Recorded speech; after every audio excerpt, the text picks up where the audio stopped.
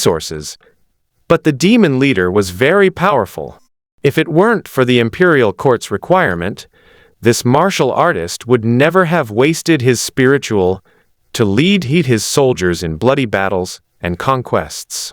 After entering the secret realm and taking a look, Zhou Yuan immediately felt that the imperial court's policy was correct. Inside the secret realm was an earthen hill covered with jujube trees. As long as the harvesting of jujubes and the felling of trees for charcoal continue, that quantity can revitalize the local economy. Everyone leave the secret realm and wait until Jingen Ku has finished attacking it before re-entering. Because of the continuous drizzle inside the Guanzhui Temple instance, fire attacks cannot be used and will also affect the soldiers' combat effectiveness. Therefore, when Zhou Yuan first attacked the Guanzhui Temple instance, he chose local armored soldiers instead of the Wuwei camp soldiers who had no experience in attacking such instances. Clang, clang, clung. As soon as he led the local soldiers into the refreshed Guanzhui Temple instance, he heard the melodious sound of bells. The monsters here have a rather large attack range. He and the armored soldiers hadn't walked far when they saw a group of monks in plain clothes rushing out of the temple and rapidly approaching them. Level 5 Staff Monk, Level 5 Fist Monk, Level 5 Zhou Yuan raised his hand and fired an arrow. Discovering that these warrior monks had less health than the moon rabbits of the same level, he emptied the Level 5 Fist and Palm Monk's health bar with a single, ordinary cone-shaped arrow. Guiding. Defeat 1 Level 5 Fist Palm Monk. EXP 5 Zhou is mighty. Perhaps a few more arrows will kill them from a distance. Why not? You all set up your shields and form a battle formation, and watch me draw my bow and strike the enemy. The soldiers of Changyu County never expected that the secret realm, which used to frequently injure them, would become so easy to conquer. As Zhou Yuan fired his bow repeatedly, the attacking dungeon monsters fell one by one, dropping numerous orbs of light. After clearing out the more than 20 attacking monks, he led his soldiers to continue advancing and took the opportunity to collect the debris. Ding! You have obtained 8 units of Jisheng powder, 2 units of wrought iron rod, and 1 ring knife. Drop rate isn't low, and the boss will most likely drop some good items as well. It seems the problem isn't the lack of loot in this dungeon, but rather the limited rewards inside its chests. The monks in the Guanzhui Temple instance are not difficult to deal with. Since they are unarmored units, their defenses are very easy to break. When the soldiers of Changyu County advanced in formation to the temple gate, they used the butts of their spears to stab the ground and prop them up on large shields. Then the archers were instructed to fire into the temple, drawing the monks inside to attack. With the help of the sturdy walls and the small temple gate, 2 rows of gunners and shieldmen held their line firmly. Even though the monks who were lured in were level 5, they were still pierced by the sharp spearheads and unable to move forward or backward. Zhou Kudu, the leader of this secret realm, is hiding on the 2nd floor of the Buddhist temple. As soon as we enter the temple, he will fly down and launch an attack.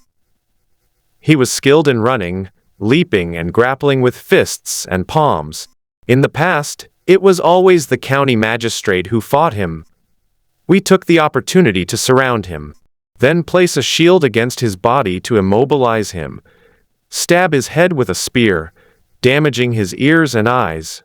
Through the introduction of Changyu armored warriors, Zhou Yuan understood that the boss here was a highly mobile, single-target burst assassin-type monster. This kind of monster is afraid of prolonged combat, and even more afraid of having its movement restricted. No wonder Hu Hua, the magistrate of Changyu County, was a melee swordsman and shieldman. It is estimated that when the imperial court dispatched him to guard the area, it considered which method of attack would be more effective. However, this information is of little reference value to Zhou Yuan. This marksman won't rush in for close combat. He'll only strike first and deal high burst damage. After finding out the boss's location when entering the temple, he consumed 10% of his health and drew his bow to fire a fully loaded, bloodthirsty arrow. Sure enough, the moment the armored soldiers entered the temple, a monk in plain clothes jumped down from the second floor of the Buddha Hall. Zhou Yuan, who was already prepared, naturally wouldn't let this opportunity slip by. With a flick of his finger, the arrow, imbued with blood-red flames, whoosh! The swift arrow struck the level 10 penetrating, awakening abbot, who had jumped down. Unable to gain leverage in midair, the powerful arrows had a knockback effect, disrupting the balance of the penetrating senses and causing it to stagger back 2 steps. Taking advantage of this opportunity, Zhou Yuan once again used the fully charged Blood Fiend arrow technique with a precast animation of gathering evil energy, blasting half of Guanju's neck. Part. Once the skin and flesh were gone, bright red blood gushed out, instantly staining the arrow lodged in the neck and spine red. Zhou Yuan's first arrow struck the boss in the abdomen, and the second arrow struck its neck. Under his high-burst attacks, which consumed no resources, the boss's health bar plummeted by 72% in an instant, leaving only 28%, and it was still losing health. Such a fierce attack, on vital points, also triggered a crippled state, significantly affecting the mobility of the Master of Perception. But Abbot Guanzhou did not give up the struggle.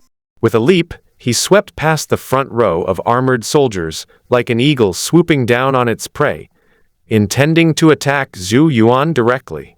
However, he was struck in the face by an arrow from Zhou Yuan and fell to the ground.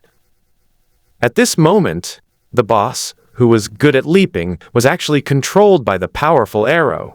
Even though the arrow that Zhou Yuan swiftly fired was not laced with blood evil, it still took away 10% of Guanju's health. With his health bar constantly depleting, he now only has 16% health left. Seeing such a good opportunity, how could Changyu's soldiers let him get up? The front row turned around and pressed down on their shields, while the back row thrust downwards with both hands holding their guns. Taking advantage of the opportunity, Zhou Yuan used the Blood Fiend arrow technique to finish off Guanju, completely depleting Guanju's health bar. Ding! Defeat a level 10 Venerable Master. Experience plus 300. The feeling that the Abbot Guanzhou gave Zhou Yuan was that he was more durable than a level 10 Moon Rabbit, but easier to defeat than a level 10 Golden Toad. But he is a boss after all, and the loot he drops is much better than that of regular monsters of the same level. Ding! Obtained 3 piercing fire dates and 1 leaping technique ingredient. Guanli Jujubis Introduction. 3 cups of fine wine penetrate the bones and marrow. Jujubis frequently add to the valiant countenance. The fire breath enters the body, imbuing it with a scorching aura, displaying majesty at every moment. Tonative effect. When used, it activates the fire state, adding burning damage to melee. Skills. A note. The duration of the fiery state is 6 hours and 45 minutes. Skill. Leap Technique Introduction. Also known as Dragonfly Skimming Water Skill or Galloping Technique, it involves moving with the feet, leaping and exploring, as if facing an abyss or walking on thin ice, achieving inner stillness and focused concentration. Taunt effect. Increases movement speed and enhances jumping ability. When activated actively by consuming spiritual energy, it can reduce some footstep sounds and alleviate fall damage. Both the Guanli Huazao and Taizongshu techniques are very valuable. The temporary fire effect of the piercing fire date is an absolute weapon in close combat. It's only because ghouls can't pick up the loot. This Guanzhou temple instance becomes a treasure trove for melee fighters. Needless to say, the leap technique increases movement speed and reduces fall damage, both of which are very useful effects. Zhou Kudu, this is the secret treasure chest of this place. 2 soldiers carried a copper inlaid treasure chest out of the Buddhist hall. Zhou Yuan opened it and found 1 copy of the martial arts manual Burning Wood Palm, 10 copies of Jisheng powder, and 2 copies of Yiki ointment. Jisheng powder is a blood-restoring medicine, much better than wound medicine. Zhou Yuan had used the QE-boosting ointment. After he used the 3 talents seal to kill the painted skin ghost, the Jing'an captain gave him a portion. It was a spiritual item that slowly replenished qi. No wonder the county magistrate of Chongyu said that spiritual items were scarce. Given the strength of this dungeon boss and the fact that there were only 2 blue potions in the treasure chest, it was indeed a losing proposition for him. However, the main prize in dungeon chests is skills. Other items like potions are just secondary. How's the martial arts manual? Have you all practiced it? No, the county magistrate said that this martial art requires spiritual energy to activate, but there is no record of how to ignite fire energy, so it's a useless skill, in name only. Upon hearing Chongyu's explanation, Zhou Yuan understood. The Guanli fire date and the burning wood palm are clearly a set of complementary items. If you only have 1 martial art and don't have the Guanli fire date to activate the fire energy, the burning wood palm will naturally not be very effective. Commander Zhu, do you still want to inspect the secret realm? If not, we will withdraw and send in auxiliary soldiers. They need to melt down statues to extract copper, and they also need to harvest dates and cut down trees. These tasks will keep them busy for half a month. The Chongyu camp clearly inherited the Jing'an army's ruthless and indiscriminate nature, even going so far as to melt down the Buddha statues in the temple. It's estimated that they'll only discuss launching another attack after they've thoroughly cleaned up the secret realm. It's all right. The output of the secret realm is predetermined. Just report it as usual. After leaving the Guanzhui temple instance, Zhou Yuan discovered that Hu Huhua, the magistrate of Chongyu County, was eagerly waiting in the warehouse. Upon seeing him emerge, Hu Hua quickly stepped forward and handed him a QE-boosting ointment and a martial arts manual. County Commandant Hu, this martial arts manual is easy to copy and not very valuable, so I will accept it.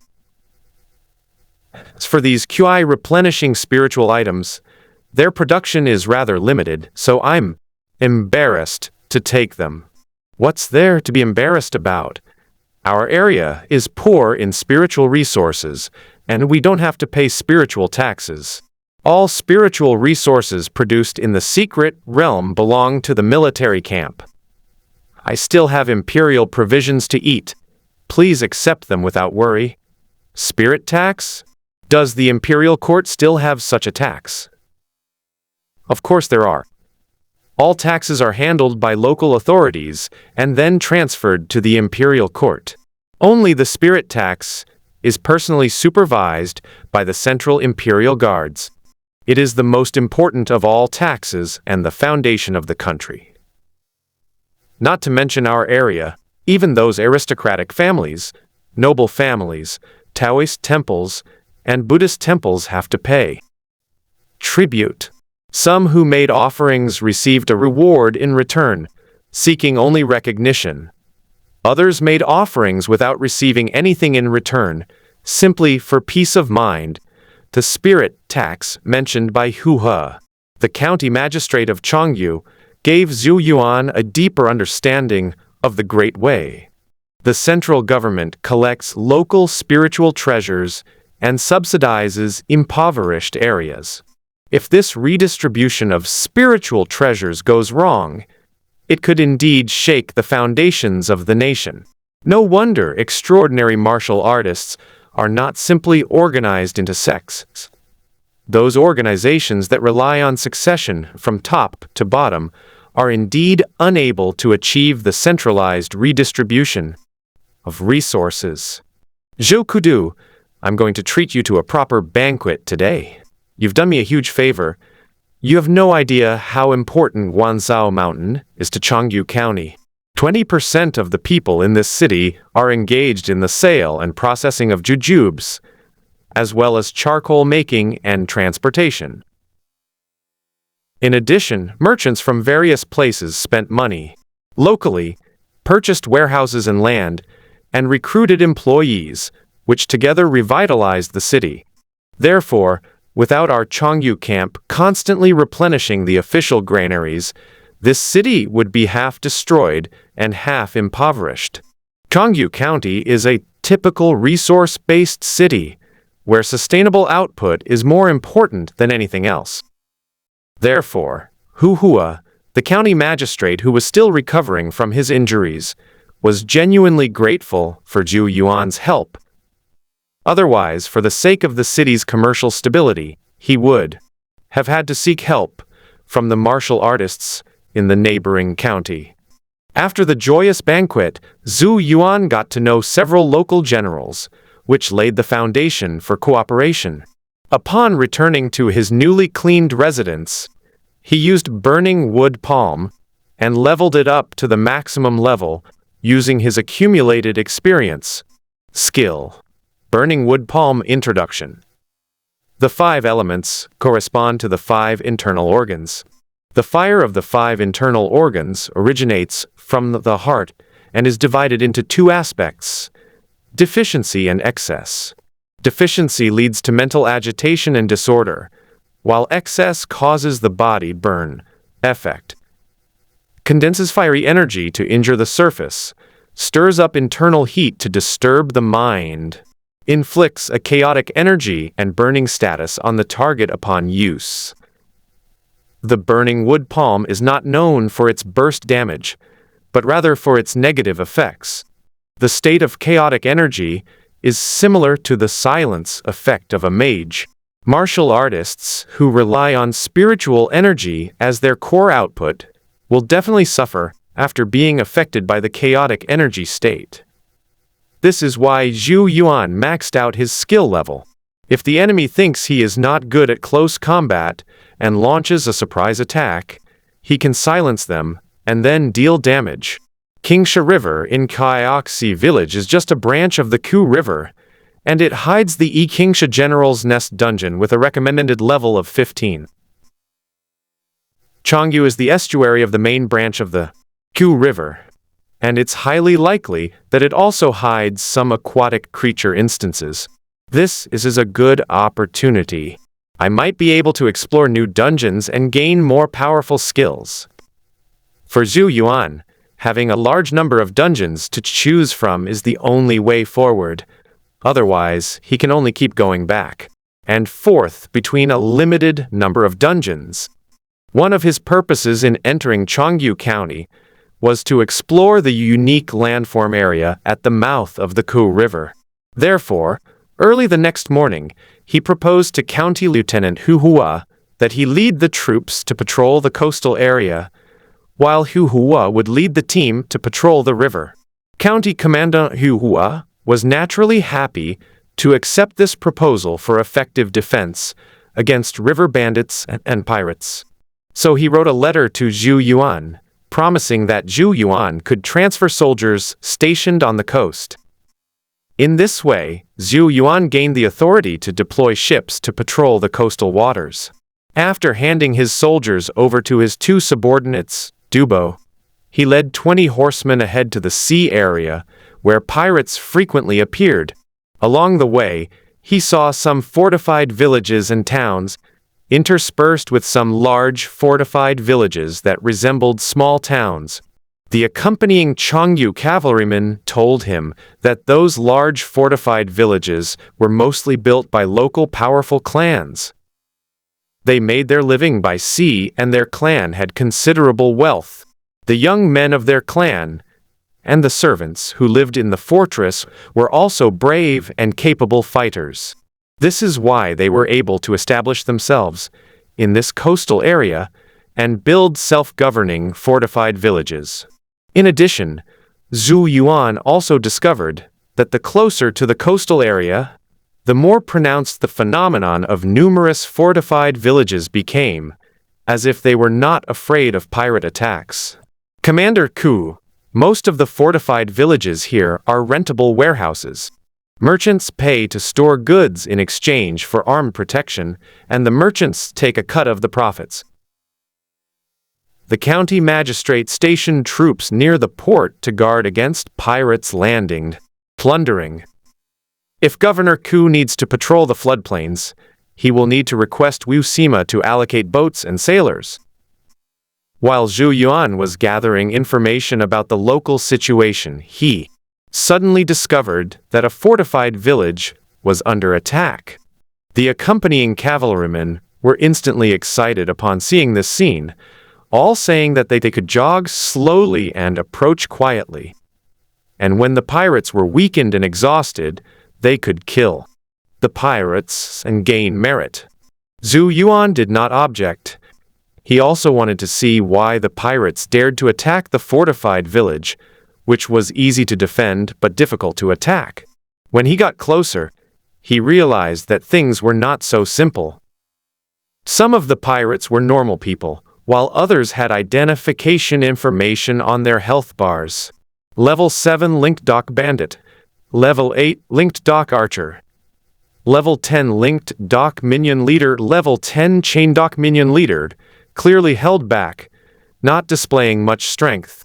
Under his command, the bandits kept throwing arrows into the fortified village and threatened to come every few days if they didn't hand over some money to bribe them.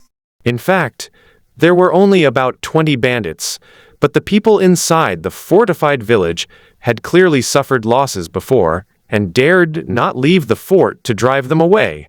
After some negotiation, they even threw a bag of valuables out of the fortress to satisfy the bandits' appetites. Let's go, guys. This one knows what's good for them. Let's go ask for a reward from the next one. Seeing how easily these bandits had made their money, Zhou Yuan was not surprised. On the contrary, the soldiers accompanying him calmed down, though they were still somewhat panicked. Commander Ku, they are probably not ordinary pirates, but more likely to be bandits from the Lianhuan dock. Those men were true desperados, ruthless and fearless in fights, a major scourge on the coastal counties. Oh, how did you figure that out? Those fortress lords are very shrewd. They wouldn't easily compromise with ordinary pirates. Only the name of Lianhuan dock could make them willingly hand over their money. Let's go and meet them. Although the accompanying knights were somewhat panicked, they chose to obey orders because their horses were fast. When the galloping cavalry approached the bandits, the normal bandits immediately panicked, but the gangsters remained very calm. The leader, a level 10 Lianhuan dock minion leader, took 2 steps forward and shouted loudly, "What high-ranking official is this? We brothers just came to borrow some money from a friend to make ends meet. Could you please do us a favor and let us go?" Zhou Yuan ignored his shouts, instead drawing his bow and arrow, imbuing it with the max-level Blood Fiend arrow technique, and launching an attack. The swift arrow exceeded the level 10 Chain Dock Minion leader's reaction speed. The enemy was struck in the chest, causing their health bar to plummet 80%. It's a ranged archer. Brothers, return fire. Don't let him fire his arrows in peace, or we'll all die today. As soon as the level 10 Chain Dock Minion leader finished speaking, he suddenly let a chill down his spine, followed by a sharp stinging pain. He turned around in disbelief and saw that his subordinates, level 7 Linked Dock Pirates, were about to launch a second attack on him. "You dare to hurt me? I'll kill you first." Chaos erupted. Complete chaos. Under the influence of the mind-controlling technique, and fighting suddenly broke out among the bandits. The ordinary bandits scattered and fled immediately, while the gangsters hesitated for a moment before running off in different directions. Taking advantage of the opportunity, Zhou Yuan used scoped spell that could locate directions to mark the three linked bandit groups and the cavalry pursuit from those three directions. Humans and monsters live together, and monsters rule over humans. It seems that this Lianhuan duck has already gained momentum. After the level 10 chain duck minion leader is killed, in addition to dropping a weapon, a special item also drops. Eating. Azure-perilled introduction. In the Ku River lives a turtle named Shu, the grandson of the Dragon King Turtle Chancellor. He loves to adorn his underwater palace with jewels and jade, and uses pearls from the blue waves as stipends for his shrimp soldiers and turtle generals. Effect. Contains spiritual energy and water. Vapor. Restores a small amount of mana upon use and applies the dampest status. The Lianhuan bandits and Kugishu are not from the same faction at all. How could the Lianhuan bandits receive a salary from the Gi family? Zhou Yuan weighed the pale green, moist pearl in his hand, and a few guesses began to form in his mind. First, the bandits of Lianhuanwu received salaries from the Gifu government and were controlled by Gi Shu of Kui. Secondly, the bandits who gained sentience discovered the secret realm of the Turtle Mansion, and either drove people in or went in themselves to plunder it. Verifying this hypothesis isn't difficult. Just defeat a few more of the chain bandit groups. This is because salaries are usually distributed widely, while valuable loot is often pocketed by the leaders. Supervisor Ku has arrested 2 people. What do you think? If the cases are tried separately and there is no common ground, then some methods will be used. Upon seeing that they were just 2 ordinary bandits, rather than a gang of rank-based bandits, Zhou Yuan lost interest in interrogating them personally. As it turned out, the Chongyu cavalry did have some tricks up their sleeves. Just half an hour later, the 2 bandits were eager to tell each other about how they wet the bed when they were just a few years old. Commander Ku, I've found out that their location isn't fixed. They move around depending on the amount of water in the canal. The canal is full of sand and contains floating islands. When the water volume is high, they are not visible. But when the water volume is low, the land is exposed, becoming silted beaches for water supply and maintenance. Nearshore pirates mostly inhabit isolated islands and sandbars, as do the chain dock bandits, making it extremely difficult to pinpoint their locations. Therefore, a large army was dispatched to encircle and suppress them. The silted beach where they lived was flooded a few days ago, so they went ashore to loot and replenish their supplies under the leadership of their leader. They knew nothing about, nor had they ever seen, the higher-ups. As expected, the gangsters who had gained sentience would not allow ordinary bandits to obtain any confidential information. Even though the 2 ordinary bandits were drugged and recalled many things, they couldn't reveal any important information. Are they veteran bandits or newly recruited bandits? Both were veteran bandits. They said that the Lianhuanwu bandits often attacked and merged with scattered bandits and were known as the masters of the Ku Lianhuan. They were recruited into the Lianhuan fortress during a battle between bandits. The confessions of the 2 ordinary bandits made Zhou Yuan realize that the Lianhuanwu bandits followed a completely different path from the painted skin ghost. The painted skin ghosts are more secretive and hidden, making them closer to everyday life. The gangsters are more combative and outwardly aggressive, making them closer to military organizations. They would recruit and absorb bandits, but not completely annex them, disguising themselves as a major river pirate in the region, both audacious and cautious. Because they were divided into multiple groups and roamed both by land and water, they were very difficult to wipe out. Fortunately, Zhou Yuan had a ghostly incantation that could locate and transmit sound, so the fleeing bandits would always leave some trace. It has stopped. It's not heading towards the coastal waterway, but towards the town and fortress. It seems these gangsters have either become powerful figures or formed alliances with them. The markings and perceptions of the ghost incantation allowed Zhou Yuan to discover the anomaly of the three linked bandits. As he prepared to check which fortress the bandits had entered, a debate was also taking place inside the Zhao family's fortress in Chongyu. "Third Master, why didn't you come back with us? We met a tough opponent today. Third Master has been defeated." "What? Even Third Master has fallen? What are you doing here? If the location of Wu Bao is exposed, my whole family will suffer. I'm different from you. You can be reawakened after death, but when I die, I'm truly dead. Don't worry, we took a long detour, not only shaking off those cavalrymen, but also their bandits. Only after confirming that no one was around did we discard our weapons, change into our new clothes, and return. You're incredibly cowardly. Back in the day, your grandfather dared to enlighten us and seek our cooperation. How come you're so incompetent?" The bandits of Lianhuanwu thought Zhao Gong, the lord of Zhao family fort, was cowardly. But Zhao Gong thought they were weak. In his view, these demons had little courage left. Back in the day, the bandit gangs were fearless. They fought to the death every time they encountered an enemy, which not only earned them a great reputation, but also prevented their lair from being exposed. Only a few years have passed, and yet some of them have started making statements like, "The next me to gain sentience is not me." So what if memories can't be inherited? Even an immortal demon has become timid and afraid of death.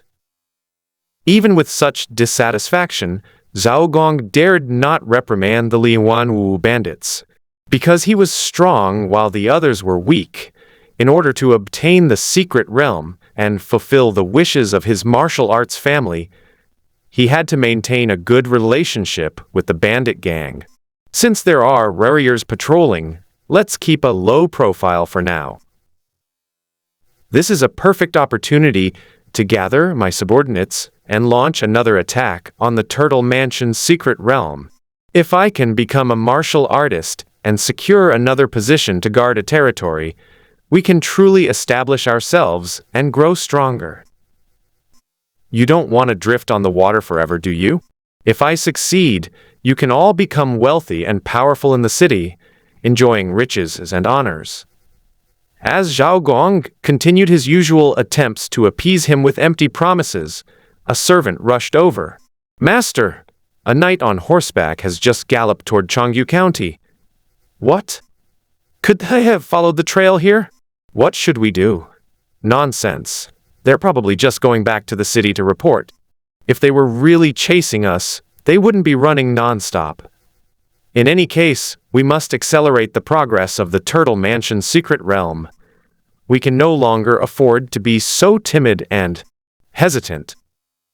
Unbeknownst to the people inside Zhao family fort, Zhou Yuan was indeed following the location of the ghostly incantation and riding back on horseback. He passed by the vicinity of Zhao family fort for two reasons. First, to pinpoint his target, and second, to exert pressure. Regardless of how many of the people in Zhao family fort are human and how many are monsters, it's impossible for them not to panic at the sight of the imperial army. Therefore, they should either remain silent or quickly devise a new move to attract his attention. As long as they take action, Zhou Yuan can obtain more intelligence. If they remain inactive, Zhou Yuan will find opportunities to provoke them into relocating. "Kudu, aren't we going to patrol the coast?" "Of course I'll go. I suspect these forts aren't clean either. Let's first rendezvous with the main force, then advance in a large-scale offensive to see which fortresses will give themselves away." This method is good, but the county magistrate has used it before, and it didn't lure out the hidden bandits. That's different. County magistrate, who follows the rules, but I don't. Let's surround a few strongholds. Scolding, or hurting anyone. The innocent will at most be dissatisfied with the powerful, but those with problems might be frightened into making mistakes. Upon hearing this, the Chongyu cavalry suddenly felt that their superior was somewhat ruthless. If I go on this round, I'm afraid I'll collect several truckloads of gifts. The key is that he still has an excuse. If he achieves some results, it's hard to tell whether he wants to accept gifts or is a dutiful general focused on suppressing the bandits. The Zhou family of Chongyu is a very ambitious family. Or rather, the deceased patriarch Zhou Hui was an ambitious man. During his lifetime, he instilled his expectations in the next generation of family heads through his words and deeds. He did not agree with the path of exchanging secret for wealth and status. In his view, the Zhou family had already escaped poverty and should seek prosperity for generations to come, rather than wealth for one generation. Therefore, he asked martial arts instructors to teach the young men of his clan and lead them to hunt down and kill invading bandits. After they have fought several bloody battles and gained courage, select the most capable fighters and lead them into the secret realm to attack. But reality was cruel. After the battle, many died or were wounded, and they couldn't even kill the first batch of demons in the secret realm. At this point, they should have handed the secret realm over to the imperial court in exchange for wealth and status.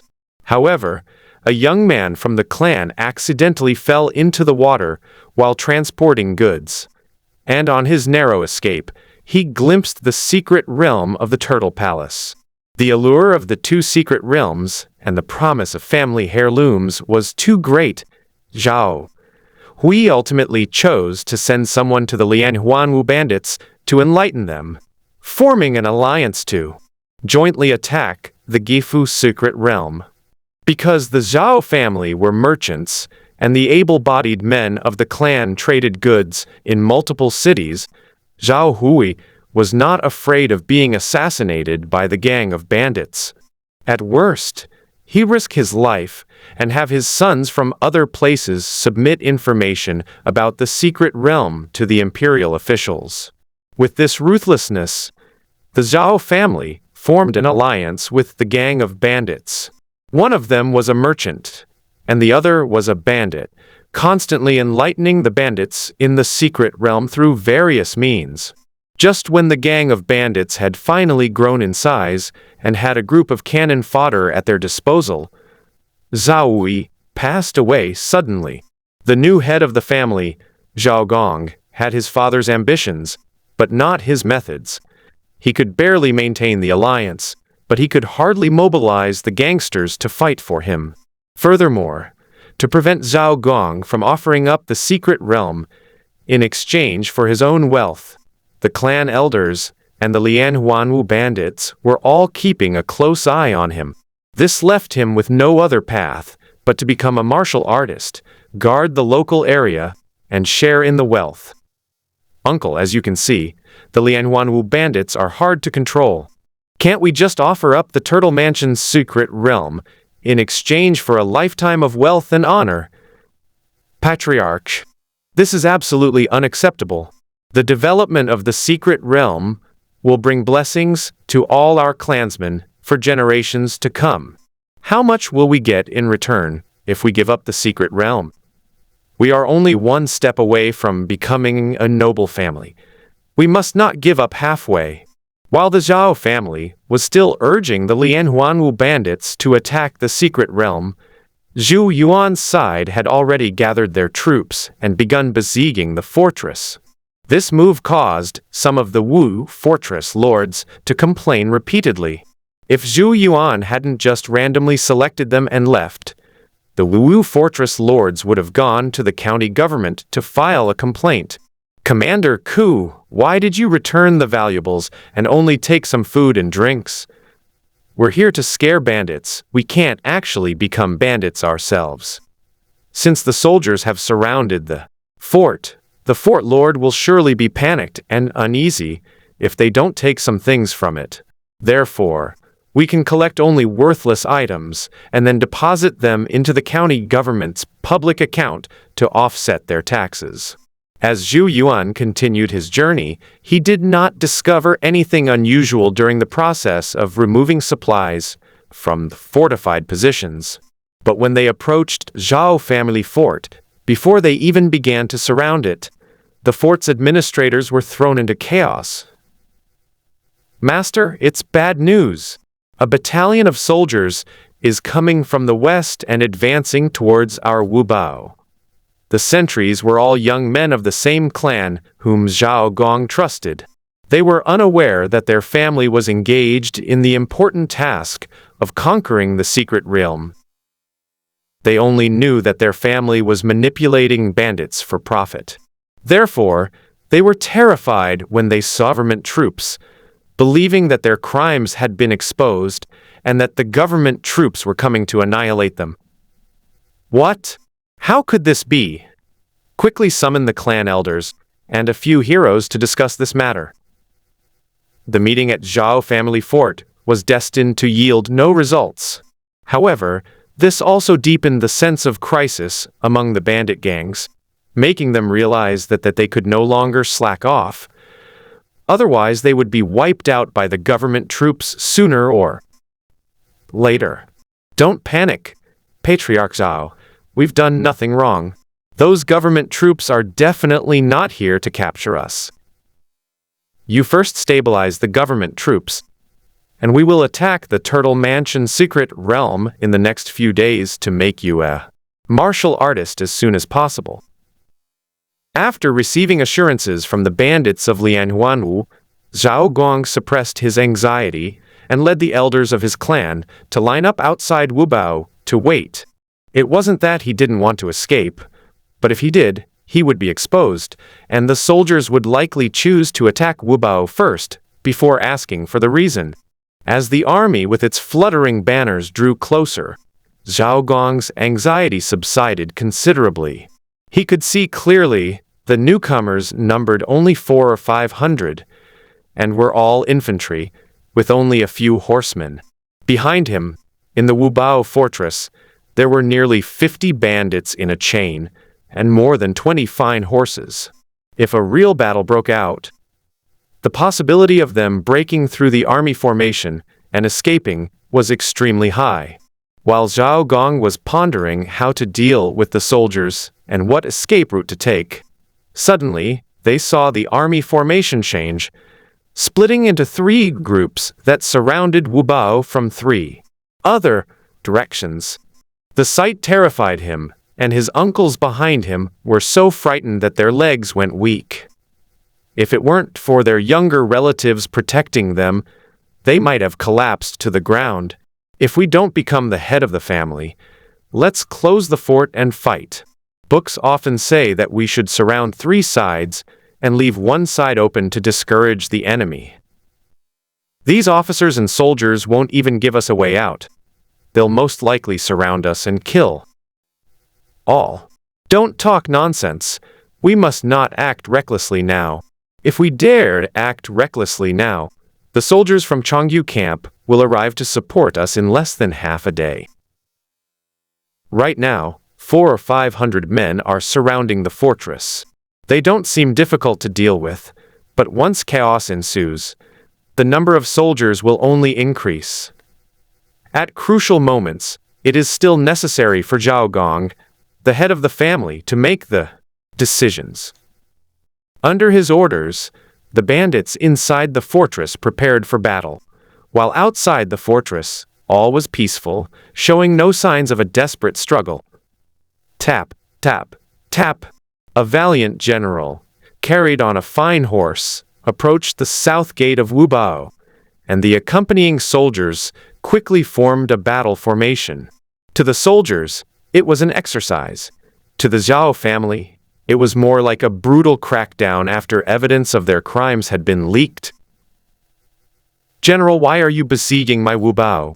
We've been marching here, and we're lacking food and clothing. Please allow us to offer you some food from the fortress as a token of our goodwill." The Lord is joking. How can we lack food and clothing when we are marching on our own territory? However, spies in the camp said that some Wubao were colluding with bandits, concealing their tracks, selling stolen goods, and supplying them with provisions. Seeing Zhou Yuan's serious expression, Zhao Gong immediately broke out in a cold sweat. He cursed the 3 bandits who had escaped back in his heart. "Didn't you say you were clean from beginning to end? If you were really clean, why would you have attracted government troops here? It's a miscarriage of justice, General. Bandits are rampant in the towns and villages along the coast. We built a fortified village to make a living. My Zhao family has a clean record for generations and has never done anything illegal. If the general does not believe me, he may enter the fortress and investigate in detail." Entering the fortress was impossible. Zhou Yuan had no idea how many bandit groups were hiding inside. Fighting those gangs of bandits in the densely packed, semi-military fortress was not a good idea. His goal was to exert pressure and take the opportunity to mark several targets with ghostly incantations, then follow the direction of the target's movement to find the hidden entrance to the secret realm. Therefore, after a few routine questions and sending a squad of soldiers in to inspect the area, he led his troops to the next fort. "General, will this really lure out the hidden bandits? Perhaps we can spread the word that all the fortresses we've surrounded today are suspected targets in the camp. Give them some time to react, and someone will eventually be unable to resist taking action." The matter of the camp soldiers surrounding the fortified manors indeed produced some results. The scouts and outriders sent out locked onto 2 fortified manors that were acting suspiciously that very night. The Zhao family manor was unexpectedly composed. Not only did they not send anyone to leak information under the cover of night, but the manor lord, Zhao Gong, also ran to the county office early in the morning to prove innocence. "Detachment commander, those fortified manors are indeed not clean. Should we continue to surround the manors to intimidate the bandits? No. Previously, they were mentally unprepared, so panic and chaos were inevitable. By now, they have likely reacted, and it will be difficult to intimidate them further." Colluding with bandits is not the exclusive patent of the Changyu family. In fact, there are quite a few fortified manors that have connections with bandits. It is just that some are less involved, only dealing in the sale of stolen goods. Others are more deeply involved, not only providing intelligence, but also arranging for the young and able-bodied in the manor to join the bandit gangs. In this day and age, the powerful clans who build manors near the sea cannot be as clean as water. They all have some gray industries to varying degrees. Therefore, Zhou Yuan's unconventional manor surrounding operation was indeed effective, but it could only catch them off guard and could not be used repeatedly. It is a pity. I wondered why the Changyu Great Camp could not eradicate the bandits. It turns out they are the local snakes, while the Changyu Camp soldiers are the outsiders. Pass the order. Besiege the suspicious manors. We shall first beat the grass to startle the snakes, letting them know that who shows their head will be surrounded and annihilated. The psychological pressure caused by surrounding versus annihilating is different. Without seeing iron-blooded actions, authority cannot be established. Zhou Yuan, this outsider, would not care whether there was evidence or not. As long as he discovered any abnormality, he dared to surround first and investigate later. Understood. Led by the scouts, the 500 camp soldiers returned quickly and surrounded a fortified manor that showed abnormalities. This time, the soldiers in the camp were all armored and brandishing their blades. It was clear they were serious. The manor lord, having a guilty conscience, still wanted to resist, but Zhou Yuan shot his arm off with an arrow, causing him to faint from the pain. After the archers' camp fired 2 more volleys of arrows, the panicked servants, fearing they would be implicated, banded together and opened the gates of the fortified manor. The second fortified manor was the same. The servants in the manor did not have the courage to fight the government soldiers, and when Zhou Yuan used a blood-fiend arrow to pierce the gate, they gave up resistance. The subsequent interrogation also proceeded very smoothly. Both families confessed to the matters of selling stolen goods and reselling grain and provisions, as well as which bandit gangs they were in contacts with. Subsequently, Zhou Yuan deployed the camp soldiers to patrol the coastal area, pretending that the matter of bandit suppression had passed and ceasing further pressure. During this period, under the guidance of the naval soldiers, he learned swimming and diving. After this ability of swimming and diving became a skill, he used his accumulated experience to level it up to the maximum. Skill, waiting description. The waters of the Kanglang can wash my tassel. The waters of the Kanglang can wash my feet. Swimming and playing in the waves is like wading through a shallow shoal. F effect. Increases movement speed in water and time spent submerged. After reaching the maximum level, it activates the water-breathing state, allowing the consumption of spiritual qi to breathe underwater. Zhao Gong did not know that the detachment commander from the prefecture office had already locked his gaze onto him, but he still cautiously chose to travel during the day, escorting normal goods, and put on a full show of conducting trade. But the moment he moved, the ghost script curse mark moved, which caught Zhou Yuan's attention. Because Zhou Yuan chose to track him alone and did not get close, relying only on the directional positioning of the ghost script curse to investigate from a distance. Therefore, Zhao Gong delivered goods normally and tested the waters back and forth several times, without discovering the slightest abnormality. When he believed the crisis had been resolved, only then, during one delivery, did he replace his staff with Lianhuan dock bandits.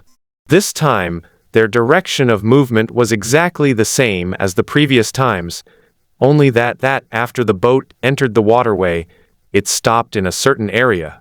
Zhou Yuan came to the riverbank, first donning the Fang Shen's skin, which could recover health and mana, and possessed the divine clothing without Leek's characteristic transforming into a kind-faced man. Then, along the water's edge, he found a fishing boat to rent, rowed into the waterway, adjusted his distance, and began to wait patiently. When night fell, he sensed one of the marked targets was descending rapidly, so he abandoned the boat and dived into the water. Not long after, he saw a very conspicuous blue-black vortex beneath several ropes pulled taut by the boat anchor. Instance Dungeon. Frog Soldier Nest. Recommended challenge rank 10th. Recommended challenge number of people 10. Beviete. He dived into the water weeds and gradually approached, discovering that only 10 Lianhuan dock bandits had descended from the boat. The restricted number of people for the Frog Soldier Secret Realm is clearly 20, yet they only sent 10. Could it be that they think they don't need that many people? Or is it that there are 10 people stationed in the Frog Soldier Secret Realm long term? Also, the name of this secret realm does not match. Looking at the name, it should be Frog Soldiers inside, so how could it be related to the Ku River turtle longevity? Although Zhou Yuan was puzzled in his heart, he still placed the ghost script curse mark on all 10 Lianhuan dock bandits. Those Lianhuan Dok bandits had not been in the instant's dungeon for even a quarter of an hour before a few exited. And then they replaced them with new people to enter, fighting in turns. After switching a few waves like this, the Lianhuan Dok bandits gradually grew exhausted and called a halt to the rhythm of the attack. The boat has been stopped for long enough today. Let's leave first, and we will change boats and fight again tomorrow. As the merchant ship weighed anchor and left, Zhou Yuan quickly approached the frog soldier instance. The next moment, the world transformed. From the flowing river channel, he entered a special area full of pits and bumps, with puddles and mud flats. Here, there were 9 humanoid turtle soldiers carrying turtle shells, and 1 larger alligator turtle-armored warrior. Among them, 1 no longer had a health bar, and 3 had their health bars significantly damaged. Rank 15 Shofu, turtle soldier. Rank 20 Shofu, turtle general. Besides, on the mudflat not far away, there was a throne piled with jewelry. But that Shofu turtle general was not sitting on it. Instead, it was patrolling back and forth. Where are the frog soldiers? The frog soldier nest has no frog soldiers, but instead has 10 turtles. What is this? Wait, the Lianhuan Dok bandits come in 10 at a time, and there are 10 turtle soldiers here. Added together, it is exactly the upper limit of the number of people for the frog soldier instance. I seem to have discovered something incredible. Could it be that the Ku River turtle longevity killed the frog soldiers and is using their shell to fish for people? Zhou Yuan knew that if his guess was correct, then the problem was serious. That would mean that the water monsters, relying on environmental advantages, were forming their own predatory rhythm. They deliberately created encounters, using rare treasures right before their eyes and a small number of monsters to lure those who entered the secret realm to continue exploring. In this way, the lucky ones with family support would be the source of blood food for their spiritual awakening. Lone wolves without family support would likely not be able to leave after coming twice. Even if discovered by the imperial court, they would not be afraid. The local garrison could not dive into the water to surround and annihilate them. It would not be difficult to verify this conjecture. One only needed to clear out the turtle soldiers here and see if frog soldiers would spawn afterward. Zhou Yuan did not know that while he was observing the turtle soldiers, 2 rank 15 few turtle soldiers were also secretly contemplating. What is going on? Don't those water bandits know that our patrol routes change? If they leave people in the secret realm, they will be surrounded and attacked by us before long. Could it be a lucky old man who stumbled into our fishing ground? Let's just kill him. Those water bandits are the real big catch. We cannot let this old man ruin the game. 2 level 15 Shofu turtle soldiers plan to change their patrol route, seizing the opportunity to kill the person stumbled into the secret realm. However, they saw the person suddenly draw a treasured bow, knock a blood-colored arrow, and imbue it with golden red flames. This is bad. I fear a reckless brute has come, to challenge us all alone. His arrows don't look easy to block. Should I retract into my shell to dodge for a moment? One Shofu turtle soldier was still hesitating, only to see its sentient companion beside it retract into its shell, without a moment's hesitation. Because of this, it couldn't help but curse inwardly, quickly pulling its limbs into its shell. This scene naturally caught Zhou Yuan's attention. He didn't even need to think to know that the 2 Shofu turtle soldiers that had retracted into their shells were highly likely to be sentient. Otherwise, why would the other Shofu turtle soldiers be fearless, while those 2 were so unique? However, he did not prioritize attacking the 2 sentient Shofu turtle soldiers, choosing instead the dim-witted ones that were patrolling with their heads poked out. Swish, a fully drawn blood fiend arrow burning with flames, accurately struck the head of a Shofu turtle soldier. The blood fiend arrow, carrying immense force, entered through the Shofu turtle soldier's eye socket and drilled out through the back of its head, lodging itself in its skull. The blood fiend energy attached to the arrow erupted, causing secondary damage, continuously tearing at the wound while causing the Shofu turtle soldier to lose blood steadily. This arrow landed a critical hit on a weak point, removing 46% of the Shofu turtle soldier's health. Since it was already at low health, having been beaten down to only 72% 8 HP by the Lianhuan Dok Bandits previously. Therefore, Zhou Yuan's arrow nearly claimed its life, causing its health bar to plummet rapidly to 26%. However, the Shofu turtle soldier was clearly different from the other monsters Zhou Yuan had encountered. After taking critical damage, not only did it not lock onto the enemy to attack, instead, it suddenly dropped the hammer and shield in its hands, like the two sentient turtle soldiers, retracted into its shell. The other 5 Shofu turtle soldiers, and 1 Shofu turtle general immediately had their aggro drawn, and they marched with steady steps towards Zhou Yuan. That turtle general was a short-range attacker, wielding a flail with a head covered in dense, sharp spikes. However, the Shofu turtle soldier's movement speed was very ordinary. They simply could not catch up to Zhou Yuan, who possessed the leaping technique, especially since this place was covered in puddles and mudflats, making it very suitable for amphibious life forms capable of leaping movement to fight. Therefore, Zhou Yuan used a few leaps to create distance, knocked another arrow, gathered his blood fiend energy, and began his kiting strategy. Seeing this, the 2 sentient turtle soldiers immediately cursed inwardly, fearing that today's situation might not end well. 23. Why don't we leave? We can't command these brainless, dim-witted kin. The Shofu ordered us to look after our kin so they could develop intelligence. If we abandon our kin and flee, how are we to explain it to the Shofu Lord? Why don't we rely on our shells to crawl along the ground, slowly closing in to find an opportunity to grapple that person? That sounds nice, but we have to climb beaches and wade through water. How are we supposed to catch up to him? Before the 2 sentient turtle soldiers could reach a conclusion, Zhou Yuan discovered a second abnormality.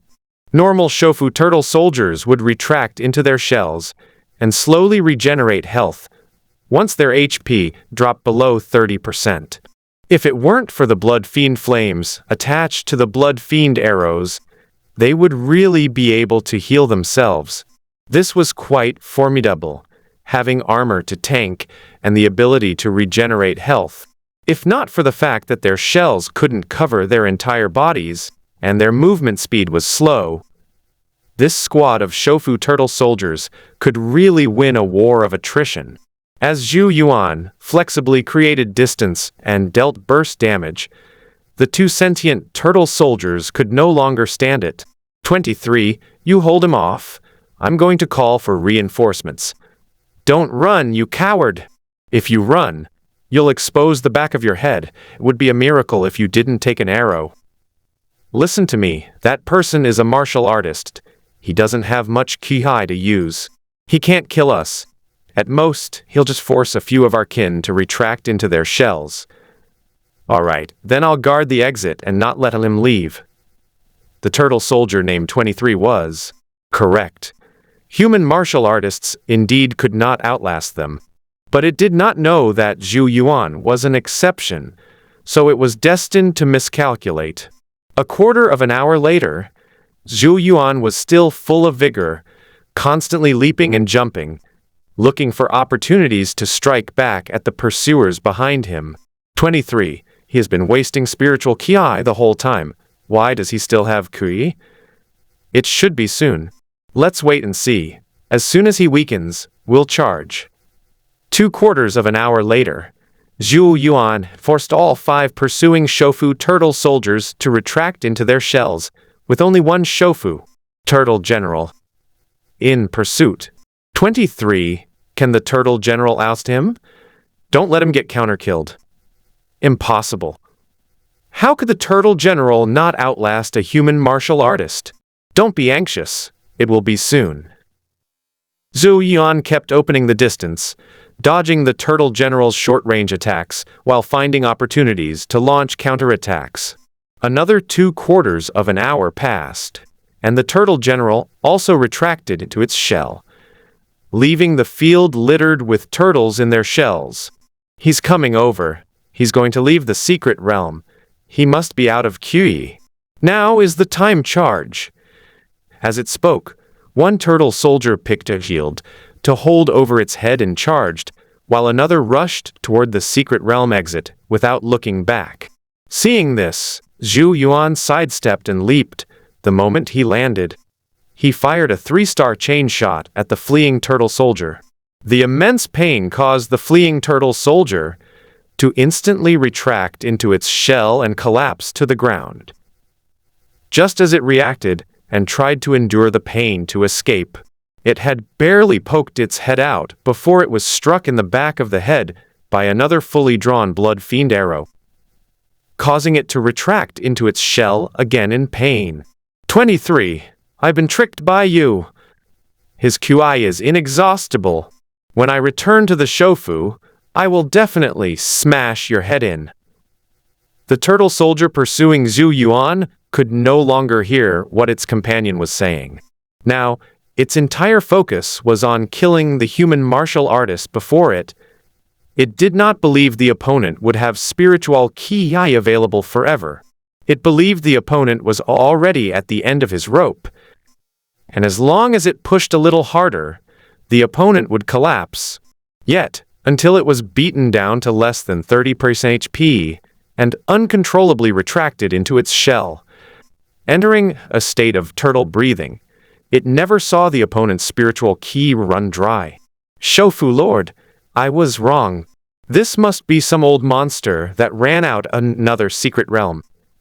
He is definitely not a human martial artist.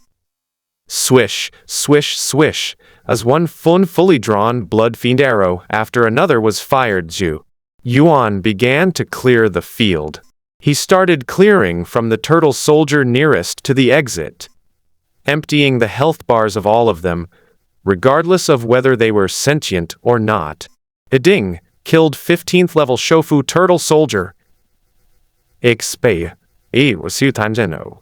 Killed 20th level Shofu turtle general. 1. Me 500. It wasn't that Zhou Yuan didn't want to communicate with the 2 sentient turtle soldiers. The key was that he couldn't understand the language the turtle soldiers spoke. Therefore, he could only kill them to reset the dungeon and see what the frog soldier nest dungeon truly looked like. The 8 Shofu turtle soldiers dropped 3 turtle shells and 10 portions of azure wave pearls, while the Shofu turtle general dropped 1 turtle spiked armor and 1 copy of turtle breathing technique. Additionally, on the mudflat, inside the throne piled high with jewels, there were 20 azure wave pearls. The rest were ordinary pearls without any information labels. After looting, Zhou Yuan packed a bag of ordinary pearls and exited the frog soldier's secret realm. When he entered again, he heard a chorus of frog croaks and saw various frog soldiers wielding different weapons. Level 10 Pitchfork Frog Soldier, Level 10 Blade Shield Frog Soldier, Level 10 Venomous Frog Soldier. As expected, the Frogness Secret Realm has nothing to do with the turtle soldiers. The Ku River Turtle Lord is utilizing the underwater secret realms for profit, just like a human. In the nest of frog soldiers filled with the croaking of frogs, there are hundreds of frog soldiers of various colors. They have excellent jumping ability and are superb hunters in confined spaces. However, the Shofu turtle soldiers, with their high armor and defense and ability to regenerate health, are a perfect counter to their direct combat style. To them, the Shofu turtle soldiers, the Lian Huanwu bandits, and Zhou Yuan were all outsiders. It's true that both humans and monsters are farming dungeons, but humans are looking for dungeon resources, while monsters are looking for people who continuously conquer dungeons. There is a question. How did Gisho manage to transport the mindless turtle soldiers and generals to the frog soldiers' nest? While pondering, Zhou Yuan used the turtle-breathing technique, dropped by the Shufu turtle general, through the attribute panel. Skill: Turtle-breathing technique introduction. Although turtles have noses, they breathe through their ears, a practice known as turtle breathing. They are said to live long lives, their breathing as regulated as a turtle's, and they can survive without frink, a defect. After use, you will gain the turtle breathing state, which allows you to absorb energy into your abdomen and breathe deeply for 1 hour, which can help you resist poisonous fog environments. Note: when used with tortoise shell type equipment, it can activate the hibernation state, allowing the user retract into their shell to reduce various energy consumption, increase defense, and slowly regenerate health. The healing effect of the turtle breathing technique is not as efficient as the breathing regulation effect, the golden toad, nourishing Kwai method. However, the turtle breathing technique consumes less resources and can also temporarily restore health during combat when combined with turtle shell type equipment. The key is the long, continuous turtle breathing state, which is very useful in special environments such as poisonous fog or riverbeds. Since Gisho has sent turtle soldiers and generals to enlighten people, he will not ignore the turtle soldiers and generals sent to other places. It's hard to predict when the battle will take place or when the bandits will arrive. Perhaps they'll come to the frog's nest at a fixed time to investigate. Zhou Yuan didn't want to be surrounded by the turtle soldiers that might appear outside the secret realm, and the frog soldiers inside the secret realm. Therefore, I exited the instance, activated the turtle breath state, and hid among the water plants to monitor the instantrance. He was right. About an hour and a half later, around 3 or 4 in the morning, a perfectly normal-looking turtle in the instance area. Level 12 Shufu speed turtle. After darting around a bit, the turtle plunged headfirst into the frog's nest. 23, 24. Did we lose any of our kind today? Has the chainhammer turtle general not yet gained sentience? Croak, croak, croak. The swift turtle's call did not summon the 2 intelligent turtle soldiers. Instead, it heard a chorus of frogs croaking. Those numerous, mindless frog soldiers, though croaking mechanically, were seen as a contemptuous mockery by the speed turtle. Quack, quack, all you know how to do is quack. When I get back, I'll bring over a few turtles so you can never quack again. Oh no!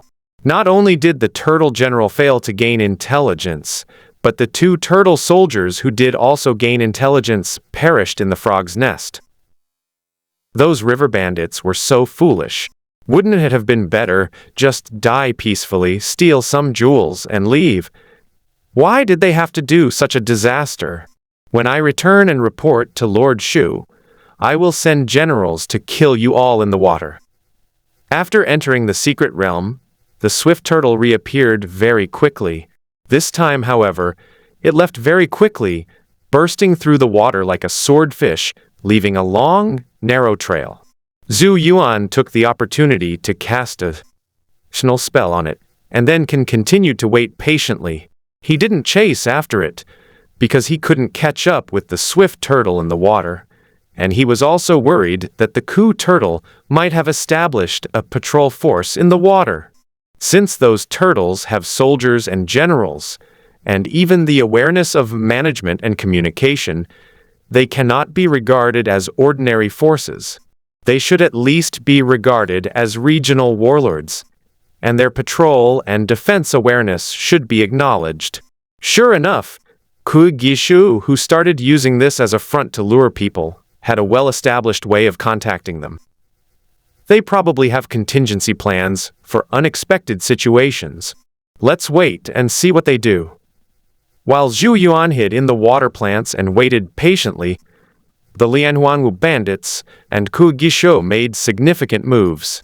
The bandits of Lianhuan village reported their combat experiences, giving a general account of the fighting strength of their tortoise soldiers and generals. This move made the level 12 boss, the leader of the chain dock, realize that the tortoise soldiers and generals were not so dangerous. As long as he leads a few big and small leaders into the arena, the secret realm with only 10 turtles will surely become theirs. Then, we'll make Zhao Gong, a man with a clean background, a martial artist, and supply him with various jewels and spiritual items so that he can obtain the position of guarding Chongyu town. These bandits in the secret realm were truly free. Even if a few were injured, they could use their authority to quickly gain intelligence. This is the way to ensure our long-term survival. We must do our utmost.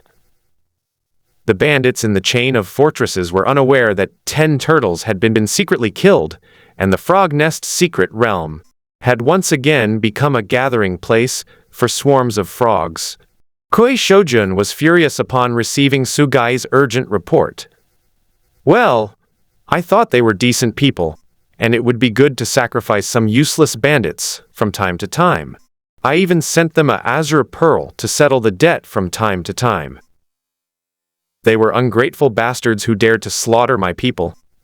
They cannot be spared. Clam Minister, you will lead the enlightened clam soldiers to transport 10 unintelligent tortoises into the frog's nest. Commander Alligator Turtle, lead your wise turtle soldiers and bury them in the riverbed mud.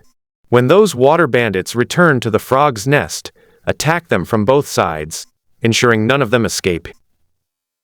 Furthermore, the Zhao family, this lucky one, is no longer useful. We have the bandits under our control submit the evidence of the Zhao family's crimes to the county government. Zhao Gong, who knows the location of the frog nest secret realm, must die. He sensed intelligent, fast turtles to follow their merchant ship. When he boarded the ship, he breached the hull to create chaos, then took the opportunity to kill everyone on board, creating the illusion that the ship had sunk. We will obey Lord Shu's command. Kugishu, relying on his advantageous position in the waterway, was not afraid of the Great Wei Court's attempt to crush him. The Great Wei Court would not issue an official document stating that demons were appearing in the river and sealing off the Ku River, which runs through multiple states.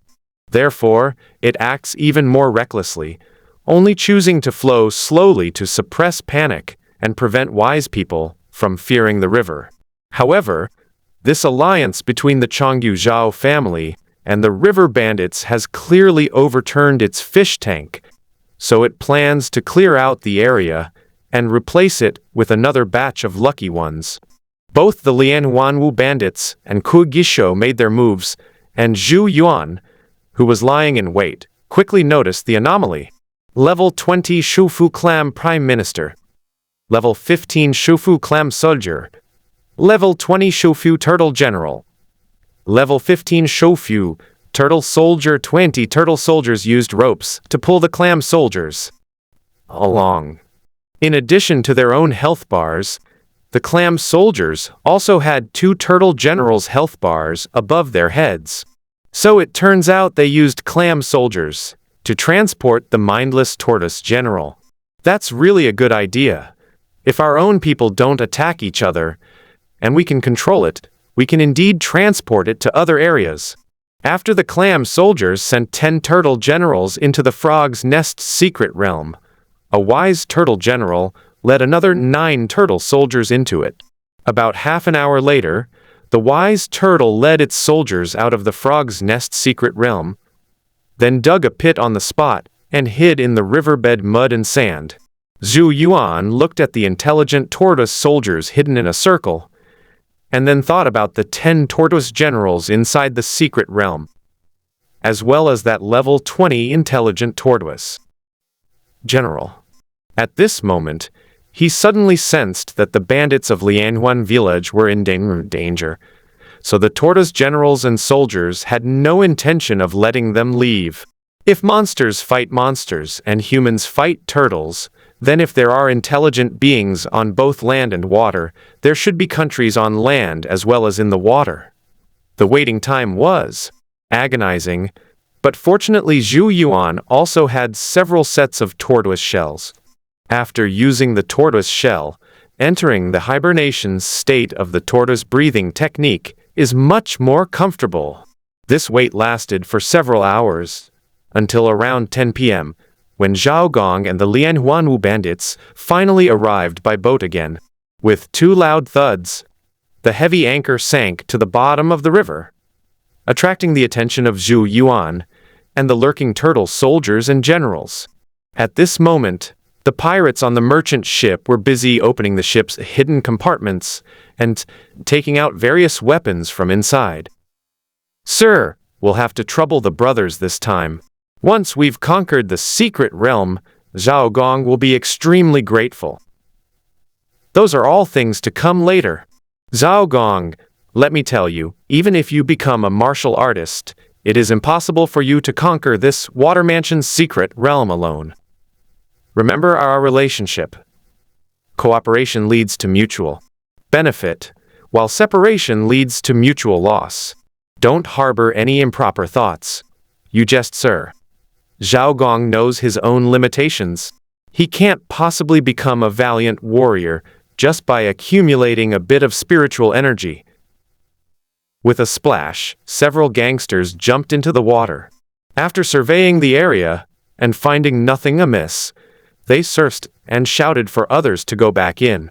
As the second group of bandits, carrying heavy loads, gradually approached the riverbed, Zhou Yuan realized that the Lianhuanwu bandits had really gone all out this time.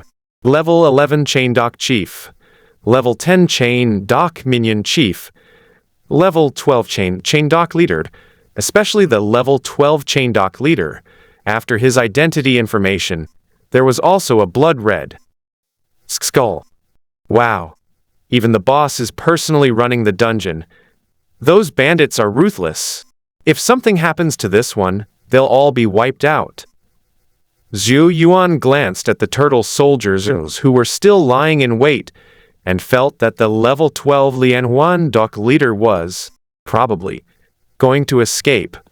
Even though he is the boss, this is still underwater, the main battleground for the tortoise soldiers and generals. As soon as the 10 bandits entered the frog nest secret realm, they sensed something was wrong. The turtles had clearly changed in appearance, transforming into strong alligator snapping turtles. I've never heard of demons in secret being able to change their appearance on their own. Our foolish brothers have been like that for years. Could these turtles grow bigger and change shape after a certain period of time?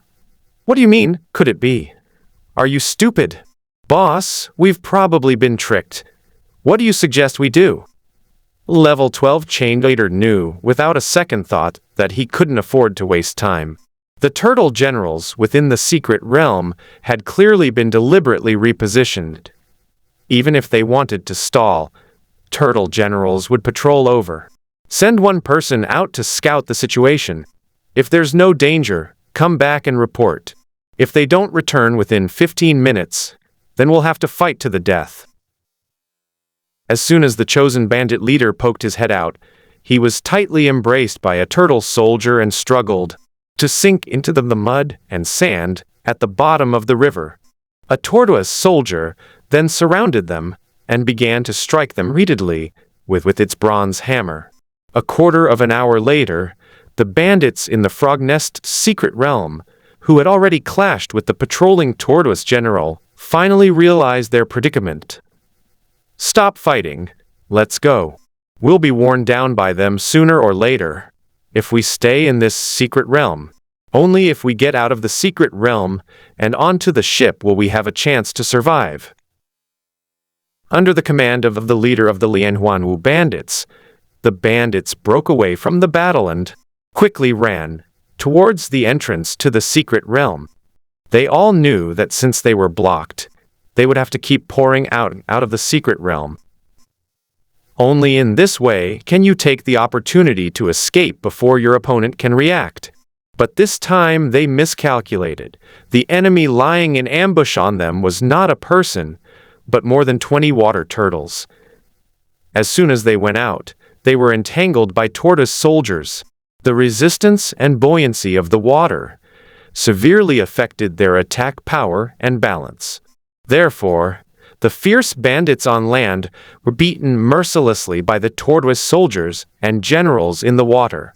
Only the leader of the Lianhuan dock, who was the boss, could put up a few resistances, but the turtle general found an opportunity to entangle him with his chain hammer, preventing him from surfacing. At this time, the people on the merchant ship were unaware that the gang of pirates had already been defeated. They exclaimed that it made all the difference when the leader and the big and small leaders took action themselves. A quarter of an hour had passed, and they hadn't even asked for a change of personnel.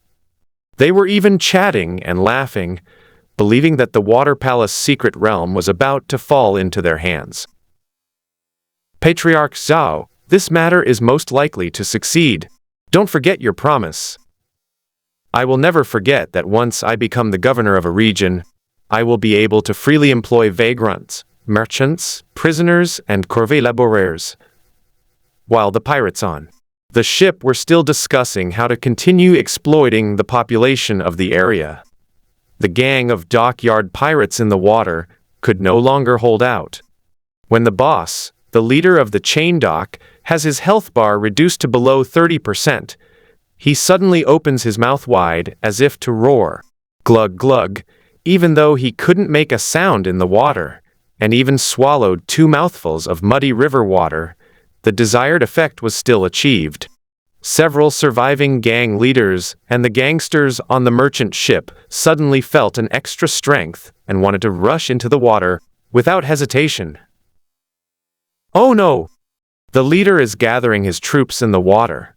He's in danger. With a series of splashes, several bandits, unable to contain their impulse, jumped into the icy river. Raise anchor, set sail, lower the small boat, and the 3 of you come with me. Without the slightest hesitation, Zhao Gong, seeing that things were not going well, immediately asked the boat to set sail and took 3 young men from his clan with him onto the small boat, attempting to escape as quickly as possible. The swift turtles, roamed nearby naturally wouldn't let him have his way. Several of them worked together to capsize the small boat, grabbed the clothes of the person who had fallen into the water, and dragged him into the water. Although Yuan noticed that Zhao Gong had been dragged into the water, he did not make any move. He did not intend to save Zhao Gong, who was likely aware of the entrance to the Lianhuanwu secret realm, because he is not the only one who knows the location of the secret realm. Otherwise, the bandits would have eliminated the threat of exposing the secret realm by killing him. Moreover, there was a group of turtle soldiers swim in the water, making it very difficult to snatch people from them. But he didn't do nothing. Instead, he used a telepathic spell to locate and transmit information to the leader of the Lianhuan dock, thus gaining an assist. Ding! Level 12 chain dock boss defeated. Well, Ghostly Cursters didn't gain much support experience from the assist, but he still got a kill. Zhou Yuan then used the ghost script incantation on the intelligent tortoise soldiers and generals to easily pinpoint their location and direction. Let the large ship go, and everyone follow.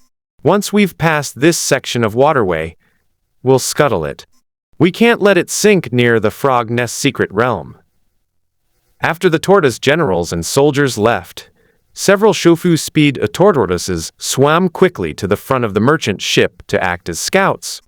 After they had gone far away, Zhou Yuan swam out from the water plants, picked the exploding light orb, and quickly surfaced and landed on land.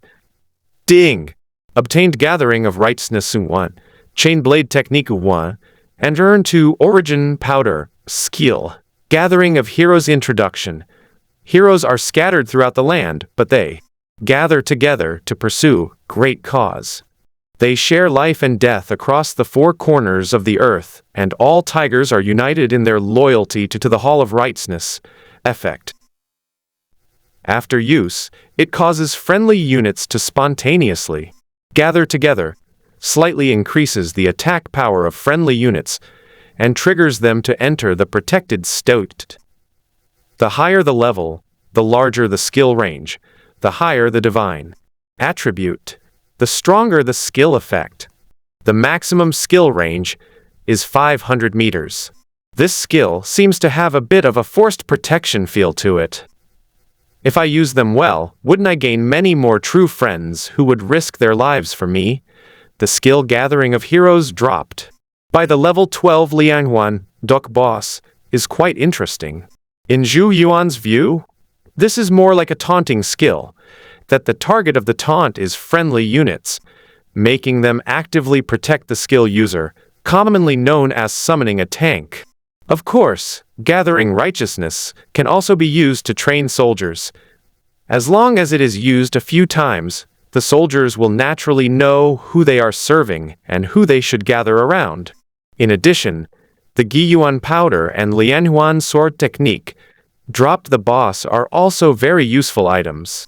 Guiyuan powder is a mana-restoring medicine, much better than the Yuzhen powder, commonly used in the Jing'an camp. Lianhuan Dao Fa is a skill that uses offense as defense. Skill. Chain blade technique. Description. The sword strikes and slashes produce a ringing sound. Consuming spiritual energy increases the speed of the swings. At max level, the strikes can be continuous and executed in a circular motion. After sorting through his gains, Zhou Yuan did not re-enter the frog nest instance, which was occupied by 10 level 20 Shofu turtle generals. Instead, on land, they pursued the tortoise soldiers and generals marked with ghostly incantations. Determining the approximate location of the sunken ship and the direction of the waters from which were returning, he then removed the skin of the god of war to restore his original appearance and returned to his military camp.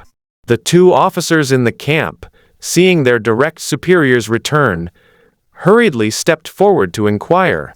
"Commander Ku, you've been investigating for 2 days now. Have you discovered anything?" We've spotted a big fish. Get the brothers together as soon as possible." This time we raided the stronghold of the notorious bandits and wiped out their most arrogant gang. All right. As long as we can quell the most notorious bandit gang, we can return to camp with merit.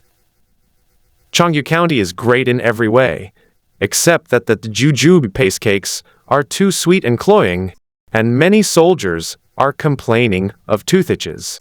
Ha, good. Let's quell the rampaging bandits as soon as possible and return to the Jing'an camp.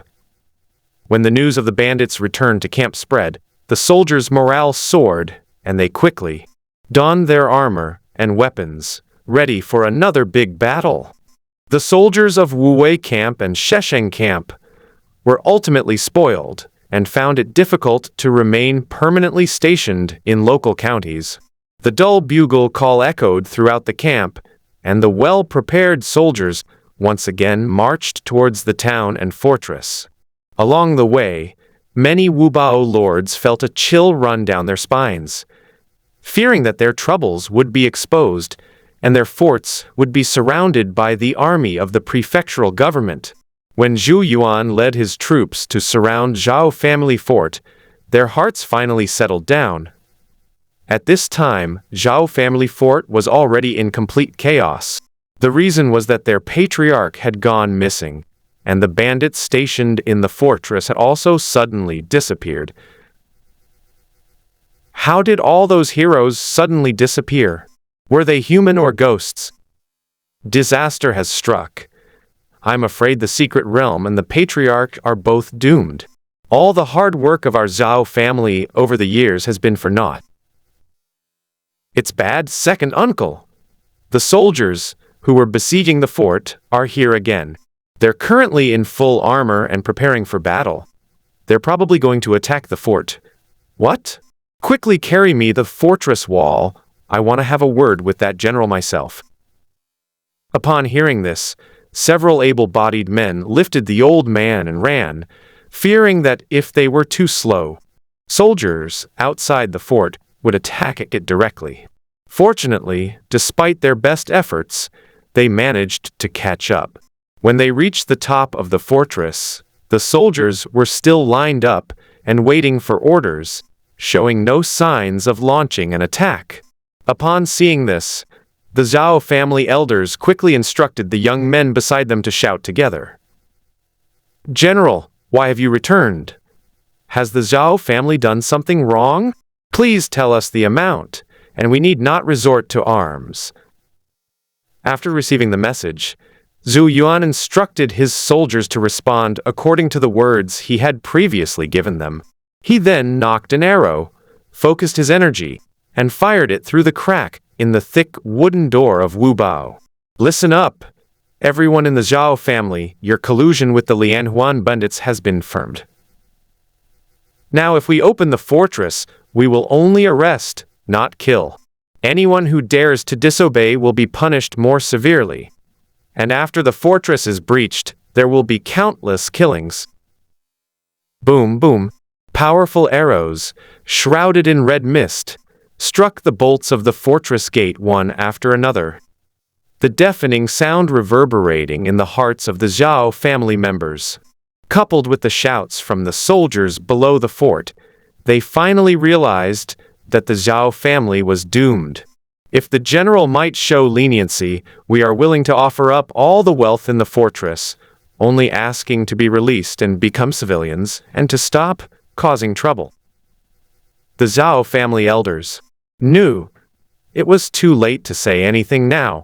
These soldiers from the prefecture are not someone that can be influenced by connections within the county. Since they have begun the encirclement and suppression, they must gain something. Therefore, he wanted to offer up all the valuables in Wubao to satisfy the appetites of these armored soldiers. But the only response he received was the sound of arrows striking the gate. At this moment, the first bolt had been shot open, and the second bolt was groaning.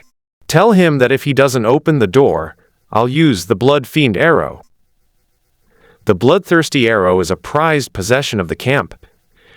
Its use marks the beginning of a bloody battle. The message relayed by the soldiers shattered the Zhao family elders' illusions. After choking back a few words, he finally spoke to the young man beside him. "Speak out. The Zhao family is willing to offer up their hidden realm as atonement." Without the addition of the bandit gang, Zhao family fort, which had long been responsible for logistics, simply did not have the courage to fight a bloody battle to repel the enemy.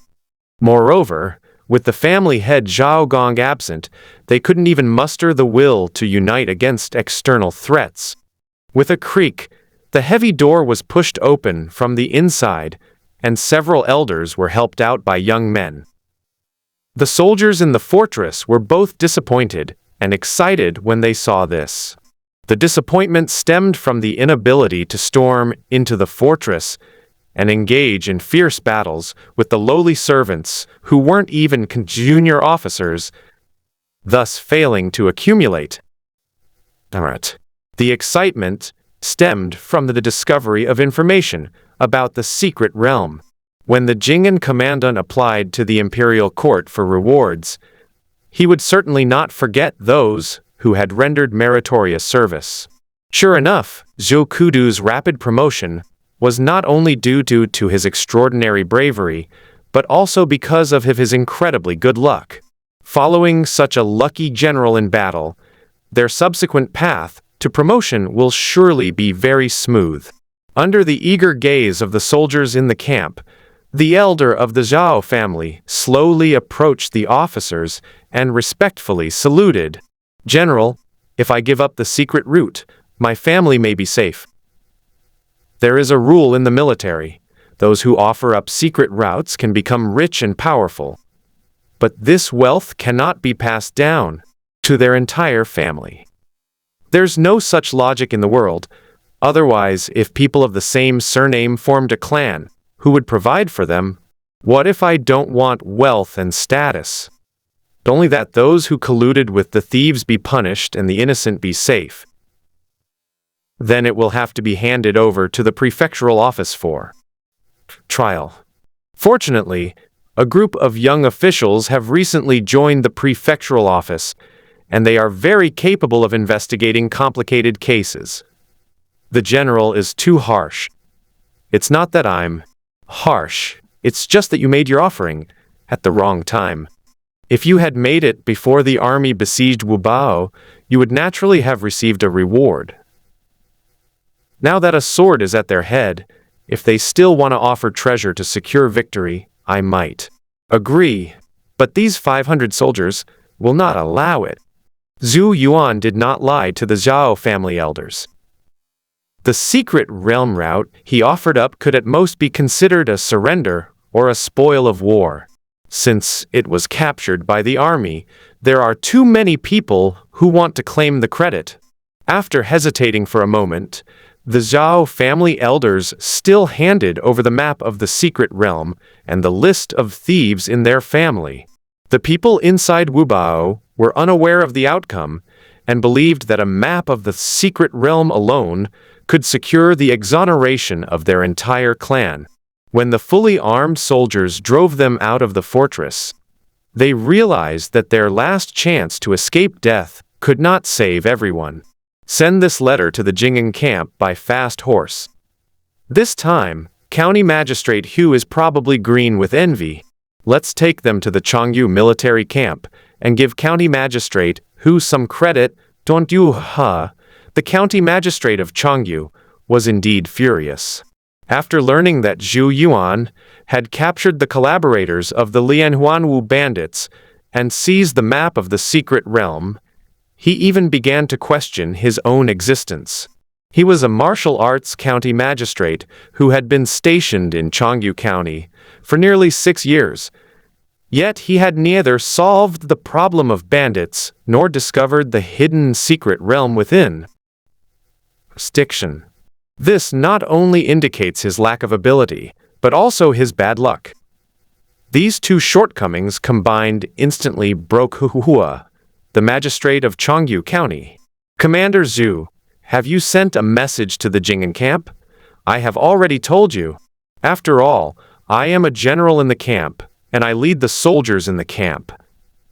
In the face of such a momentous event, failing to report it to the main camp immediately would be tantamount to embezzling credit. Well, it's good that it's been spread, otherwise I would have been so upset that I might have done something rash. Although Hu Hua, the magistrate of Changyu County, it's good that it's been spread, he was still filled with regret in his heart. He even secretly resented Zhou Yuan for not telling him that beforehand, so that the two of them could lead their troops to raise Zhao family fortress and share the great credit for finding the secret realm. What he was thinking was also the reason why Zhou Yuan acted decisively. Zhou Yuan was not worried that County Lieutenant Hu Hua might try to claim all the credit for himself and take the opportunity to attack him. He feared that he might lose control and kill Hu Hua, the county magistrate who had turned against him, with a few arrows, triggering a strict investigation by the Huaizhou military camp. Zhou Kudu, perhaps you are the one who is more suited to guarding a region. With your good fortune, you are bound to achieve great things. Hu Hua, the county magistrate, was not just flattering. At the same time, Jing'an, the military commander far away in the prefecture, also had sentiments. The commandant of Jing'an never expected that he would receive 2 completely different documents in just one day.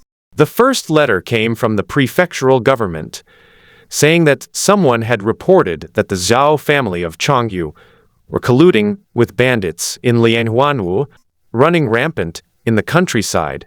and committing all sorts of evil deeds. Just as he was about to write a letter ordering Zhou Yuan, who was stationed in Changyu, to investigate the bandit suppression, a document from Zhou Yuan arrived shortly afterward. This document is even more remarkable. All of Yan Changyu and the Zhao family's bandits have been detained, and a map of the hidden secret realm has been seized. Upon seeing the document, the commandant of Jing'an was stunned for a moment. What happened? Before I could even issue the military order to investigate, he had already quelled the bandits and even seized a secret realm. This is nothing. It's the county magistrate Hu Hua, who's incompetent, and the corrupt supervisor Zhou Yuan, who's incompetent. This is troublesome. I just sent a gift to the governor to promote Zhou Yuan to governor of Ku. If he were to be promoted again, the governor of Y Prefecture would probably think that I had attributed all the credit in the camp to Zhou Yuan. This was the first time the commandant of Jing'an had encountered such situation where meritorious flowed in like a continuous stream. For a moment, he didn't know how to report it. He was afraid that if he continued to report the truth, his superiors would think he was acting recklessly. However, he ultimately chose to report the truth, hoping that his subordinates would soon rise to prominence and help each other. When the Jing'an commandant led his team to Changyu County, Zhou Yuan and County Commandant Hua had already determined the location of the secret realm and explored its interior. Instance: Lianhuanwu Water Fortress. Recommended challenge level.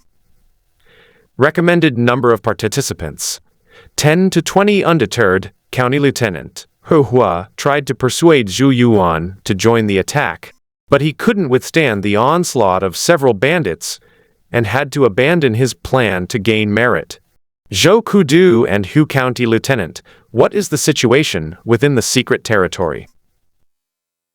Reporting to the captain, there are many demons in this secret realm, about 200 or 300, but their strength is not as great as that of the Yin Ghost secret realm, making it suitable for martial artists to attack quickly. Alright, let me go inside and take a look. The entrance to the Lianhuanwu secret realm is on a small, completely covered sandbar at the bottom of the river, making it very secluded. After inspecting the area, the Jing'an captain determined the value of the Lianhuanwu secret realm. Inside, there are many connected military armor, boats, and wooden fortresses.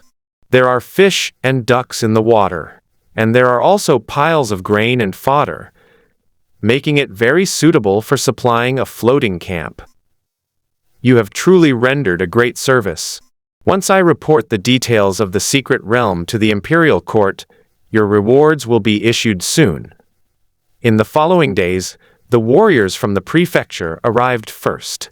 After confirming the authenticity of the secret realm, they formed a group and ran the Lianhuanwu dungeon once.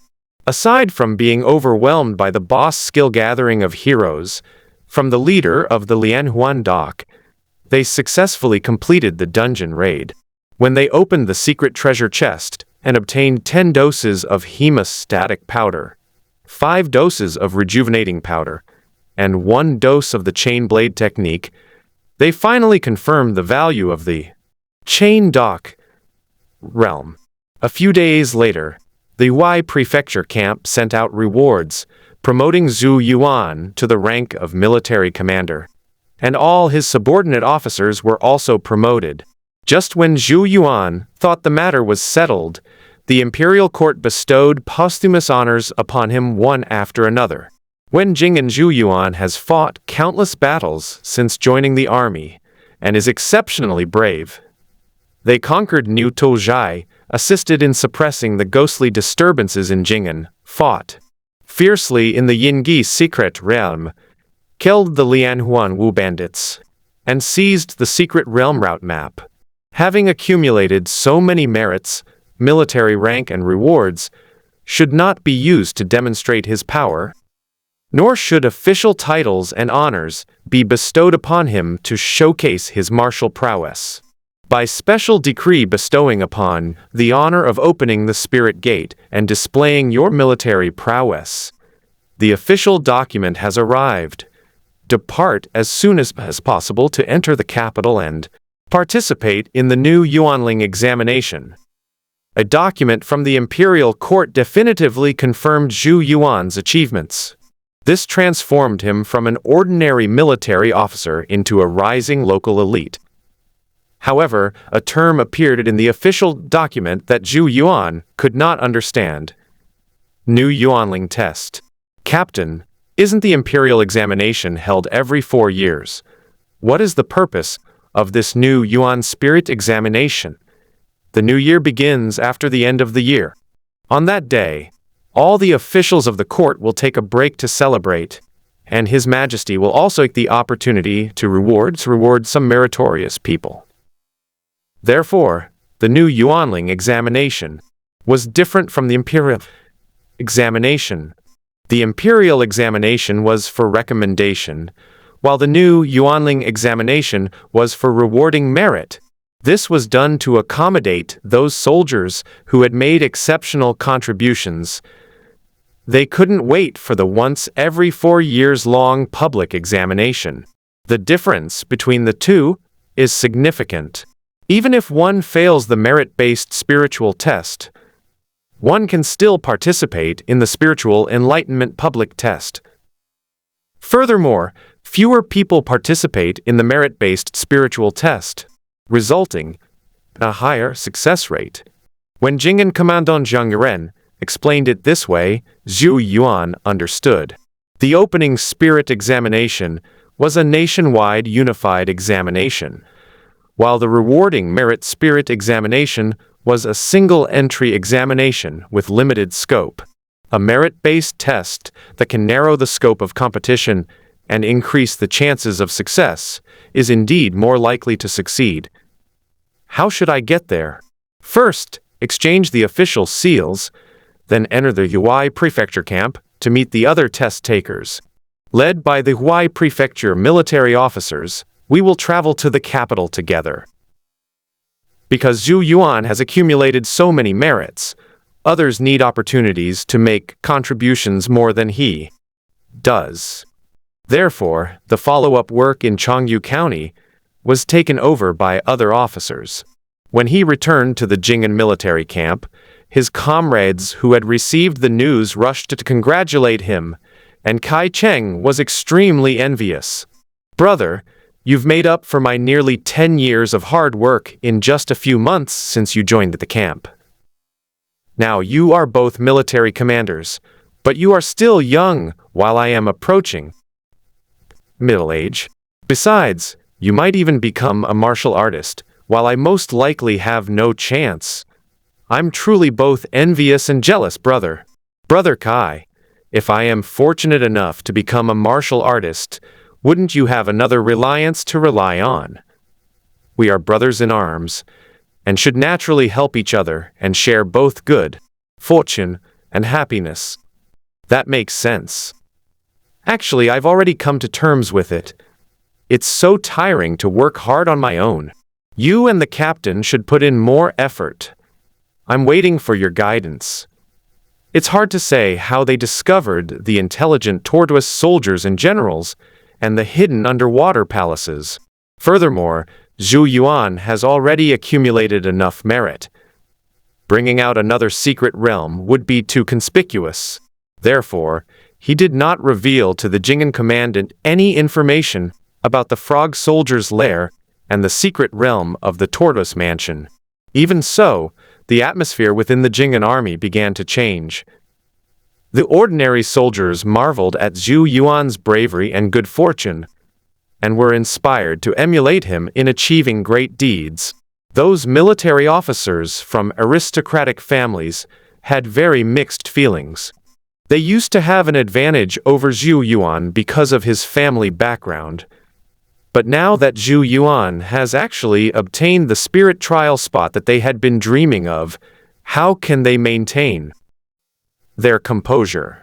But the imperial document had already been issued, and everything was settled. They could only suppress their resentment and force themselves to comfort themselves. Zhou Kudu is, after all, one of our comrades. His becoming a martial artist is also a connection for us. He is much better than outsiders. Despite saying that, they still felt uneasy. It's an awkward state of wanting to please, but not being able to lower oneself. Wanting to stay away, but not being willing to give up. After noticing the unusual behavior of his colleagues, Zhou Yuan began to stay at the military command house to focus on martial arts training and reduce his contact with the outside world. After the new official seal was issued, he took the opportunity to host a banquet, both to say goodbye and to express that he would not forget their camaraderie. For this banquet, Commandant Zheng Ren of Jing'an made a special trip back from Changyu County. I heard that your wife and children are in the capital. Is there any letter or gift you wish to send? It just so happens that I can take it with me on my way, which will give me a reason to pay a visit to your esteemed residence.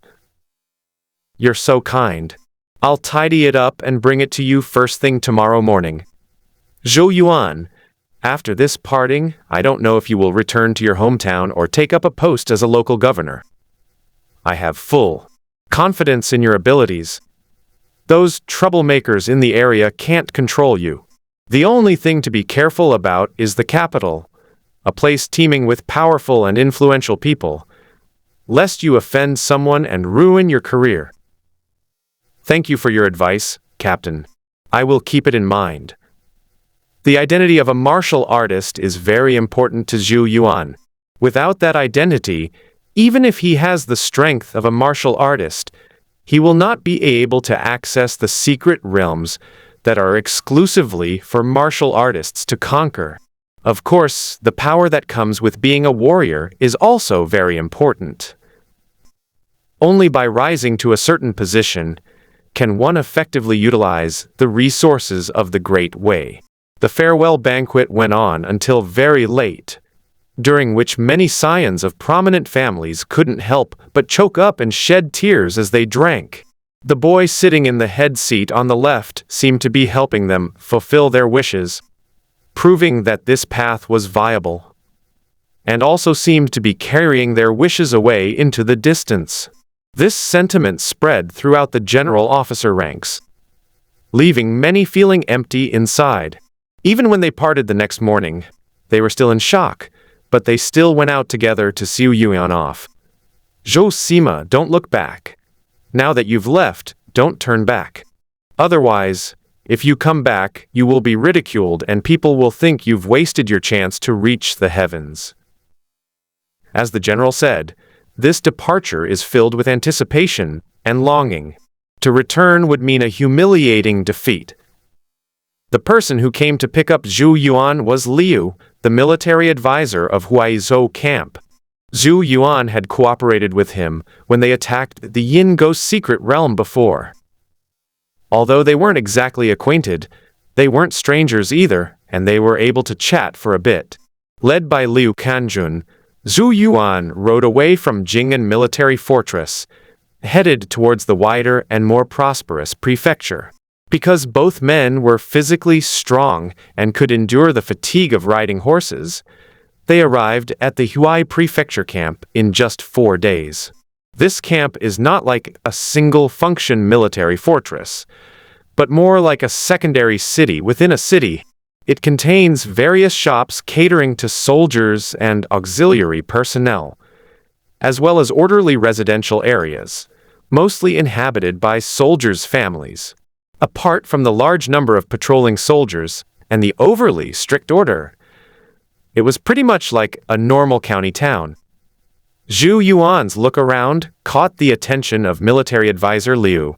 Thinking that this man might become a martial arts officer, he took the initiative to ask him a question.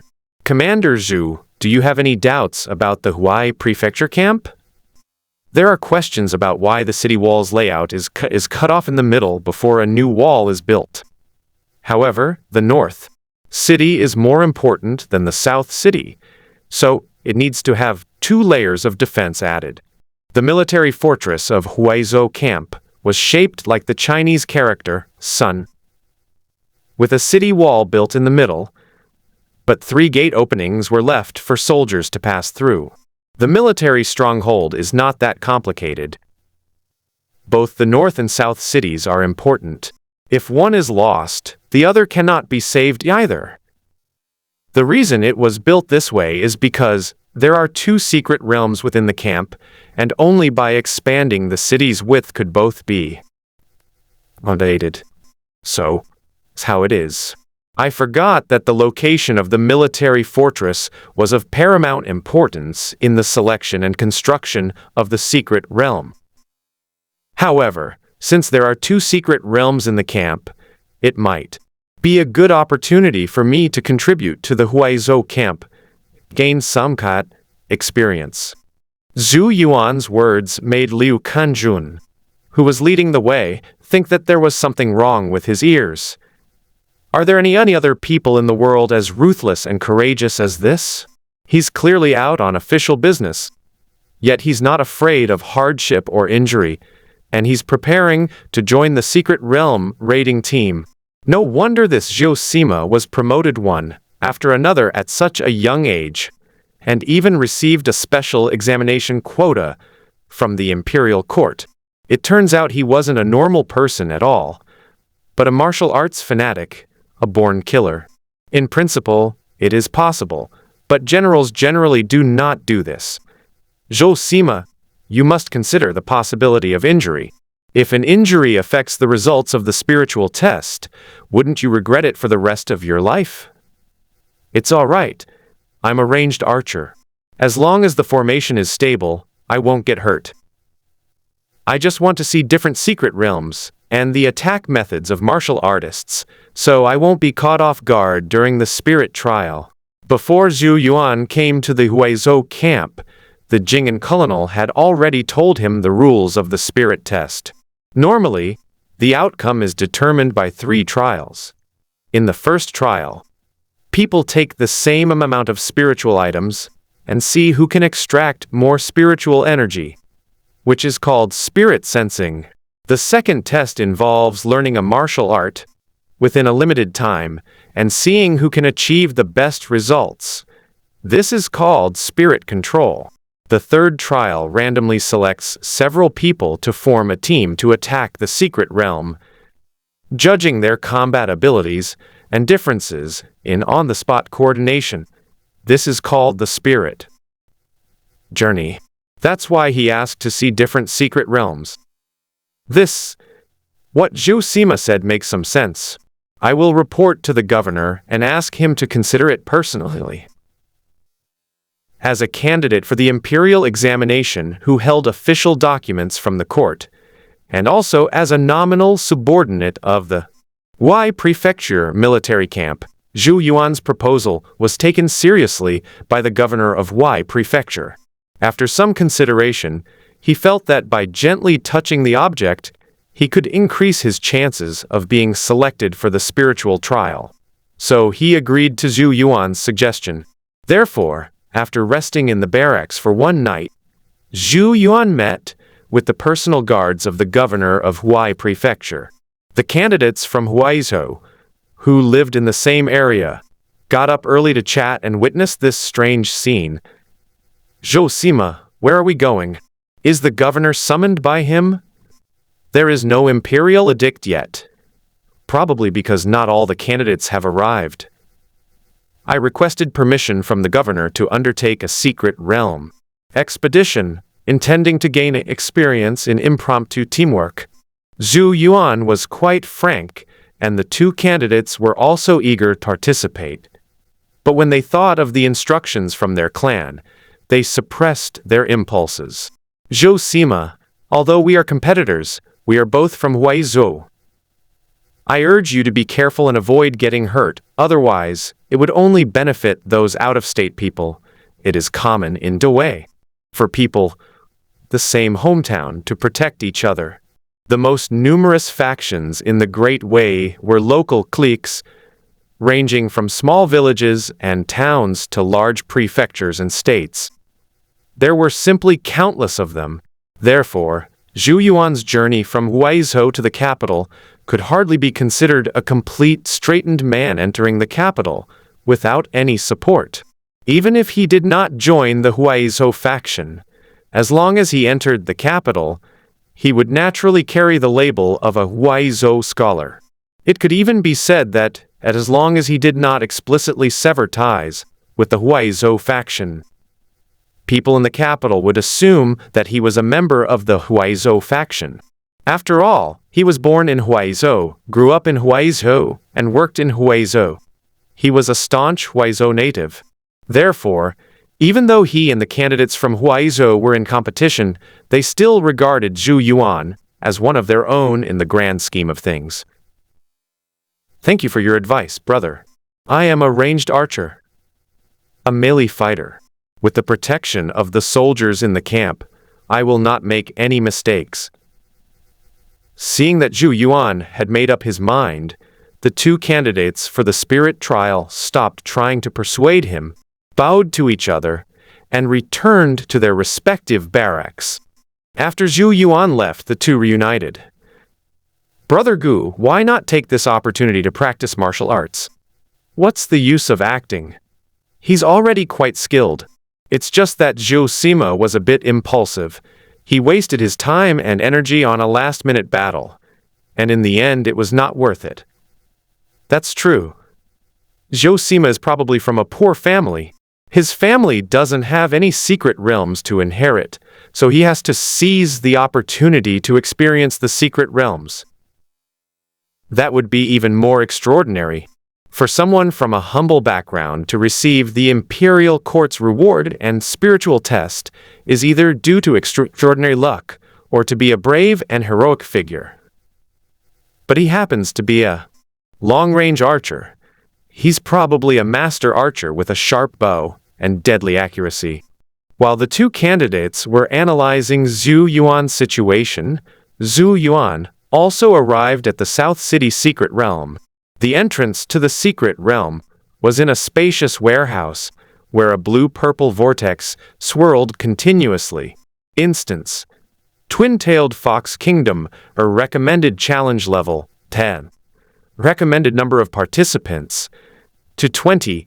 The secret realm in the South City is easier to conquer, but it still requires a warrior to lead the team. The secret realm in the North City has a higher injury rate. The governor has only opened the secret realm in the South City for you.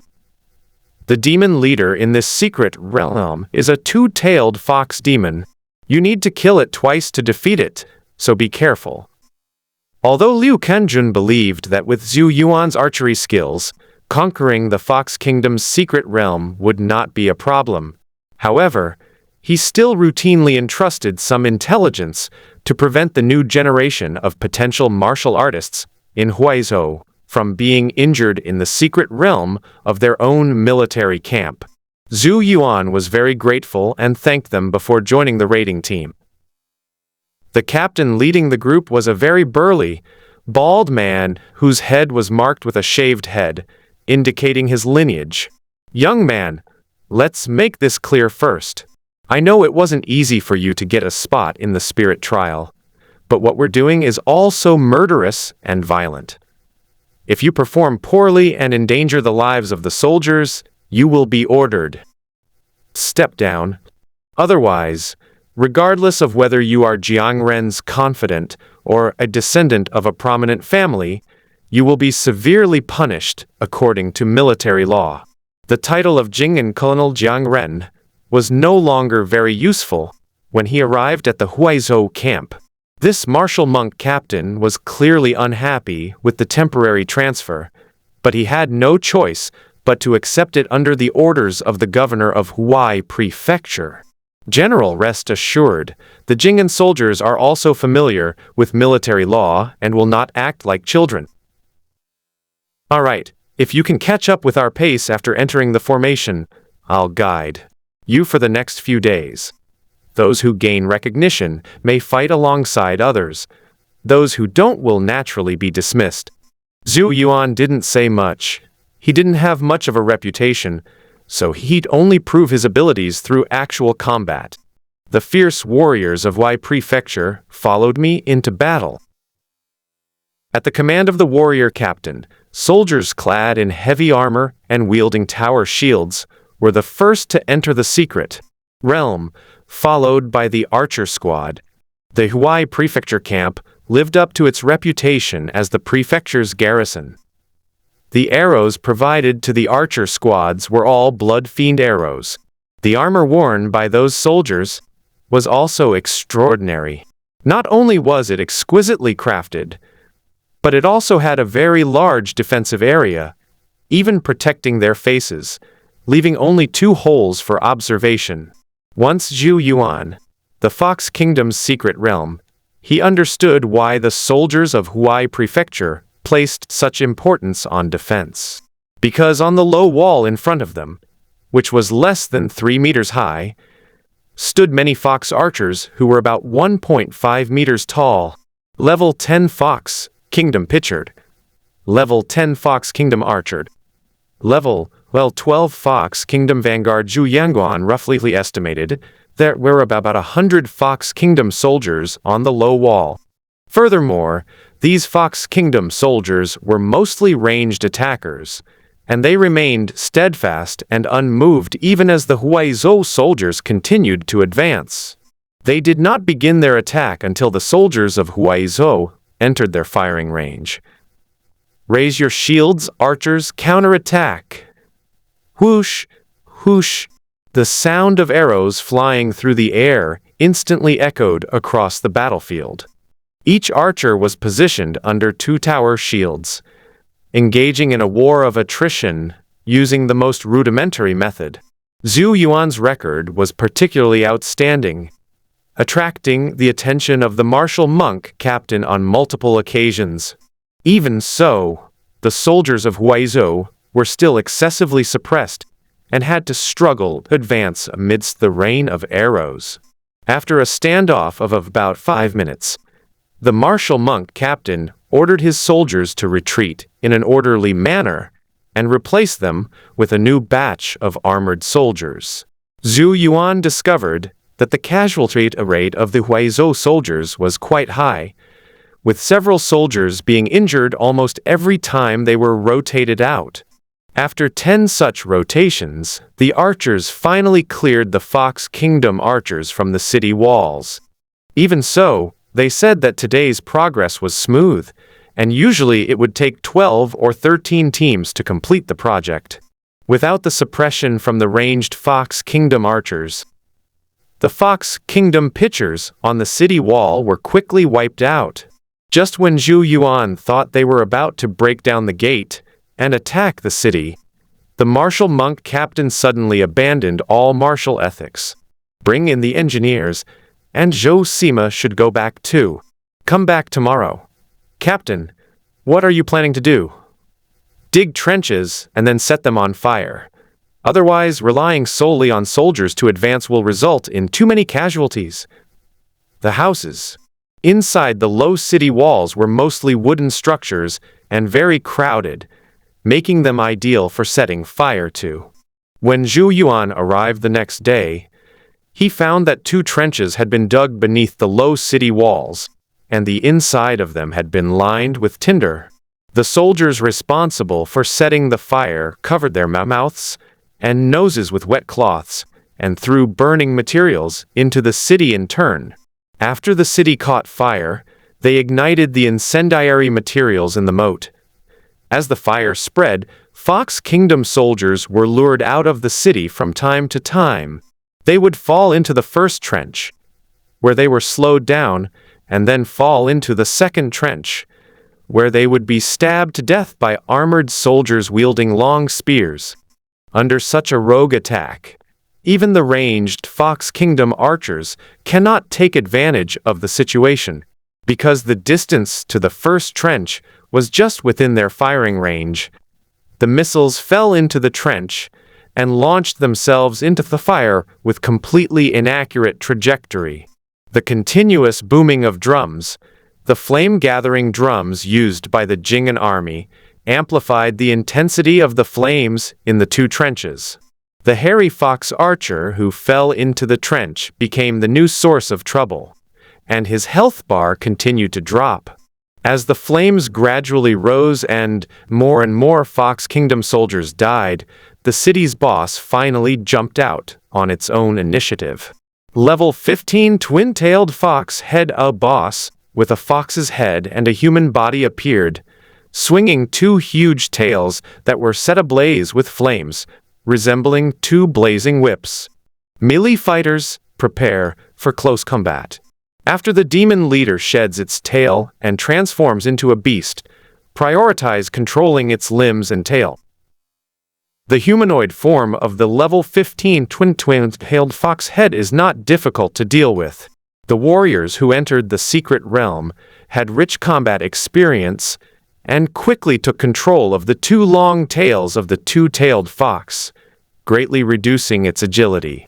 From a distance, the two-tailed fox demon was being entangled by the defensive warriors in the front, while its two tails were being dragged in two directions by four strong warriors. This made the two-tailed fox spirit unable to float in the air. Every time it jumped or lunged left or right, it would be controlled and affected by its two long tails. A boss without intelligence wouldn't sever its own tails, and a wise warrior would never cut off the control lines in their hands. Therefore, the two-tailed fox spirit, who made a very dazzling entrance, quickly found herself in danger. The archer squad seized the opportunity to unleash their attacks, and Zhou Yuan also found a good angle to embed 3-star rapid-fire arrows into the arm of the twin-tailed fox, causing it to lose some of its attack capabilities. Then, they focused on attacking vital areas such as the eyes, ears, mouth, arms, and knees, constantly suppressing the twin-tailed fox's health bar and inflicting crippling effects. Attention! Tail binding group. The fox demon has been severely injured and is about to shed its tail and transform into a beast. The warrior monk captains cannot see the health bar and can only rely on experience to estimate the demon's condition. However, his estimate was fairly accurate. About 3 minutes after he shouted, the twin-tailed fox's health bar was completely depleted. The next moment, one of its long tails fell off, and the other tail grew larger. The two-tailed fox demon, lying dead on the ground, emitted a large amount of red and gray mist. Howl! A sharp, loud roar erupted as a fox the size of a water buffalo suddenly burst forth from the demonic mist. Its eyes turned pure black, and its silver fur was adorned with black stripes. Pink foxfire spewed from its mouth. Clang! Clang! The melodious chimes rang out at the same time, and a bronze bell made of spiritual energy enveloped the beast-like fox demon. This confined the gushing foxfire to a very limited space, first burning a portion of the beast-transformed fox's health bar. Then, with a loud bang, a violent explosion occurred, taking away another portion of the beast-transformed fox's health bar. This moment highlighted the importance of intelligence. The warriors sent by the Huaizhou camp were not ordinary martial artists at all, but custom-made martial artists, capable of precisely targeting and destroying the beast-transformed fox demon. All generals, attack quickly. The fox demon will breathe out foxfire again after 100 breaths. You must control its mouth and nose before then. The boss's skills have cooldowns and cannot be used continuously without interruption, which gives the warrior team ample reaction time. 2 martial artists, each wielding an iron chain with a gag in the middle, quickly rushed to the left and right, and with the help of the fighting martial artists, found an opportunity to cover the mouth of the beast-like fox demon. Next, the chains continued to wrap around the transformed fox demon, further compressing its space to struggle. Seeing this, Zhou Yuan knew that the beast-transformed fox demon wouldn't trouble. The control-style fighting method developed by the Huaizhou martial artists was enough to wear it down. As each arrow struck precisely, the struggling beast-like fox was quickly reduced to its health bar. Ding! Killed a 15th fox head. Experience plus 300 FP. Stop, stop, stop. Don't shoot anymore. Try to preserve the fox corpse. Its flesh, bones, and skin are all valuable. After the twin-tailed fox died, the other monsters became insignificant and were lured out and killed wave after wave by the spreading fire. During this process, Zhou Yuan took the opportunity to pick up blue orb that the twin-tailed fox had dropped. Ding! You have obtained the skill Desperate Resurrection 1, Spirit Fox Pill 5, and a Double-Edged Fox Tail Brush 1 skill. Desperate Resurrection Introduction. There are 4 noble foxes: Pure Fox, Chaste Fox, Tushan Fox, and Yusu Fox. A pure fox has many tails. If it strikes its tail at night and fires appear, it will become a monster. It will coil its many tails and worship the Big Dipper. If the many tails do not fall, it will die but be reborn. Effect: grants the passive skills Death and Resurrection upon use. Resurrection. After death, consume any 1 point of your essence, ki or spirit attribute to immediately revive and restore your health and mana. Fatal Strike. Upon resurrection, remove all negative status effects and gain the Fatal Strike state, greatly increasing attack and defense for a short duration. It's a resurrection skill. I never expected that a dungeon boss could drop such a skill. Resurrection skills are quite common in games. It's normal to fall down in a dungeon and be revived by a healer or use a resurrection item. But this is a more realistic world, where a resurrect skill is enough to change many things. Not to mention, this resurrection skill also comes with a temporary death state. 1 Shichen is 2 hours, 1 Kezong is 15 minutes, and 1 Shizanki is 2 hours and 45 minutes. Nearly 3 hours is not a short time. Such a long period of time, with the necessary boost, is enough for either a counterattack or an escape.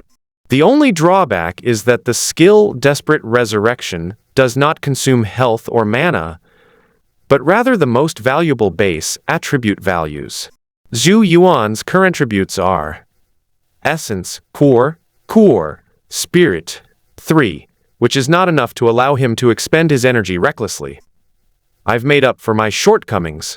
The 2 most important things for players are leveling up through experience and being able to revive and try things out. Now I also have the ability to revive, even if the number of times is limited. But as long as I increase my basic attributes, the limited number of times can be continuously increased. As Zhou Yuanzheng calmed his excited and exhilarated emotions, the martial monk captain suddenly walked towards him. Zhou Sima, your archery skills are good, but that bow is not quite suitable for attacking the demon leader. If I'm not mistaken, this is probably your tiger bow, primarily designed for breaking stealth. Indeed, this bow was given to me by the commandant of Jing'an when he was dealing with the ghost problem in the county town.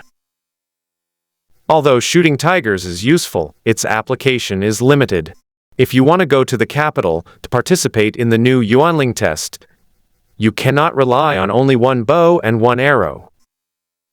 When the governor summons you, you may ask to borrow a precious bow, preferably one of the wind or fire elements, to wish you success in the examination. Yuan, thank you for your advice, Captain. In that case, I must swallow my pride and ask the governor for a good bow. The words of the martial monk captain gave Zhou Yuan a new perspective. It's okay if we can't find suitable equipment. We're part of an organization, and we can apply to our superiors for help. No need for formalities. I only offered my guidance because I see you are capable of being trained. You are a soldier of Huaizhou, and the Governor-General is in charge of Huaizhou.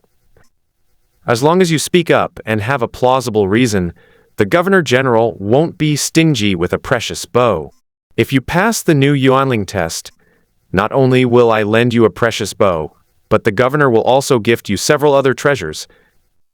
Yes, Zhou Yuan nodded unconsciously. I learned another trick. After passing the spiritual test, don't rush to listen to the court's appointment. Be sure to return to the camp to visit your former superior. If they're in a good mood, they might just give away a few treasures or powerful martial arts manuals. In this way, one not only gains practical benefits, but also solidifies connections, and even earns a reputation for not forgetting old friends. Sir, from what you've said, it seems that bringing weapons into the capital's spiritual examination is not prohibited. Wouldn't that be somewhat unfair? What injustice is there? Our great way has always been like this since its founding. It should be understood that family fortune is also a part of strength. The imperial court recruits people with exceptional talent as well as those with profound backgrounds. The reason is that both methods can achieve the goal, and as long as they succeed, there is no difference for the imperial court. I see. It seems the imperial court's spiritual trials are not so friendly to people like me who have no clan to care for them. You? Forget about it. With the support of the Huai prefecture camp, you at least enjoy the treatment of a normal noble family's son. Those commoners and those from humble backgrounds are truly struggling to make ends meet. The martial monk captain is right. Zhou Yuan has quite a few resources at his disposal.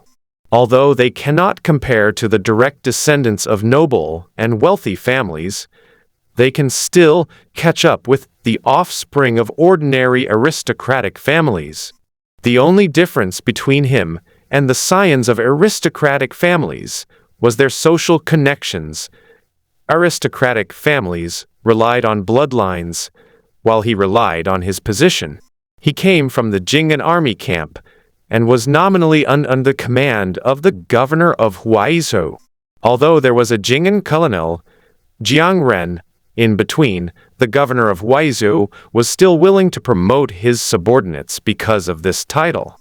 For the governor of Huai prefecture, promoting his subordinates was always more worthwhile than helping so-called aristocratic scions. This is because promoting subordinates not only increases his prestige, but also allows more lower-ranking officers to see that he cares for and is willing to help them, thereby enhancing the cohesion of the officers in the battalion. Therefore, Zhou Yuan's application for military equipment was successfully approved. Liu Kunjun, this kid is interesting. He knows to ask for things when he needs them. I like subordinates like that. The governor is right. Daring to speak means that you regard the camp as your home and the governor as your elder. That's good. What I fear most are those absurd people who don't speak up, but complain behind the scenes that the camp doesn't provide them with weapons. That's a misunderstanding of superiors and subordinates. They are ungrateful and prone to causing trouble and harboring resentment. Military advisor Liu succinctly revealed the rules of the Huai prefecture camp. Whatever one wants, as long as reasonable and compliant, one must apply to the governor of Huai prefecture. The applicants wanted tangible benefits, while the governor of Huaizhou wanted an opportunity to bestow favors. Only in this way can the relationship of gratitude and obligation be clearly defined. And even if the investment fails, you can still gain a grateful subordinate. If the distribution is fair, everyone will be grateful for a short time, but after a while they will think that what they received was what they were entitled to.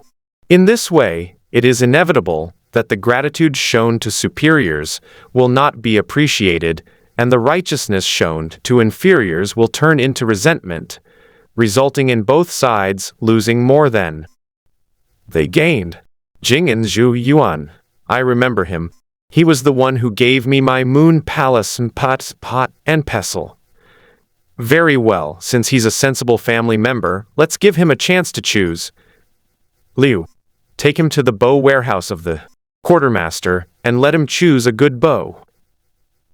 Tell him that if he passes the spiritual test and becomes a martial artist, I will personally attend his promotion celebration banquet. Promise. When Zhou Yuan received the news, he was still somewhat incredulous. In the end, not only was he not dismissed, but he also received better treatment. Liu Kanjun, can I really choose whatever I want? Of course, since the governor has shown you kindness, he won't just send you away. Since he said he would let you borrow the precious bow, he will naturally provide you with the most suitable one. But don't do anything reckless.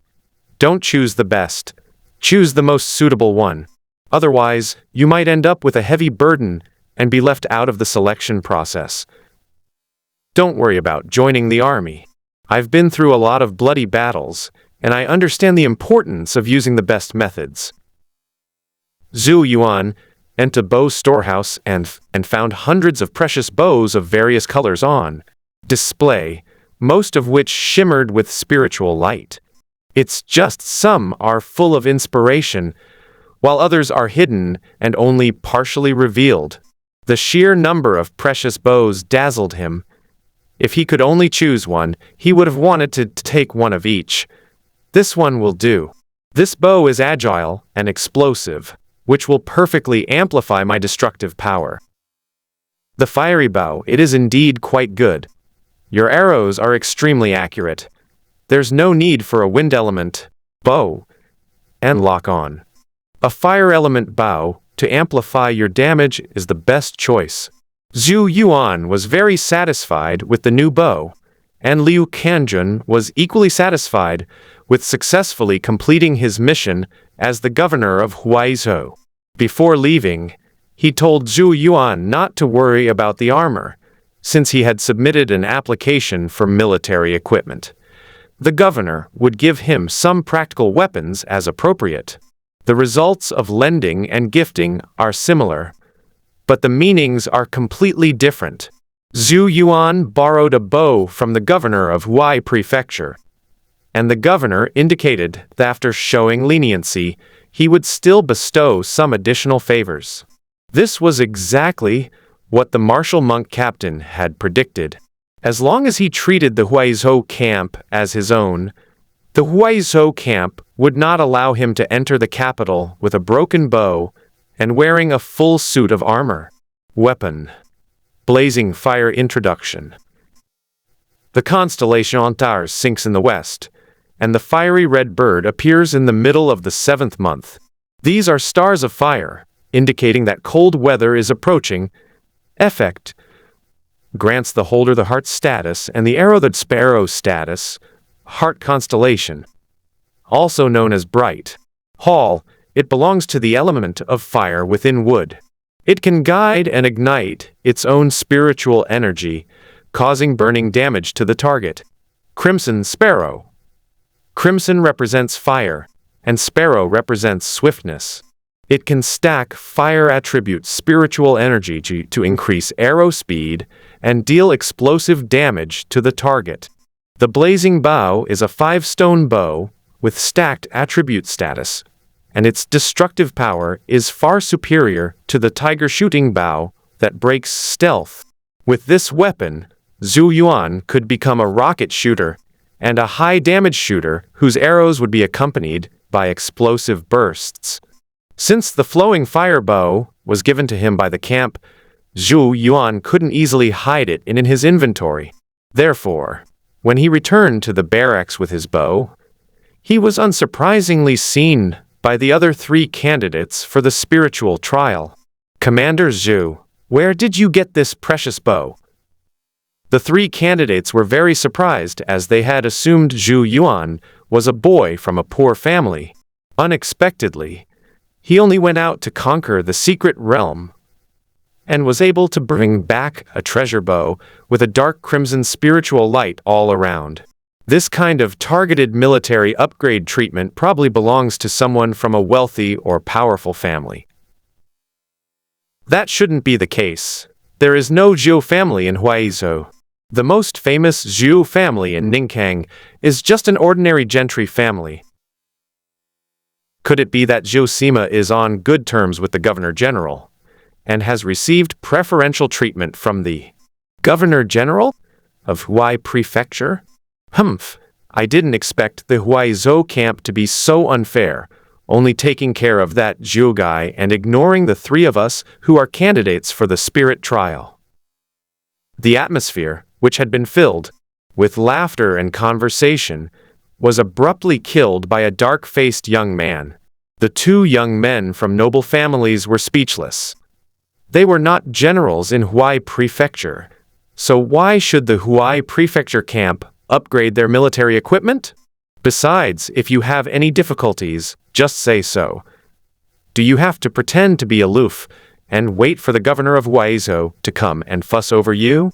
Seeing that the dark-faced youth was about to say something, the two young men from prominent families made excuses to leave, no longer daring to communicate with the resentful young man. Surprisingly, although the two of them ran in different directions, they circled around once and ended up at Zhou Yuan's barracks one after the other. It's good that you're unharmed, Zhou Sima. We have come to tell Sima some bad news.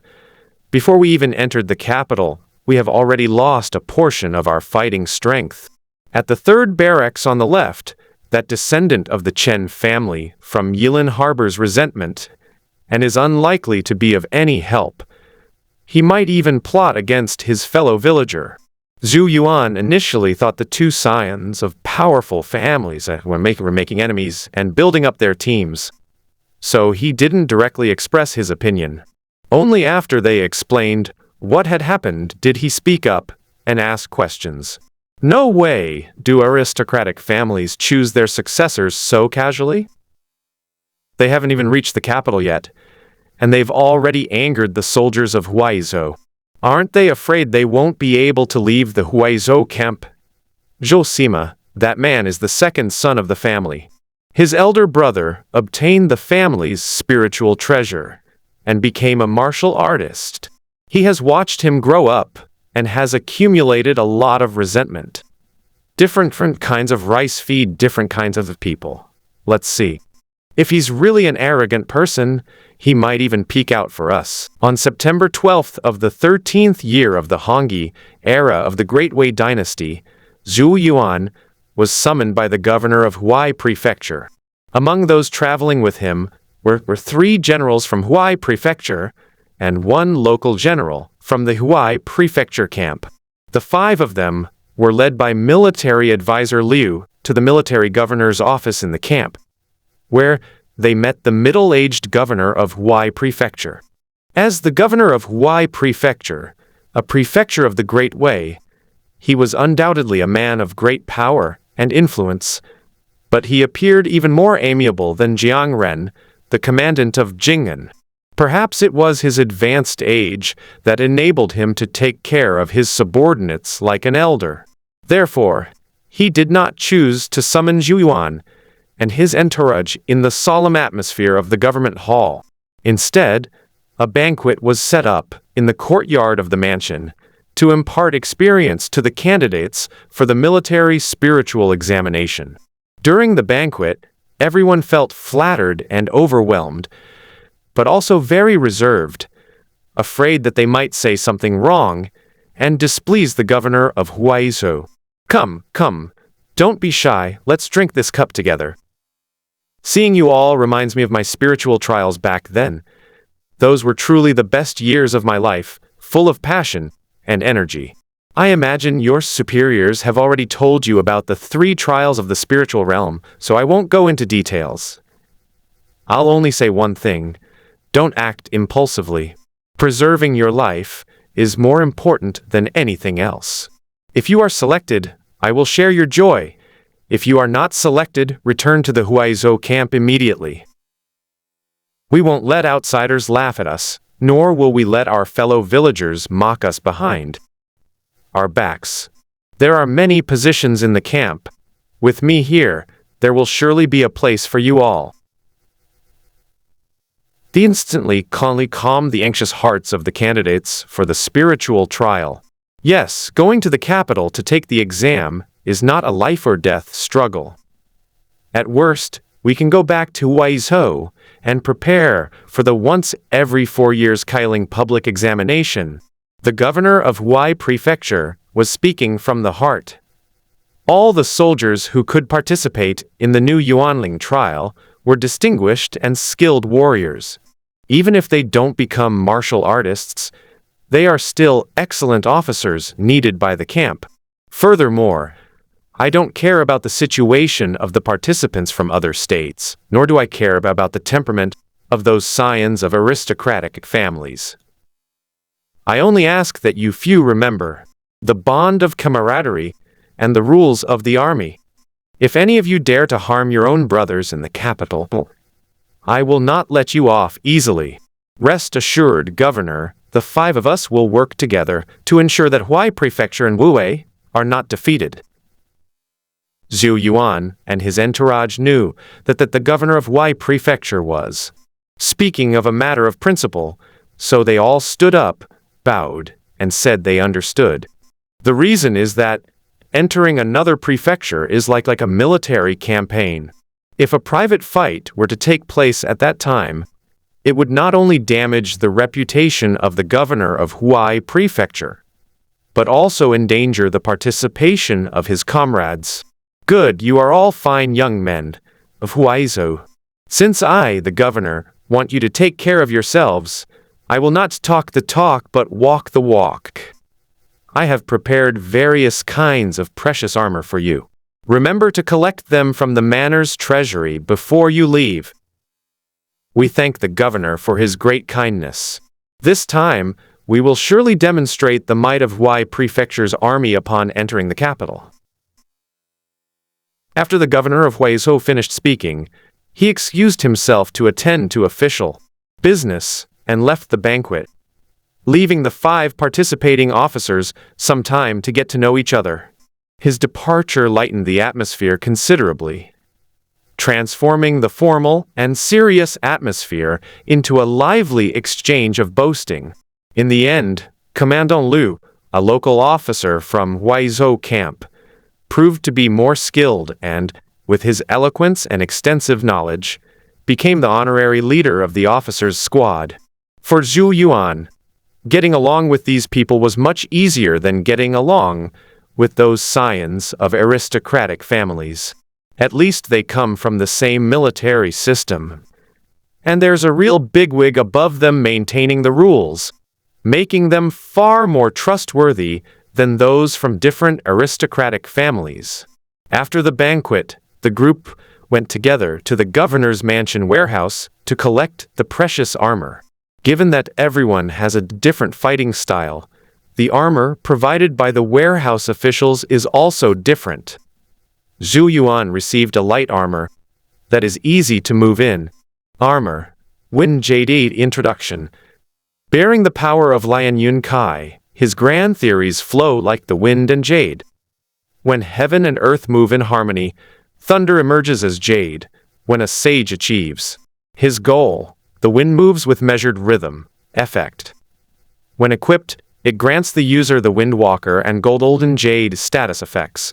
Windwalk slightly increases movement speed and reduces weight feedback, making it easier to pass through obstacles. Gold and Jade consumes spiritual energy to increase defense and reduce shock damage. The Wind Jade armor's defense is already better than ordinary iron armor, and it can also consume spiritual energy to increase defense.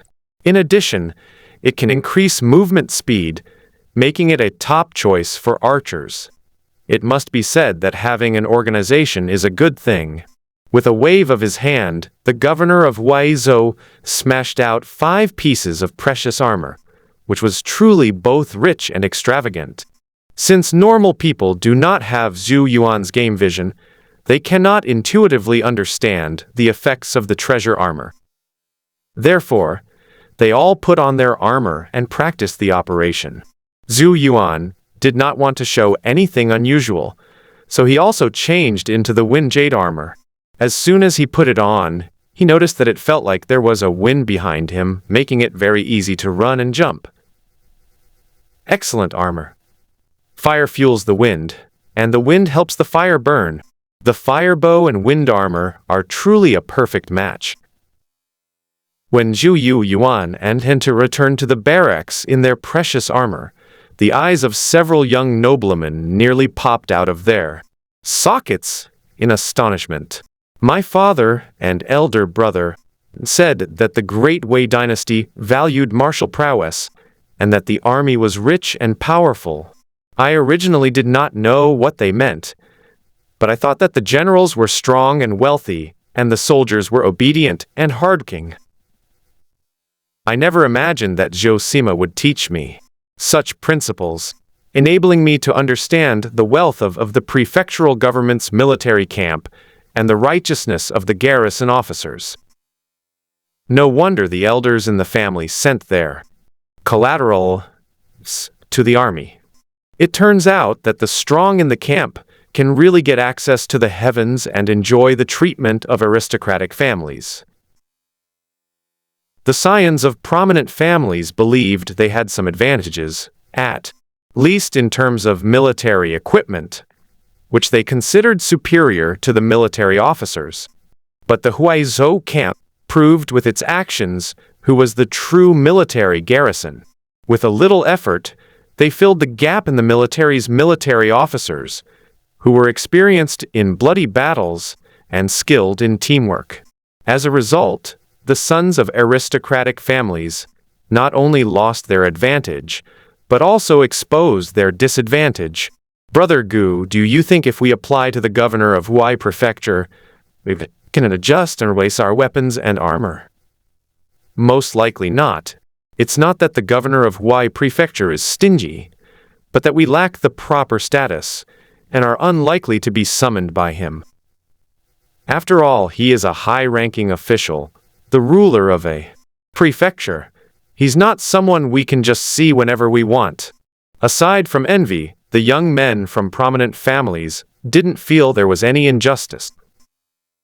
Only Chen Xin, the second son of the Chen family in Yiyang, felt aggrieved and neglected. If it weren't for the requirement that prefectural official accompany him to the capital to prove his identity before he could take the imperial examination, he would have left earlier. He watched the military candidates who were overjoyed to receive their armor and silently made a vow in his heart. If I were to govern a region in the future, I would certainly act impartially and without favoritism. Regardless of the candidates' feelings in Huaizhou, their final battle will take place in the capital. Therefore, even if some people were unwilling, they dared not actually charge into the camp and challenge the martial might of the Huaizhou army. 5 days later, all the candidates from various prefectures finally arrived, and the governor of Huai Prefecture held a farewell banquet to urge them to set off as soon as possible. Gentlemen, the journey to the capital is long and arduous, requiring 20 days by fast horse and half a month by boat. You cannot rest any longer. If all goes well, you will arrive in the capital in late October. There were still 2 months before the new Yuanling trial, enough time for you to adapt to the environment and adjust your state. We obey your command. We will certainly spread the fame and prestige of Huai Prefecture when we go to the capital. All the candidates from Huai Prefecture had arrived, including 5 military officers and 4 scions of prominent. Not a single one was from a poor family. Ultimately, the Great Wei belonged to the imperial court and aristocratic families. Ordinary people and poor families had no good way out except to join the army. In fact, people like Zhou Yuan who rise so rapidly are extremely rare. Normal generals follow the path of accumulating merits, while only scions of aristocratic families take the path of receiving imperial gifts and rewards. Simply put, it means that for generals to be promoted through merit, sons of powerful families would pay money to get ahead. Therefore, whether they were from humble backgrounds or were scions of aristocratic families who became generals, They were quite different from the scions of ordinary aristocratic families. They were never meant to be together, and they could never get along. Therefore, the teams heading to the capital for the imperial examinations had barely left the Huai prefecture camp when they began to subtly split into two factions. One group surrounded the camp representative, the loyal and martial captain, while the other group followed the prefectural chief clerk. However, the scions of these aristocratic families were quite aware of the dangers, and during rest stops along the way, they would frequently seek out easygoing officers to cultivate relationships. This is because the generals from Huai Prefecture who entered the capital were merely entering the capital's main camp from their local military camps. Although he no longer had a direct superior to Fuzhou, he still had the imperial military post to rely on, so he was able to integrate into the capital's military camp naturally. But it's different for scions of local aristocratic families. Once they enter the capital, they can only rely on their fellow villagers and relatives. Their aristocratic family status becomes useless in the capital. Just as Zhou Yuan finished dealing with the children of the Gu family in Ganggang and the Li family in Qian, he heard Commandant Liu of Heizhou inquiring about the strategy for the spiritual test. Captain Yang, only 9 people from Huai Prefecture are participating in the examination, and I imagine there won't be many from other prefectures either. So, even with all 13 prefectures of our Great Way combined, there are only a little over 100 participants. Does this mean the new Yuanling trial is relatively easy?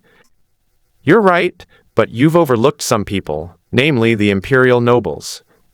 They consistently follow the path of the new elemental spirit trial, and coupled with their extensive network and numerous magical artifacts, they are truly formidable opponents.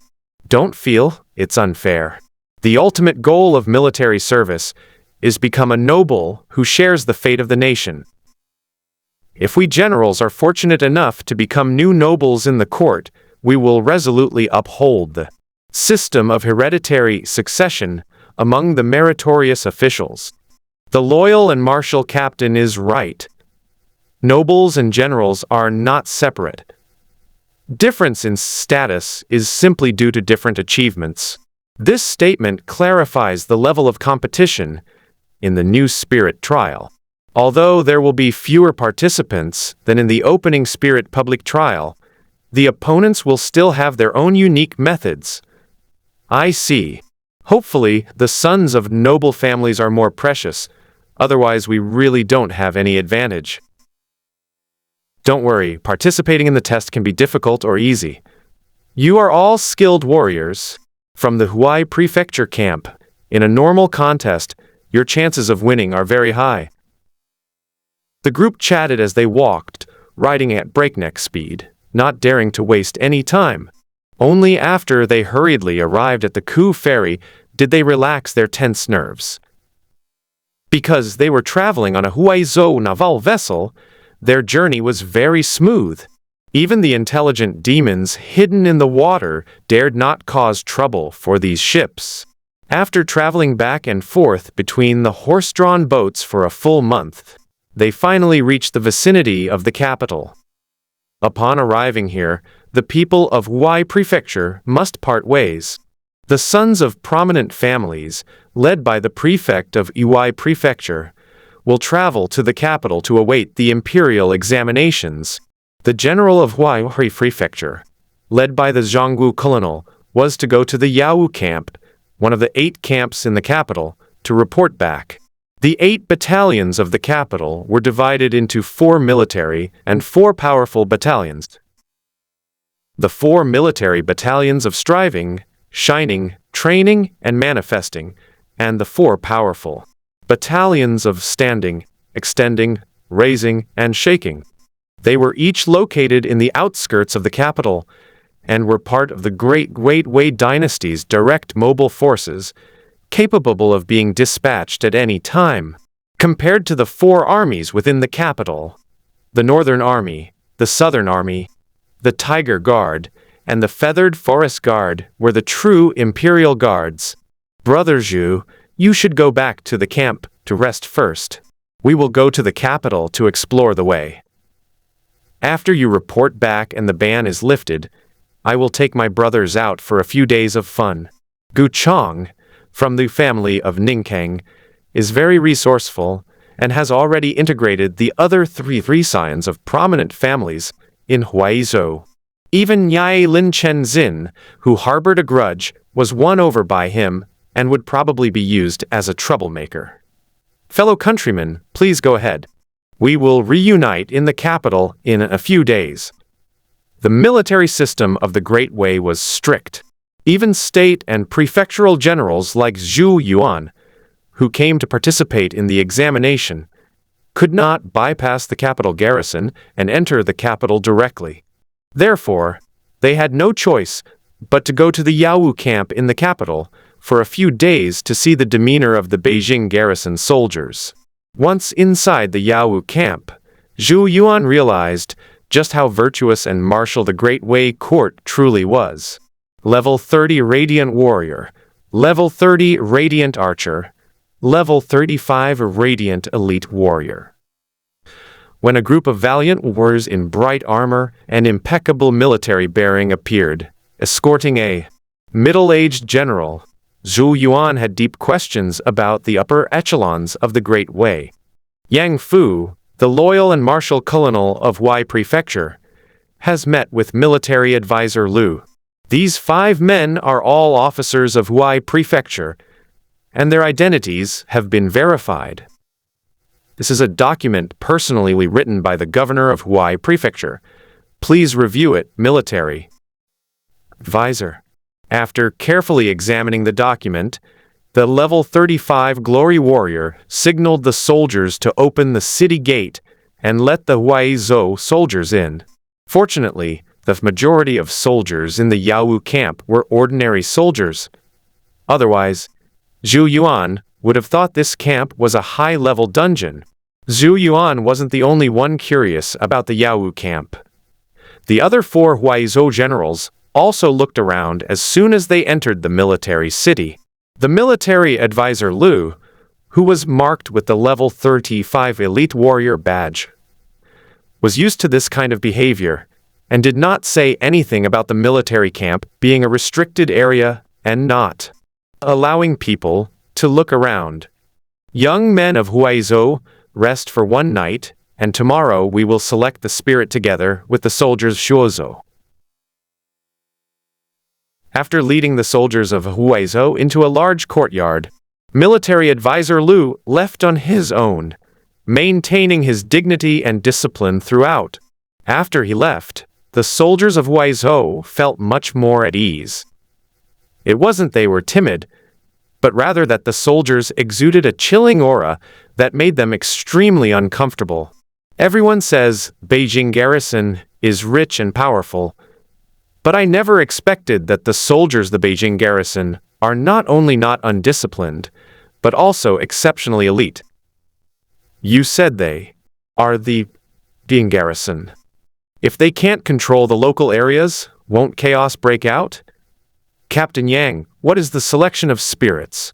But we officers must first pass the internal examination before we can participate in the new Yuanling examination held by the imperial court.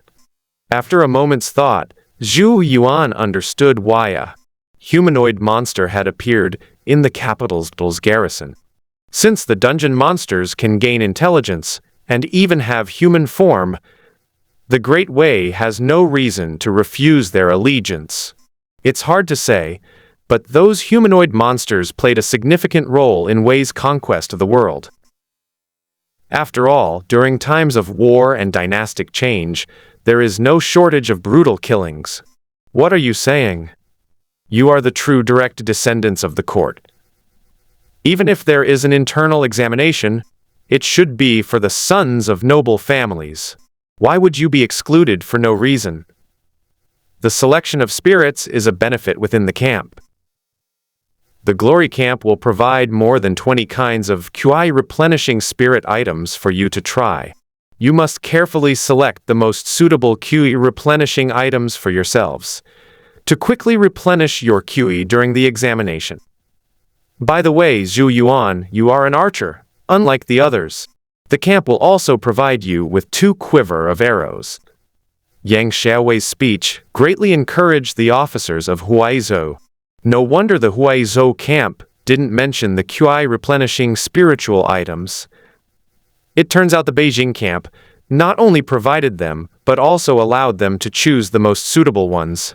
This was both extravagant and heartwarming for the local military officers. The martial spirit of the Great Way is evident everywhere. I never imagined that even the capital garrison would deliberately unite its generals. At night, the vast Yawu camp in the capital was very quiet, with no other sounds except for the footsteps of the patrolling soldiers. Zhou Yuan lay in the barracks, his mind replaying the issue of the humanoid monsters in the Yawu camp. Perhaps recruiting the humanoid monster is not as dangerous as imagined. After they gain intelligence, they will have their own pursuits and their own lives. They can't be defined as the boss's loyal subordinates. If they're loyal when they lack intelligence, but remain stubborn and inflexible after gaining it, then their intelligence has been wasted. In addition, as long as we don't their boss's intelligence and control the instance from which they originate, there are plenty of ways to drive them. In retrospect, the imperial court did not treat them as tools, but rather granted them status and benefits, integrating them into the military merit system. In a world teeming with demons, humanity's ability to thrive and prosper may well stem from its capacity for cultural acceptance and assimilation. It's just unknown whether, in the end, the ruling structure at the top will be human, or those humanoid monsters that have experienced dynastic upheavals. The complex court, in essence, is still the same. Don't treat them like wild beasts. Once they are enlightened, they also enjoy pleasure and beautiful things. Since desires arise, so do pursuits, and goals such as becoming emperors and generals, having beautiful wives and concubines, achieving immortality, and living a carefree life will emerge. With these goals in mind, they become essentially no different from humans, having accepted human culture and integrated into human civilization. Zhou Yuan suddenly remembered Luo Ying, the assistant to the prefect.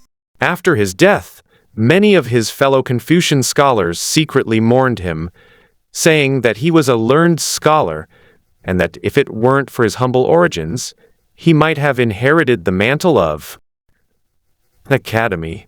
Since even a demon with a painted skin could study Confucian classics, other humanoid monsters could naturally be taught the ideals of loyalty to the emperor and defense of the country. It's really not a problem if we can't beat them. We can absorb them, let them accept human culture, and let them spontaneously maintain the country formed by this culture. I am just a minor military commander in Jing'an army, too far removed from the court of the Great Wei dynasty. Let's wait and see. The next morning, Zhou Yuan met with the general from Shuozhou.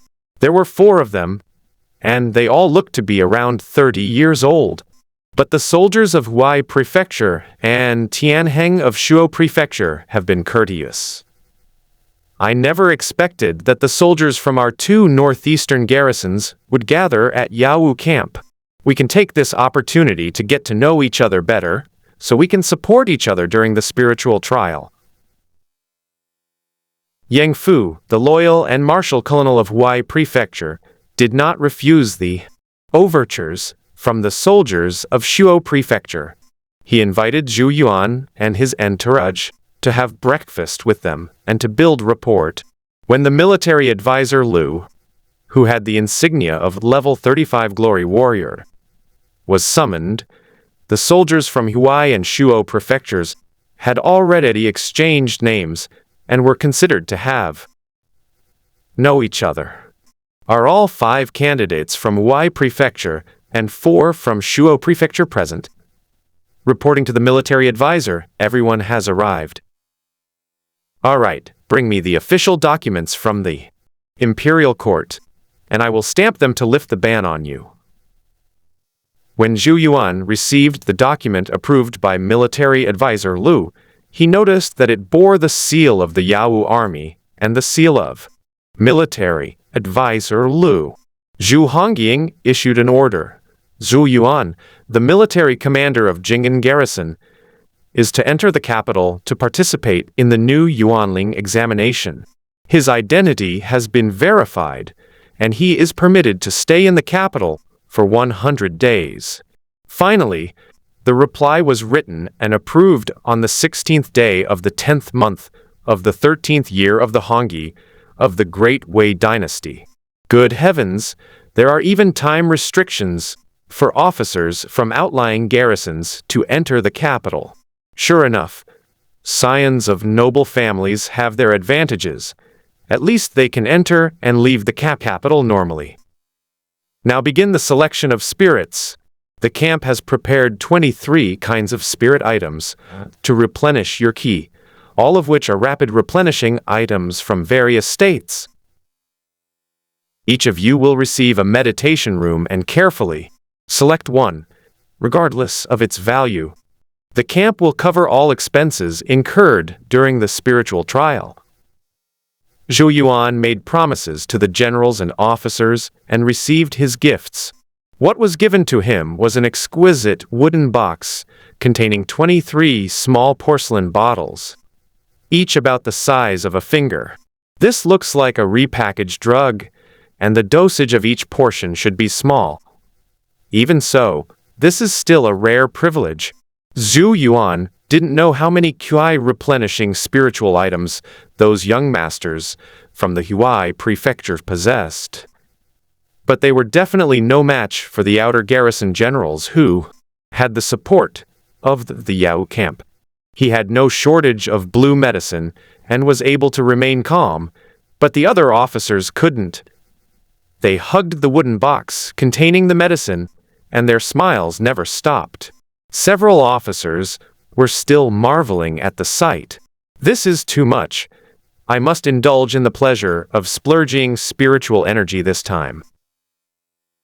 With 23 kinds of blue medicines to choose from, Zhou Yuan was overwhelmed. In the end, he chose Purple Dew as his QI replenishing spiritual item. It's not that Purple Dew is particularly effective, but rather that it can remove a painful status effect after use, making it relatively cost-effective. After all the participating officers had selected their preferred spirit items, military advisor Lu waved his hand and provided each of them with 20 of their chosen spirit items. Before lifting the restrictions, he didn't forget to give a final word of advice. There are many shops in the capital that collect spiritual items. I don't care how many spiritual items you bring, but the items provided in the camp can only be used for spiritual trials. If I discover anyone using the camp's spiritual items for personal gain, I will definitely recover the allocated items and hold them responsible for any losses. We obey your command. After the selection of the spirits was completed, military advisor Lu, accompanied by a team of knights, personally escorted the spare spirits and the generals of the 2 prefectures to the capital.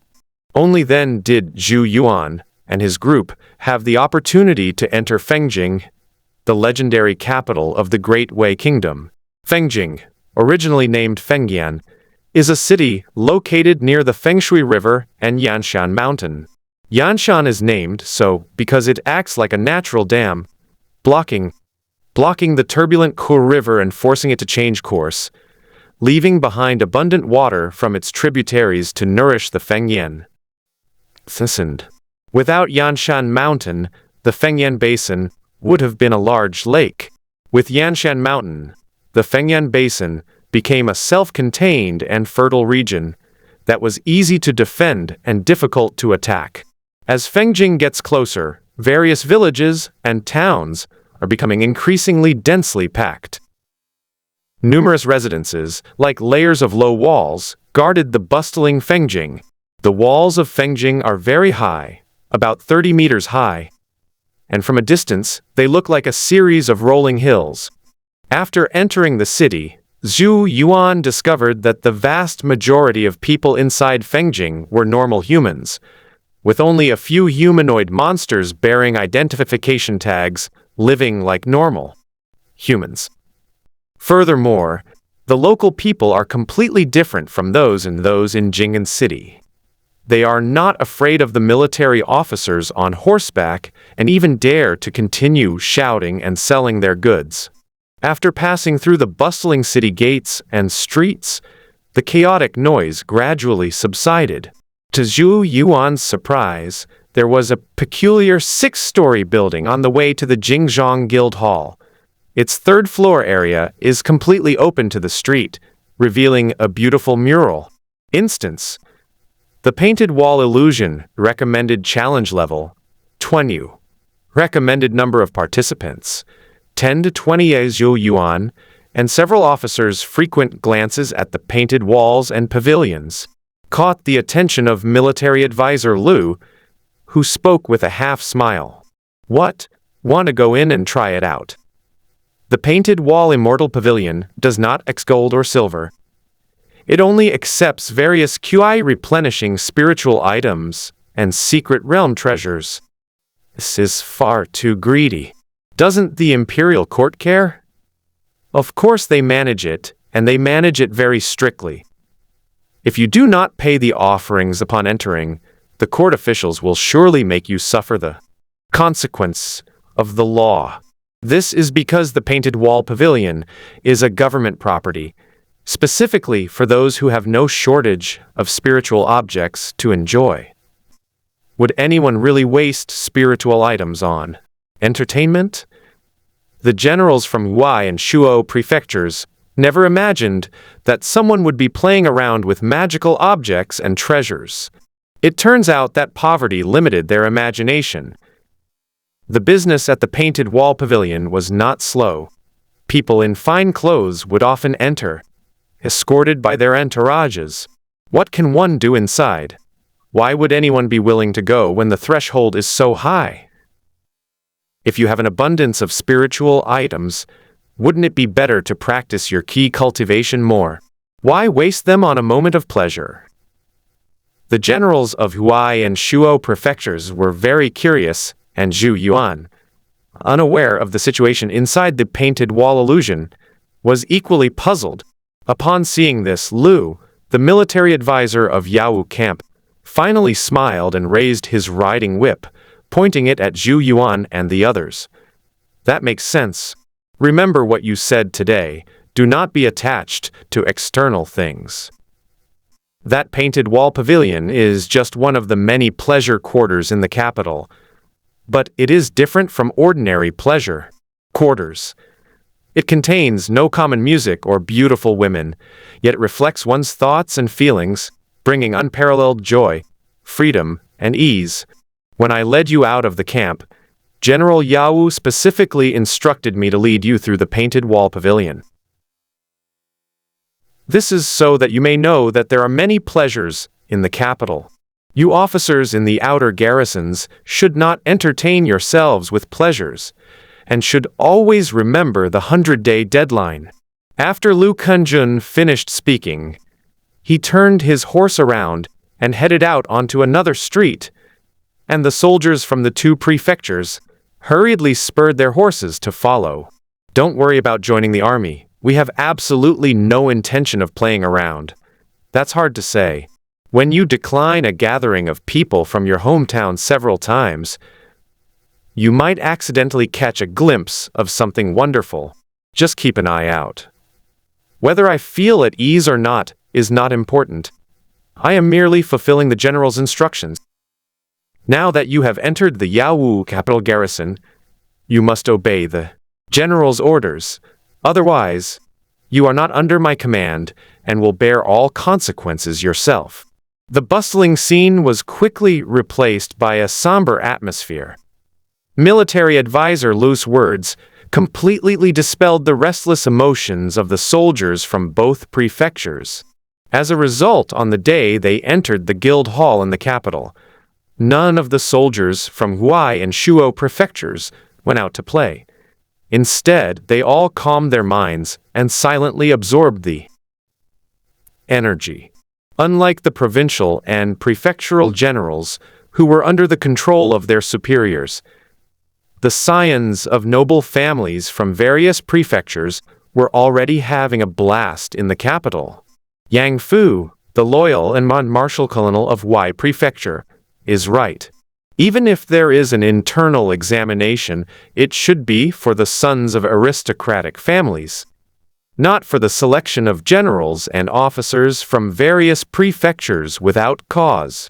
From the moment they entered the capital, the imperial court's selection process began silently. The generals in various prefectures were suppressed by the unfamiliar military officers of the capital garrison, and could not act recklessly even if they wanted to. The sons of prominent families in various states, having lost the constraints of their elders, gradually integrated into the prosperity of the capital through social gatherings and banquets. During this period, some prefectural and county officials wanted to go out and meet with their fellow townsmen in secret, but the military officers in the capital garrison were either sarcastic or short-tempered. Obtaining visiting leave from them was not only difficult, but there were also curfews, which practically forced the state generals to become model citizens. Zhou Yuan originally wanted to deliver a letter to Si Lai at the residence of the commandant of Jing'an, but he was rebuffed by military advisor Lu with a sarcastic remark. "You're going to the Jiang residence like this? Are you going to borrow their favor or to ask for help?" After the spiritual test, one can see both true feelings and false intentions. Why bother going to see those who are deceitful now? Don't even mention joining the army anymore. I'm not going. Once Zhou Yuan left Lu Kanjun's house, he realized that the reissuance of the seal was just a facade. Since the imperial court first allowed them to enter the 8 camps of the capital, and then the capital city, there must have been a way to strictly manage them.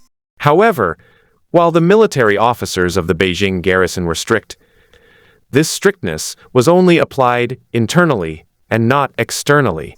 If fellow villagers wish to visit relatives and friends from their hometown at the guild hall, they can come whenever they want, and meals and lodging will be provided.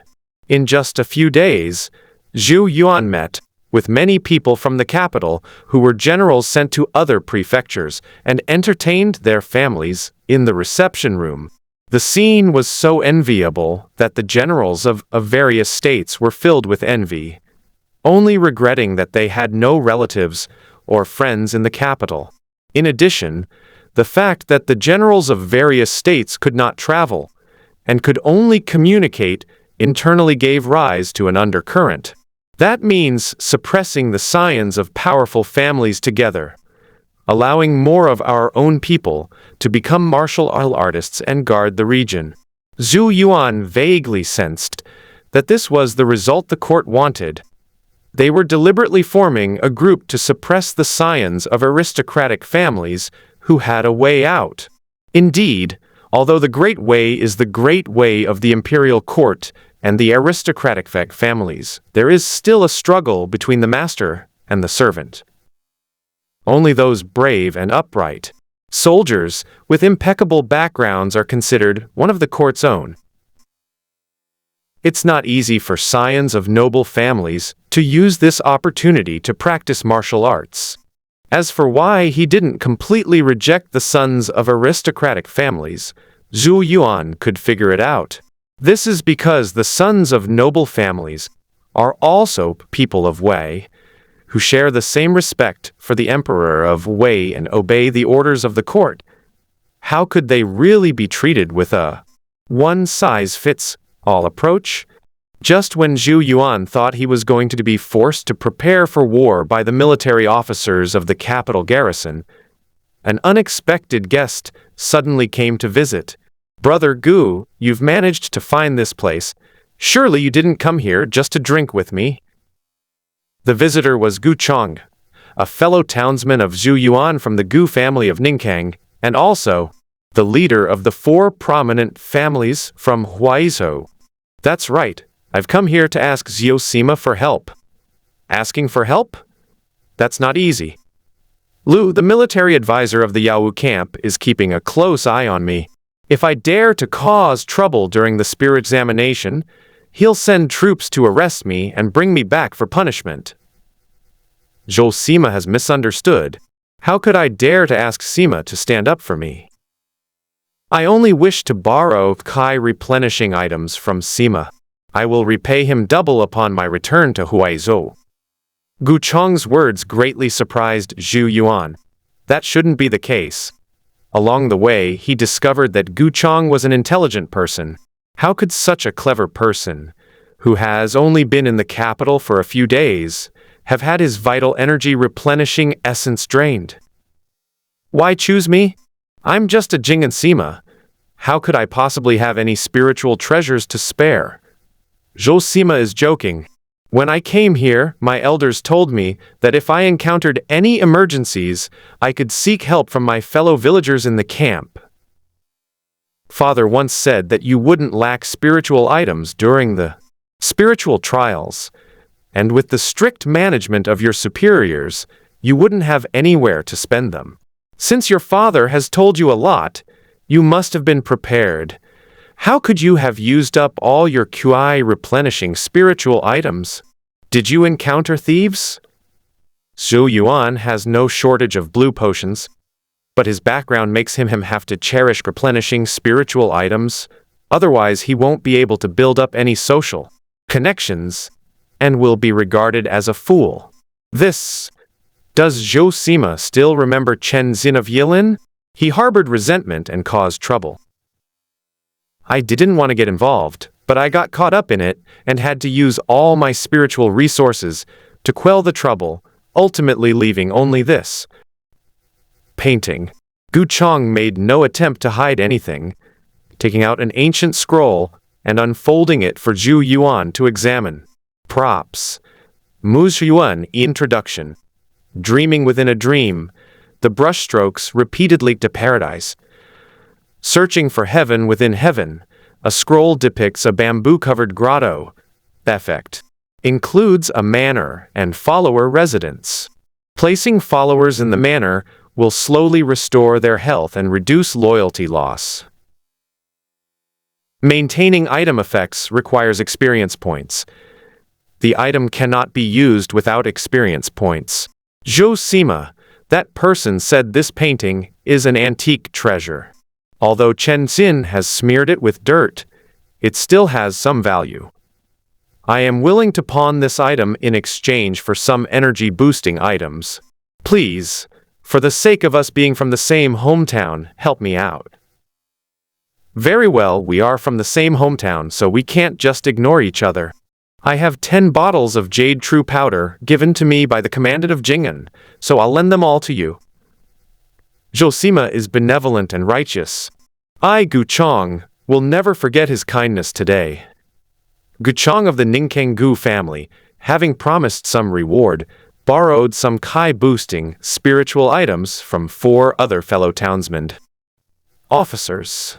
In this way, although the types of spirits are different, it is not convenient to precisely control the frequency of replenishing Kai. But at least we've gathered all the necessary spiritual items, so we can give it our all in the new elemental spirit trial. Yilin Chen Xin, whose situation was similar to his, did not appear. Perhaps he had found other assistance, or perhaps he was still in a state of panic. What Zhou Yuan didn't know was that after he lent the QI replenishing spiritual item to the Huai Prefecture General, the military advisor Lu, from the Yao camp, secretly gave the guards an order. From today onwards, unless it is for important business, no one from Huaizhou is allowed to enter the museum. Humph, they're all honest fools. Wouldn't it be better to take this opportunity to eliminate a competitor. Why be soft-hearted just because they're from the same hometown? After military advisor Liu issued the order, the officers of Huai Prefecture became the most leisurely group of people. Forget about fellow townsmen. Even old friends from Beijing who come to visit will be secretly sent away. The unsuspecting Huaizhou general was very puzzled. What was going on? Were his fellow villagers afraid of disturbing their preparations for war? Indeed, the people of Huaizhou are the most reliable. From then on, the officers of Huaizhou lived a monotonous life of quiet contemplation and mutual sparring. Only Zhou Yuan found some enjoyment in the tedium, which was experimenting with different types of followers. After injecting 1,000 experience points into the peach and bamboo painting scroll, he successfully activated the follower item. Its function is similar to a Pokeball, which can be deployed to capture Pokémon. However, it shouldn't be considered outstanding among similar items. Zhou Yuan filled the attendant slots with just 4 small birds and a tabby cat. Interestingly, after the tabby cat enters the peach and bamboo painting, it will openly chase after small birds. The ancient scroll painting was turned into a picture of a raccoon catching a bird, because those few smudges on the painting seriously affected the overall effect. The peach and bamboo scroll contains a manor and servants' residences. It seems that the interior space is self-contained and cannot accommodate servants who restrain each other. They would fight amongst themselves. Zhou Yuan tried cultivating loyalty again, and found the tabby cat needed fish and meat, and the birds needed grains and beans. As long as they were fed, their loyalty would continue to increase. In addition, when a follower is released, the follower's image will still remain on the scroll. They will break free from follower connection when their loyalty drops below 30%, and the image on the scroll will also disappear at the same time. In comparison, it's more cost-effective to capture a few dungeon monsters, as they not only don't need food to survive, but also have decent combat power. I wonder if people can become followers. If they can, this scroll could also serve as a tool for testing loyalty. Zhou Yuan spent his days experimenting with the functions of the peach and bamboo scroll, which was quite interesting. The generals from various states, however, began to get restless. Some even requested to return to the Yao camp, preferring to live in the barracks with more soldiers rather than stay in the better-equipped officers' quarters. However, the military officer in charge of the Beijing garrison disagreed and continued to suppress the conflict.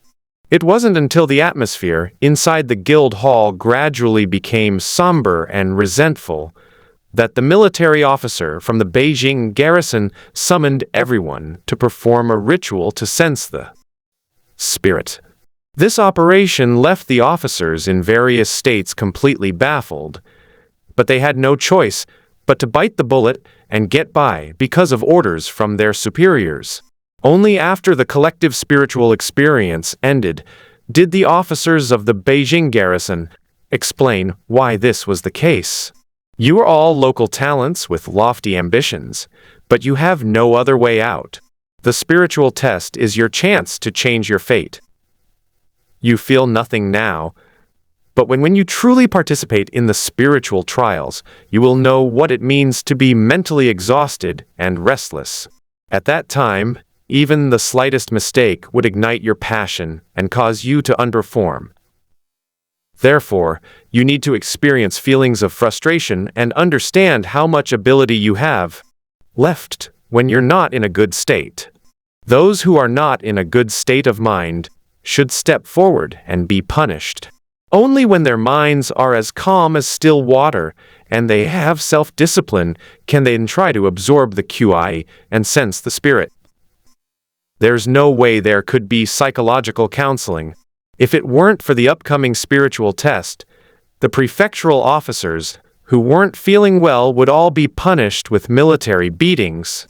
The military officers of the capital garrison were using a very crude method to enable the generals of various prefectures to have the ability to withstand pressure in emergencies. They had seen far too many excellent generals fail to be selected. That composure is a rare and winning weapon. But when faced with the opportunity to change one's fate and achieve success, even seasoned generals can underperform. We thank you for your guidance, and we are willing to accept the punishment. One advantage of being a general in the military is that once a certain order is deemed reasonable, the same instruction can be issued. In the following days, it happened frequently that people would gather in the middle of the night to practice QI sensing techniques, random checks on QI sensing techniques, or practice QI sensing techniques, their physical limits. Apart from Zhou Yuan, the generals of various prefectures once again experienced the hardships of the selection process for entering the camp. It's hard to say how effective this was, but it did suppress the restless mentality of the generals in various states, allowing them to gradually adapt to the high frequency of test preparation. Training. Next, the military officers of the capital garrison organized a spirit control test, requiring officers from various prefectures to learn the wide-eye technique within 3 days and test the spell's effects on the 4th day. To encourage the participation of officers from various states, they also offered 20 sets of QI-boosting spiritual items as a reward. During this process, Zhou Yuan did not obtain the original vision technique, but only the copied text. Therefore, he had no choice but to calm down and try, practicing the spells day and night. Fortunately, a vision enhancement technique is not difficult. It is just a basic skill for enhancing eyesight. After learning the wide vision technique on the morning of the 3rd day, he used his accumulated experience to upgrade it to level 2, successfully maintaining his excellent rating. The battles that followed became even more ruthless. The officers of the capital garrison would randomly select a few men to form a team, while the other officers would act as demons from the secret realm to attack their formation. During this process, Zhou Yuan learned some command methods and changed the offensive rhythm, prioritizing the protection of teammates and then inflicting damage. While this move limited his offensive firepower as the main shooter, the final test of the game is about on-the-spot coordination and combat skills, and protecting teammates is a big plus. After a round of 3-stage drills, the generals from each state officially entered the continuous simulation phase. Just when Zhou Yuan thought that the officers' remedial lessons were limited to these few types, the military officers of the Beijing garrison showed up with new methods. In the heat of battle, the most important thing is the terrain. You have been practicing for some time now, so today I will take you to see the spiritual test site. This way, you'll know the order of positions, won't be bothered by trivial matters, and can focus on sensing and controlling your spirits. Because the secret realm was a real-world battlefield, it was temporarily designated by the Emperor of Wei, and the military generals from various states only visited the area where they could sense and control spirits. It was an official residence and palace in the west of the city, which was famous in the capital. The palace gate had the words Yanwu Palace, written by Emperor Taizu of the Great Wei.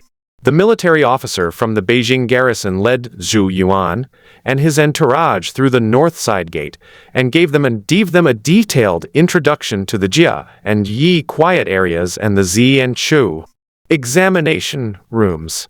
Some officers who were shy took the initiative to ask questions. Wouldn't joining the army be a bit inappropriate?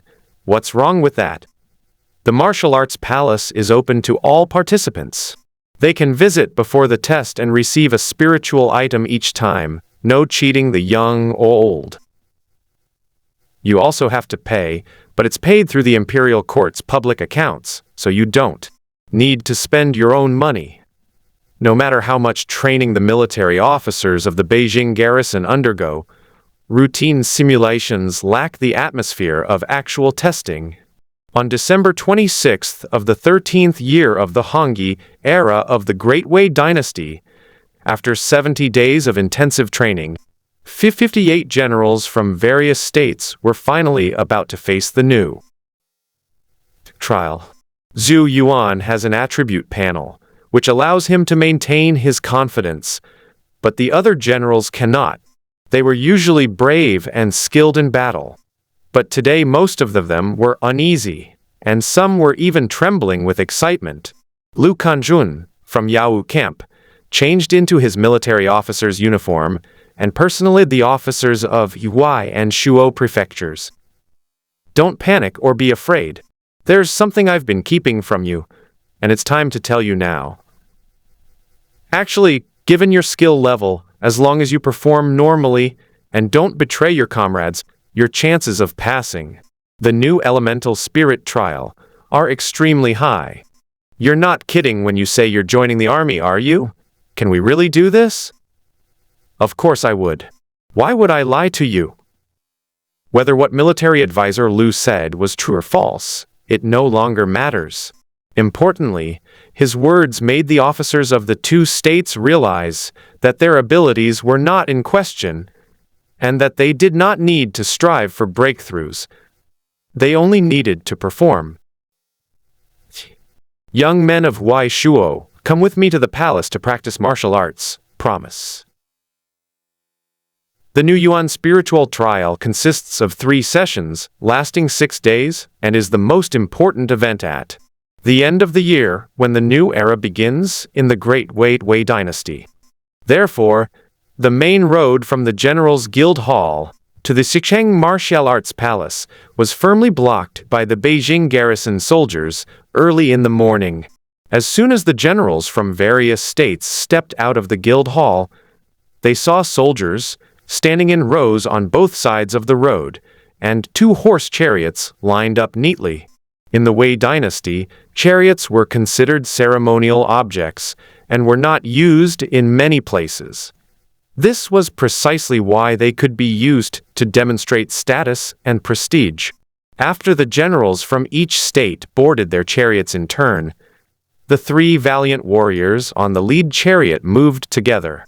One man swung his arms and struck the war drum mounted on the vehicle.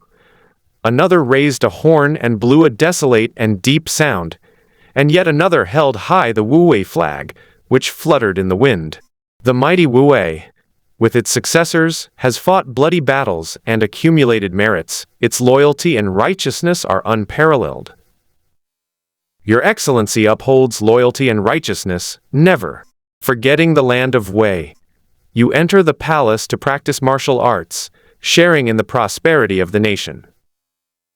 Amidst the booming and wailing of war drums and horns, chariots began to move. The soldiers of the capital city stood in unison, praying for the general's victory, the defense of our Wei territory, and the prosperity of our military fortune.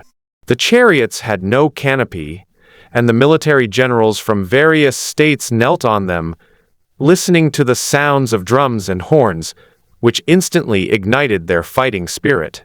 At that moment, Zhou Yuan suddenly understood why the humanoid monster could integrate into the military camp. Once personal martial prowess is linked to national honor, the psychological satisfaction derived from it can ignite a raging fire. It is because the masses call for it, and the soldiers follow it, which is also a kind of romance. The fluttering of Wu-wei flags, and the presence of armored soldiers on the imperial road to offer prayers for victory attracted many onlookers from the capital. Some of them stood on both sides of the street, while others peered out from inside the houses along the roadside. He was impressed by the military prowess of the Great Wei Dynasty and hoped that his own descendants would one day enter the palace to practice martial arts, protect the country, and bring prosperity. to family. Even the most luxurious motorcades of aristocratic families cannot match the prestige of active-duty generals. This exhilarating atmosphere was only broken off by the palace walls when the generals from various states entered the martial arts palace. But an even greater celebration was already brewing in. Secret. All participants shall enter the side hall to change into their robes. They shall not bring any energy-boosting items, nor shall they violate the principle of conducting the martial arts competition. Led by a group of eunuchs, the generals from various prefectures entered the side hall wall 1-1 and changed into the imperial bestowed, embroidered tiger robes, rhinoceros hide boots, and military caps. These formal attire were not comfortable to wear, but since the new Yuanling was testing the nation's talents, the Crown Prince of Wei would be coming to watch the martial arts competition, and the generals, as Wei officials, needed to maintain a dignified demeanor. While the generals were changing their clothes, the chief eunuch also gave instructions to the generals of each prefecture. Today, the national martial arts competition is being held, and the 4 presiding judges are the Crown Prince of Wei, the commandant of the guards among the 9 ministers, and the 2 commanders of the southeast among the 4 garrison generals. In short, the people coming to the test are either high-ranking military officials or future rulers. Regardless of whether you can pass the test, you absolutely cannot cheat under their noses. In fact, the chief eunuch's worries were completely unnecessary. With only 58 generals from various provinces and 4 bigwigs personally observing the martial arts competition, how could there be any opportunity for cheating? After the entrance examination bell rang 3 times, military officers from various prefectures, along with sons of noble families and meritorious officials, entered the examination hall in 3 lines. The total number of people was actually not many, only about 130, including more than 40 sons of prominent families from various states and more than 20 sons of noble families. At this point, Zhou Yuan and the others finally met the Crown Prince of Wei, the 9 ministers and the generals of the 2 garrisons. Of these 4 high-ranking officials of the Great Wei, only one has an identity marker. Zhang He, a level 40 patrol general. Its identity information does not have a blood-red skull symbol, but it does have a name identifier, so it should be a high-level elite monster. Judging from his bright armor and azure battle robe, standing on either side of the Crown Prince alongside another red-robed general, he should be one of the 2 generals of the garrison. The most eye-catching figure was the Crown Prince of Wei, who stood in the center of the viewing platform. He was tall and strong, with a swallow-like chin and a bushy beard, and looked to be about 30 years old. Heaven blesses the Great Wei, producing outstanding talents in great numbers. Families continue, the nation is passed down, and martial virtue and fortune are preserved. Today, people from all directions gather in Fengjing to add glory to the military fortune of our Great Wei, and safeguard the eternal prosperity of our Great Wei nation. Gentlemen, as pillars of our Great Wei, you should carry on the founding aspirations of our predecessors, displaying your might through military might and gathering spiritual strength to protect our nation. Today's test is not about who is superior or inferior, or who is loyal or righteous. It is all about seizing the opportunity and making a decision on the spot. Therefore, the victor should not be arrogant, and the loser should not be dejected. Only after 3 trials can the outcome be determined. Furthermore, you are all national talents, and national talents are treated with the highest national honors. Even if you fail the imperial examinations in the new era, you can still take the civil service examinations. You should all strive forward without becoming arrogant or impatient. We will obey the king's command and our spirit will never falter. After the Crown Prince of Wei gave a pep talk to boost morale, the new Yuanling trial officially began. The Imperial Guards, who had been waiting in advance, led each participant into a different room and then distributed QI-dispersing drinks, spirit-gourd liquids, and spirit-gathering rulers in turn. As its name suggests, the QI-dispersing drink is a spiritual substance that disperses qi. After consumption, the spiritual energy in the body will be gradually cleared away. The spirit-gourd liquid is a QI-replenishing spiritual item, and on Zhou Yuan's attribute panel, it is marked as a blue potion that quickly restores a small amount of spiritual energy. The spirit-gathering ruler is a standardized tool with markings. Continuously infusing it with spiritual energy can activate different markings. Each of the Imperial Guards supervising the exam carried a vial of magic liquid for emergency rescue should the examinee malfunction and fall unconscious. Officials from the Court of Imperial Sacrifices, holding pens and ink, were ready with the Imperial Guards to record the examinee's scores at any time. To be honest, undergoing the ritual of breathing exercises and spiritual connection under the watchful eyes of the Imperial Guards and officials of the Court of Imperial Sacrifices was quite a test. However, for the sake of fairness, all participants must pass this test. With a clang as the melodious bell rang, Zhou Yuan picked up the QI-relieving drink and downed it in one gulp. This stuff is a drug that continuously clears blue bars. It took a full 15 minutes to empty his blue bar. However, he has a mana regeneration skill, which allows him to regenerate mana automatically even when he is sitting still. By the time the second bell rang, his mana bar had almost recovered to 1/10 of its original level. Please, General, accept this message and feel the divine power. After the official from the Court of Imperial Sacrifices spoke, Zhou Yuan drank the spirit-gourd liquid in front of him. Taking this directly reduced its effectiveness significantly, restoring only 30% of his mana. Just to be on the safe side, he used another Jade True Powder through the attribute panel to bring his mana bar back to 90%.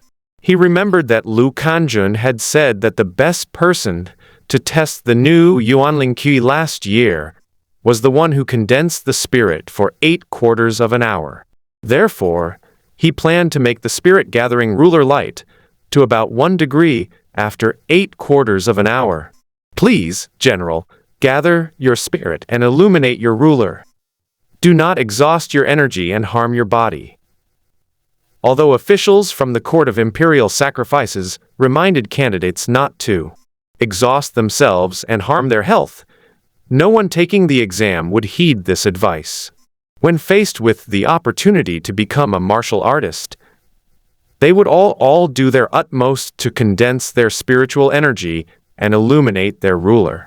After the third bell rang, Zhou Yuan followed instructions and channeled spiritual energy into the spirit-gathering ruler.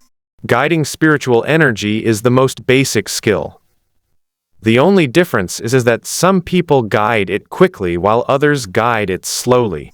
Zhou Yuan possesses the max-level Golden Toad Nourishing Qi method, which allows him to circulate qi throughout his body and is among the fastest QI guiding techniques.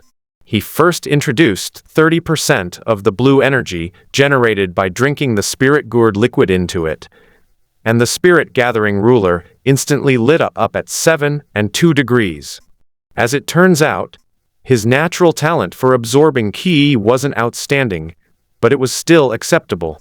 He then used up 6% of his mana to raise the spirit-gathering ruler to a position slightly below the 8th mark.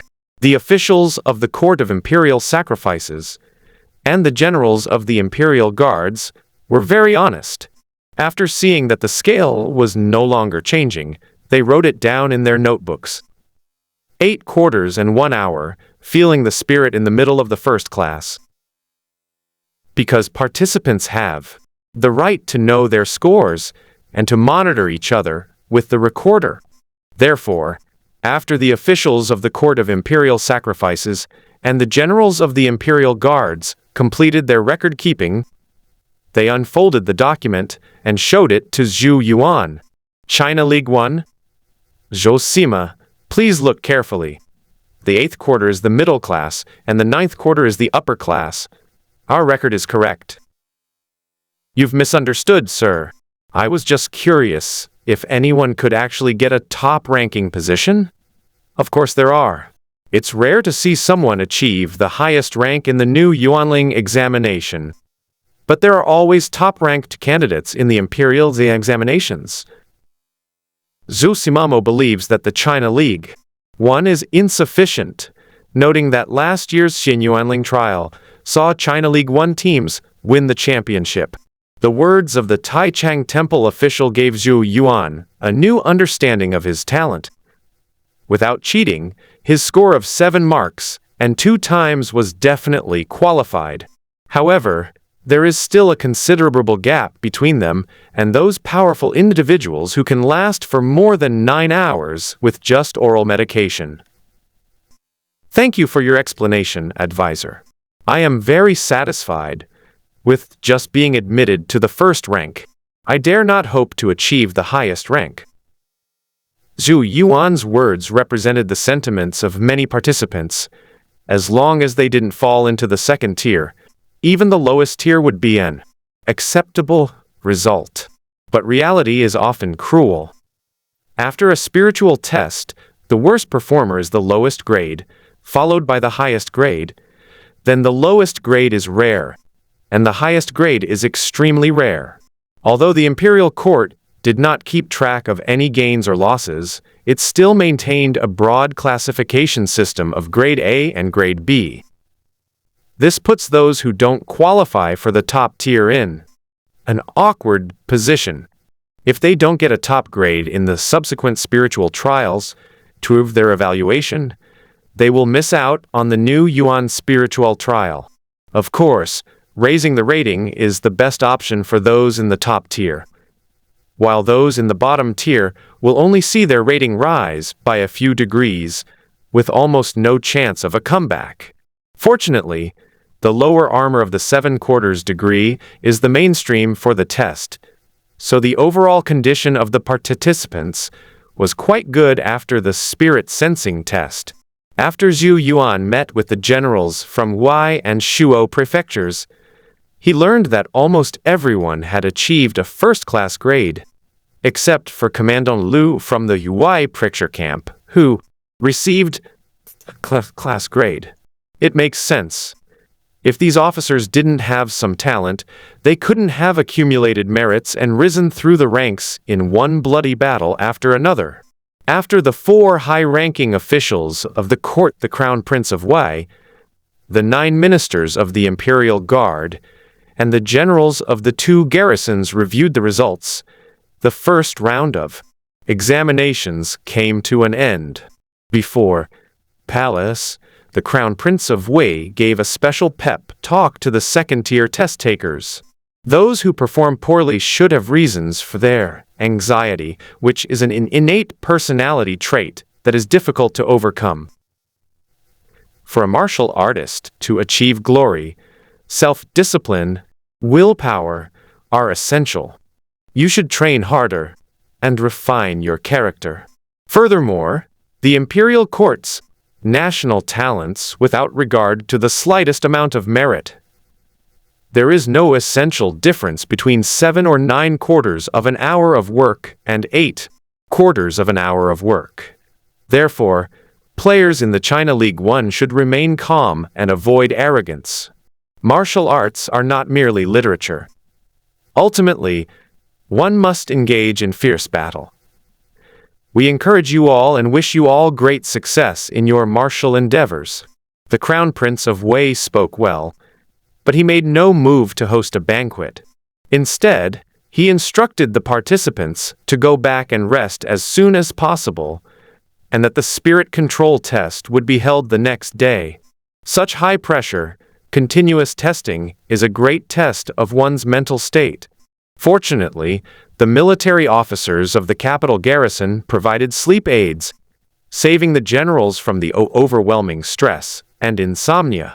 Therefore, on the second day of the examination, the generals from various states were in high spirits, but that was the end of their good spirits. Because the second spirit control test will last for 4 consecutive days, the participants will need to stay at the martial arts palace for 3 nights. After Zhou Yuan stepped into the palace again, the Imperial Guard General gave him a handwritten copy of the martial arts technique Uki sword finger. This is a martial art that condenses energy in the fingers and manifests spiritual energy externally. Its difficulty lies not in the release, but in the degree of condensation. Therefore, Uki sword finger is a martial art that is easy to learn but difficult to master. The range of its application and the strength of its attack depend entirely on the degree of refinement of the spiritual energy. This is good news for Zhou Yuan, who is most afraid of encountering martial arts techniques that are difficult to learn and test quick wit. Please rest assured, General, as you practice your martial arts. We will all wait outside. In order to provide the participants with a better space for practice, the officials of the Court of Imperial Sacrifices and the generals of the Imperial Guards left Zhou Yuan's room. At this point, some family supporters can be used with peace of mind. Anyone who possesses a potent medicine that enhances focus can use it with peace of mind. The Imperial Court will not pursue any external aids. This is clearly a way for the sons of noble families to gain an advantage. If they don't have a couple of good things to offer, how can they compete with active duty generals? The disadvantages of the generals in each state also became apparent at this moment. They were numerous, and the military camp could not possibly provide each of them with some precious spiritual items. Therefore, the descendants of powerful families and noble scions need to start making their moves. This is also their only chance to suppress active duty generals. Otherwise, when the third real battle comes, the brave and skilled active duty generals will become the dominant force. After all, they all fought their way up through bloody battles and accumulated merits, climbing the ranks step by step. Actual combat is their forte. Like the generals of other states, Zhou Yuan did not have any particularly precious amplification elixirs, nor did he need them. After spending 2 days developing the Uki sword finger skill, he used his accumulated experience to level it up to level 2. He estimated that unless he encountered a noble scion possessing a special treasure, the normal amplification from elixirs would not be as effective as his level 2 skill. On the morning of the 4th day, after breakfast, the bell for the martial arts test rang precisely on time. Officials from the Court of Imperial Sacrifices and officers of the Imperial Guards entered the room together. After measuring the distance with their standard short canes, they drew 2 red lines with vermilion ink. Then the Imperial Guards went inside and carried a bronze mirror, as tall as a person, to the red line. Zhou Yuan could see clearly that the bronze mirror had a name on it. Duan Bronze Mirror. Please stand at one end of the red line, General, so that the mirror may reflect your martial prowess. Upon hearing this, Zhou Yuan walked to the red line, calmed himself down for a moment, and solemnly used the skill Uki sword finger on the bronze mirror. With a clang, after a crisp sound, ripples spread across the bronze mirror, initially chaotic, then gradually becoming orderly. Ripples spread out, slowly revealing a 3-pattern design. After a moment, the ripples disappeared, and the bronze mirror returned to its original state. 1 line is called Bing, 2 lines are called Yai, 3 lines are called Jia, and then Jia is repeated. The Jing and Zhou Yuan is of the third rank, which is the highest level of spirit control. Does the general have any objections? Nothing exists, and it is absolutely accurate. Congratulations, General. You have formed 3 tattoos without the aid of external objects. Your talent for controlling spirits is truly rare. At this time, Zhou Yuan was unaware that he had underestimated the arrogance of the sons of noble families. Several sons of noble families, with the combined blessing of precious artifacts and elixirs, achieved scores of 3 or more. But the Crown Prince of Wei set his sights on his records. 2 teams have already been selected. Is it possible to get a third team? Zhou Yuan's impeccable background prevented him from achieving overly impressive results. However, a clean record can be a plus in some situations. For example, in the eyes of the Crown Prince of Wei, Zhou Yuan, who had already completed the 2nd level of the imperial examination, was young and promising, and came from the military, was an outstanding general worthy of cultivation. Let's see. If he can achieve the top 3, I will bring him into the military and win him over, and then train him. The commandant of the guards, one of the 9 ministers, had a different opinion from the Crown Prince. In his view, Zhou Yuan, who came from a respectable background and was exceptionally talented, was born to join the Imperial Guard, where he could protect the emperor and lead troops to conquer the border regions. However, the Crown Prince's face still had to be respected, so the 9 ministers and the commandant of the guards temporarily abandoned their intention to appease Zhou Yuan. Your Majesty, it's time to serve wine. The Taizu Cheng from the Taichang Temple, who was mainly responsible for sacrificial rites, was transferred here to perform the rituals for the examinees. At his prompting, the Crown Prince of Wei ordered the armored soldiers to beat drums to gather the generals, and then gave them wine and commands before they entered the secret realm for actual bat. The Crown Prince's status is quite intimidating. With him around, whether they are sons of noble families or descendants of powerful clans, they all behave very obediently. Therefore, after the drums sounded, the generals, noble sons, and scions of aristocratic families of all the states moved at the sound, maintaining good order and forming neat ranks. I have often heard that heroes are everywhere, but I wonder what heroes look like, whether they are loyal and righteous, and whether they are mighty. Today, your martial arts demonstrations have allowed me to witness your innate talent and an unwavering determination, but I regret that I have not yet witnessed your martial prowess. Gentlemen, are you willing to fight for our great Wei, so as to demonstrate your majesty and show the backbone of great Wei? We dare not disobey. We are willing to sacrifice ourselves for the great Wei and offer our martial prowess to the king. The spiritual trial is a path chosen by the participants themselves, and it seems inappropriate for the Crown Prince of Wei to ask such a question. However, since casualties may occur in actual combat, Emperor Taizu of Wei established ancestral precepts when he founded the dynasty. The Lingxi martial arts demonstration was not a personal contest courage, but a battle for the country. The drums were beaten to gather the generals, and then the generals were led into battle. It was this change in name that transformed the spiritual trial into a formal war of national defense. Not only do the injured receive compensation, but the order itself has also become a crucial element. Now that the Crown Prince of Wei has ordered a battle, any soldiers who are killed, whether they are officers, sons of nobles, or scions of aristocratic families, will be counted as his subordinates. Eastern Palace. Well, gentlemen, please drink this wine to your heart's content and boost your spirits. I have erected a command platform in the martial arts, and hereby issue commands to you all, hoping that you will fight against the demons and monsters for me, and grant me a triumphant new era. We obey orders and will immediately go into battle."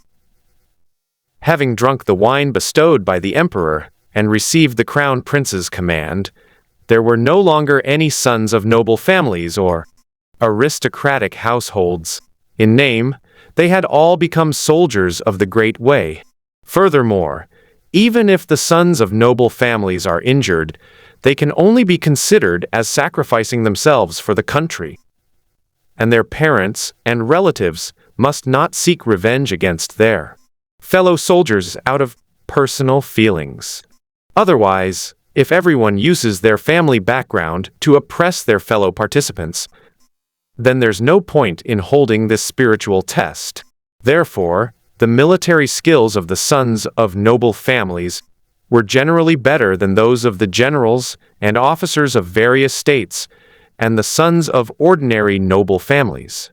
Zi Yin Wu, Shu Mao Ba, Yin Chen Liu, you 10 people form the Bing team. Promise. Zhou Yuan's license plate number was Yin Chen Liu, which led to him being assigned to a half-baked team. The reason why we say they are only half-acquainted is that half of the officers in the team are from prefectures and counties, including one officer who is an acquaintance from Shuozhou. In this situation, sons of noble families and aristocratic families had no chance of obtaining leadership of the squad. The squad leaders could only be selected by the generals of each prefecture. Meng Xian, who came from Shuozhou, was recommended by the 4 generals to be the leader because of skill in using a gun and shield. Therefore, Meng Xian must quickly familiarize himself with the team members and match the team formation according to their strengths. After some reorganization, Zhou Yuan discovered that the team consisted of 2 archers, 1 rare mage, and 7 melee warriors. This makes their team's damage output very strong, and as long as they don't encounter high defense dungeons, they have a chance to quickly complete the attack. All teams, collect your horses and rations and set off as soon as possible. Urged by the Imperial Guard commander, Zhou Yuan and his teammates collected supplies and set off immediately. It was already afternoon, and they only had a day and a half left. Fortunately, there were 2 Imperial Guard generals as their companions. Otherwise, just looking at the map and searching for the target would have taken up a lot of their time. Tap, tap. Each participant rode 2 horses, one carrying the person and the other carrying armor, and they left the capital through the west gate, heading different directions. Subsequently, 3 red cloths were pasted on the outer wall of the martial arts palace, and officials from the court of imperial sacrifices began to write down the results of the first test of spiritual perception and the second test of spiritual control on them. But this honor is destined to be delayed. The participants who are rushing to the capital have no time to look back at the capital. They are only thinking about giving their best in the final round. The results are out! Don't push me. Let me take a look. Who is Zhou Yuan of Jing'an? He managed to win 2 consecutive top ranks as a military commander. Hopefully, he comes from a good family, so that he can bring glory to the new era. It's too early. Let's see again tomorrow. Only those who rank in the top 3 can be considered true heroes of the Great Way. Although the martial arts rankings are not yet complete, the people of the capital have already begun to discuss their favorites. It wasn't until evening that the crowd gradually dispersed, and Zhou Yuan and his teammates arrived at their destination, Daying in Yangpu County. There are 2 secret realms here.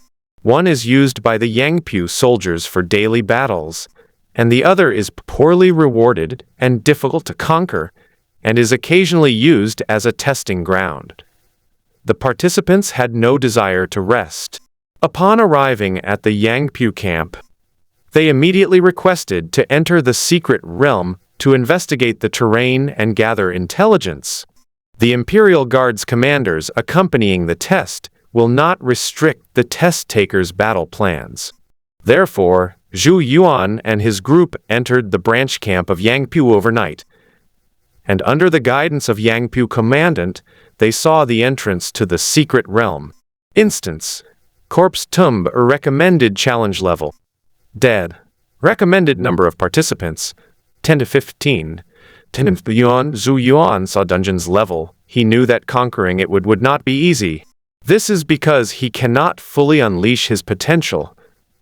If his teammates encounter problems midway, it could significantly impact the progress of the attack. Please rest for a moment, everyone. Allow me to go inside and take a look. After becoming the team leader, Meng Xian from Shuozhou showed a strong sense of teamwork. He never asked his teammates to go ahead to scout ahead. Instead, he insisted on doing it himself. However, this secret realm is destined to be unfriendly to him, and his favored spear will likely be restricted due to the environment. Brother Meng, please wait a moment. Let's go in together so we can look out for each other. Zhou Yuan followed closely behind and entered the corpse realm together. He possesses the max-level wide vision technique, enabling him to see in the dark, thus allowing him to see farther and more clearly than Meng Xian. The moment he entered the instance, he was greeted by a vast, dimly lit underground tomb. Level 10 purple zombie, Level 12 white zombie, Level 13 jumping corpse. There are 8 entrances to the tomb, and dungeon portal is located on the stone coffin in the center of the entrance. At each intersection, 3 types of zombie monsters were scattered and roamed around, among which the purple zombies and white zombies seemed to be easy to deal with. However, those leaping corpses can easily evade the frontline armored soldiers inside entrance and leap to attack the backline damage dealers. Another key issue is lighting.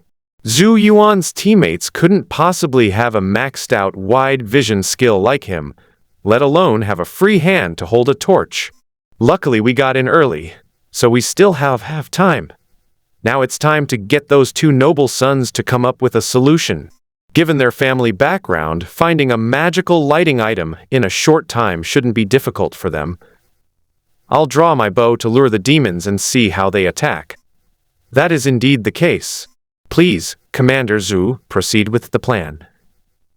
Zhou Yuan drew back the flowing fire bow, simultaneously triggering the Heart Constellation and Crimson Sparrow equipment skills, causing the arrow in his hand to immediately ignite with crimson flames.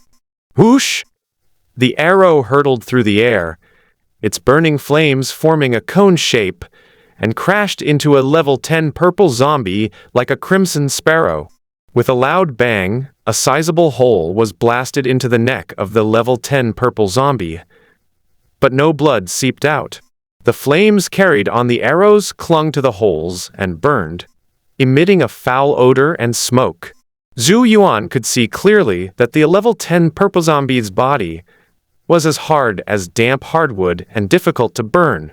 Even though the Crimson Sparrow flame generated by spiritual energy is extremely hot and explosive, it can only produce an explosive and scorching effect, and cannot ignite it. In addition, the body of the level 10 purple zombie is covered with a thick layer of purplish-black mycelium, and it will emit wisps of black smoke when burned by flames. Zhou Yuan's arrow reduced its health by 52%. But did not trigger a critical hit effect from the weak point attack.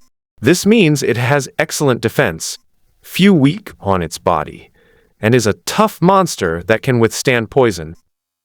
However, the level 10 purple zombie has as many drawbacks as it does advantages.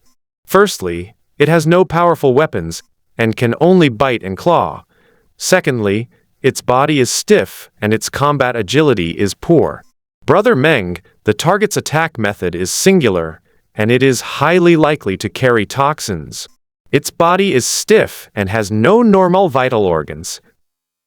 All right, let's wait for it to come and strike my shield so we can test its strength. The monsters in the corpse dungeon don't have very active attack detection. After Zhou Yuan shot the purple zombie with his bow, only 5 zombies chased out from the tomb passage. The zombies in the other 7 tomb passages showed no reaction whatsoever. This is good news for the participating team. Even if it takes a little more time, they can safely clear a passage to the tomb. The problem is that we don't know which passage the boss is in, and clearing them one by one would be very time-consuming. Boom, boom, boom. The movement speed of the level 13 jumping corpse is much faster than that of the purple zombie and white zombie. Its jump height is about 2.5 meters, and the length of each jump is about 4 meters. When it leaped closer, Meng Xian did not take the opportunity to thrust his spear at an angle and knock it down, but instead obediently raised his shield and took the blow. The moment the long, black fingernails touched the magical shield, a piercing sound was produced. It is powerful and heavy, and not easy to resist. Fortunately, it is used to striking with its claws, so it does not exert much force. Zhou Sima, let's retreat first. We'll attack again after we get the illumination artifact and the antidote. Alright, we can't ignore the pervasive corpse odor. We'd better find a few poison masks for the frontline soldiers to protect themselves. As they spoke, Zhou Yuan and Meng Xian exited the corpse realm one after the other. The 8 companions who were waiting outside saw them appear and hurriedly went up to ask for information.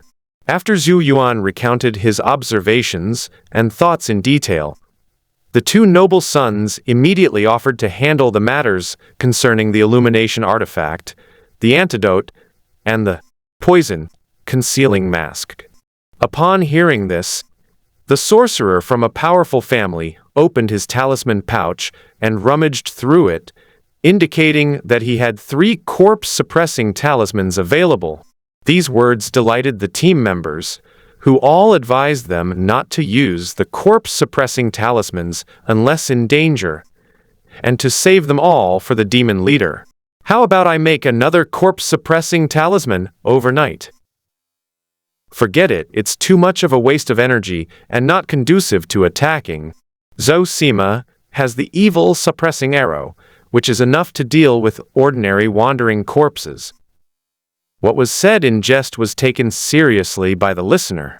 When the 2 noble sons left the camp and saw the family guards who had followed them, they not only asked for things to light up and shield from poison, but also asked for a corpse-suppressing talisman and an evil-suppressing arrow.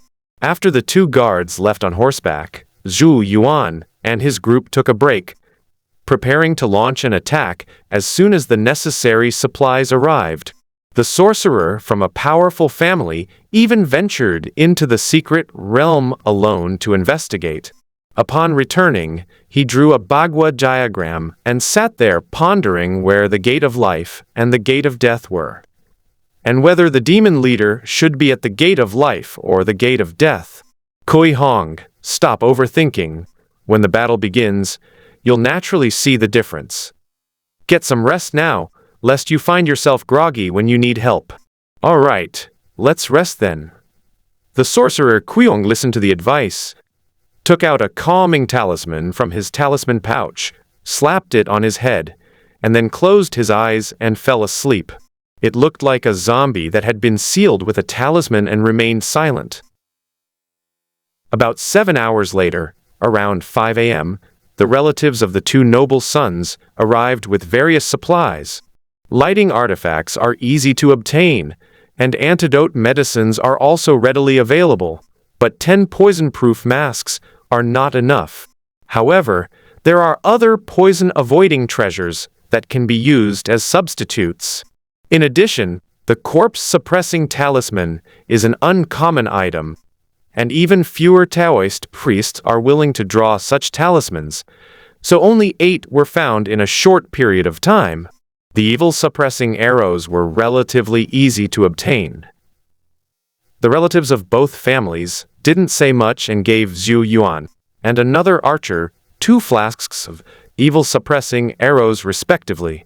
The arrows and talismans are consumables, so I'll give them to you. You can temporarily borrow the poison-avoiding artifact. These 2 gas masks are for my sons, the rest are for the team leader. Before Meng Xian could take any action, the Imperial Guard officers produced the official records and recorded the merits of the 2 sons of noble families. Because an army cannot function without supplies, preparing military supplies on the spot is also a form of combat capability. However, most people do not possess this kind of practical combat ability. Only local aristocratic families and nobles in the capital can temporarily provide it. We thank you for the assistance, and will definitely repay it with goods after the war. Being a team leader is no easy task. At least distributing supplies was a real headache for Meng Xian. In the end, he could only grit his teeth and decide according to his own wishes, giving each melee teammate 5 doses of anti-poison medicine and each range damage dealer 2 doses.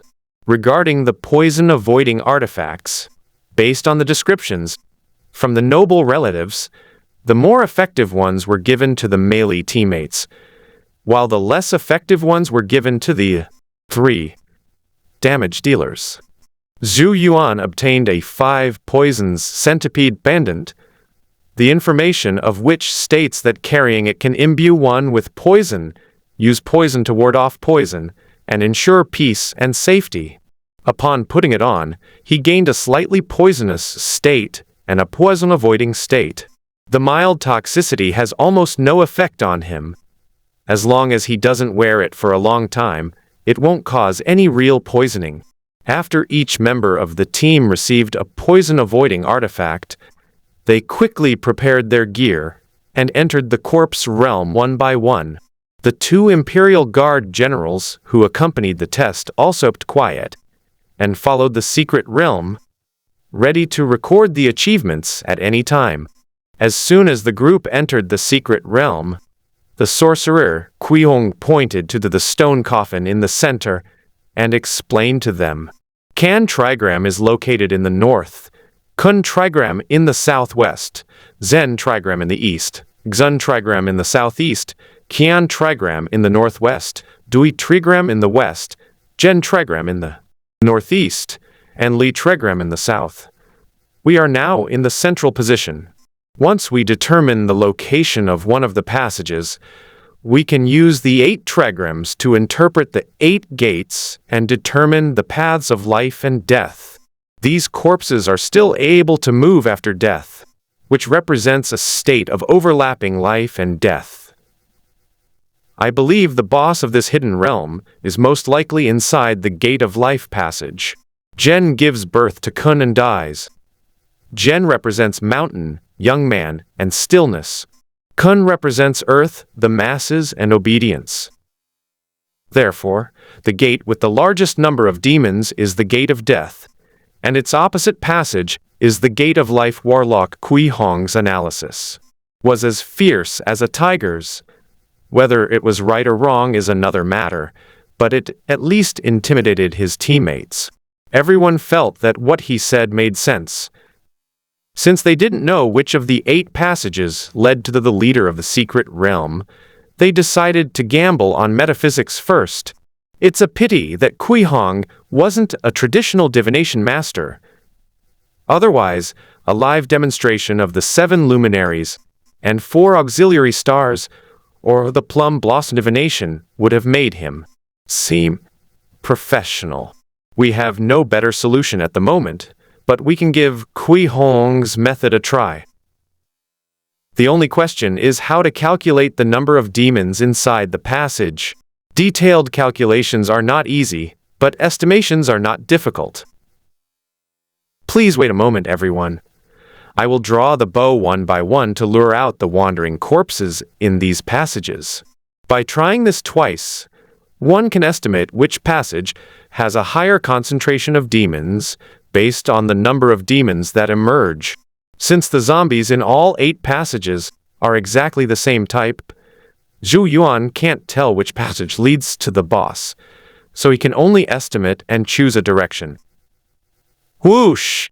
A demon-suppressing arrow engulfed in crimson flames pierced through the dark tomb and struck a level 10 purple zombie.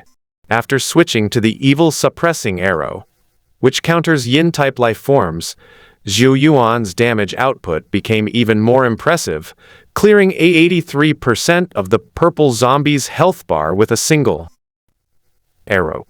However, since the Crimson Sparrow effect of the flowing fire bow deals explosive damage, and the evil-suppressing arrow is quite sharp, therefore, by combining the two arrows, a hole was created, and the arrow passed directly through the body, failing to remain on the target and causing continuous damage. They've arrived. 6 have been activated, one more than the passage that Brother Meng and I tested before. Be careful, the purple-haired and white-haired zombies are moving normally, but the black-haired one will leap and pounce. Before Meng Xian could finish speaking, Zhou Yuan and another archer had fired in quick succession, killing the level 13 jumping corpse.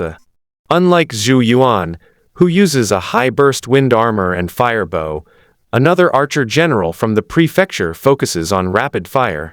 His bow is a wind attribute treasure bow, emphasizing precise aiming, but offering little in the way of increased damage. Therefore, Zhou Yuan's arrow can take away half of the level 13 jumping corpse's health, but he can only damage 18% of its health. Fortunately, he had the technique of rapid fire with a wind bow, which allowed him to deal additional damage by firing 2 bows in quick succession. By the time the less agile zombies got close, the jumping zombie was already lying flat. It was quite generous, not only providing Zhou Yuan with 120 experience points, but also dropping a white orb of light. Next, the 5 zombies officially engaged the attack team. Meng Xian abandoned his spear and threw it on the ground, then pulled out an iron mace to smash heads. The 2 noble sons were even more audacious, each wielding a shield in one hand and a blade imbued with lightning in the other, severing arms and necks with each strike. Only the sorcerer Kui Hong stood there, carrying a magical object with a bright lantern hanging from it, serving as a bright yet inconspicuous assistant. His task, besides providing light, was to provide emergency relief, since this kid's skills mostly lay in talismans, making him a gold coin warrior who needed to be used with caution. His elders were quite capable, having placed multiple mighty talismans and Vajra talismans in his talisman pouch, ensuring he could assist his teammates throughout the dungeon raids. As soon as the gold coin warrior entered the arena, he tried to use the giant strength talisman on the 2 archers, but Zhou Yuan and the other archer refused. Both of them said that it would be better to wait until their arm strength was insufficient before using it, and not to waste the talisman during the initial testing phase. With this attitude of supporting his teammates, he felt at ease lying down, and his teammates felt extremely reassured. Zhou Sima switched to another passage. Fire archers have an advantage in attracting light in this dark environment, so Zhou Yuan took over the task of luring monsters. After 7 rounds of luring monsters, the group temporarily stopped fighting, resting while comparing the number of monsters lured in each passage. They discovered that the number of zombies aggroed by the arrows was roughly between 7 and 5, with no significant difference in quantity. Let's try the passage that spawns 7 zombies, and then randomly select 2 passages for comparison. Alright everyone, prepare for battle. I'll draw my bow and fire the arrow. After 3 more battles, the raiding team determined which passage had the most concentrated and active zombies. Thus, the Death Gate of Kun, representing the masses, was established, and the passage opposite it was the Life Gate of Gen Mountain, which they were searching for. How should we proceed? whether by inflicting heavy losses or by advancing steadily. First, lure out the surrounding corpses and gradually reduce their numbers. Once they become too difficult to lure out, then advance inside. As they talked, the secretly glanced at the two Imperial Guard generals who were accompanying them in the examination, hoping to glean some useful information from their expressions. However, the two Imperial Guard generals stood as straight as wooden statues, serious, indifferent, and expressionless. The group exchanged glances, all realizing that they couldn't rely on these two, and had to analyze the intelligence and choose a direction on their own. Now that we've chosen a way out, let's clear it as soon as possible. If we've made a mistake, we can try another way out. Knowing that time was of the essence, the team members immediately began the repetitive cleanup work after identifying their objective. During the event, the group also requested to release the jumping corpses for melee combat, whether they would suddenly leap and pounce on the archers behind them while fighting the armored soldiers. After several tests, the group received good news. The jumping corpses would not suddenly jump into the array. However, if no one acts again, it will prioritize attacking the archers in the back. Therefore, the participating team devised a new tactic, prioritizing attacks on jumping corpses and defending against the stiff, wandering corpses. As the pace of the battle gradually adjusted, the participating teams increased their speed in clearing out the wandering zombies. When it took too long to lure out the wandering corpses, they decided to abandon the relatively safe central palace position and enter the passage to fight. Taking this opportunity, Zhou Yuan picked up the items dropped by the zombies and jumping corpses. Ding! Obtained 15 corpse fangs and 6 corpse poisons. Both of these drops are materials. Corpse fangs can be used to forge arrows, and corpse poison can be used to poison weapons. Zhou Yuan glanced at it briefly before continuing his attack with the team. They did not rush forward, but instead set up defensive line in the passage, with archers luring the monsters over to clear them out in batches. Thanks to the excellent equipment of the squad members, the ample supply of spiritual items, and the presence of 2 noble sons to solidify the fences, the team was well equipped. Therefore, their initial implementation plan proceeded very smoothly. Their steady advance was suddenly halted when a wandering corpse clad in decaying armor and wielding black iron claws appeared as the tomb passage widened. Level 14 leaping corpse guardian of the Gen Palace, standing out from the crowd. With an unusual appearance, it must be either a powerful demon or a demon leader. Should we fight or not? Zhou Yuan knew that this jumping corpse was not a dungeon boss, but an elite monster. But he couldn't explain what the demon leader should look like. He couldn't very well say it was just a gut feeling. Since we're here, there's no reason not to fight.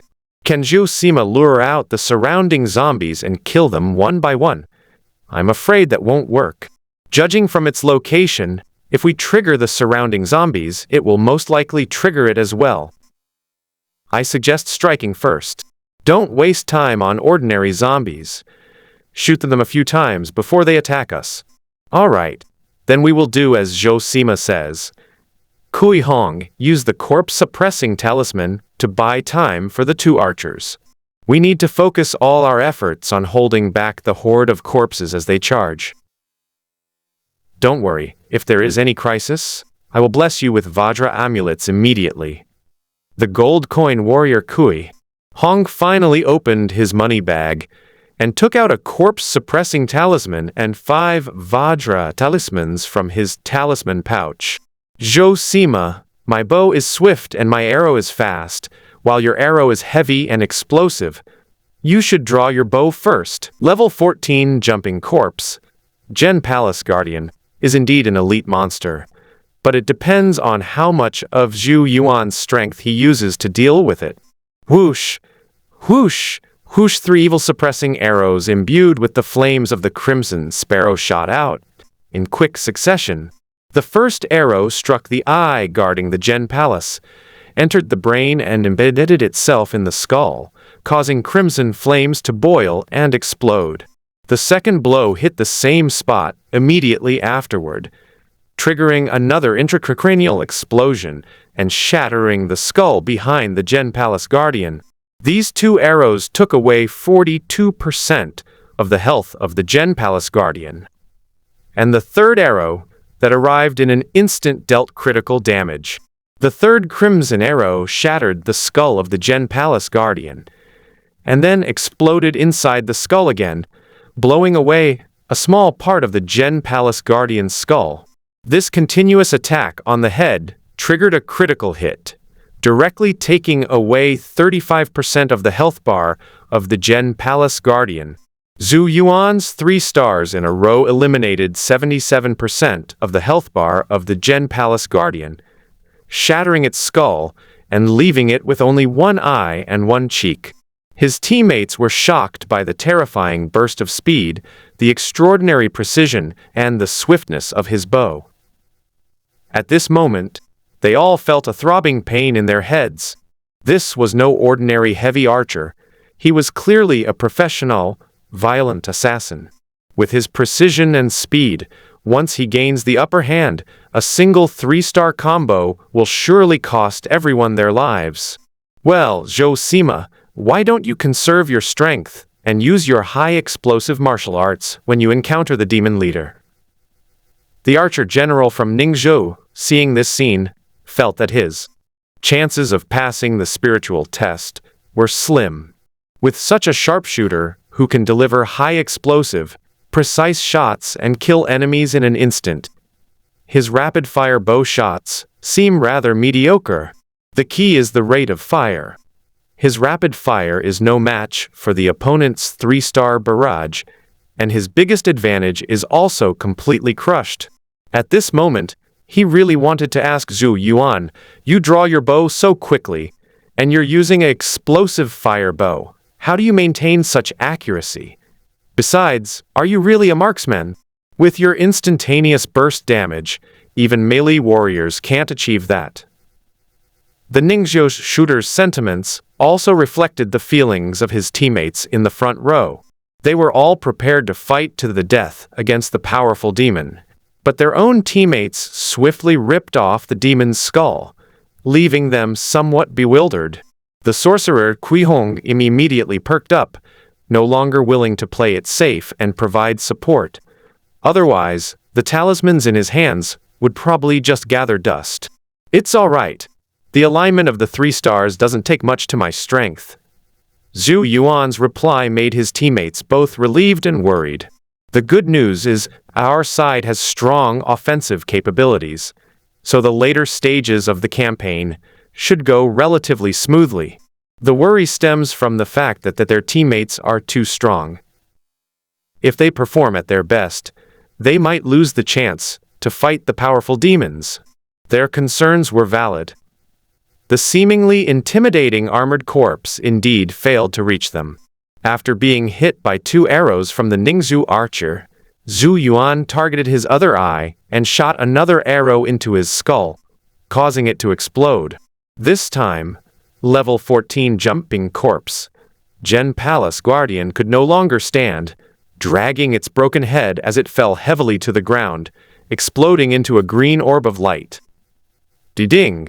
Killed a level 14 jumping corpse, the Guardian of the Gen Palace, gaining 280 experience point. The enemy general has been killed. Everyone, please quickly eliminate the remaining enemy forces. Team leader Meng Xian is quite reliable.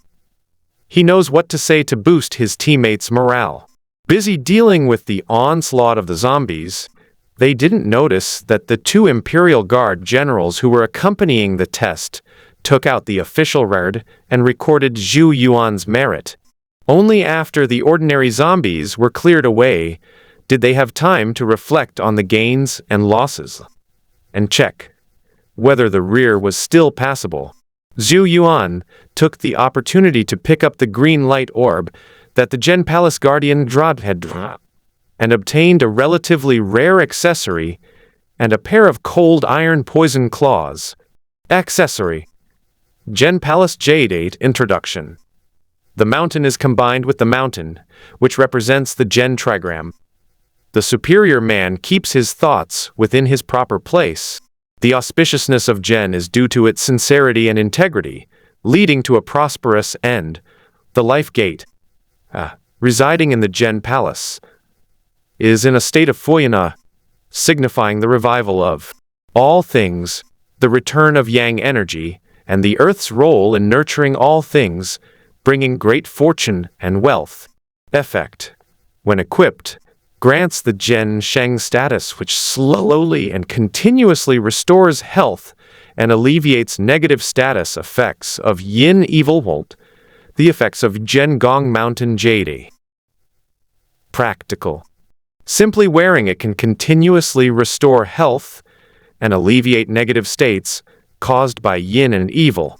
The key is that it is very small, only the size of a normal jade pendant, making it very convenient to carry around. If each of the 8 tomb passages is guarded by an elite monster, and you can collect all 8 accessories, the loot from the zombie dungeon is actually quite plentiful. While pondering when to find an opportunity to run the Corpse Walker dungeon again, Zhou Yuan carefully examined the tomb passage for any hidden mechanisms. As it turns out, he and his teammates were overthinking things. There is only one level 14 jumping corpse, Gen Palace Guardian on the life gate side. There is no real boss. Gentlemen, there is no demon leader here. Where should we go next? No sooner had team leader Meng Xian finished speaking than the sorcerer Kuiyong jumped out impatiently. The inability to find the right direction put him under a lot of pressure, and he wanted to struggle a little longer to gain the credit for guiding him. Everyone, trust me one more time. The 2 directions, Gen and Kun, are in harmony, and life and death are in opposition. The leader of the demons must be inside the gate of death. Think about it. Since it's a tomb, it makes sense that the deceased would appear at the death gate, a point the tomb's entrance. In addition, the death gate represents danger and a near-death experience, which corresponds to the powerful strength of the demon leader. Although the sorcerer Kui Hong made a solemn guarantee, effect was not as good as before. After all, when he chose the path of life before, he presented a lot of analysis with great conviction, but now he wants to overturn his previous theories and start all over again. If that doesn't work, there's a high probability that there aren't any demon leaders in the other passages either. Most of the time, all the passages will need to be cleared before the demon leader appears in the central palace. Ziyan, please don't let what you come true, otherwise it would be a huge waste of time. Having no better option, the participants decided to heed Kui Hong's advice once more and head straight for the death gate. The high density of zombies inside the death gate slowed their advance. Fortunately, their efforts were not in vain. Inside the Kun Palace of Death Gate, there was not only a level 14 jumped corpse, Kun Palace Guardian, but also a large stone coffin carved from mountain rocks. As the group approached the Kun Palace, before the ordinary wandering corpses could make a move, a muffled roar came from inside the stone coffin. With a bang, the lid of the stone coffin was suddenly knocked off by a tremendous force, and a black corpse dressed in armor leaped out from it. Level 15, Wandering Corpse General. Not only is its level higher than the surrounding monsters, but its identity information also features a blood-red skull icon. Kui Hong, the Great Strength Talisman. Faced with the unexpected situation, all participants were on high alert and no longer hesitated to use all kinds of precious medicines and talismans. After Zhou Yuan requested the giant strength talisman to enhance his power, he instantly fired 3 arrows at the corpse general. Bang, bang, bang. The powerful force of the three consecutive strikes and the explosive effect of the crimson arrows created a knockback effect.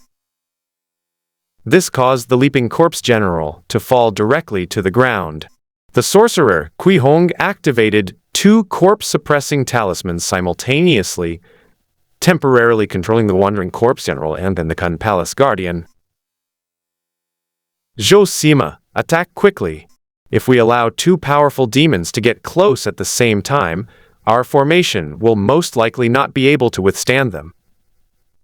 Meng Xian led his teammates to form a defensive line, preparing to engage the horde of zombies, and hoped that Zhou Yuan would kill one as soon as possible to reduce the risk. Taking advantage of the fact that the corpse general was under control, Zhou Yuan changed his arrows and activated the Blood Fiend arrow technique at its maximum level. The next moment, the fire-red sparrow and the blood-red flames merged to form a vermilion spirit sparrow, trailing a long tail flame that pierced the darkness, cracking. The crimson sparrow effect of the flowing fire bow, combined with the blood flames ignited by the max-level Blood Fiend arrow, resembled a real crimson sparrow, emitting a sharp cry. Boom! A huge explosion came from the location of the corpse general. The bloodthirsty sparrow arrow pierced its skull, the violent explosion even blowing off its helmet. This arrow directly reduced the corpse general's health by 24%, and Zhou Yuan's first strike 3-star chain suppressing arrow also took away 12% of its health. At this point, the newly appeared corpse general only had 64% of its health remaining. With a deep roar, the corpse general charged forward, brandishing his long-handled sword. As he approached the front-row armored soldiers, he leaped into the air and slammed down on Zhou Yuan with the force of splitting a mountain in mid-air. The prepared sorcerer Kui Hong raised his hand and cast a corpse-suppressing talisman, forcefully controlling the enraged corpse general. At the same time, a nobleman's son threw out a grappling hook, and together with the general beside him, they used their strength to throw the corpse general out of the battle formation. Kui Hong, add Vajra talismans to them, and add any extra might talismans as well. Good. At this moment, the entire team was of one mind. That means holding off the zombie general to buy time for their high-damage teammates to deal damage. After giving instructions to the sorcerer Kui Hong, Zhou Yuan, taking advantage of the boost from the giant strength spell, once again unleashed a 3-star consecutive attack. This time, he didn't aim for the zombie general's head, but instead chose to shoot at the elbow through the gap in the armor. Since he couldn't kill the target instantly, the best approach for him was to inflict crippling damage, weaken the target's attack power, and reduce the defensive pressure on his teammates. Bang! Due to the close proximity, the explosions caused by the 3 stars aligning together formed a short, sharp sound. The 3 demon-suppressing arrows successfully embedded themselves in the general's elbow, rendering one of his arms unable to exert force effectively. Just then, the level 14 jumping corpse, Kun Palace Guardian, approached the frontline armored soldiers and began to attack in coordination with the ordinary wandering corpses. Fellow soldiers, defend against the zombie generals. I'll take out that jumping zombie first. After crippling the aggressive, zombie-like general, Zhou Yuan then switched targets to eliminate the elite monster, Kun Palace Guardian. Without him saying anything more, the moment he bent his bow, Kui Hong activated a corpse-suppressing talisman, temporarily controlling the Kun Palace Guardian. Immediately afterwards, the 3 stars clashed and entered through the eye hole of the Kun Palace Guardian, blasting its head apart and emptying 78% of its health bar. Zhou Yuan then fired another arrow to send it away completely, and took out a Blood Fiend arrow, once again condensing the Blood Fiend arrow technique to its maximum level. At this moment, the corpse general began to unleash his power. And under his continuous sword strikes, the frontline armored soldiers were forced to slowly retreat. Even in the most critical moments, the sorcerer Kui Hong would throw out a corpse-suppressing talisman to stun the wandering corpse general and forcefully control it.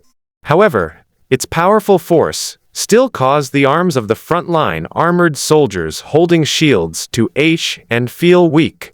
What's more troublesome is that the constant attacks from ordinary zombies prevent the frontline armored soldiers from fully defending against the zombie general. This situation was only effectively alleviated when Zhou Yuan attacked again. When the bloodthirsty Crimson Sparrow arrow struck the corpse general's head, it not only took away 24% of its health, but also caused it to change its target. This caused it to stop attacking the frontline armored soldiers and instead jump to attack the backline damage dealers again. The same scene, the same operation. The corpse-suppressing talisman for strong control, and the grappling hook dragging and throwing them out of the army formation. When it stood up again, Zhou Yuan's 3 stars aligned, entering its brain through its eyes, cracking its skull and disrupting its balance. Seeing this opportunity, the sorcerer Kui Hong immediately followed up with a corpse-suppressing talisman for strong control. Zhou Yuan's 3 stars pierced through his brain again, completely shattering his other eye and skull, turning him into a mutilated corpse general. After 3 rounds of continuous attacks, the corpse general's health bar was already on the verge of collapse, with only about 10% remaining. However, it also unleashed its berserk state, causing black energy from its body and its sword to strike the ground, creating a ripple-like ring of mist. Zhou Yuan's attribute panel immediately provided feedback, displaying a negative status called Black Zombie Aura. This poison not only causes continuous damage, but also induces a stun state, making it an area of effect control skill. That's all it is. Its remaining health is insufficient for it to turn the tide using Black Zombie Aura. The sorcerer Kui Hong used the corpse suppression talisman to forcefully control the situation again. Before Zhou Yuan could fully condense the Blood Fiend arrow technique, he fired a Blood Fiend Crimson Sparrow arrow. Just then, the corpse general, having activated his area of effect skill, swung his sword horizontally, repelling 2 shield-armored warriors. The next moment, with a sharp sound, the crimson fire spirit bird pierced through the gloomy corpse aura and nailed itself to Severed's head. Ding! Killed a level 15 wandering corpse general. Experienced 600. Without demons no longer charging into the fray, the remaining ordinary zombies were much easier to deal with. After everyone worked together to clean up the wandering corpses in Kun Palace, they discovered 2 Imperial Guard officers who had accompanied the examination were frantically taking notes in the official records. One of them even took out a chronograph dial from his pocket and recorded the time. Seeing this, everyone realized that their assessment had ended. The next step was to wait for the Imperial generals to announce the results, and then they would all return to the capital to report back. While waiting, Zhou Yuan pretended to be inspecting the area and picked up the debris from the Kun Palace. In addition to the normal corpse teeth and corpse poison, he also obtained a Kun Palace Mother Jade and an undying bone technique. Like the Mountain Jade of the Gen Palace, the Kun Palace Mother Jade is an ornament, and its function is to slightly reduce the damage suffered. The unmelting bone technique is quite powerful. It's a special skill that enhances the body. Skill, Undying Bone Technique Introduction. The master did not speak of the 3 Kai of corpses, resentment, death, and obscurity, which spread to the 8 categories, with purple, white, and green hair flying, and the bones lying dormant and uncorrupted. When the spirit fills its place, the bones do not decay. When the three energies gather, the corpse does not decompose. A corpse lying dormant for 1,000 years can roam between yin and yang. It can fly and transform into a demon, leaving 1,000 miles of barren land. Effect: you can collect the three energies of resentment, death, and obscurity to become a zombie, or you can use essence, energy, and spirit to the three energies and become a person with golden skin and jade bones. Time to note: essence, ki, and spirit are used to replace the three qi. Level 5 essence attribute +1, level 10's essence attribute +2. The attribute boosts from becoming a zombie are limited by the quantity and quality of the three elements of resentment, death, and obscurity. Golden skin and jade bones, as firm as gold and as pure as jade, increases defense and reduces skill mana cost. I found a treasure chest. Come and see what's inside. While Zhou Yuan was taking stock of his spoils, his teammates overturned the stone coffin of the corpse general and found a number of burial objects and a gilded bronze box underneath. According to the imperial decree, the participants could distribute the spoils of the Ling trial as they saw fit. Therefore, Zhou Yuan's teammates excitedly opened the treasure chest, hoping to gain something from it. What are all these things? They're either corpse fangs or bottles of black liquid.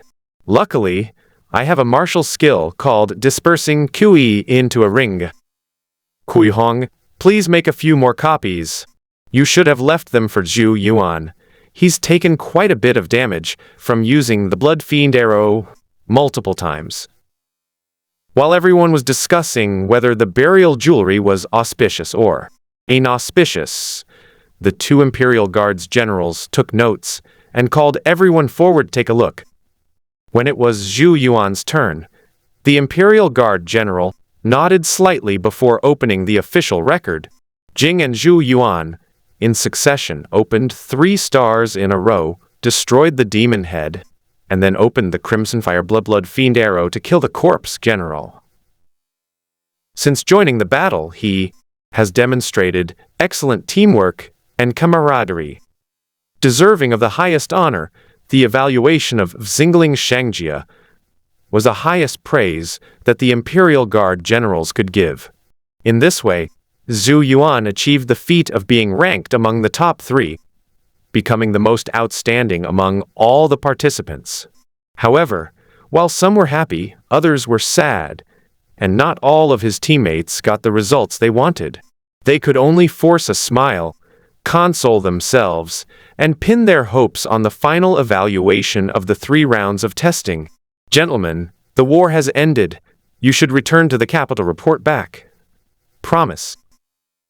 Only after the participants left the corpse-wandering secret realm did they learn the exact time. 15 a.m. Approximately 9:15 a.m. We attacked so quickly, yet it still took us 2 hours.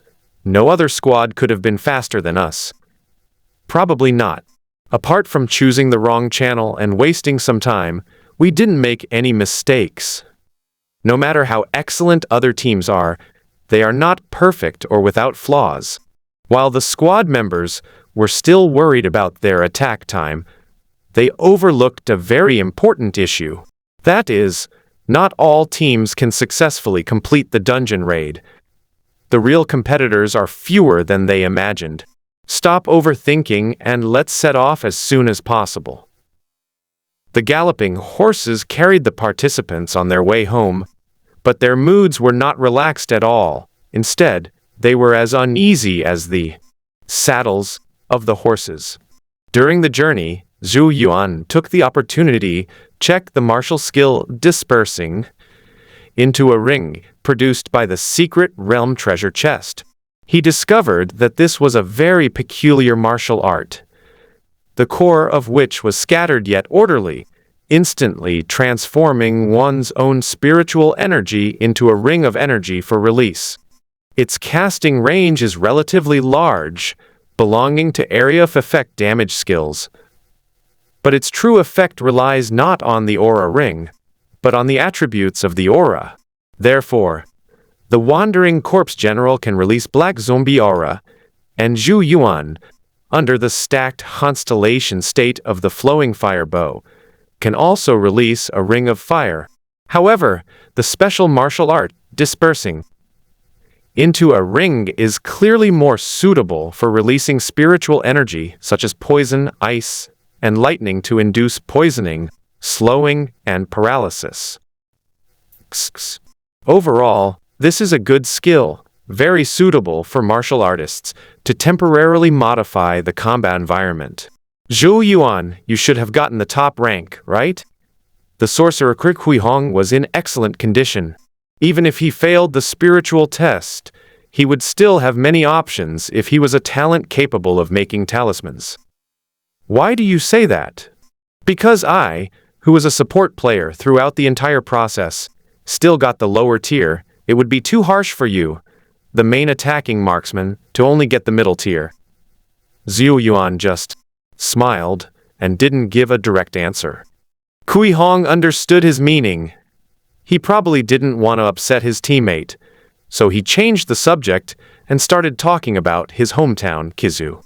Through his conversation with him, Zhou Yuan learned that Kui Hong was actually the eldest grandson of the direct line of the Kui family of Yuaixing.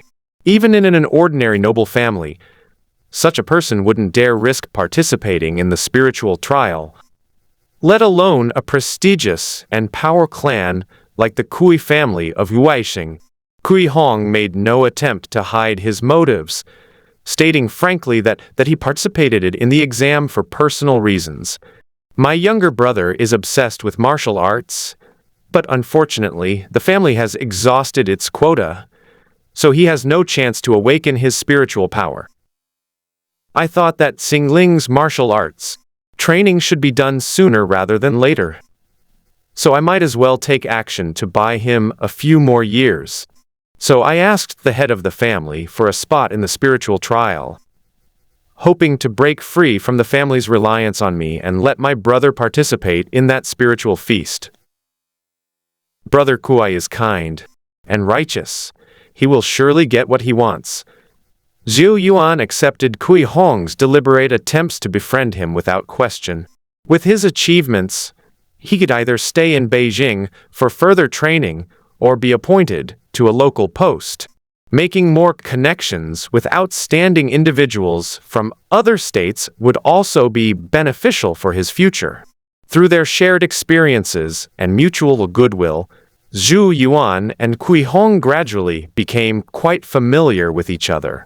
When they entered the west gate of Fengjing, the two agreed to meet and drink together a few days later. Because the distance from Yangfu County to the capital city required a fast horse to travel for an hour and a half.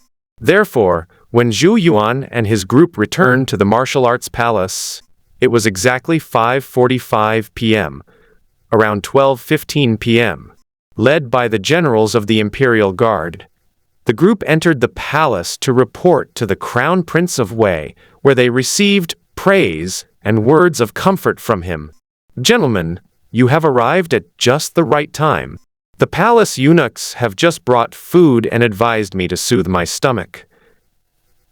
But since you are all away on campaigns because of my orders, how could I eat in peace? Seeing that you are all safe and sound makes me much happier. Come, all of you sit to my right, and let us eat together at the same table. The Crown Prince of Wei rose and first pulled the two Imperial Guard generals to their seats, then gestured for Zhou Yuan and the others to sit and eat together.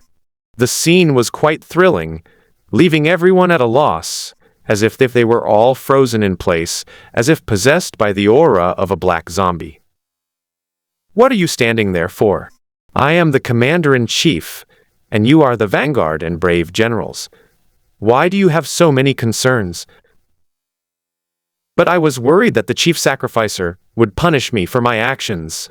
Don't worry, I've sent all the officials in charge of etiquette to arrange the banquet. With things already said to this extent, what else could anyone say? They all took their seats and began to eat cautiously. During this time, the Crown Prince of Wei also chatted briefly with Zhou Yuan and Kui Hong. Zhou Yuan was young and promising, and exceptionally brave and martial. He asked Kui Hong about the state of Kizu's military and political affairs, and whether the people's lives were peaceful and prosperous. It was only then that Zhou Yuan learned that the Crown Prince of Wei was titled King of Kui, and that his nominal fiefdom was Kizu. This made Kui Hong uneasy. He said that he usually stayed at home making talismans and rarely traveled. He was not familiar with the situation in the various counties and prefectures of the state, and dared not speak recklessly. The Crown Prince of Wei simply smiled and didn't continue discussing the sensitive topic. Instead, he inquired about the situation of the attack on the secret realm. When he heard that Zhou Yuan's 3 stars had aligned and annihilated the Demon King, he clapped his hands and said, "Good." After the meal was over, the second group of participants arrived late. They did not receive the same treatment as Zhou Yuan and his group. Instead, they were led to a side hall for their meal by the Crown Prince's personal guards. Around 8 p.m., 7 teams returned to the martial arts palace, leaving the remaining 6 teams with no chance to attend the New Year's Eve banquet. Before the banquet began, the Crown Prince of Wei first bestowed sacrificial meat upon the emperor. This meat is the meat of 3 sacrificial animals, which is the food offered in the national sacrifice of the new Yuan dynasty today. On this New Year's Day, you gentlemen are still fighting for the country. You should be treated as national heroes and receive national honors. Please join us in the national sacrificial food. The most important matters of state are sacrifice and war. The Crown Prince of Wei bestowed sacrificial meat upon the state for food, a ceremony that can be described as extremely important.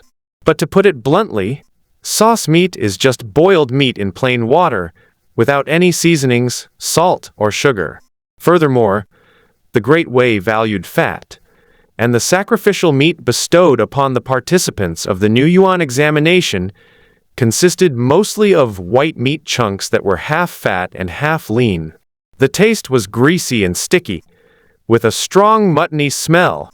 However, at such a time, let alone tasteless sacrificial meat, even if the Crown Prince of Wei bestowed upon them the 5 grains of the national sacrifice, everyone could still chew and swallow the raw grains. Only after everyone had finished eating the sacrificial meat did the King of Wei raise his wine cup. "Gentlemen, you fought hard and presented me with a triumphant song for the new year. I am extremely grateful. Please, gentlemen, drink to your heart's content." "Thank you, Your Majesty, for the food and wine." After 3 rounds of drinking together, the Crown Prince of Wei spoke with a worried expression. "It is a great pleasure to be able to gather with you all, but there is no perfect success in this, nor is there a situation that does not end. After today, the court will compile a list of those who have achieved merit. Not all of you have won. Some will sadly return home.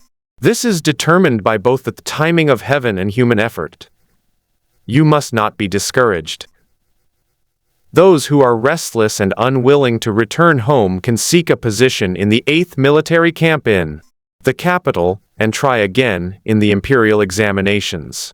Could we perhaps arrange to meet again when the imperial examinations are held? I will wait for you all to return home in this martial arts palace." The Crown Prince made an agreement. There was no question of whether it was possible or not, so naturally, it was acceptable. "Your Majesty, please rest assured. If we fail to be selected and return home, we will diligently hone our martial arts skills and fulfill Your Majesty's promise."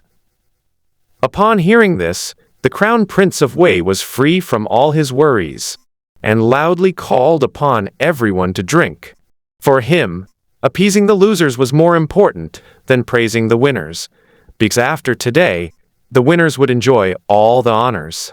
Those who were not selected would have no chance to receive condolences from the court officials and would have to return home in despair.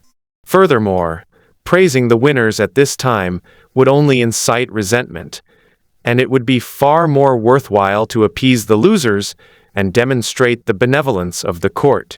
However, the crown prince's appeasement should be measured. Any more would be pity, which would also go against the consistent martial spirit of the Great Way. Therefore, the subsequent banquet was filled with singing and dancing, and there was no longer any atmosphere of worry. Interestingly, participants who returned to the palace after the banquet began were immediately invited to the banquet. They were still wearing their armor and carrying weapons, and their bodies were even stained with blood. This added a lot of fierce and valiant spirit to the entire banquet, and also created a picture of soldiers drinking heartily. The banquet ended at midnight when the bronze bell rang, marking the complete conclusion of the new Yuanling trial. Those participants who failed to enter at the last minute not only missed a banquet, but also the opportunity to succeed on the list. This is certainly unfair to some capable but unlucky participants. But what the imperial court needed were well-coordinated and capable generals, not subordinates who hindered each other and were unable to overcome unexpected situations. Therefore, they could only return to the palace late at night and rest hastily. However, some people slept even later than them that night.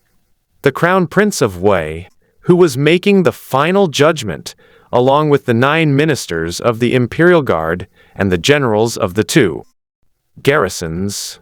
Your Highness, these are the official records of each participating team. We have drafted the rankings. Do you think any adjustments are needed? The Crown of Wei first read through the official documents before picking up the list of officials compiled by the 9 ministers and the commandant of the guards. Zhou Yuan's name was prominently displayed, but he wasn't number 1. He was second on the list. Zhou Yuanzu lived in Kaioxi village, Shangle County, Guizhou. He was a good family, exceptionally talented, and a brave and fierce warrior. The court needed him to be the top candidate. Your Highness is absolutely right. His talent is truly well-deserved, but he lacks the support of his family. But to be able to surpass the sons of noble families and descendants of powerful clans with such limited background is truly a testament, exceptional talent. I originally intended to keep him in check, to keep his sharp edge within limits, and to prevent him from losing his sense of security. However, since the court needs him to be at the top of the list and showcase the nation's spirit and integrity, then let this good young man's fame resound throughout the capital. After receiving confirmation from the 9 ministers and the commandant of the guards, the Crown Prince of Wei wrote, after Zhou Yuan's name, exceptional talent, clean background, good family origin can enhance national character, and brave young man is worthy of cultivation. Your Majesty, I offer this advice with impartiality, respect, and request your decision. After writing the annotations, the Crown Prince also changed the first-ranked nobleman's son to second place and handed the official list to his personal guards. It was sent to the palace overnight.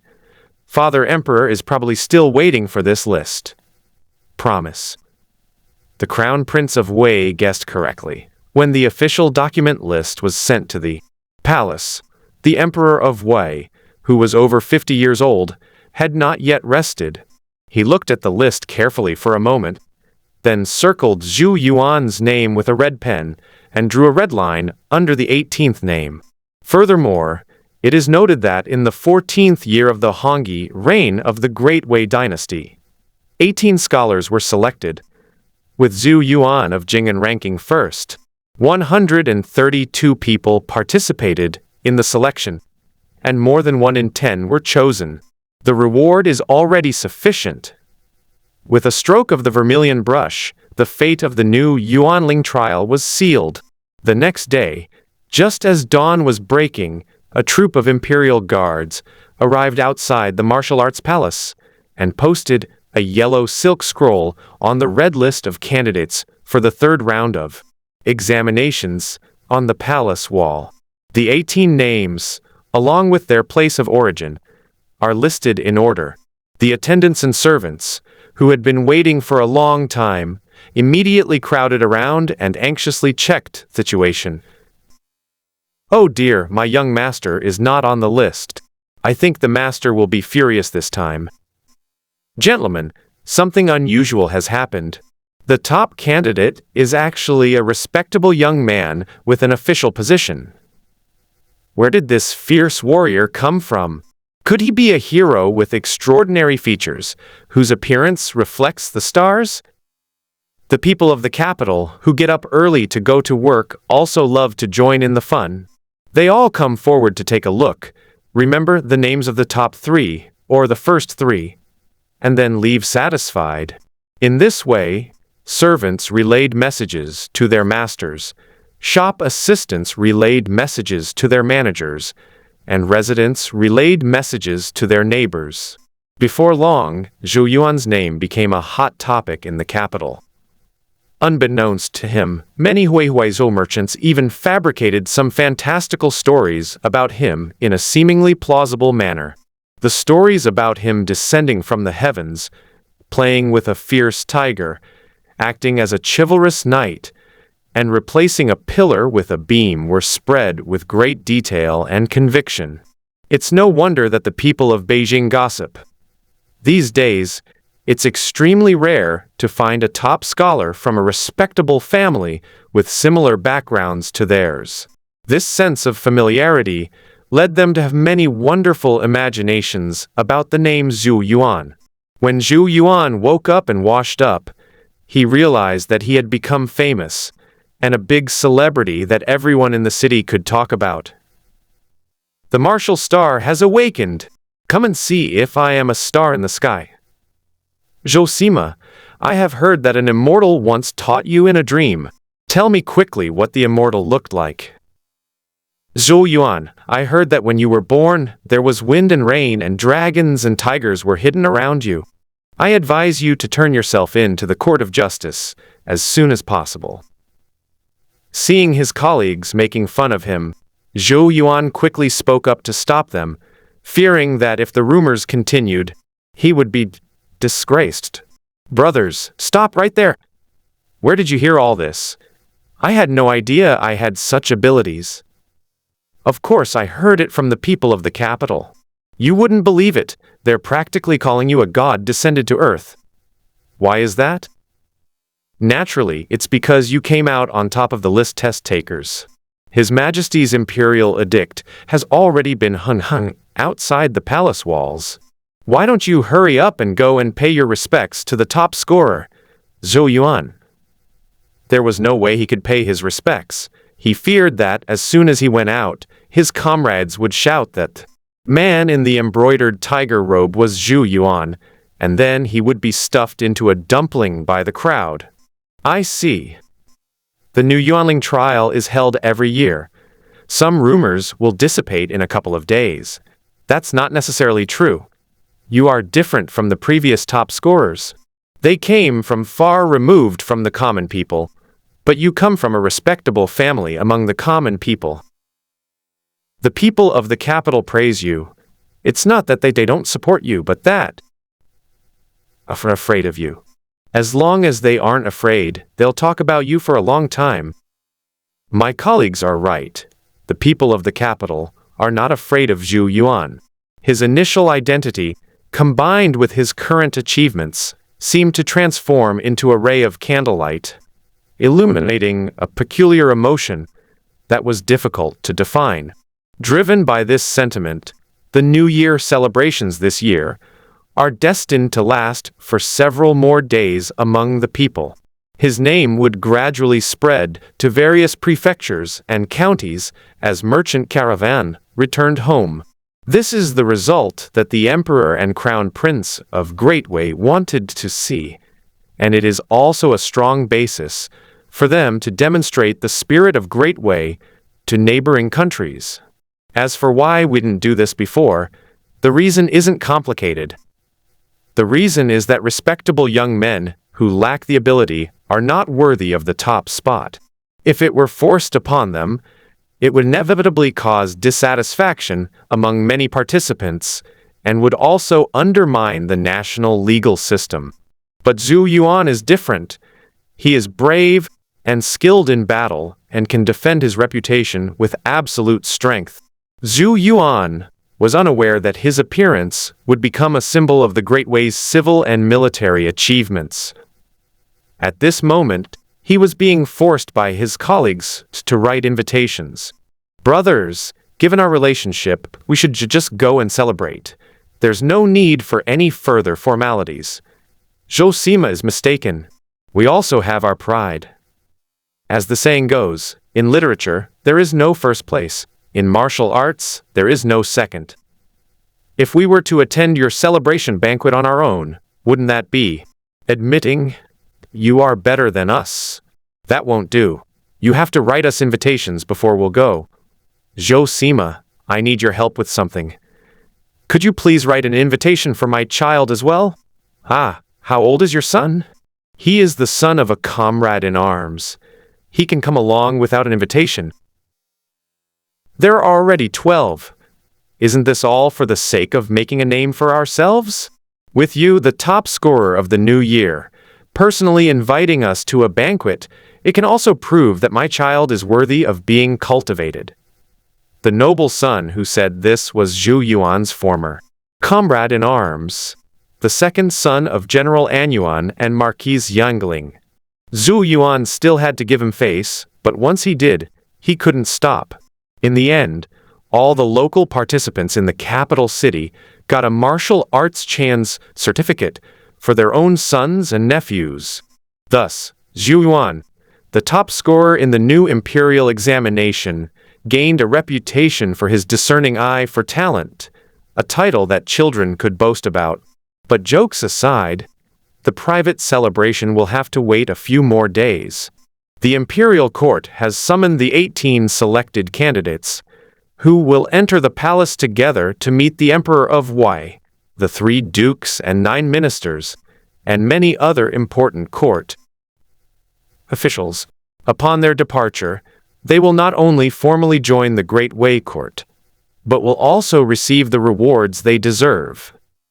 Those who ranked higher were relatively stable in their emotions. According to the tradition of the Great Wei dynasty, they would be transferred to the Zhenfenfa Academy, where they would study for 100 days or half a year before leaving the capital to guard a county. Those selected who ranked lower would receive worse treatment, and most would be assigned to the Beijing garrison or border towns to serve. As for Zhou Yuan, his treatment was rather random.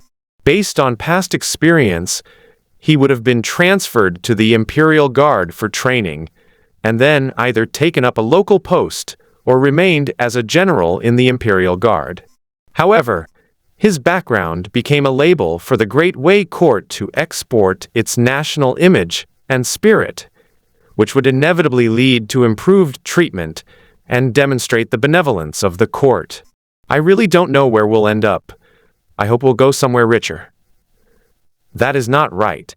We who are stationed in local areas should serve the country and relieve its worries. How can we be greedy for wealth and status? You're too proud. Wait until you're transferred to a remote, impoverished area to guard it for more than years, and then you'll know the true value of wealth. Zhou Yuan smiled slightly as he watched his colleagues bickering, but did not interrupt. They were in the mood to bicker, because they were among the 18 selected candidates. What appeared to be an argument was actually an expression of their aspirations for the future. However, they were right about one thing. A young martial artist's time is precious. If they don't advance in their level within 10 years, there's probably no future for them. There are many warriors like this in the Great Way. For example, Hu Hua, the county magistrate of Chongyu County in Huai Prefecture, has been stationed in the local area for 6 years, but he sees no hope of being promoted. On the contrary, it is easier for martial artists who enter the border town to advance, but that is an opportunity earned by risking their lives. Generals, I will now explain some basic etiquette to you. After you enter the palace, remember not to look directly at His Majesty and the 9 ministers for an extended period of time. If there are any grievances, one should not express them directly, but wait until after the court assembly to report to the 9 ministers and the Grand Master of Ceremonies. Rest assured, Grand Master Zhou, we will be careful with our words and actions. Under the tutelage of the officials of the Court of Imperial Sacrifices, everyone quickly became familiar with basic etiquette. No need for anything more, since they're just going the motions and won't stay in the palace for long anyway. When they changed into the imperial embroidered tiger robe, rhinoceros hide boots, and military caps bestowed upon them, preparing to go to the palace, the group of unsuccessful candidates offered their blessings with mixed feelings. At this special moment, Zhou Yuan, the top scorer, was chosen to convey the best wishes and greetings from those who were not selected. Brothers, take a break. We will go ahead first. The road ahead is long, and there may be bloody battles. We hope that you will come to our aid soon and fight alongside us. Gentlemen, go ahead. We will catch up with you and not let you fight alone on the battlefield. Then it's settled. Let us enter the battle first and display the might of our great way. We wish the general great success in his military campaigns. Stepping out of the martial palace, imperial guards stood guard, with their weapons at the ready, while 18 two-horse chariots, adorned with the banner of martial might, awaited the general's command. The rhythmic clatter of hooves rang out, but this time there were no drums, horns, or military ceremonies, only the gazes of a group of disheartened souls. Of the 58 tanks that left the officers' clubhouse that day, only 18 remain, and many have been reloaded. This scene is very much like the fate of the warriors of the Great Wei dynasty, setting out on a grand expedition with few triumphant songs, lacking complete martial arts skills, and facing the transition between the old and the new. After the new emperor's success, he entered the palace to pay homage to the emperor. Since the solemn spiritual trial phase had passed, there were no longer soldiers blocking the road or restricting traffic. The imperial guards leading the way carried gongs, striking them at each intersection to remind nearby residents to give way, and to let them see the prowess of the new Yuan warriors. This attracted many Beijing residents to follow, and some daring individuals even threw sachets and handkerchiefs the motorcade. Is that Zhou Yuan from Jing'an?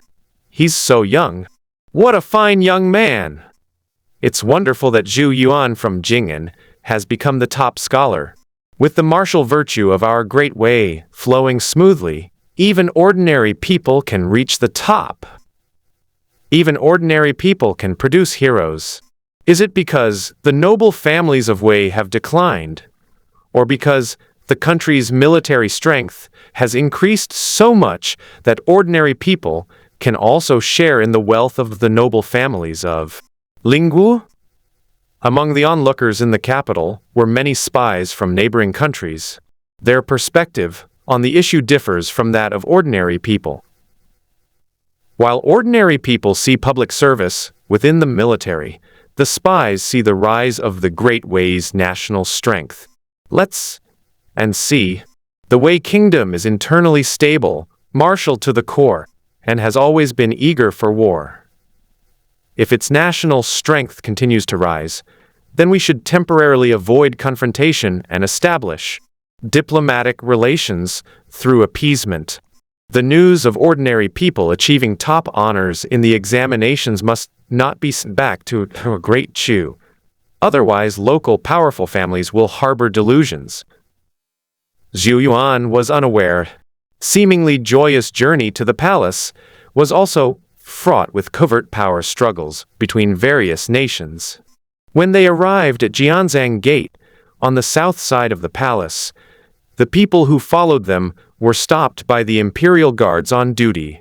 The spies from various countries did not leave, but instead mingled among the people of the capital, preparing to gather information about the imperial rewards as soon as possible. Riding horses is forbidden in the palace. Please dismount and walk to the audience. At the request of the Imperial Guard commander, Zhou Yuan and entourage dismounted from their 2 horse chariots and lined up to enter the palace through the side gate. After entering Jianzhang Gate, there is a wide jade carriage road, and 2 pavilions stand on both sides of the road. Instead of the traditional dragon and tiger totems, it features 2 phoenixes with long cries, hence it is also known as the Double Phoenix Gate. After walking for about 25 minutes to half an hour, we entered the pavilion path. After walking for another 25 minutes or so, we passed through the wall gate and arrived at the Mingshan Terrace. The Mingshan Tai was the gathering place for officials before court assemblies. It had a tall palace on top, called the Wood Hall, which was also one of the palaces where the emperor of the Great Wei dynasty would summon his officials on a daily basis. Please rest here for a moment, and you may enter when you are summoned to the palace. Since they had not yet been summoned to the palace, Zhou Yuan and his group could only wait patiently. During this process, Zhou Yuan glanced around at the imperial guards on duty and discovered that there were also humanoid monsters with names and information inside the palace. Level 40 Wei Infantry, Level 45 Wei General. In addition, the humanoid monsters in the Great Wei Imperial Palace are of very pure composition. Apart from a large number of normal imperial guards, they are all soldiers and generals with the prefix Wei. No wonder the Great Wei Court was able to suppress other humanoid monsters. The strength of this imperial guard to suppress all the armies in the country. Announcement of Xingyuan, warriors entering the palace. After waiting for about 15 minutes, the palace attendant came out of the palace and stood on the high platform to announce the arrival of the emperor. Upon hearing this, Zhou Yuan and his entourage formed a 3-row, 6-column formation and ascended the left imperial road from the Mingshantai to enter the Wood Hall. As soon as they entered the hall, they attracted everyone's attention. Military officers stood on the left side of the hall, while scholars stood on the right. Inside the hall was a golden platform with the 5 virtues emperor's throne. The emperor of Great Wei and his high-ranking officials had clearly finished their court assembly and were now observing the new recruits with great interest. Look, everyone, this is our nation's future leader, truly heroic and promising young man. We congratulate the Great Wei in your majesty. May the dynasty endure, and the people be strong and vigorous. My lords rejoice that our dynasty's military fortunes are running smoothly and that brave and fierce warriors are emerging from the countryside. This is a testament to the merits of all your ministers in governing the country, and a testament to the peace and prosperity of our Great Wei. The Emperor of Great Wei first encouraged the court officials, and then handed a document to the palace attendant, instructing him to read it aloud. Heaven blesses the Great Wei. In the 132 years since its founding, the people have prospered, the country has become wealthy, and the military fortunes have grown stronger day by day. Now we have acquired 18 national heroes to enrich the new dynasty's military strength, to serve as a shield in defense and a sword in battle. All men should know that the spirit precedes the martial and is the foundation of the martial. The imperial spirits are obtained by the soldiers in the camp and the brave warriors in the people through bloody battles. These spiritual objects are precious and their accumulation is arduous.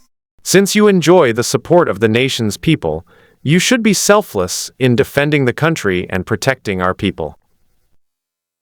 We have received the imperial decree and will repay the nation's kindness. After the new Yuan warriors receive the imperial decree and accept the nation's favor, they will receive more direct rewards. Among them, those ranked 10th to 18th were almost all transferred to the 8th Battalion of the capital and the Western Army of the Border Garrison. The only exception was Kui Hong, the 17th ranked sorcerer. He was transferred to the Shangfeng Academy under the Nine Ministers' Court, where he served as a Shangfeng attendant, in charge of making talismans and artifacts.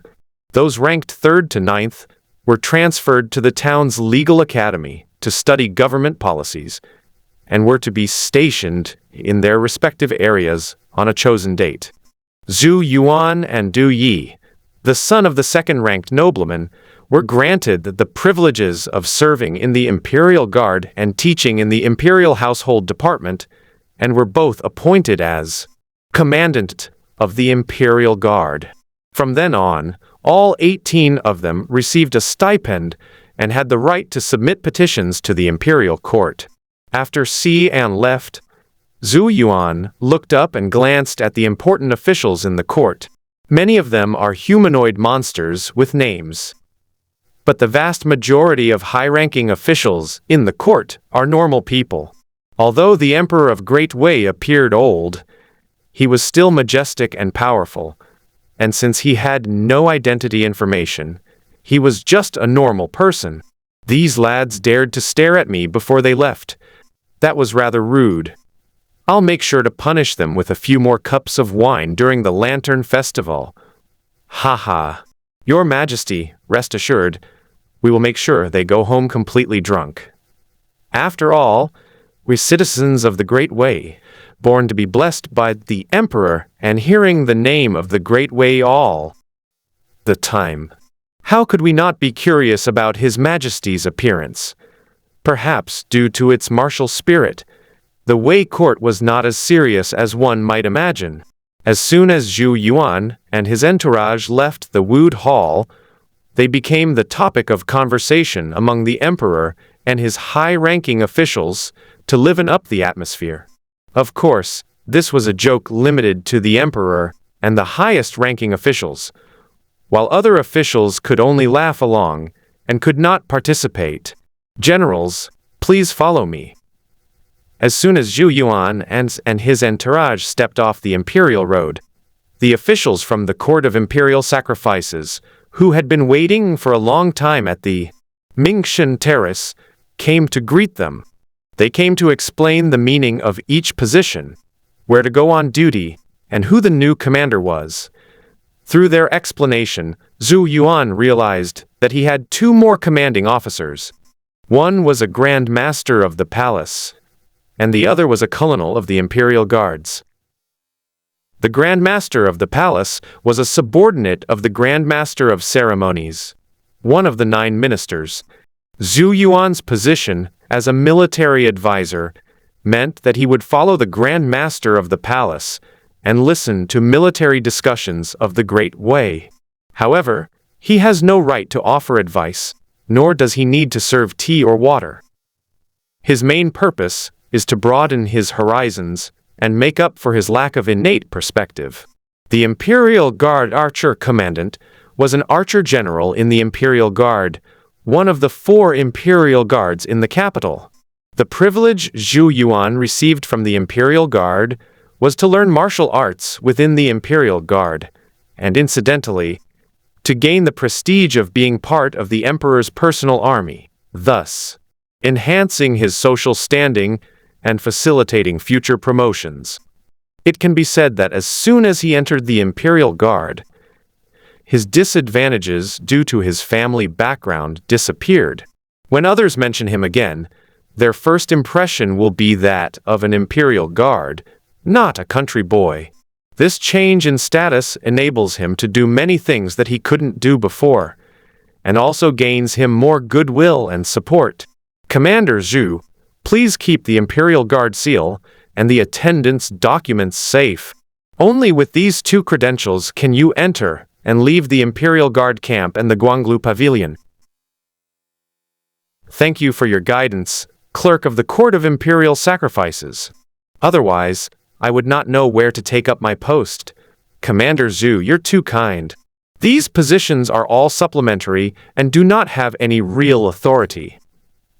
I hope that you will perform well during your time as a tutor commandant and not fail His Majesty's favor.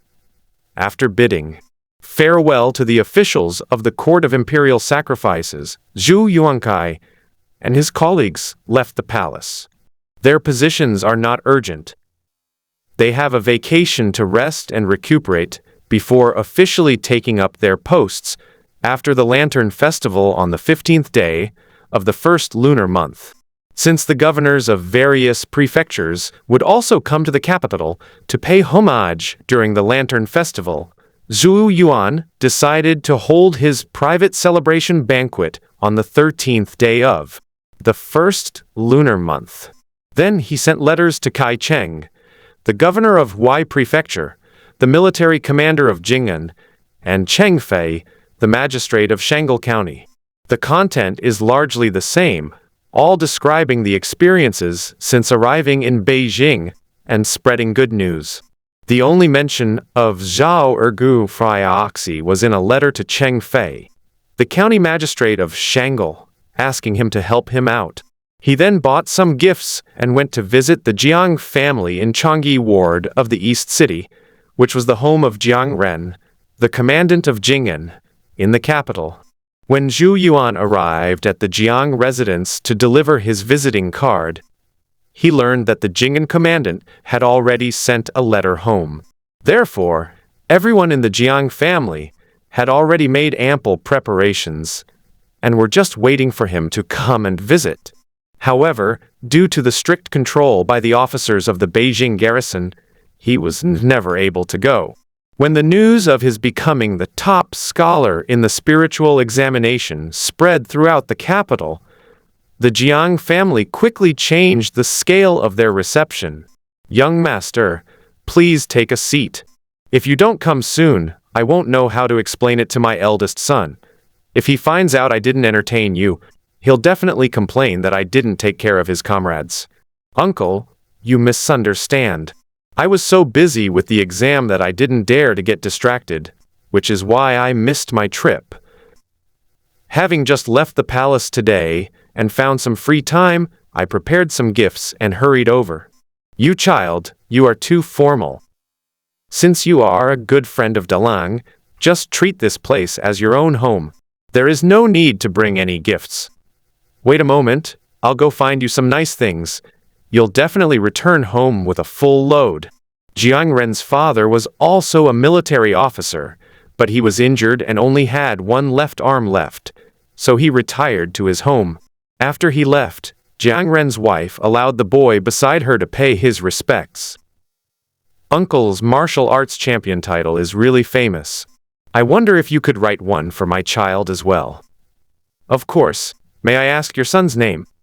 He actually forgot to tell his uncle his son's name, which is very impolite. "My son's name is Zen, and I hope that his name will be used to enhance his martial fortune." Jiang Ren's wife may seem aloof, but her love for her child is very direct. Perhaps she waited until Jiang's father left before asking for the martial arts champion's invitation, fearing that if all the children in the family received one, it would dilute the special status of her son. However, none of this matters. It is only right and proper that Zhou Yuan should take care of the son of Jiang Ren, the commandant of Jing'an. Therefore, he not only wrote an invitation to Jiang Zhen, but also personally invited Jiang Zhen to attend his celebration banquet. Faced with Zhou Yuan's invitation, the 11-year-old Jiang Zhen was very mature and composed. When he accepted the invitation, he bowed solemnly. "Thank you for the invitation, Uncle Zhu. I won't let you down." The Jiang family treated Zhou Yuan with great hospitality, sending representatives from both their main and branches in the capital. As the only outsider present, Zhou Yuan not only became the center of attention at the banquet, but was also invited to move into his residence. Zhou Yuan declined the kindness of the Jiang family, citing the strict management of the Imperial Guard camp, and the inconvenience for a newcomer like himself to come and go as it was inconvenient. Even so, Jiang's father insisted that they stay for one night, saying that they would feel bad if they didn't stay at their home in the capital. The next morning, after breakfast, the Jiang family prepared 2 carriages for Zhou Yuan, one for his personal use and the other for carrying gifts. Since it would be very impolite to inspect the gifts in front of the host, Zhou Yuan accepted the Jiang family's kindness after repeatedly declining.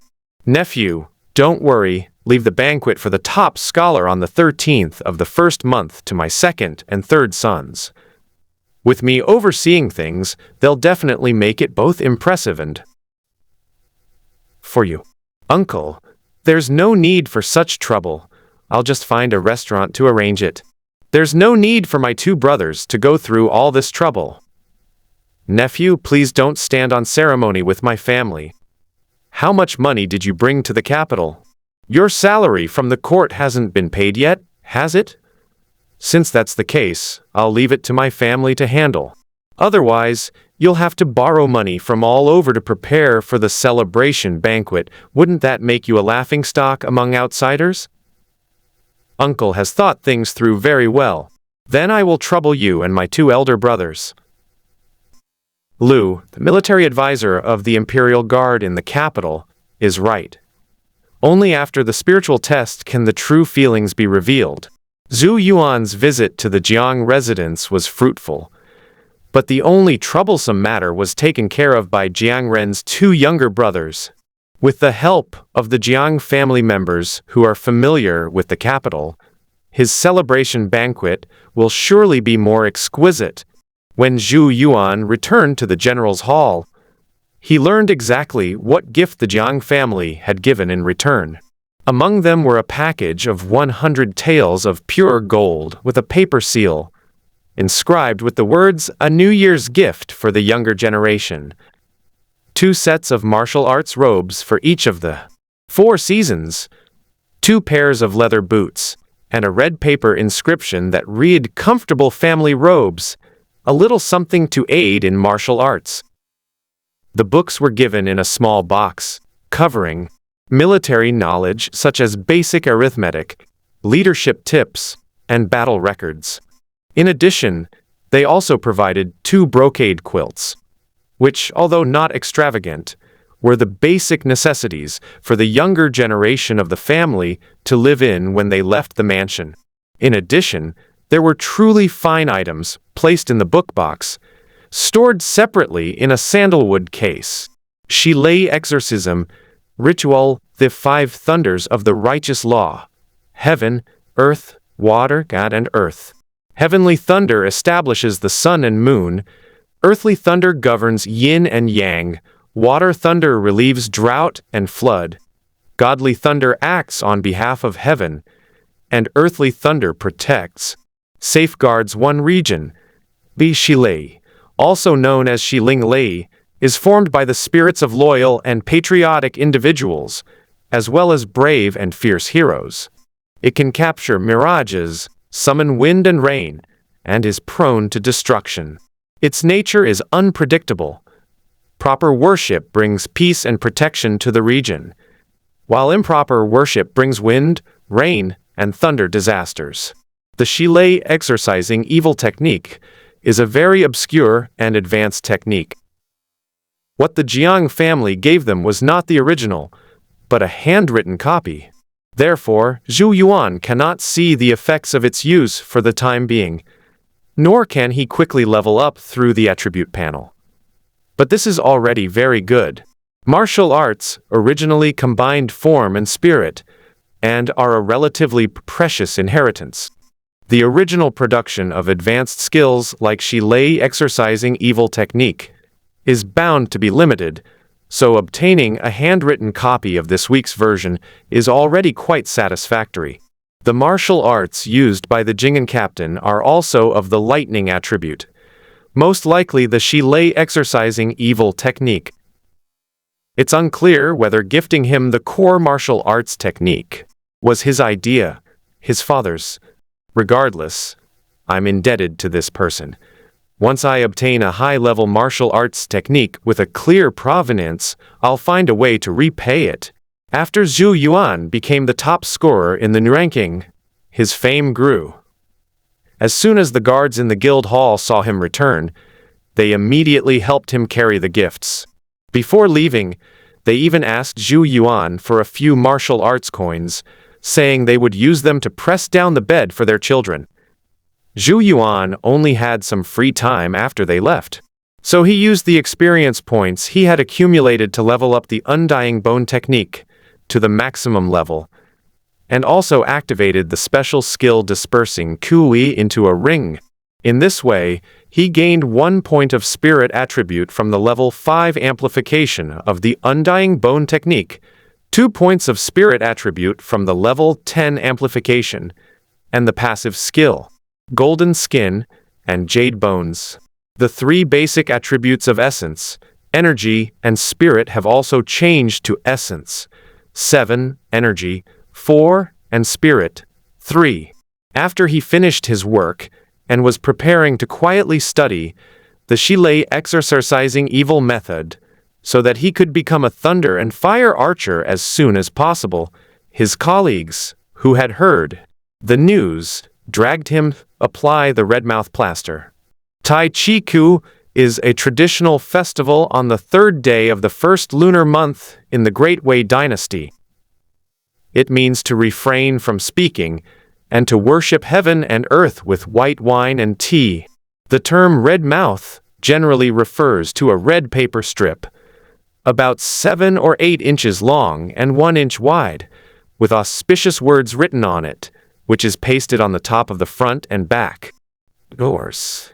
The request is to sever the evil spirits and thieves from all directions, so that all calamities will be returned to heaven, bringing great fortune and prosperity. While this festival is generally considered auspicious among ordinary people, it carries a special meaning for Xin Yuan's advisors. The winner prays that his future career will be smooth, and that he will not be harmed by slanderous rumors. Those who lose the election should be remembered with respect by their fellow villagers. Do not use their failure as a pretext to speak ill of them. Such an interesting festival, which can also comfort those who did not pass the exam, is naturally Zhou Yuan's responsibility as the top scorer. So they simply went along with their colleagues' wishes, and together they cut red paper and pasted a red curtain on the front and back doors of the officers' guild hall. The sight, viewed from afar, resembled crimson tassels, adding a touch of fiery joy to the solemn official residence. Just then, Zhou Yuan noticed that a constantly rotating black and red vortex had suddenly appeared on the crimson tassel. Instance, Redmouth Disaster Nester recommended challenge level 10 to 60, recommended number of participants 1 to 1,000 and trigger conditions, white wine, clear tea, redmouth fire, exit condition, defeat. Any level of four-sided red mouth. Upon seeing this introduction, Zhou Yuan fell silent. He couldn't fathom who the brilliant strategist was who discovered the way to enter the Redmouth secret realm, and, under the guise of a festival custom, passed it down.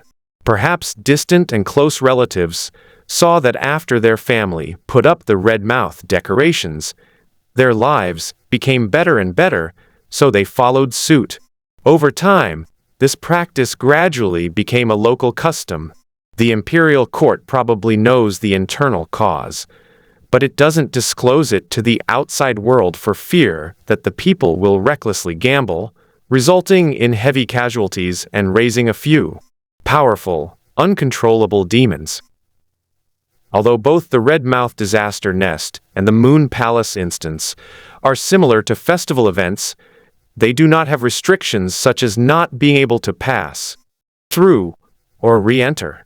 This means that as long as someone dies in the instance and a spot becomes available, someone from outside can fill it at any time. The holiday activities offer generous rewards. You should definitely give it a try. After making up his mind, Zhou Yuan first dismissed his playful colleagues and then prepared the trigger materials. He then dismissed the guards at the back door, donned the skin of the god of war to transform into a kind old man, and entered the Red-Mouth instance. The next moment, the surrounding environment suddenly changed. The quiet back gate of the official residence turned into a crimson wasteland. A group of strangely shaped monsters, neither human nor human, came into his view. They are naked, covered only by white bones, stand upright, have hands and feet, and lack facial features, except for a large mouth with fangs and two long, thin ears. The scorching sparks appeared and disappeared in their mouths like ferocious, man-eating demons. Level 10 flaming crimson mouth. Level 15 golden spitting crimson mouth. Level 12 square crimson mouth. On the uneven mountain rocks, there are several holes that flicker with firelight, which seem to have some connection with the red-mouthed demon that holds sparks in its mouth. The red-mouthed demons at the foot of the mountain are generally not high level, but they are aggressive monsters. The level 10 flaming crimson mouth attacks by spewing fire pillars, with an attack range of approximately 5 meters.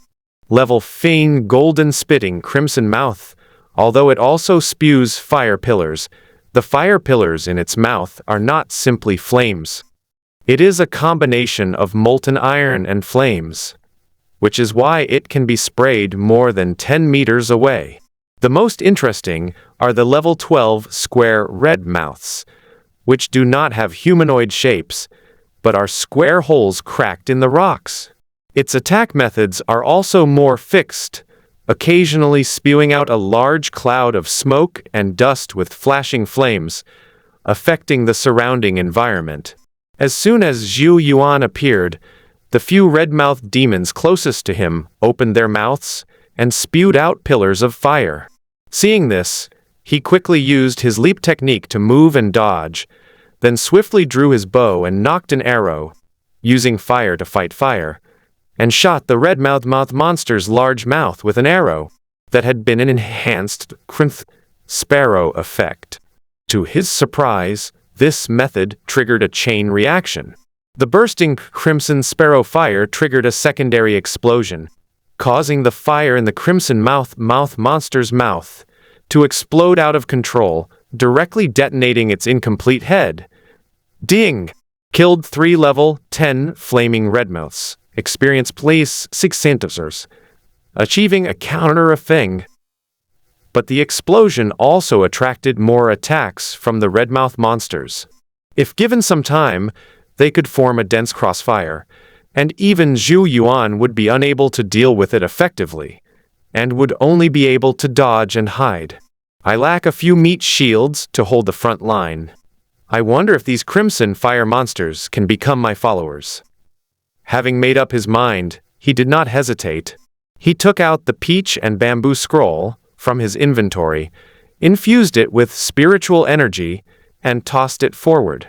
The peach and bamboo scroll, whose item properties had already been activated, suddenly transformed into a ribbon of silk, wrapping around a red-mouthed monster like a piece of inkwash silk. However, the red-mouthed monster was not successfully captured. Instead, it struggled and broke free from the control of the peach and bamboo scroll. Seeing this, Zhou Yuan switched the flowing fire bow to the tiger shooting bow and used the blood fiend arrow to directly reduce the red-mouthed monster's health by 53%.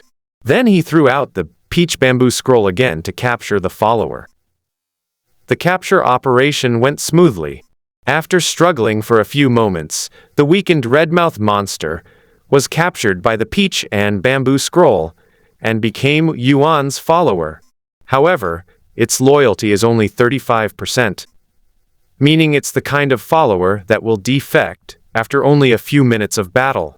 Zhou Yuan didn't have time to feed it specific spiritual creatures to enhance its loyalty, nor did he have time to wait for its health to recover before using it.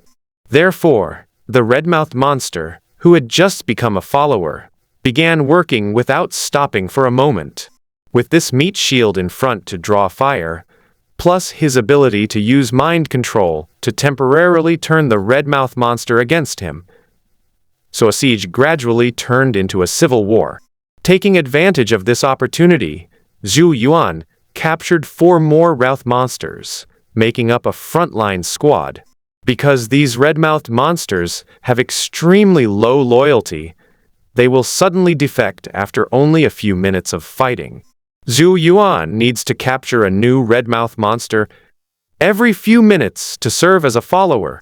This caused him a lot of trouble, requiring him to constantly initiate captures, which seriously affected his kill efficiency. In such battles, he quickly discovered that, as long as the red-mouthed monsters were given the Gathering of Righteousness's status once, their loyalty would temporarily stabilize. Furthermore, it will actively protect the caster instead of mindlessly attacking other red-mouthed monsters. In this way, Zhou Yuan gradually stabilized the battle lines and built a solid frontline defense by constantly changing his followers. The relatively stable defensive line turned the battle into a tower defense game, with Zhou Yuan maintaining a steady output and efficiency of one-hit kills without absorbing unnecessary aggro. About 15 minutes later, the besieging red-mouthed monsters were finally cleared out, leaving behind a pile of loot. Ding! Obtained crimson gold beads 23. Fire breathing 33. The crimson gold bead is a healing item, but it's slightly inferior to the jade rabbit potion dropped in the Moon Palace dungeon. However, the fire breathing technique is quite different. It's a skill that involves condensing fire energy and spewing flames. After Zhou Yuan used it, he experimented with it and found that the fire-breathing technique was very suitable for surprise attacks.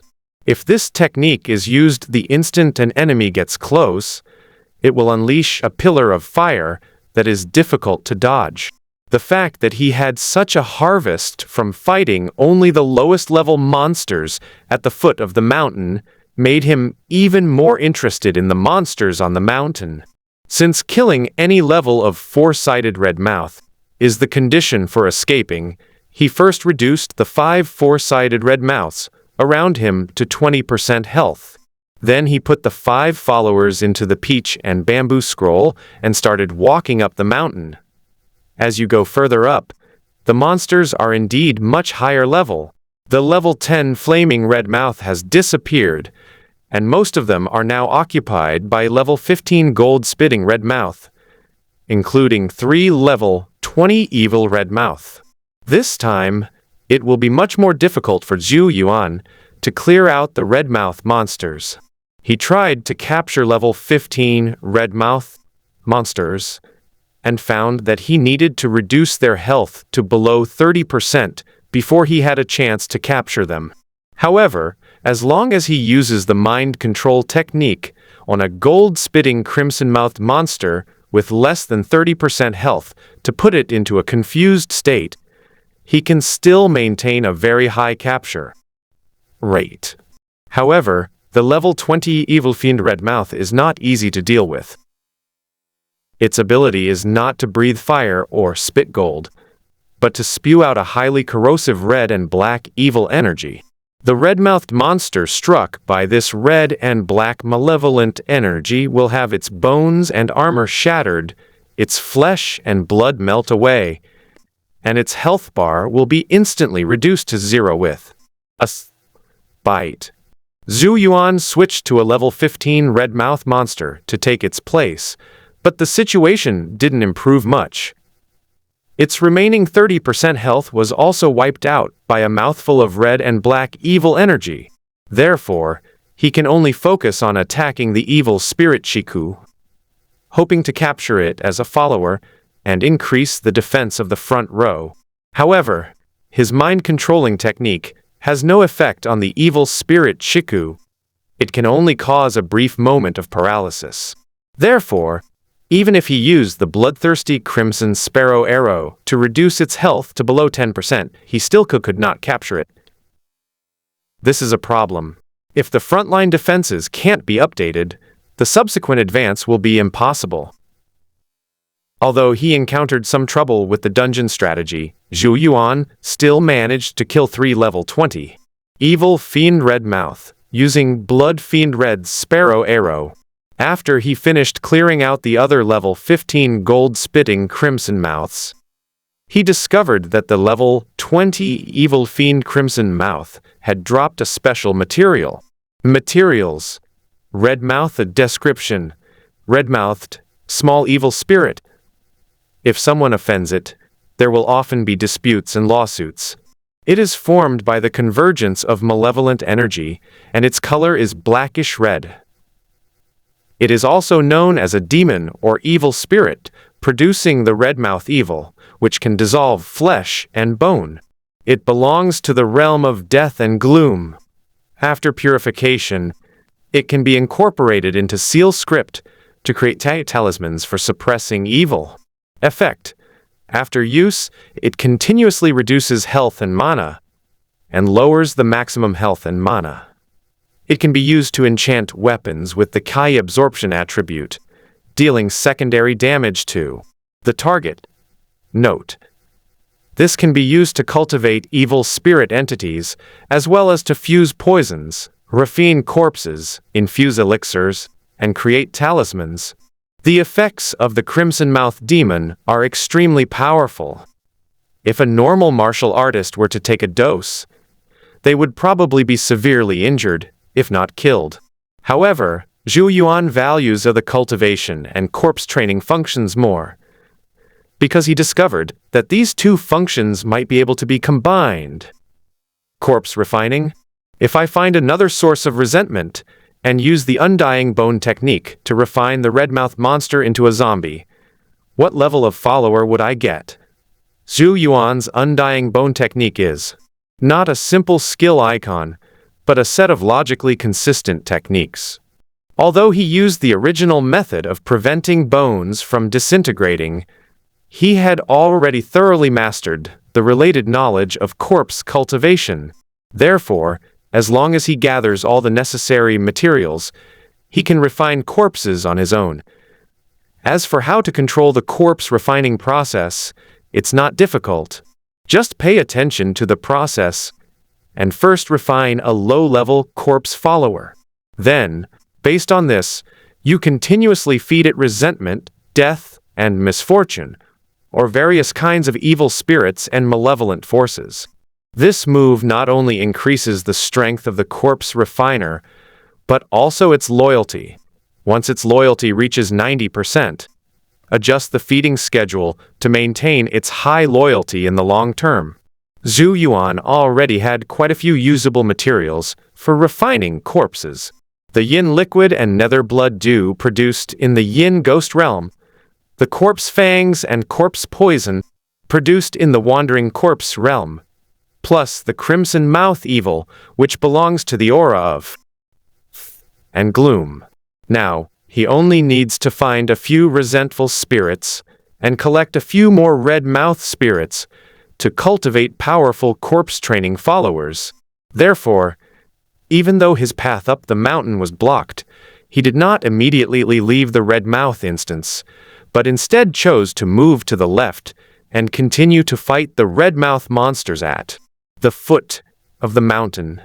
The crimson, barren mountains rise one after another, reaching into the clouds, making it impossible to tell just how many crimson-mouthed monsters exist there. Zhou Yuan spent about an hour collecting 8 more portions of the crimson-mouth fiend before finally discovering the anomaly. It was a very open area, with the corpses of the red-mouthed monsters scattered all over the red soil and rocks, Looking up, you could vaguely see a group of armored soldiers advancing.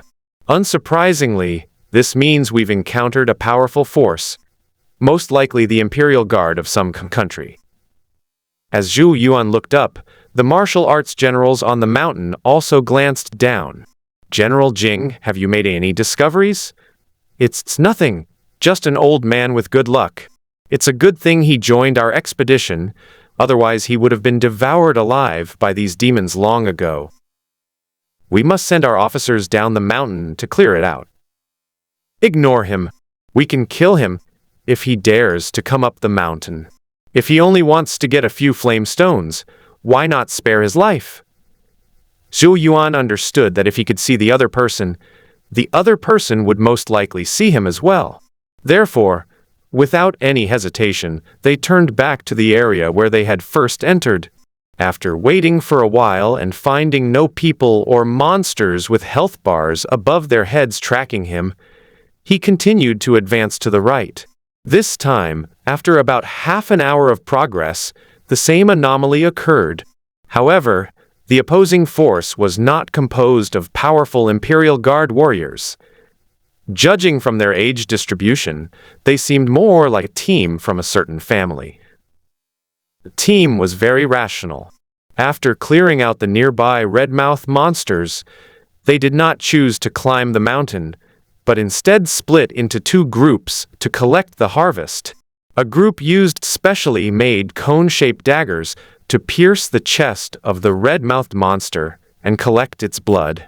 A group ran behind the four directions red-mouthed monster, taking advantage of its inability to move, and began cutting into its stone body. Two other people carefully searched the crevices in the rocks, and soon pulled out a long, reddish-brown grass stem. The grass stem was extremely tough. The searcher had to use his magical tool to saw it several times before he could cut it off. Some colorless liquid oozed from the broken part. "The lamp oil is ready, come and get it." After watching for a while, Zhou Yuan realized that they wouldn't leave anytime soon, so he stopped moving to the right. After all, his ability to control 5 level 15 golden spitting crimson mouths was simply too astonishing. If they were to see the magic of the peach and bamboo scroll again, they might all attack them. Even if he wins, those people can quickly kill Safankyu, exit the instance, and bring back information such as his attack methods and strange scrolls. However, encountering these people wasn't all bad. Their actions made Zhou Yuan realize that the Redmouth secret realm had other values as well. Therefore, he went back to search the crevices in the rocks and pulled out several reddish grass stems. To his surprise, the grass stems were not described in detail, but the transparent liquid that flowed from them was. Material: red core liquid description. According to the 7 tablets of the cloudy bookcase, place a cup of red core liquid, use grass as a wick, and burn it for years without it going out. Effect: 1 dose of red core liquid can sustain a lamp for a year and has a slight calming and soothing effect. It can be combined with red core grass, red fiend blood, and red flamestone to make a calming and protective lamp. Since there is system information, it can be collected and stored. Unfortunately, the yield of crimson core liquid is not very high. Zhou Yuan collected more than a dozen plants, but only produced 5 portions. As for the crimson heart grass, it wasn't entirely without any hints. Among the dozen or so plants he collected, 3 had system notifications. He guessed that it must be related to the quality of the grass.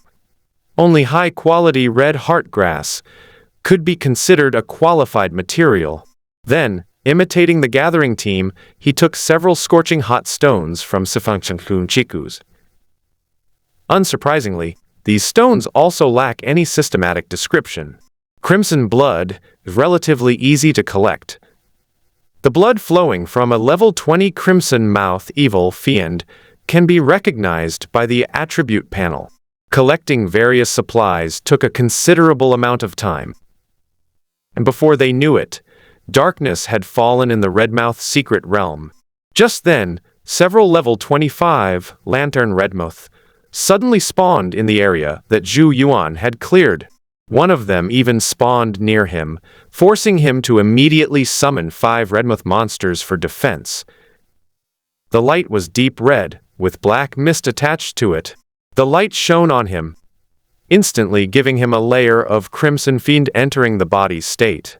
The attribute panel shows that health and mana will continuously decrease, and the longer the Crimson Fiend enters, the body's status is stacked. The faster health and mana will decrease. Faced with such a wide range, all-encompassing killing skill, Zhou Yuan originally intended to kill Sifang Chiku, and then leave the instance. Unexpectedly, the 5 level 15 golden spitting crimson mouths that he had temporarily summoned to prevent a surprise attack unleashed 5 pillars of molten iron fire from their mouths.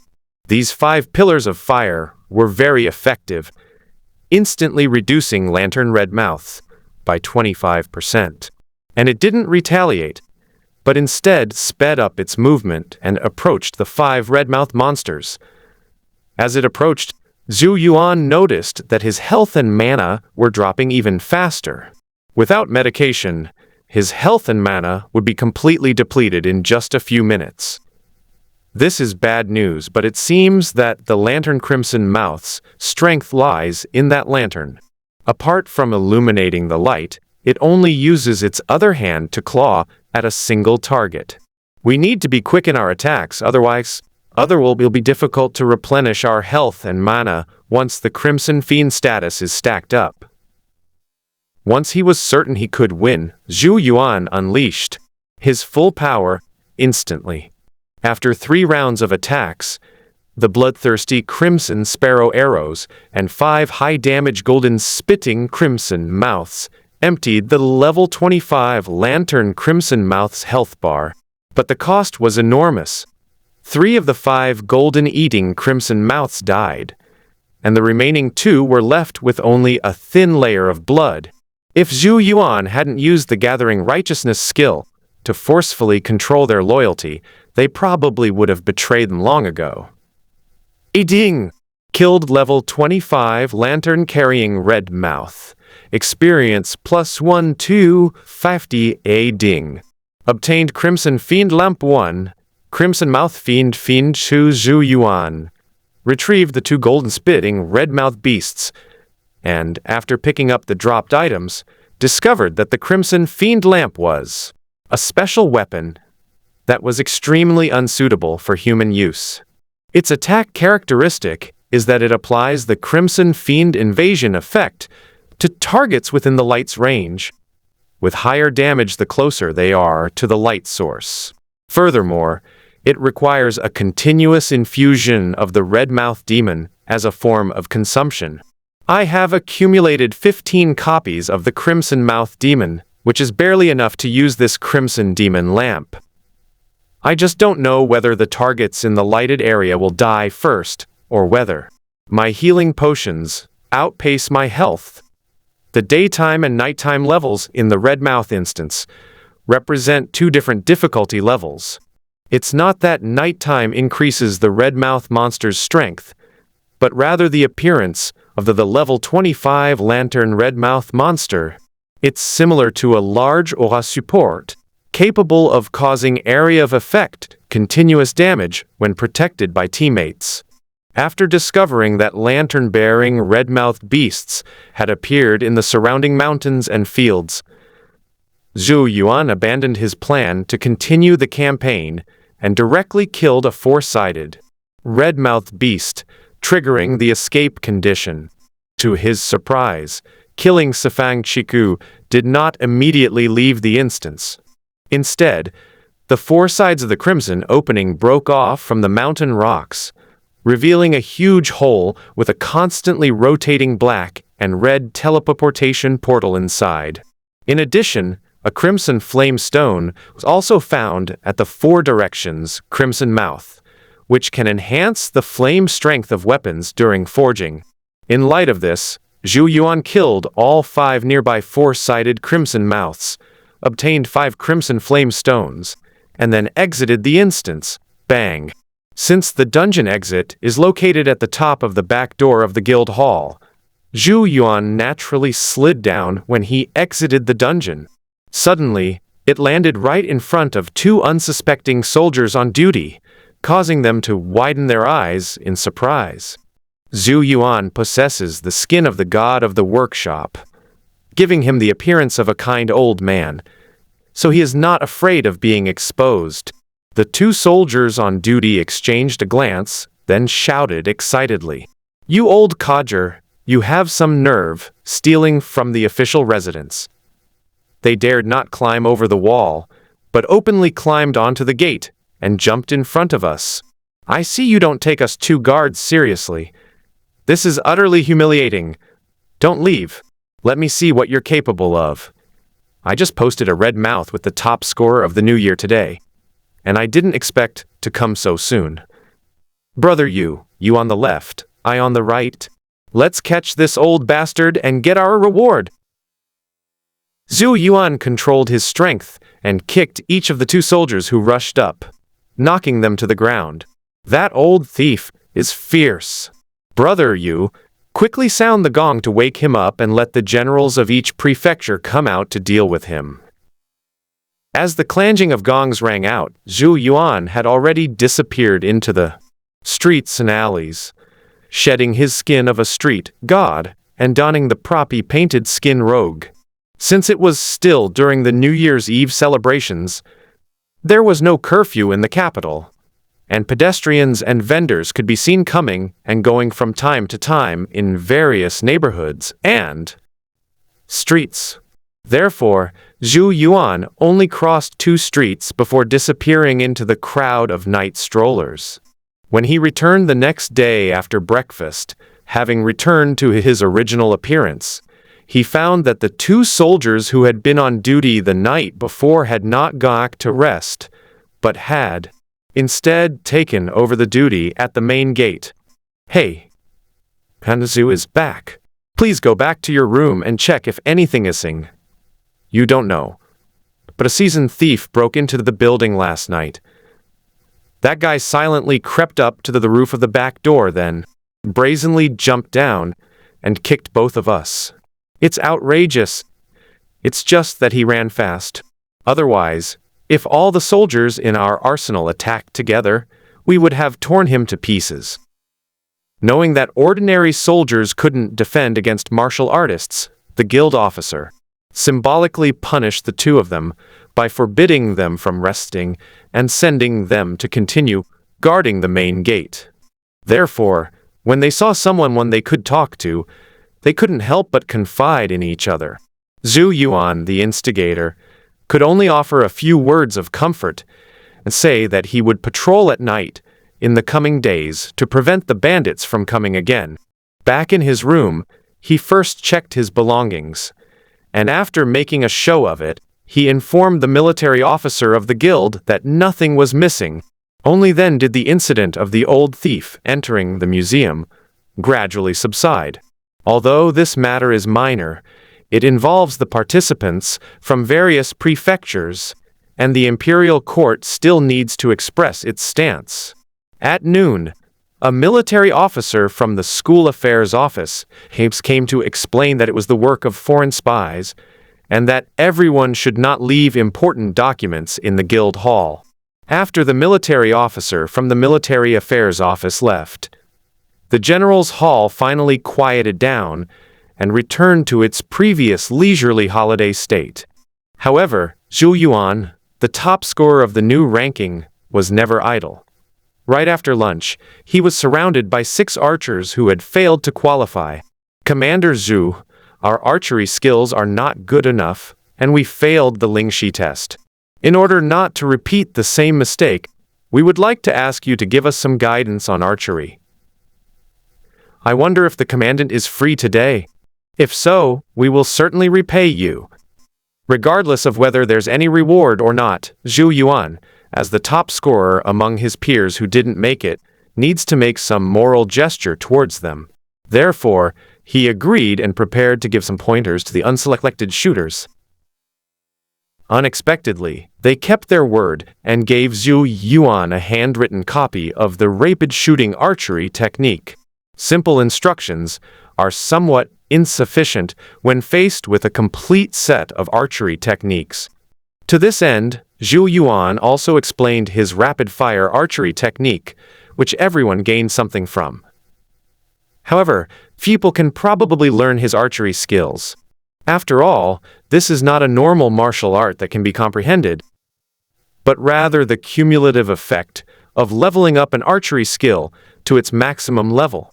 This kind of accumulation is not suitable for martial artists with multiple martial arts options, but more suitable for ascetic practitioners who do not practice martial arts. Fortunately, this is the right path. Zhou Yuan's explanation helped the unselected shooters understand their shortcomings and discover new directions for adjustment. Therefore, they were very satisfied with Zhou Yuan's guidance, and thanked him profusely as the event ended, saying that they had benefited greatly. After they left, Zhou Yuan finally had some free time and was able to buy some things he needed. Since he couldn't explain what he needed to buy to others, he chose to put on the painted skin rogue prop and head to Lingzhenfang in the West Market. Lingzhenfang is not a single shop, but a market town comprised of multiple shops. Zhou Yuan's corpse refining plan is currently missing a type of resentful aura. He doesn't know when he will encounter similar aura, so he chooses to go to Lingzhenfang to find and purchase it. As a trading place for rare and precious items in the capital of the Great Wei Dynasty, Lingzhenfang has a wide variety of goods. As Zhou Yuan, disguised as a rogue swordsman, entered a shop called Rui Pavilion, a waiter quickly greeted him. If you don't know the name of what your distinguished guest needs, you can also describe its effects in general. I'm planning to purchase a set of evil spirits. I wonder if your store has any. What are you saying, esteemed guest? Inauspicious energy is not uncommon. We certainly have it in our shop. However, there are many types of malevolent energy. We only have some common malevolent energy, not the precious nourishing energy. Upon learning that Zhou Yuan needed the malevolent energy of death, the attendant led him into a private room and had a martial artist in charge of malevolent energy treasures entertain him. After the two exchanged items, the martial artist immediately opened the cabinet and selected 3 thumb-sized bottles for Zhou Yuan to examine. These are clearly very small sample sizes, but they are enough for selection. Honorable guest, please take a look. This is the written record of these 3 types of malevolent energy. Zhou Yuan first took the document and examined it carefully, then opened the 3 thumb-sized vials, one by one to verify the items. Black corpse curse, death curse, resentment curse based on the name information. He quickly determined the type he needed, and then asked for details. What is the price of this curse? Our distinguished guest has chosen the Yin Death Fiend, which requires 7 bottles of Q-replenishing spiritual items or other equivalent treasures. It's too expensive. This stuff exists in the secret realm under special conditions, so the production must be quite high. What you say is absolutely right, but neither you nor I know where the secret place where it is located. Even though it produces a lot, it is still worth the price for those who need it. Furthermore, this item was originally priced at 6 bottles of QI replenishing spiritual substances, but 7 bottles were purchased, because a small amount from each bottle was needed to verify its authenticity. 7 bottles of blue potions, in exchange for a piece of resentment material, are not expensive for Zhou Yuan. But he still pretended to be in pain and bargained until the martial artist agreed to give him a small sample as a gift before the deal was finalized. Please wait a moment, esteemed guest. I will go and fetch the goods for you. Let us appreciate and verify their authenticity at the same time, so that we can avoid any further disputes without leaving our store." Not long after the martial arts master left the elegant room, he brought out a white porcelain bottle about the size of an adult's palm, with a narrow neck and a round belly, the mouth of which was sealed with a porcelain lid and beeswax. Zhou Yuan also placed 7 replenishing spiritual items on the table, indicating that the other party should take a look. Bartering and exchanging goods. Honored guests, please go first. Zhou Yuan opened the round-bellied porcelain bottle and first glanced at its color. It was yin condensed liquid, and when opened, it produced mist. It had a name, Yin Yuan Sha. He brought the bottle closer and took a sniff. He was then affected by the negative status of yin. Resentment enters the body, which did not cause him to lose health, but increased his skill mana consumption. It's definitely true, seal it up. Upon hearing this, the martial artist first took out a block of peak wax and heated it, then dipped the mouth of the round-bellied porcelain bottle into the molten wax, and wrapped it around the bottle to seal it again. All of this was done in front of Zhou Yuan, just to put the customers at ease. After Zhou Yuan accepted the porcelain bottle and indicated that there was no problem, the martial arts master took out 7 copper ear picks and used them to examine the medicine in turn. The medicine is fast-acting but lacks staying power. Although it is not a top-grade medicine, it is still acceptable. Goods are sold and the transaction is complete. If you have any further needs in the future, please consider Rui Pavilion. After leaving Rui Pavilion, Zhou Yuan did not leave Zhenbafeng directly, but went to another shop and made the same request. They offered the same price as Rui Fang and also had Yin Yuan Sha in stock. Seeing this, Zhou Yuan bought another copy of Yin Yuan Sha. After leaving the store, he turned into the street corner, removed the painted skin prop, and walked a few steps quickly to blend into the crowd of pedestrians. Building a platform and exchanging resources is a very profitable business.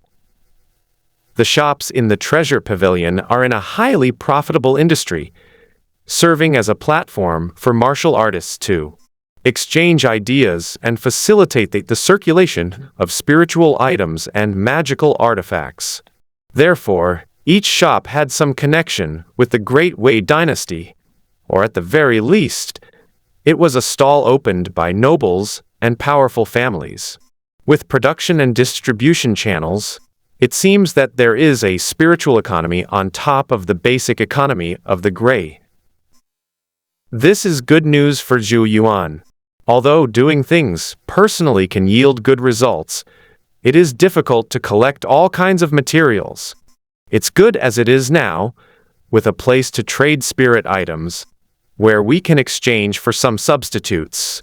After walking through several more streets and markets, to make sure no one was secretly following him, Zhou Yuan began to check the information about Yin Yuan Sha.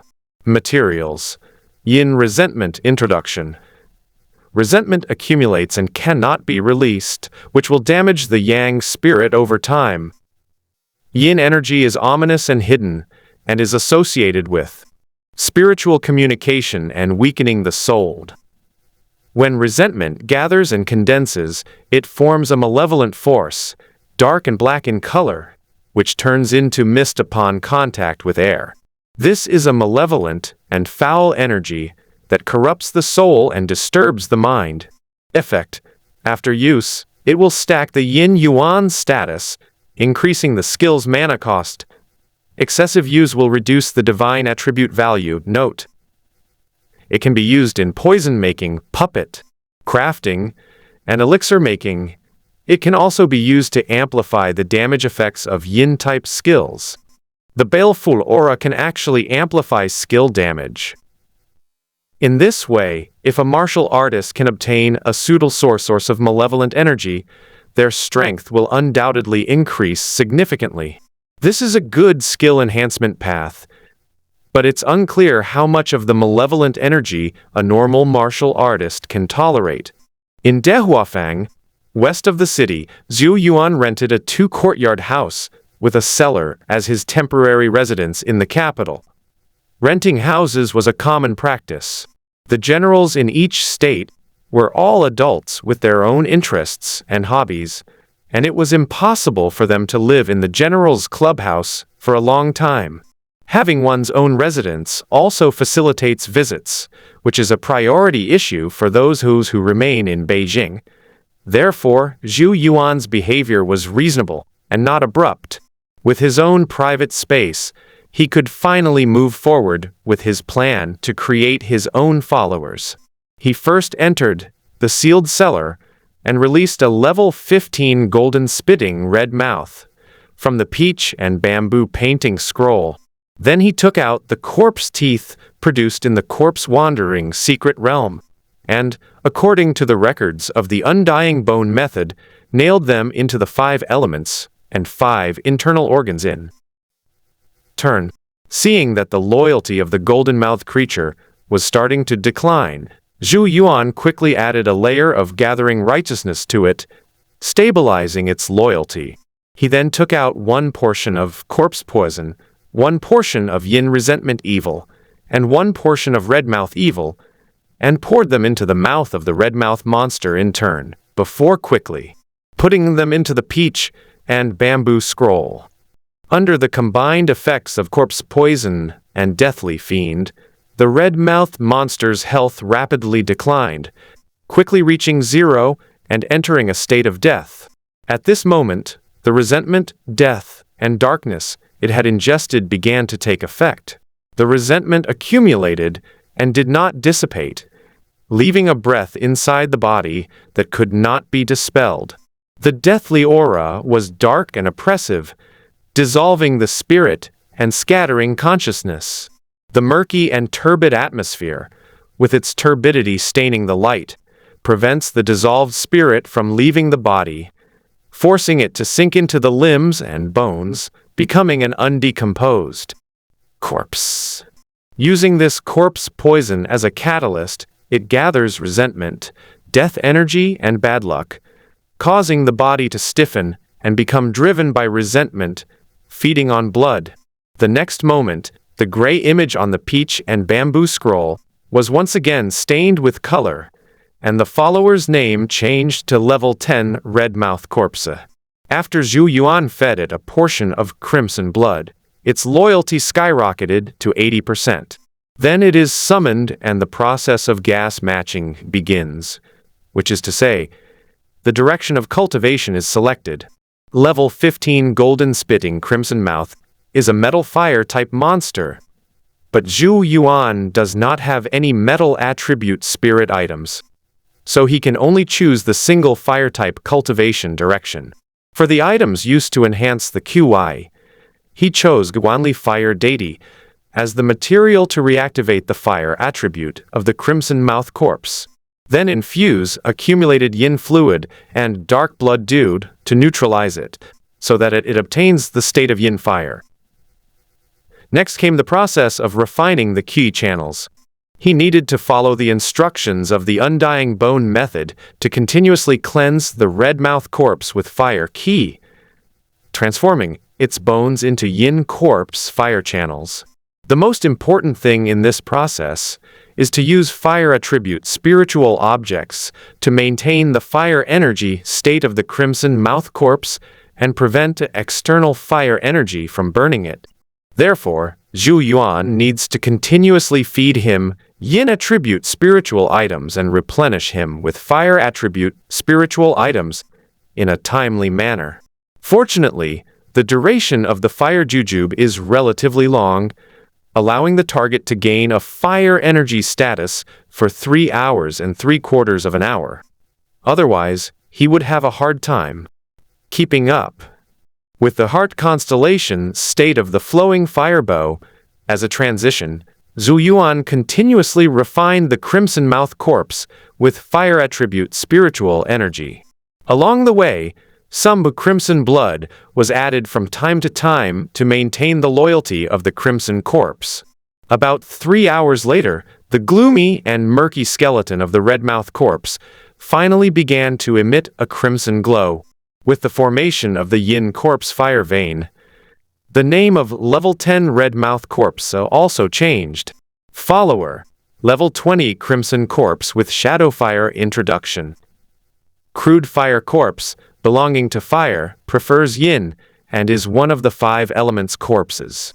It is hoped that by combining the 5 elements, it can become an uncorrupted bone corpse. The remains originated from 2 Jin Chi-Q, and their attributes match, amplifying the damage of yin type and metal type, fire type skills. Skill, feeds on blood, can restore health by consuming various types of blood. Crimson yin fire, capable of spraying fire pillars containing crimson mouth evil and corpse poison, with an effective range 10 meters. Fire corpse's vengeful bodhi greatly increases own defense, reduces damage taken from fire attribute skills. It has all 3 core abilities: healing, defense, and attack. Perhaps it could even solo a low-level dungeon. Level 20 Yinfire Crimson Corpse is a follower with high defense and high attack, has a relatively high cost-performance ratio. Therefore, Zhou Yuan also trained another red-mouthed monster from the peach and bamboo painting scroll into a Yin-Fire Red Corpse. In this way, he had 2 reliable frontline followers, which greatly improved his combat capabilities. His 2 successful attempts at crafting followers sparked his keen interest in crafting special items. Riding on this wave of enthusiasm, he even started thinking about a calming and protective lamp that required 4 materials: Crin Core Liquid, Crimson Core Grass, Crimson Fiend Blood, and Crimson Flame Stone. Instead of making a lamp, they created something strange. It was a stone with a hollowed-out area carved out, filled with a 1-to-1 ratio of Crimson Core Knight and Crimson Fiend Blood, and then a stone couplet lit by a piece of Crimson Core Grass was inserted.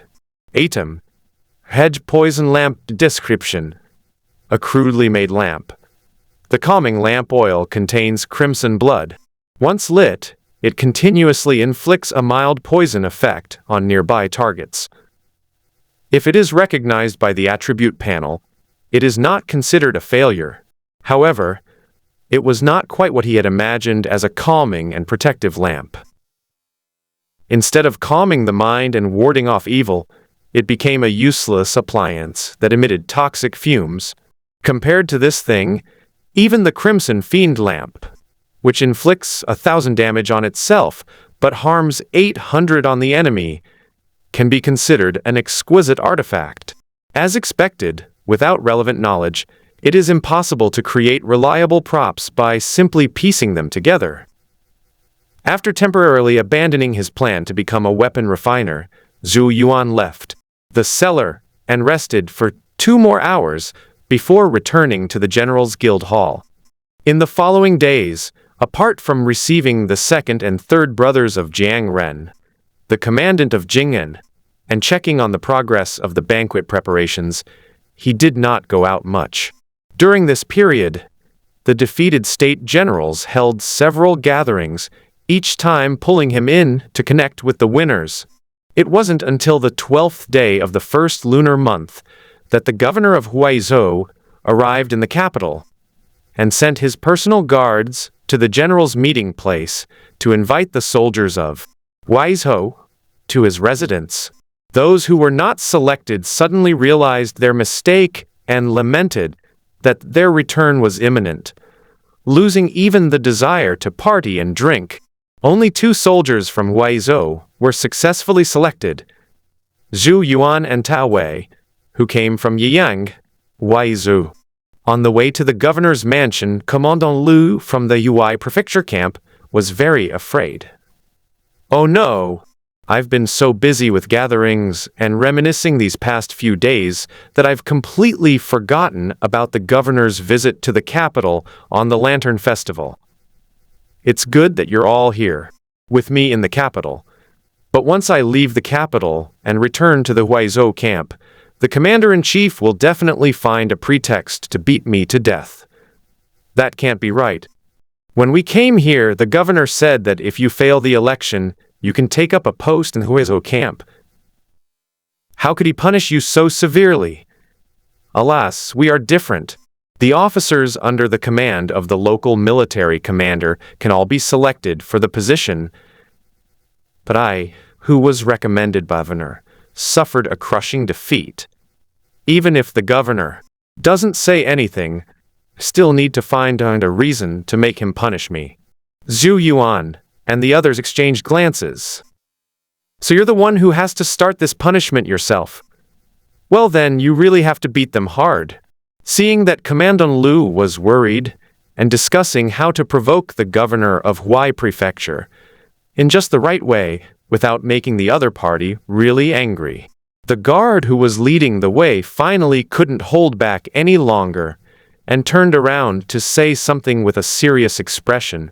Commander Lu, the governor will not punish you this time. The governor said your spiritual inspiration exceeded expectations, and he worried that further punishment would discourage you. Upon hearing this, Commander Lu was completely speechless. He followed the group step by step like a zombie, muttering to himself. I was under too much pressure this time, and performed poorly. I will definitely get a first-class grade in the next imperial examination. When he arrived at the residence of Zhang Shun, the governor of Huai Prefecture in the capital, which was built by imperial decree to become the Marquis of Chengyi, Commandant Lu finally came to his senses. We have been in the capital for many days. If we enter empty-handed, wouldn't we be ridiculed? Why don't we go to the nearby area first to buy some gifts before entering the mansion to pay our respects? Commander Lu's words made a lot of sense, and the guards leading the way also thought it was feasible. Therefore, the group first went to the nearby market to buy a lot of gifts before entering the magnificent Chengyi Marquis's mansion. The Marquis of Chengyi's residence was not decorated with luxury. It was simple and grand, with a drill ground inside where various weapons were neatly displayed on racks. At this moment, the governor of Huaizhou was sitting in a grand chair, watching a group of teenagers perform martial arts. Two young men who bore a resemblance to him stood on either side, while behind them, under the pavilion, a magnificent old woman in a splendid robe was surrounded by maids.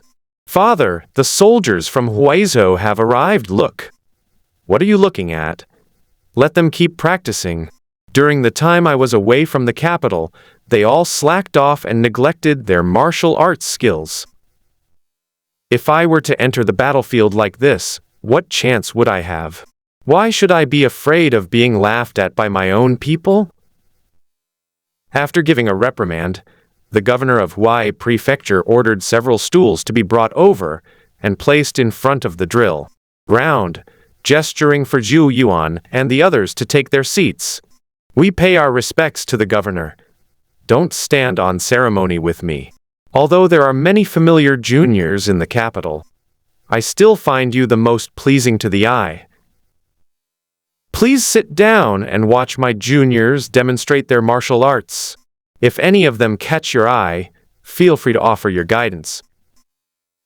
The governor of Huai Prefecture considered Zhou Yuan and his companions to be one of their own, but the young men on the field did not share that view.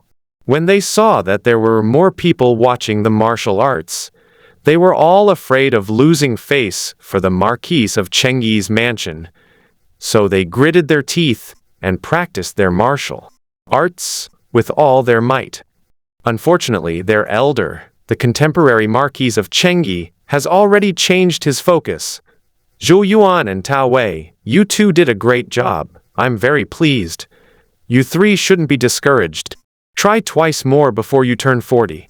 If it really doesn't work out, then it's not too late to be sad. You are all soldiers in the camp, and you should know that rewards and punishments are orderly. Zhou Yuan and Tao Wei have accomplished their mission and will be rewarded in the camp. You have neither merit nor demerit, so you may return to camp with me in a few days. The governor of Huai Prefecture had clearly prepared rewards in advance. Zhou Yuan received a thumb ring, and Tao Wei received a pair wrist guards. The accessory, sharp-edged introduction. She is a bowstring used to hold the bowstring. It is made of ivory bone and tied with leather. It is used as a chopstick for the right big finger. The archbow string is a symbol of bravery. When used as a weapon, it can pierce through obstacles and penetrate deep into the ground. Effect: increases firing speed, slightly reduces mana cost of archery skills, allows for charging and guiding arrows, and activates the sharpness estate. Cuts Harp Strike, a powerful, decisive attack that deals bonus damage to units with less than 30% health. Thank you, Governor, for bestowing this treasure. The thumb ring bestowed by the governor of Huai Prefecture is very suitable for Zhou Yuan. Compared bows and arrows, thumb rings are more difficult to obtain and more precious. Furthermore, this accessory comes with a sharp strike effect, making it perfect for dealing with low-health dungeon bosses that unleash a burst of damage. Therefore, although the ornament Fengzhu is small in size, it is a relatively rare and valuable item. No need to be polite. Since you are my soldiers, I will naturally be proud of you after we succeed. Especially Zhou Yuan, you gave me a great surprise. Your top ranking on the new list has brought me honor and joy. How could I not bestow some fine gifts upon you? Come on, go and call out to those kids to stop and come over to meet us. After I leave the capital, you younger generation should stay in touch and support each other. Promise. Upon hearing that Zhou Yuan was the top scholar in the new imperial examination, the younger generation of the Marquis's family stepped forward to pay their respects, saying that since they were family, they should get together more often in the future. Commander Zhou, since you were able to win the championship with your martial arts, I wonder if you have any techniques to improve your martial arts skills. There is nothing special about it but hard training. Zhou Yuan said that there is no other way to improve martial arts skills except through arduous training. These words won the approval of the governor of Huai Prefecture, but also greatly disappointed the group of young men in the Chengyi Marquis's mansion. Commander Zhou is absolutely right, but we can hardly perceive the progress of our arduous training, and we are bound to become lax and restless. This is the norm. One can only strive to improve oneself. The governor of Huai Prefecture dismissed the group of youths and led Zhou Yuan and his companions into the side courtyard on the left side of the training ground. His attendants immediately set out tea and refreshments and served fragrant tea. After everyone was seated, the governor of Huai Prefecture inquired about the celebration banquet. Zhou Yuan, have you sent invitations to the Crown Prince Qi and the 9 ministers and the commandant of the guards? I have sent it, but tomorrow's celebration banquet is my private event. The Crown Prince and the commandant of the guards are too busy to attend. That's true. But the Crown Prince and the commandant of the guards are the chief judges of the spiritual trial. Your achievement of being named the top scholar in the new year is not only due to your outstanding talent, but also because of their appreciation and support.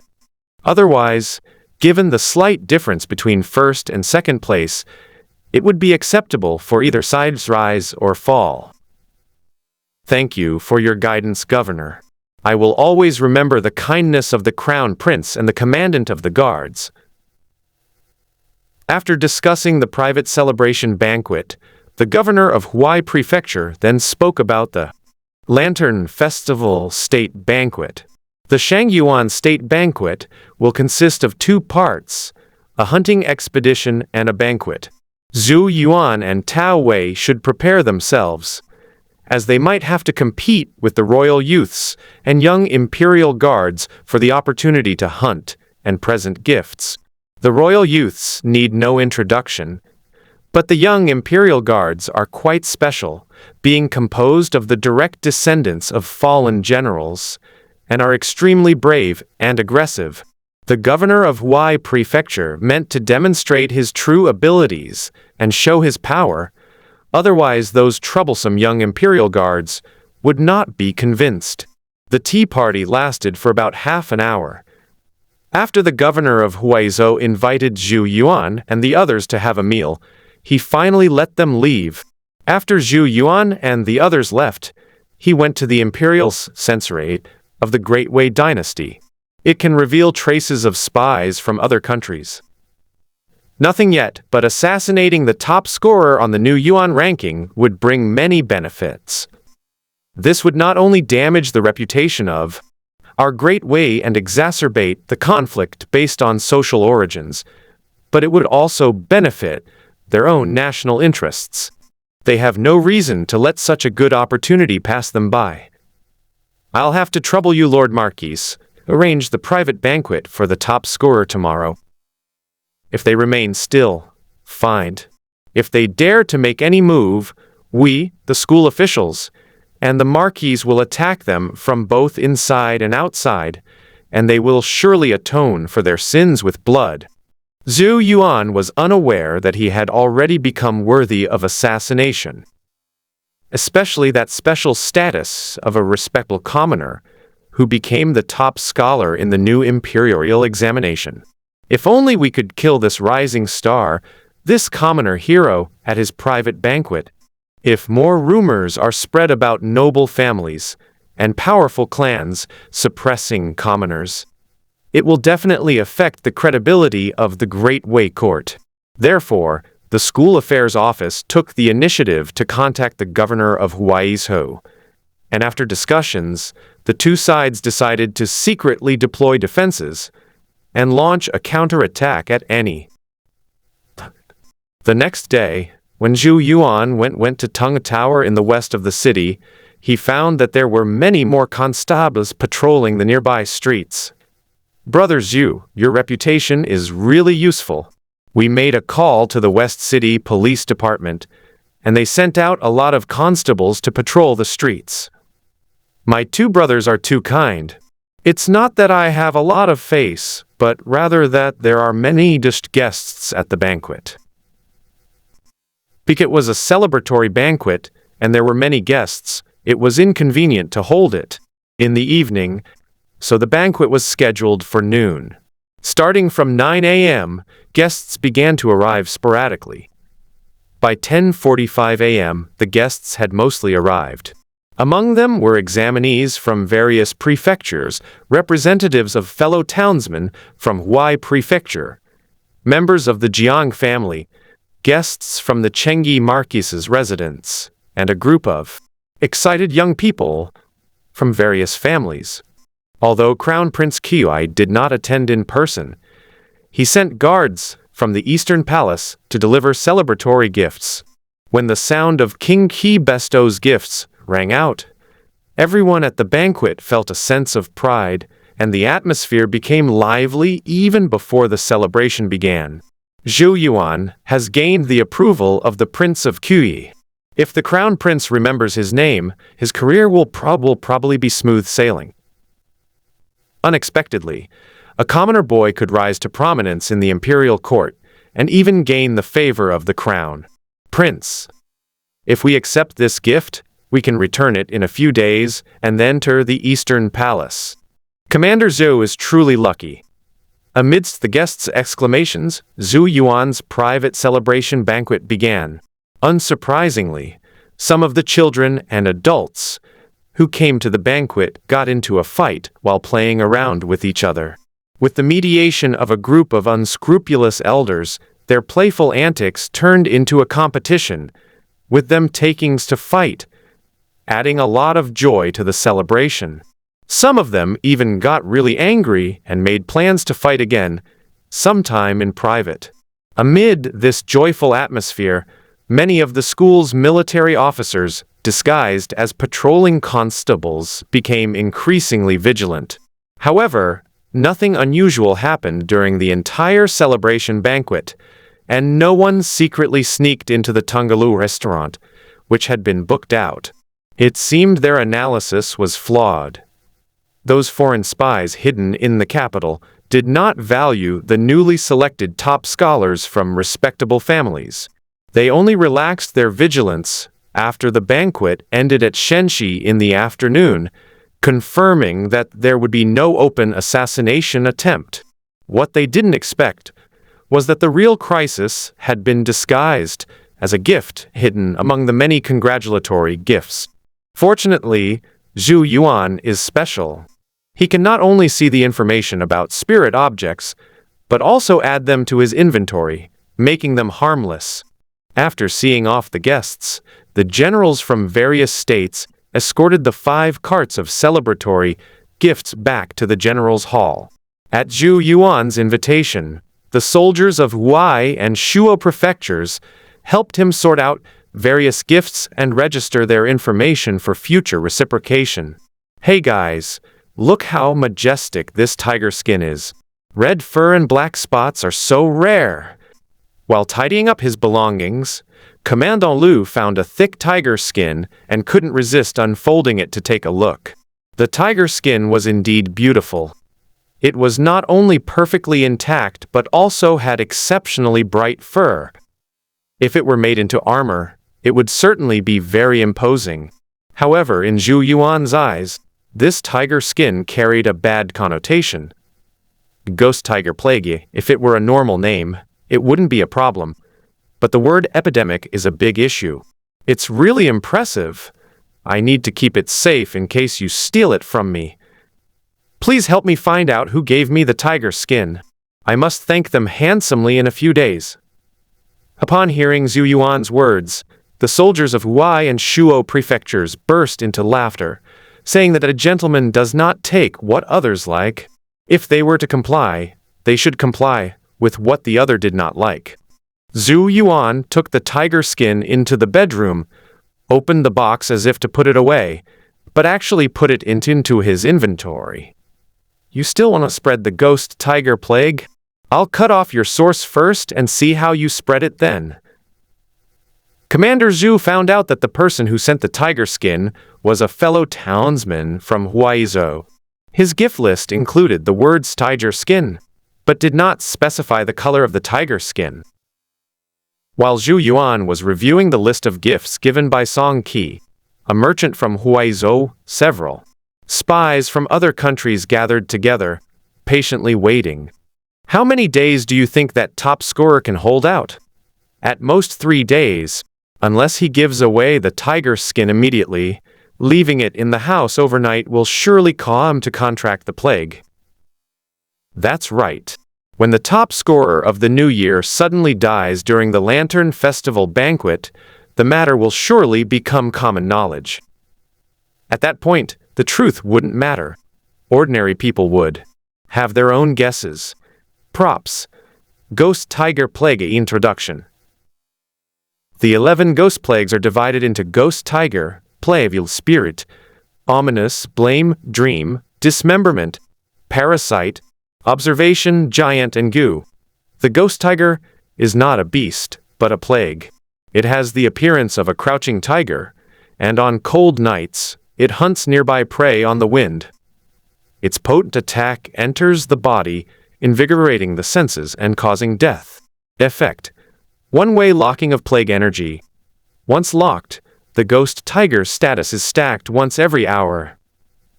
It erupted violently after 36 hours.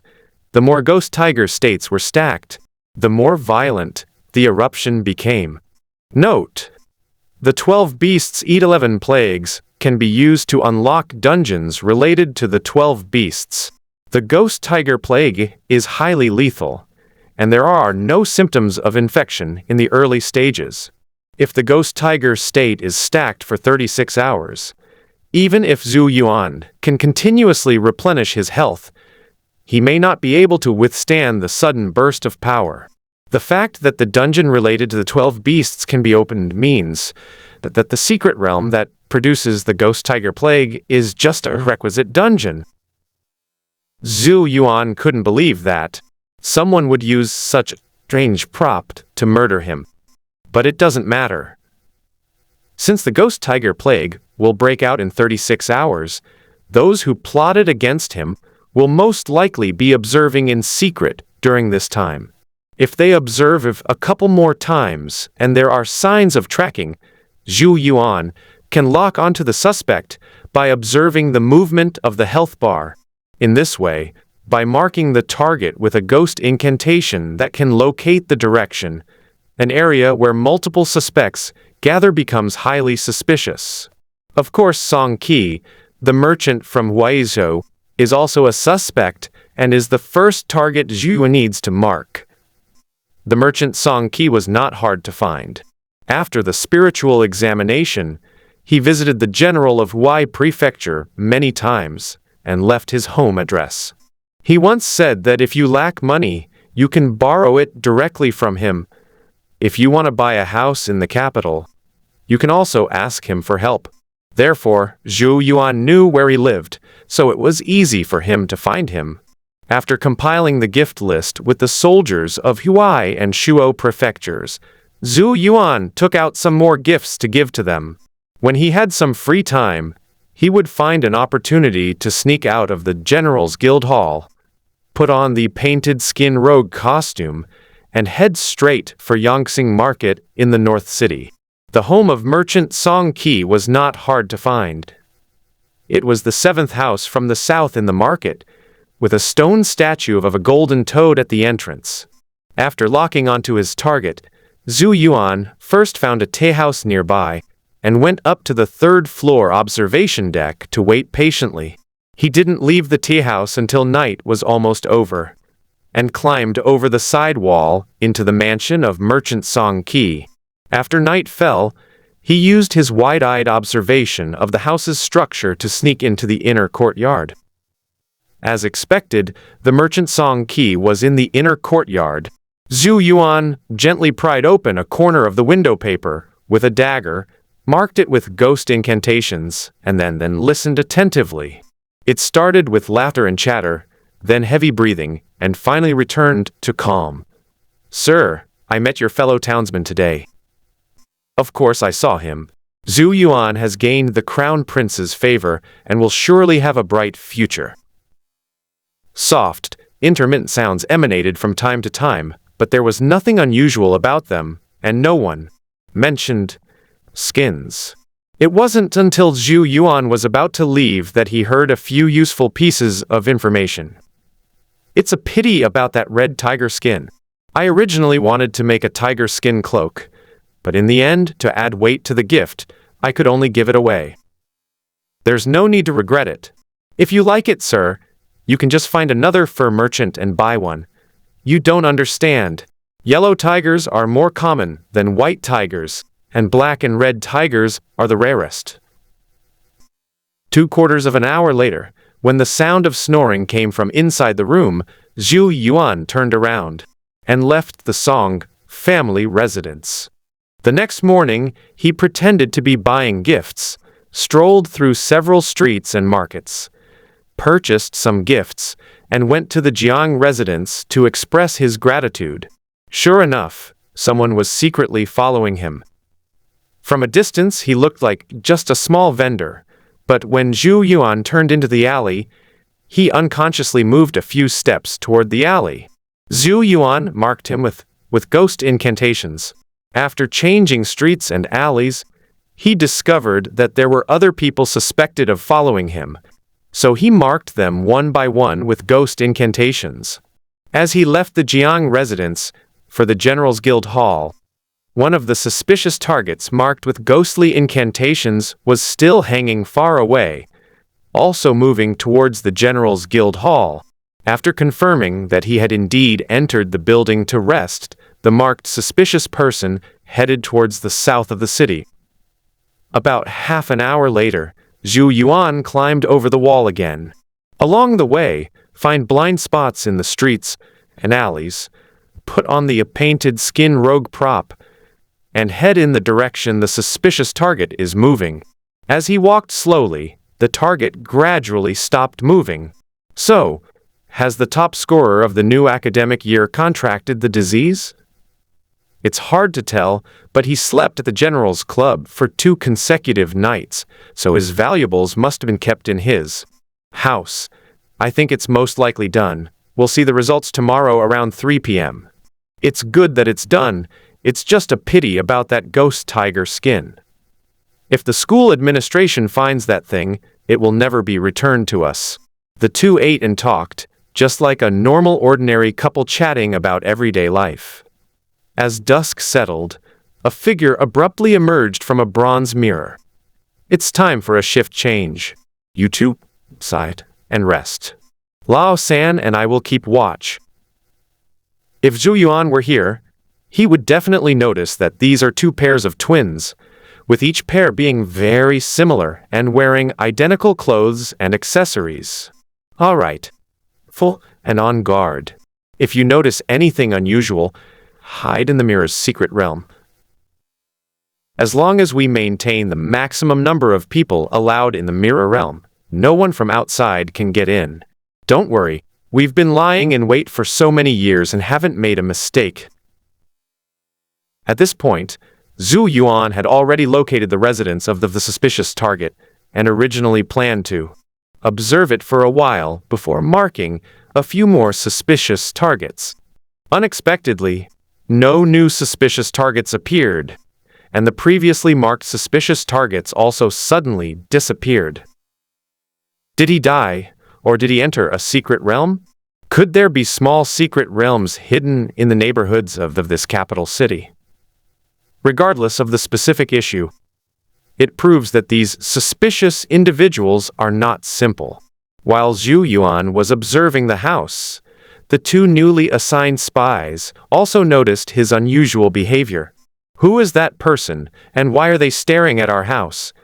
Judging from his appearance, he's probably a thug from the neighborhood. He's probably up to no good. No, look at his physique. He doesn't seem like a lazy street thug. He's more like a fierce warrior. Could it be someone from the school administration?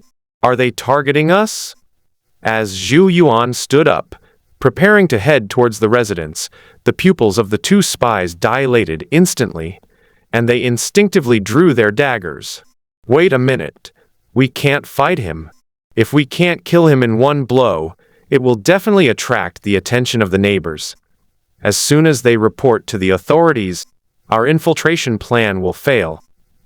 Let's go and hide in the mirror's realm. If he's just a street thug, he'll leave after taking some valuables. If he were a martial artist from the Imperial Academy, he would not disturb inside the house after discovering that no one was there, thus alerting the enemy. By hiding here, we can test his identity and also determine if we've been exposed. The 2 spies quickly reached an agreement, placed the modeled bronze mirror on the bedside table, and then went inside to hide. In this way, the entire room was completely flawless, just like an ordinary family's house does squeak.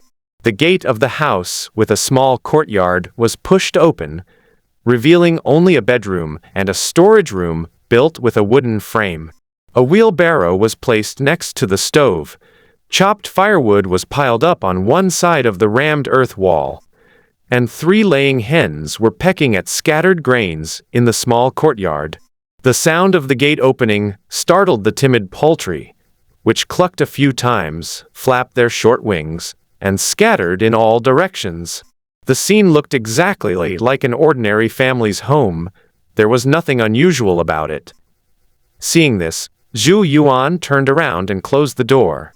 He then lifted the wood stake he was using to chop firewood and kicked it with his side leg, causing the heavy stake to crash into the bedroom door.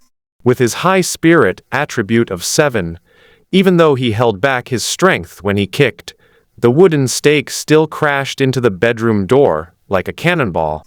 With a bang, the already flimsy wooden door was smashed down, revealing a simple, cozy bedroom.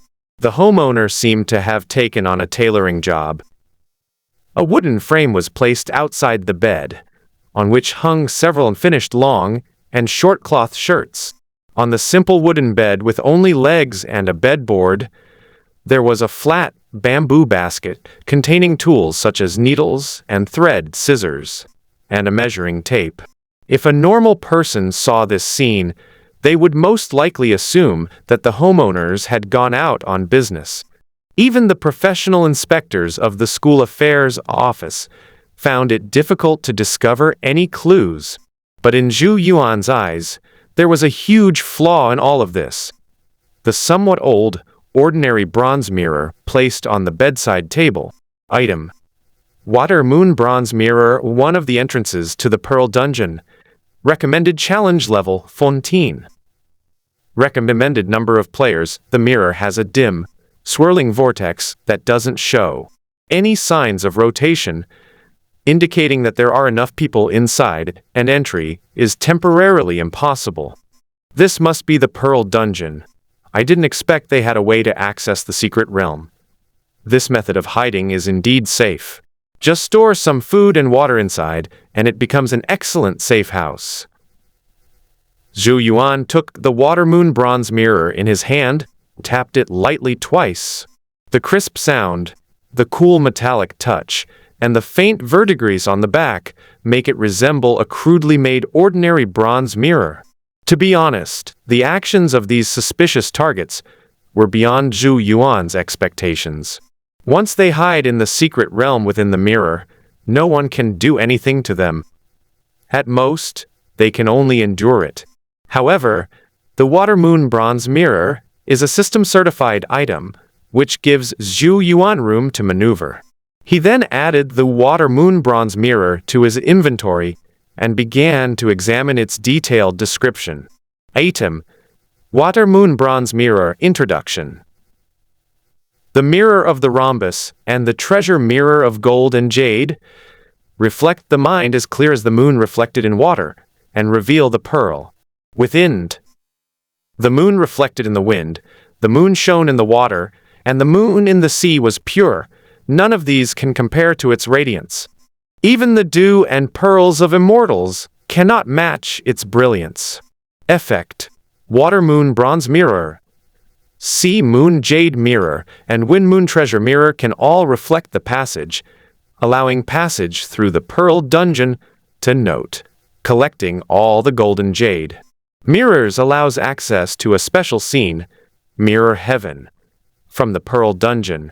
After examining the effects of the Water Moon bronze mirror, Zhou Yuan discovered that it was perfectly suited as a refuge for spies. However, they did not know that gathering the golden jade mirror would allow them to enter the Mirror Heaven. Otherwise, they would never have used the Water Moon bronze mirror as a safe house. Once you're in my inventory, how are you going to get away? While Zhou Yuan was checking the information on the Water Moon bronze mirror, two pairs of twins and a withered old man inside the Pearl Dungeon were also observing the entrance and exit of the secret realm. The dim yellow entrance resembled a dull bronze mirror, faintly reflecting the image of the Water Moon bronze mirror. Therefore, they vaguely saw a person walk into the room, and then saw the bronze mirror being turned over, reflecting the direction of the table. Then it plunged into complete darkness, as if it had been completely overturned or thrown into a package for storage. No, they'd even take a broken mirror. These local ruffians in Fengjing are really desperate. Doesn't the Emperor of Great Wei distribute charcoal, salt, and sugar to the people of the capital during festivals every year? How come you'd be looking at a broken mirror? Perhaps it is because people from other places do not have a Beijing household registration, so they naturally cannot enjoy the benevolent grace of the Wei Kingdom. That's not right either. If someone doesn't have a Beijing household registration and still acts like a hooligan, wouldn't they have been banished back to their hometown long ago? Zhou Yuan's behavior led the five people in the Pearl secret realm to believe that he was a rather fierce and ruthless rogue. Otherwise, it's really hard to explain why the inspector of the school affairs office is so unprofessional. This move, let alone calmly fishing, even overturned the fish tank. Which undercover agent wouldn't notice something amiss? Do you think he did it on purpose? The goal was to make us believe our home had been burgled, rather than that we were being targeted by the school administration. No, that would be too clumsy and would only alert the enemy. It's better not to do it at all. This makes sense, but caution is still needed. We'll hide for a few hours, and then around midnight, I'll send out the blood-curdled paper fierce to investigate. If he's truly a scoundrel, the blood-cursed paper doll will naturally kill him. If it's a martial artist's trap, the blood-cursed paper doll will be broken, and we can devise a new plan. The reason the 5 undercover agents reacted quickly instead of hiding for a few days was because they were worried that not going home for several days would expose their identities. Back then, if a neighbor reported someone missing, coupled with the violent theft by a thug breaking into the house, it would likely lead to a case being opened by the authorities. If an entire family were murdered during the Lantern Festival banquet in Fengjing, the prefect of the capital and the 5 city cavalry would go insane. Therefore, the secret agents also have very limited time and cannot remain out of sight of their friends and colleagues for extended periods. Otherwise, their identities, which they had concealed for many years, would have intersected with the government offices in the capital. Late at night, thanks to Zhou Yuan's maxed-out rest skill, he can be full of energy after sleeping for just 2 hours each day. So he didn't rest on time, but instead studied the Shi Lei exercising evil method, while checking the status of the water-moon copper mirror from time to time. What would happen if they suddenly left the instance? Is it impossible to leave, or will it become an item displayed in the inventory? Oh, here they come. They're really cautious. As Zhou Yuan was pondering what amazing effects would occur when his inventory and dungeon items were combined, his attribute panel suddenly provided feedback. Ding! You have obtained Blood Curse Paper Doll 1 Eating. Blood Curse Paper Doll Description. By the blood and sweat the heart, and inhabited by the spirit of the earth, it possesses a sharp edge of 3 inches and 3/10 of an inch, capable of cutting through gold and jade. Theft. The body is cursed with blood and Kai and needs to replenish its Kai and blood at all times. It has 18 incantations and can issue commands such as kill, dodge, attach, and injure. Note: currently under Blood Curse Kill Order status. Will lock onto and attack the nearest target with more than % health. Zhou Yuan was quite satisfied, obtained a special item out of nowhere, as were secret agents in the Pearl Dungeon. How is the blood-cursed paper doll in condition? Very good. My earth spirit is attached to the blood curse paper doll. If it were dead, I would have been seriously injured and coughing up blood long ago. It seems that the scoundrel is just a fierce-looking guy, but he doesn't have any real skills. Wait here, I'll use my collarbone technique to compress my body and go out to take a look. Alright, be extremely careful. Regardless of any abnormalities, return to the secret realm immediately to report the information. Ding! You have obtained 1 compressed composite material.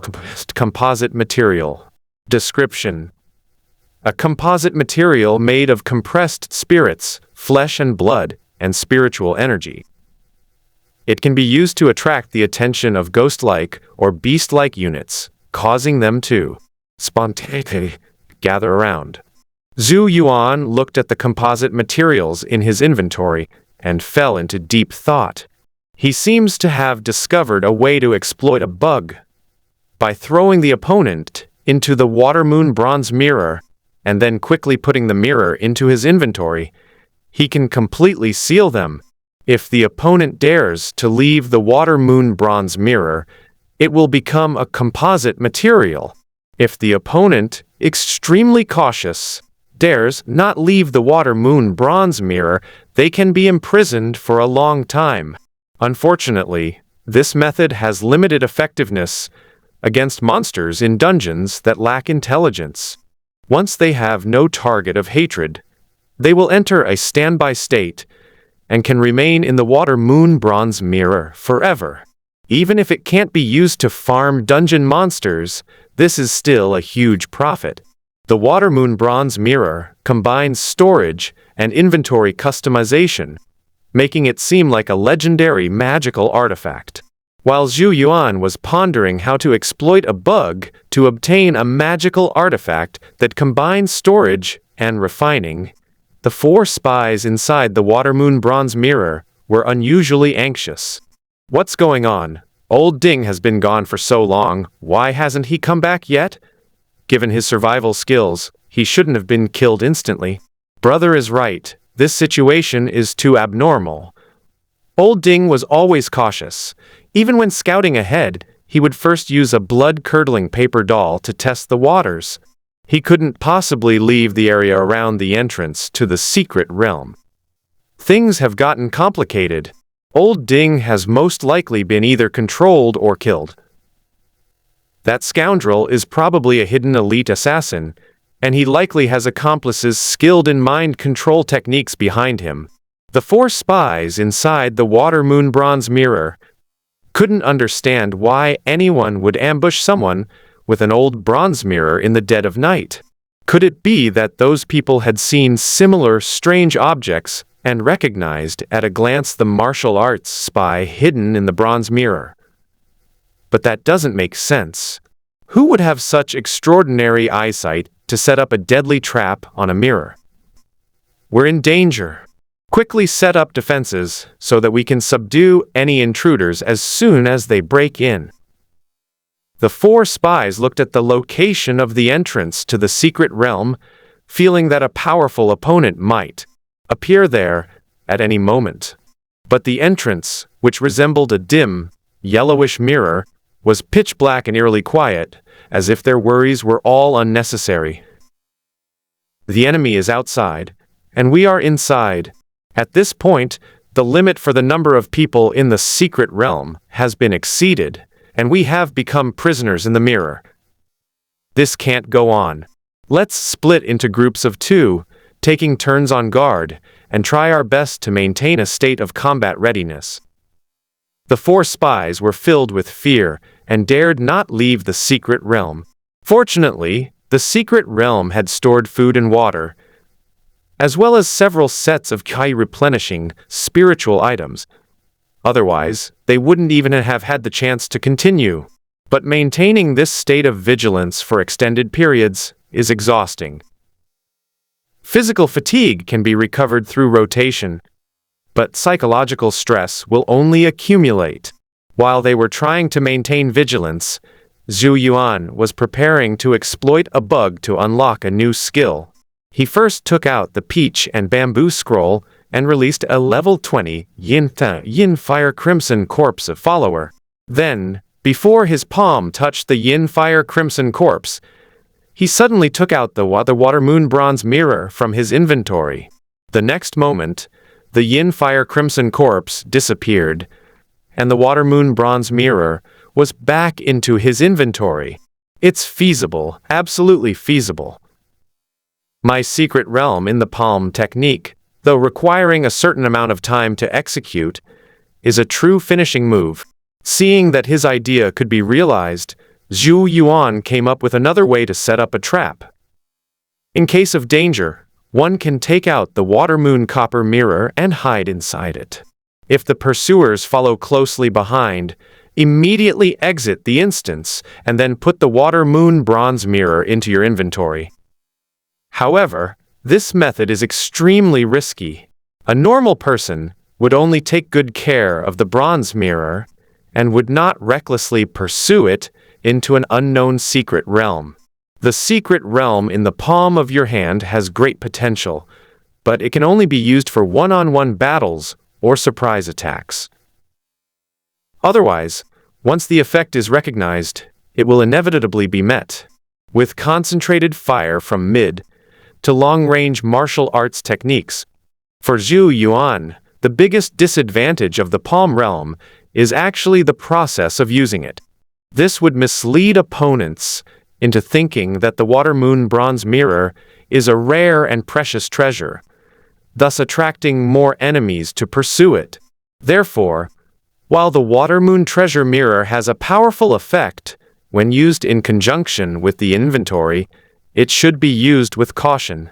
While Zhou Yuan was analyzing the pros and cons of the palm realm, the 4 spies inside the mirror realm also saw new hope. The reason for this is not that they could easily crush level 20 Yinfire Crimson Corpse, but that they had other plans. If an enemy attacks, do not kill him, try to control him. As long as we control it and maintain the maximum number of people within the secret realm, outsiders won't be able to get in. It's feasible. The Pathfinders are definitely not weak, but they won't be any powerful warriors. Those who are strong hold a higher status and will never be used as scouts. The 4 spies were right. Zhou Yuan wouldn't rashly rush into the secret realm within the mirror. But they were wrong about one thing. The newcomer was not a martial artist at all, but a genuine, mindless demon. It has a humanoid body, an external skeleton-like armor, and a layer of fine red down, making it extremely deceptive. The 4 spies initially thought the other party was an armored warrior hiding his face. Only when the Yin Fire Crimson Corpse opened its blood-red maw and spewed out a pillar of fire infused with corpse poison and crimson mouthful, did they realize what its opponent truly was. They dare demons in Fengjing? Well, this force of forms are even greater than ours. Attack with full force, dismember its limbs, and block its fire. Let's stall them for a year or 2, then find an opportunity to leave the secret realm and find a gambler to report to the school administration. In this way, all those who imprisoned us will be eliminated by the Wei Court. The 4 spies had a good plan. The food reserves in the secret territory could last for a year and a half. However, the Yinfire Crimson Corpse is not easy to control. It not only has high attack and high defense, but also carries 2 compound toxins, corpse poison and red mouth evil. These toxins continuously evaporate into the surrounding area under the influence of the intense heat. It created a fire poison environment conducive to the Yinfire Crimson Corpse, while also imposing multiple negative statuses on evasive spies. Just a quarter of an hour later, the 4-man spies, who were trying to control the Yinfire Crimson Corpse, rather than kill it, noticed something was wrong. Be careful, this demon is poisonous. I feel my body stiffening and my spiritual energy is decreasing for no reason. What a treacherous probing stone! This demon must not be allowed to remain, or we will be poisoned to death by its gas in just a few days. Kill it with all your might, don't let it continue to amplify the poison gas. When the 4 spies faced the Crimson Fire Corpse head-on, they realized just how difficult it was to deal with.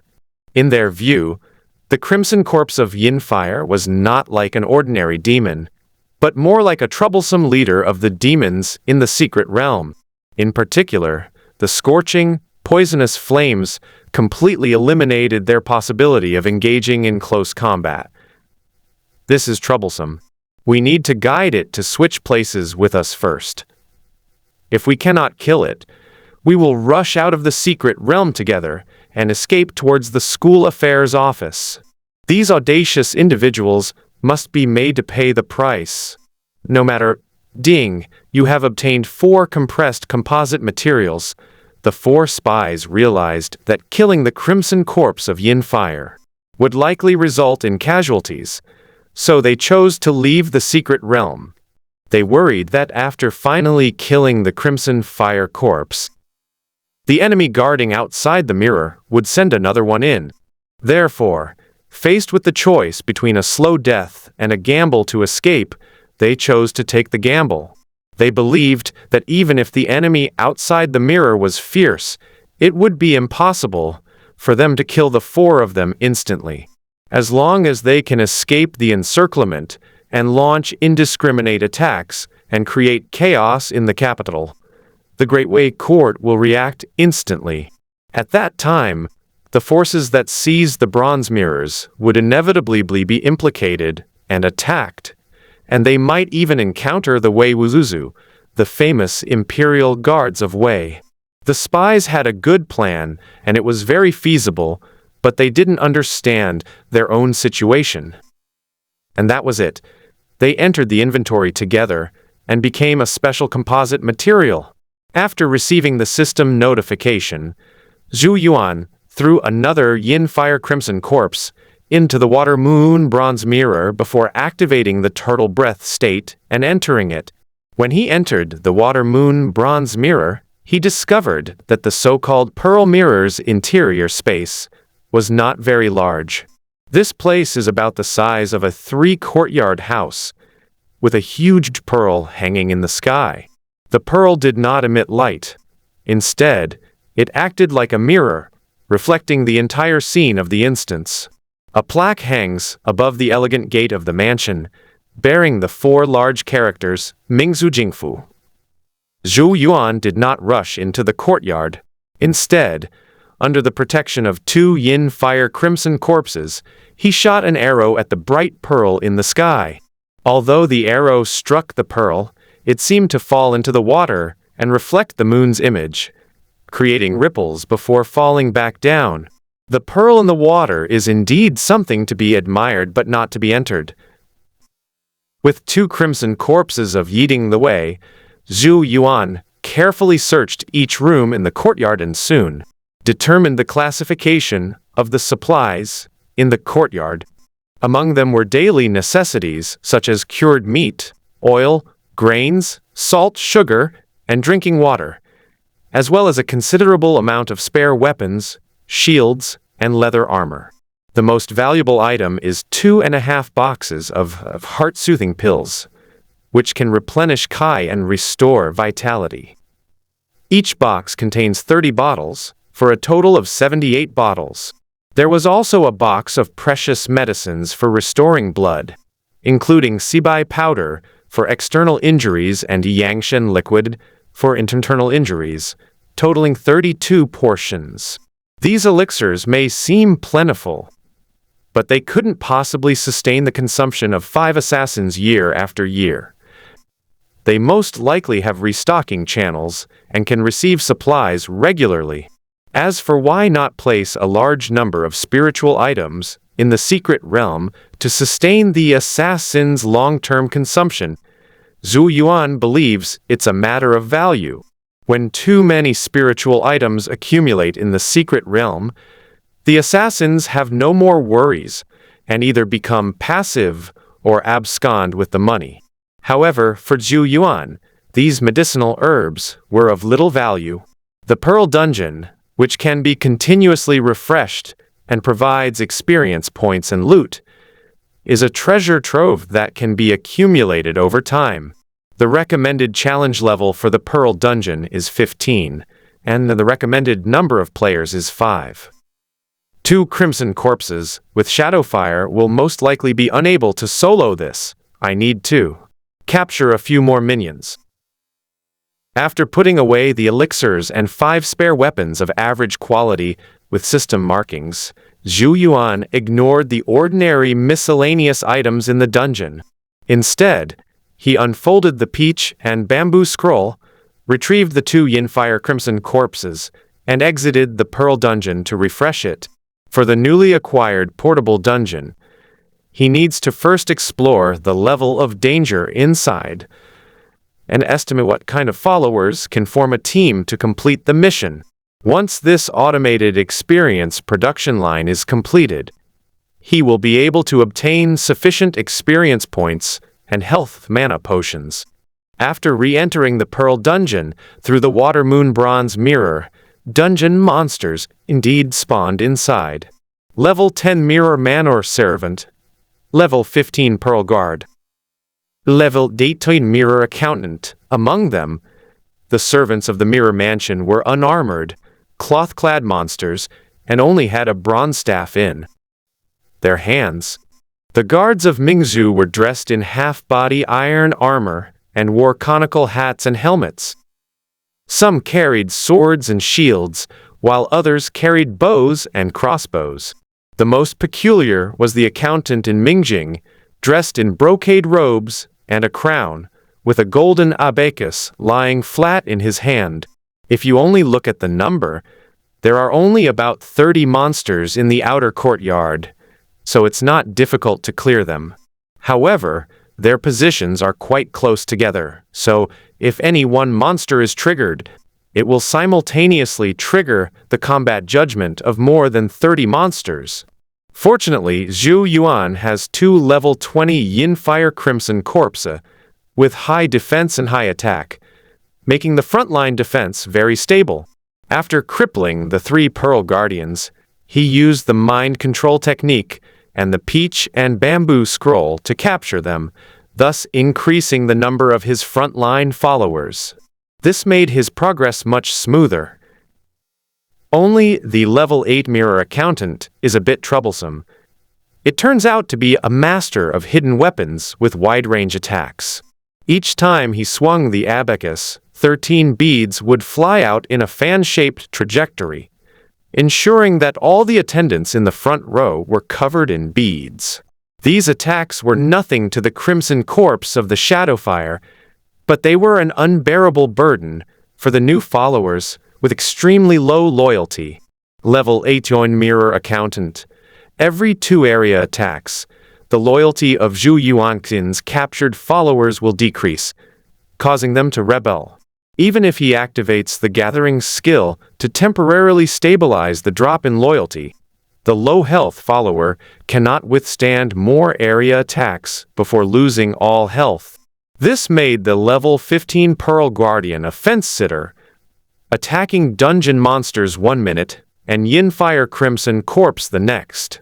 However, with 2 powerful Yin Fire Crimson Corpses in front, unleashing mouthfuls of Crimson Yin Fire, the monster was quickly wiped out. The level 18 Mirror Accountant, after being hit by 2 Crimson Sparrow arrows from Zhou Yuan, and then sprayed with a mouthful of blood by 2 Yin Fire Crimson Corpses, also dropped items. Ding!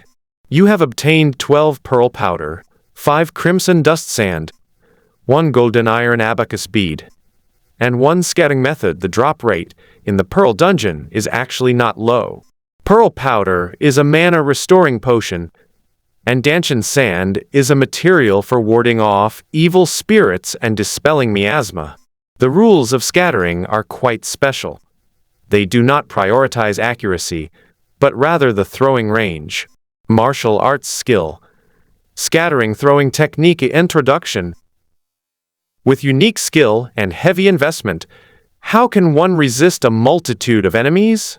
Things are scattered and naturally dispersed, thrown into the world, throwing spears and swords, attacking and killing enemy invaders. The cinnabar, when applied with force, drives demons away. Effect. Infuses projectiles with spiritual energy, increasing range and damage. Level 3 Javelin Thrower. Level 5 Bead Thrower. Level 10th Sand Scattering. The scattering method is clearly designed to work with cinnabar dust. If this kind of exercising material is thrown using the max-level scattering method, it will inevitably cause massive damage to evil-type units. Fortunately, the level 18 Mirror Accounting is still in the bead-throwing stage and has not yet reached the sand-scattering stage. Otherwise, Zhou Yuan's Yin Fire Crimson Corpse would also be hit with evil-breaking damage. My divine attribute is still a bit low. Otherwise, I could use mind control to control it and capture it as a follower. And my team would have a ranged attack with area of effect capabilities.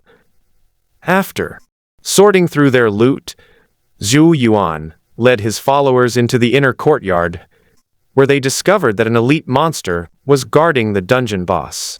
Level 20 Pearl Manor Owner. Level 19 Mirror Mansion Steward, the owner of Mingzhu Manor, wore a pair of black leather gloves with silver thread patterns and had a medicine pouch hanging on each side of his waist. The steward of the Mirror Mansion, wielding a long spear, led 12 Pearl guards to protect the Pearl Manor Master. Minions provide melee protection, while the boss attacks from a distance. This setup is indeed quite difficult for a martial arts team to manage. The attack range of the level 20 Pearl Manor Lord is relatively large. As soon as Zhou Yuan and his entourage entered the inner courtyard, he launched an attack. With the same fan-shaped area of effect, his throwing range larger than that of level A2 Mirror Accountant. Furthermore, their projectiles were not individual abacus beads, but rather a brightly colored cloud of poisonous sand. Although this poisonous sand is only the size of a grain of salt, it carries tremendous force, moving as swiftly as an arrow released from a bow. The boss, Lord Mingzhu, launched only one attack, and Zhou Yuan's frontline followers were covered in graffiti. The poisonous sand particles pierced the facial skin of the attendants in the front row, embedding themselves deeply within their flesh and blood, steaming like boiling water, causing their skin to swell and blister to form. Fortunately, the Yin Fire Crimson Corpse is not a normal unit and has long lost most of the weaknesses of a flesh and blood body. Therefore, even though the poisonous sand broke through their skin, which was not covered by bone armor, no highly toxic evaporation reaction occurred. It only reduced their health by 3%, which wasn't as painful as the abacus from the level 8 Mirror Accountant. It turns out that this boss mainly deals area of effect poison damage, and its physical damage is not high. The way the Lord of Mingzhu attacked made Zhou Yuan realize that although replacing the abacus beads with poison sand made it even more difficult to defend against, and could quickly inflict poison, it was still effective. However, it will still disperse the concentration of power and reduce the effectiveness of physical attacks. This weakness can be mitigated by the throwing range and the cumulative effect of poison when facing normal martial artists, but it becomes less effective against zombie-like monsters. The fine downy hair and stiff skin on the Yin Fire Crimson Corpse formed a natural protective layer, shielding it from most of the damage caused by the blood-tinged poison sand. However, the boss, Master Mingzhu, clearly has a logical approach to dealing with this situation. After clearing out Zhou Yuan's 3 humanoid followers with a single 5 poison sand attack, he took out a handful of Dan Chen sand from his medicine pouch on the left, preparing to use the technique again. Cracking. Bloodlust and Crimson Sparrow Fire merged to form a vermilion spirit sparrow, which emitted a sharp cry and instantly pierced the shoulder of the Pearl Manor Lord.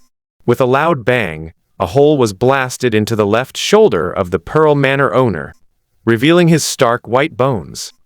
That wasn't all. After the Crimson Arrow, which required a pre-launch animation, was fired, Zhou Yuan followed closely behind, drawing his bow and unleashing a 3-star streak. Taking advantage of the moment when the Pearl Manor Lord was knocked back by the Crimson Arrow, the next target of the attack was his right shoulder. 3 arrows imbued with the flames of the Crimson Bird struck the same spot in succession. Bang! 3 explosions rang out in succession. The continuous damage caused by the 3 stars aligning together crippled the right shoulder of the Pearl Manor Lord. These 4 arrows not only reduced his attack speed, but also took away 21% of his health. Compared to the fact that the Lord of Mingzhu Manor only had a throwing range of a dozen meters, and was thus suppressed by Zhou Yuan, a ranged archer, the situation on the other side of level 19, Mirror Mansion Steward, was also quite abstract. He used very traditional close combat techniques to attack the two Yin Fire Crimson corpses, and charged at the front of the group. Unfortunately, his opponent lacked martial ethics, and was especially effective against melee armored warriors. Before he could even launch a few attacks, he was sprayed with 4 mouthfuls of poisonous fire pillars. The continuous spray of crimson yin fire at such close range scorched the upper body of the Mirror Mansion steward, leaving it completely blackened. It is not only attached to a burning state, but also has multiple layers of poisoning effects due to the superimposed crimson yin fire. As a result, the steward of the Mirror Mansion could not withstand it. Under the multiple weakening effects of blindness and maiming, he was quickly killed by the two Yin Fire Crimson corpses. With his death, the other level 15 Pearl Guardians would be even less of a match for Yin Fire Crimson Corpse. This changed the battlefield situation, transforming it from dungeon monsters besieging the frontline minions to the raid team surrounding the boss. Throughout this process, Zhou Yuan kept a close eye on the master of Mingzhu Manor to prevent him from throwing out Dan Chensha, and thus inflicting evil-breaking damage. For this reason, the owner of Mingzhu Manor had arrows stuck in his arms, so that he would be interrupted by the rushing arrows whenever he made an attack. After the level 15 Pearl Guardians were cleared out, the situation of the Pearl Manor Lord became even more precarious. He only launched a counterattack when his health dropped below 30%. He exhaled a breath of spiritual energy in front of him, which was as smooth as a mirror and reflected his image. Surprisingly, the reflection also had a health bar above its head, and it was at 100% full. The attacks from Zhou Yuan and the two Yin Fire Crimson corpses, though landing on him, only caused ripples and did not cause any damage. Instead, the health bar of the reflection in the mirror drops drastically, and effects such as bleeding, crippling, and burning also occur. This makes the owner of Mingzhu Manor outside the mirror appear as a reflection in the water, while the reflection inside the mirror is the real person. Zhou Yuan tried shooting an arrow at the key transformation mirror, but found that it could only reduce its size, could not cause any damage to the Pearl Manor Lord or outside the mirror. It seems there are only 2 ways to break this technique. Either inflict massive damage and deplete the health bar of the reflection in the mirror. Either keep attacking the key transformation mirror and break it first. As for stalling for time and waiting for the spell to end automatically, Zhou Yuan thought it was not feasible, because the Lord of Mingzhu Manor has a very strong desire to attack. He doesn't know how many area attacks he will unleash while waiting for the spell to end. Fortunately, the Pearl Manor Lord outside the mirror has less than 30% health, which is enough to trigger the Sharp Strike Ring's low health execution effect. This allows Zhou Yuan's charged bloodthirsty Crimson Sparrow Arrow to deal even higher damage, and this damage will then deduct the life points of the reflection in the mirror as normal. Even so, the two Yin Fire Crimson corpses still experience the power of a max-level scattering technique, combined with Idan Chensha.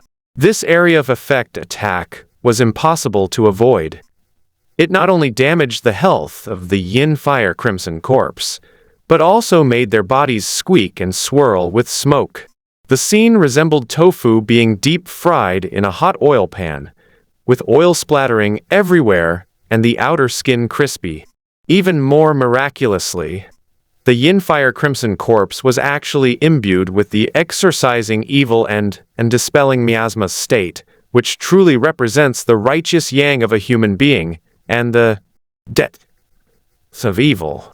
Under this attack, the health bars of the two Yin Fire Crimson corpses plummeted, and their loyalty also slowly decreased.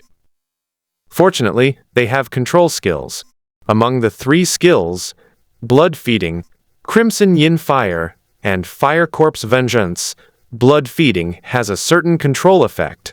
When their health bar drops below 30%, they trigger the blood feeding skill, taking turns to grab the Pearl Manor Lord, drinking his blood and leaving behind poison.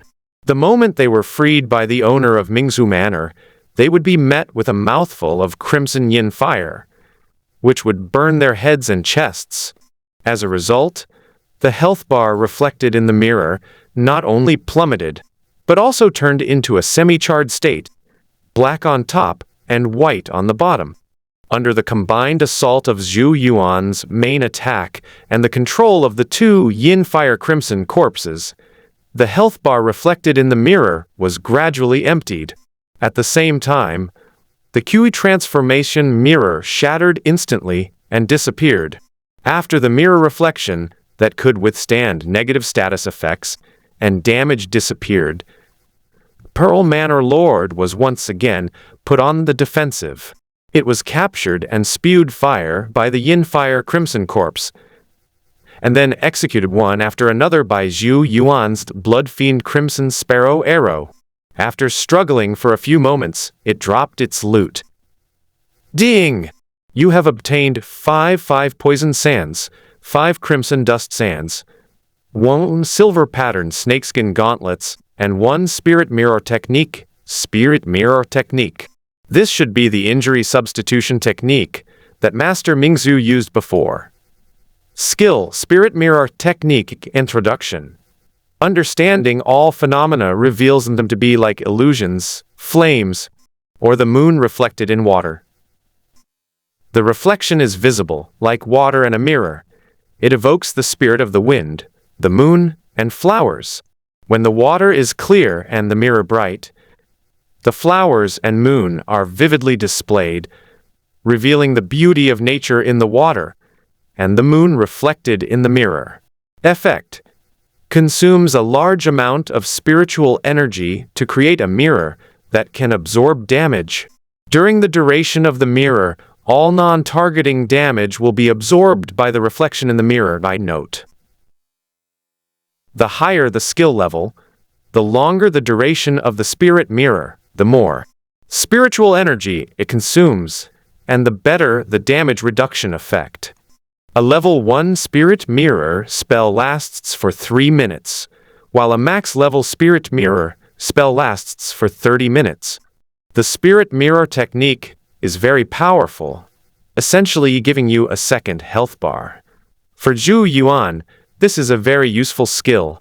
If used well, it can ignore the usual negative status effects for a certain period of time. However, this skill requires a lot of experience.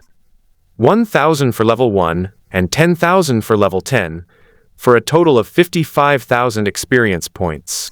Zhou Yuan didn't have enough experience points to level him up to the maximum level directly, so he chose to level him up to level 5 first, and then max him out after accumulating more experience.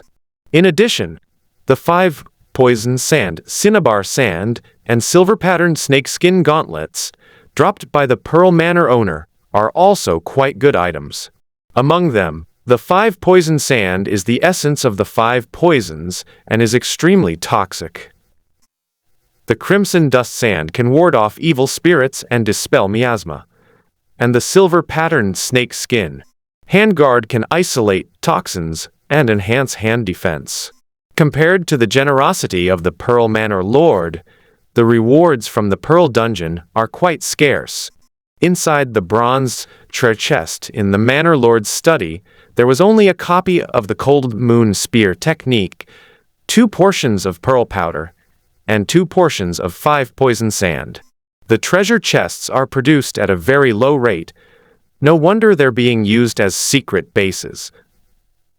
After casually using the Cold Moon Spear technique, Zhou Yuan left the Water Moon Bronze Mirror, activated the recuperation skill, and fell into a deep sleep. The next morning, officials from the Court of Imperial Sacrifices arrived at the General's meeting hall. Generals, please wash up and have your meal quickly. You will need to change into the uniform robes later to enter the Shanglin Garden and attend the Shangyuan's state banquet. Upon hearing this, the generals of each prefecture dared not delay. They quickly washed up, ate pickled vegetables as a side dish, meat buns as the main dish, and also had a bowl of thin porridge to fill their stomachs. No one expected to fill their stomachs at the Lantern Festival banquet. They planned to eat more meat and just get through the day. After everyone had breakfast, the ceremonial official of Taichang Temple sent out ceremonial craftsmen to help them tidy up their appearance and groom their hair and beards.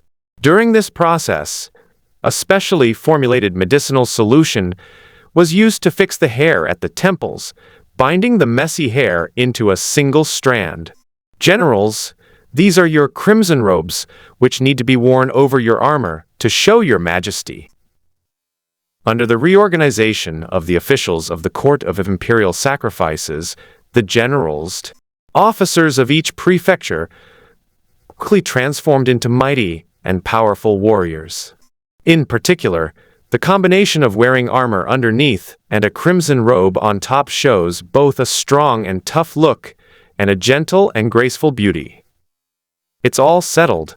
The general's demeanor and bearing are truly superb. However, before entering Shanglin Garden, you should be aware of the accompanying driver procedure.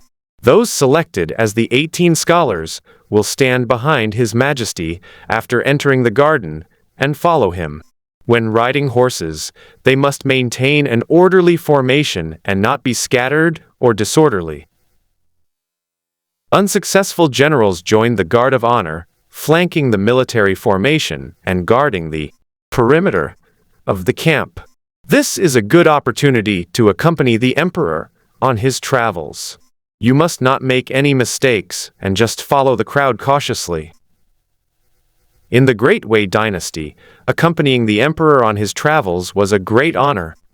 But the soldiers from various provinces who were not selected could not be happy at all.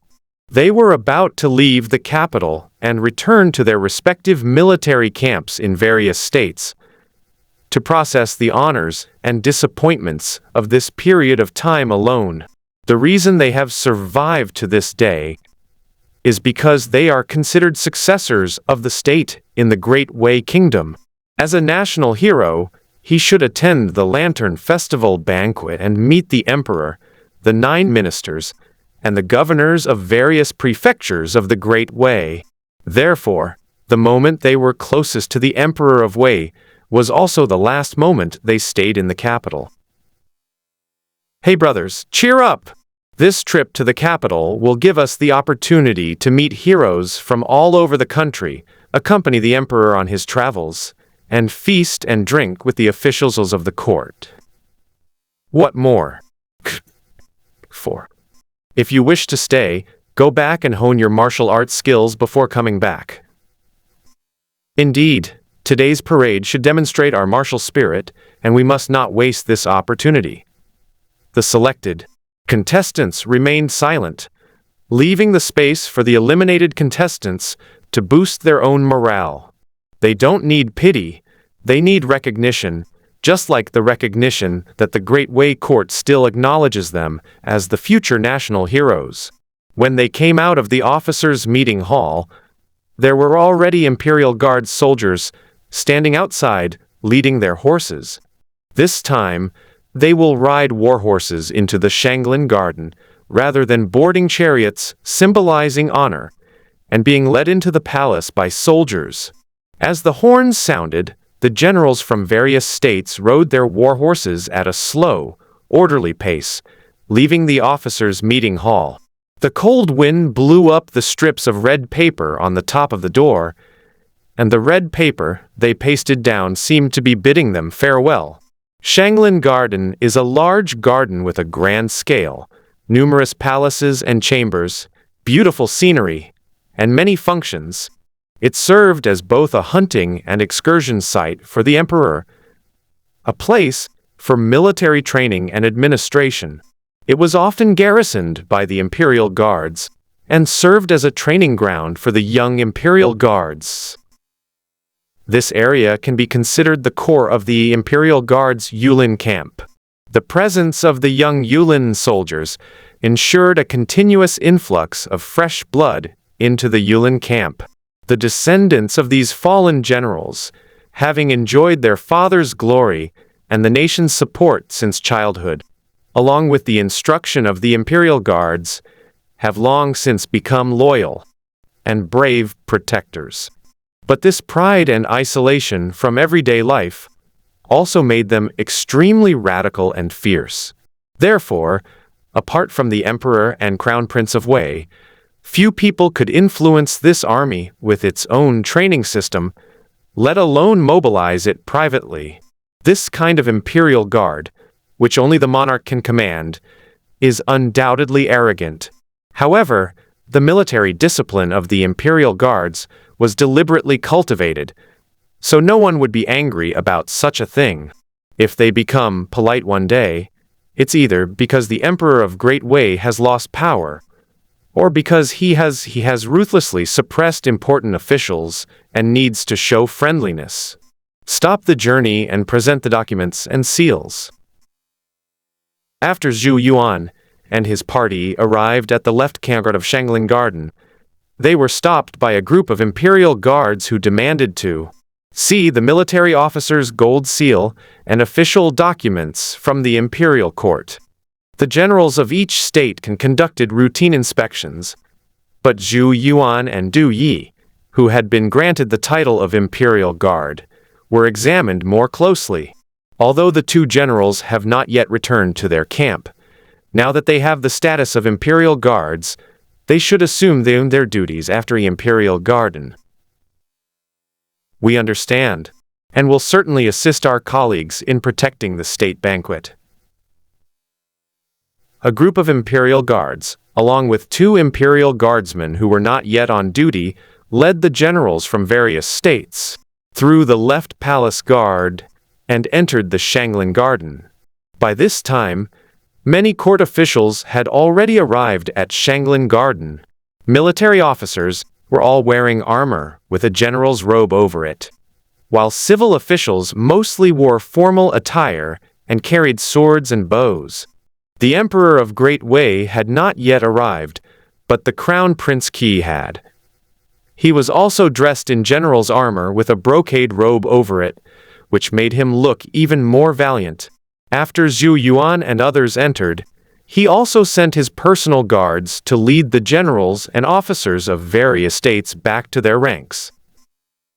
Greetings, everyone. It has been many days since we last met at the Martial Arts Palace. After you all have your hunted prey, please share some of the meat with me, and I will exchange it for fine wine. Your Majesty is just. We will surely have prey to offer. All right, gentlemen. It is a rare opportunity for you to come to the capital. You should not come in a hurry and leave disappointed.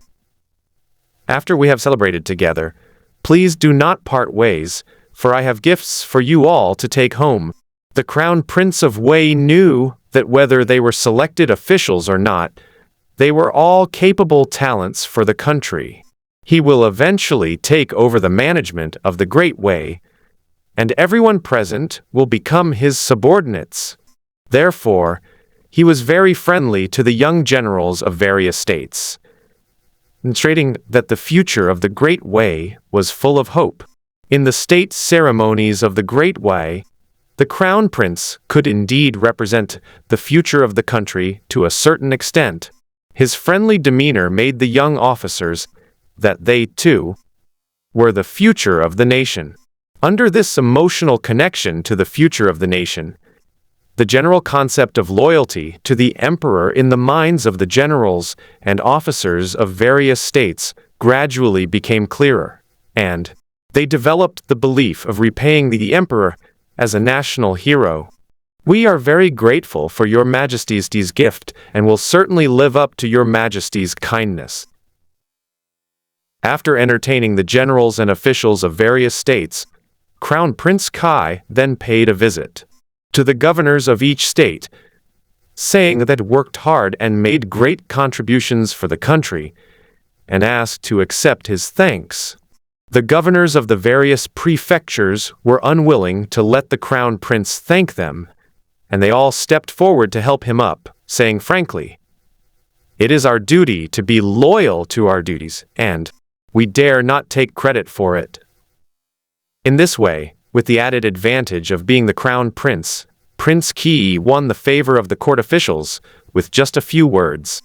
This made Zhou Yuan realize that in a country like the Great Wei, where the royal family wields great power, what courtiers need most is not majesty, but respect. Crown Prince Qi only stopped his hospitality duties after a group of armored knights carrying the Wu-Wei flag appeared. The imperial guards are entering the formation. His Majesty is approaching. Please mount your horses and await orders. The low, mournful sound of horns rang out. Both military officers and others mounted their horses and awaited orders. In the Wei dynasty, a country where martial spirit runs deep, even civil officials can ride horses and whip their whips. There is no such thing as traveling by carriage. Da-da-da. The galloping war horses kicked up dust and caused tremors. The continuous sound of hooves and the fluttering Wu-Wei flag brought forth a valiant cavalry force. The vanguard is a team of level 40 infantry, led 2 level 45 Wei generals. Following them was the Tiger Guard, personally led by the Emperor of Wei, and finally a mixed force, composed of royal youths and young imperial guards. The Emperor of the Great Wei, who was over 50 years old, was dressed in red armor and a black robe, and held a precious bow that shone with starlight. Beating the drums to signal the start of battle, we will march alongside your Majesty. Zhou Yuan and other selected individuals, along with important court officials, followed Crown Prince Qi to join Central Army. The Imperial Guards, led by the General of the Imperial Guards, were divided into left and right armies to protect the Central Army. The soldiers from the various states who were not selected also stood in the left and right armies, following the Imperial Guards to protect the monarch. At this moment, high-ranking officials of the court, soldiers from various provinces, and the nation's youths formed an army and under the command of the Emperor of Wei, rode forward together. At this moment, their direction of progress is the direction of the entire Great Wei, and together they will drive the Great Wei chariot across the land. As a royal hunting ground, Shanglin Garden was undoubtedly very large. But any animal with a brain would quickly find a place to hide upon seeing this menacing knight. Therefore, to hunt in Shanglin Garden, one must consider whether the prey is an experienced survivor or a naive newcomer. As expected, the beasts were very aware of danger. As soon as they heard the continuous sound of horses' hooves, they all hid. Those who knew how to dig tunnels would run back to their burrows, bury themselves, leaving only a small hole for breathing. Even the birds in the garden took off one after another, flying towards Yanshan. This made the entire hunting ground instantly very clean. And apart from the galloping knights, there were no rare beasts, eagles, or hawks to be seen. However, while these normal beasts might not give the Emperor of Wei any face, the beasts within the secret realm still had to show him respect. As the army gradually slowed down and came to a stop, Zhou Yuan discovered a large, dark blue vortex standing at the foot of the hills connecting Yanshan. The area around it was enclosed by a hunting ground, which was connected to 2 military forts, forming a camp structure. Instance: Forest of Beasts recommended challenge level 5 to 20, recommended number of participants 1 to 200. This instance is clearly a large instance, and it is probably also an important secret realm for training troops and producing meat and resources. Time flies, and another year has passed in the blink of an eye. I still remember the last hunt where we shared the spoils with all of you. At the time, I regretted it that the banquet was too short and not enjoyable enough. Now, it's all right. We can have another one to make up for the longing. If your Majesty wishes to hunt, why not extend the hunt for a few more days? That won't do. My father's most frequent advice was to restrain my desires and control my temper. I always keep that in mind and dare not indulge myself. This is because no one in this world can restrain my virtue. If I do not restrain myself, I fear I will corrupt future generations. The Emperor of Wei was well aware that his abilities were above average, but that did not mean that all his successors were of average. He was prepared to practice self-discipline and restraint throughout his life, and before his death, he would transform it into the ancestral precepts of the Great Wei dynasty, firmly binding future emperors. To achieve this goal, one must first be self-disciplined and become a successful emperor.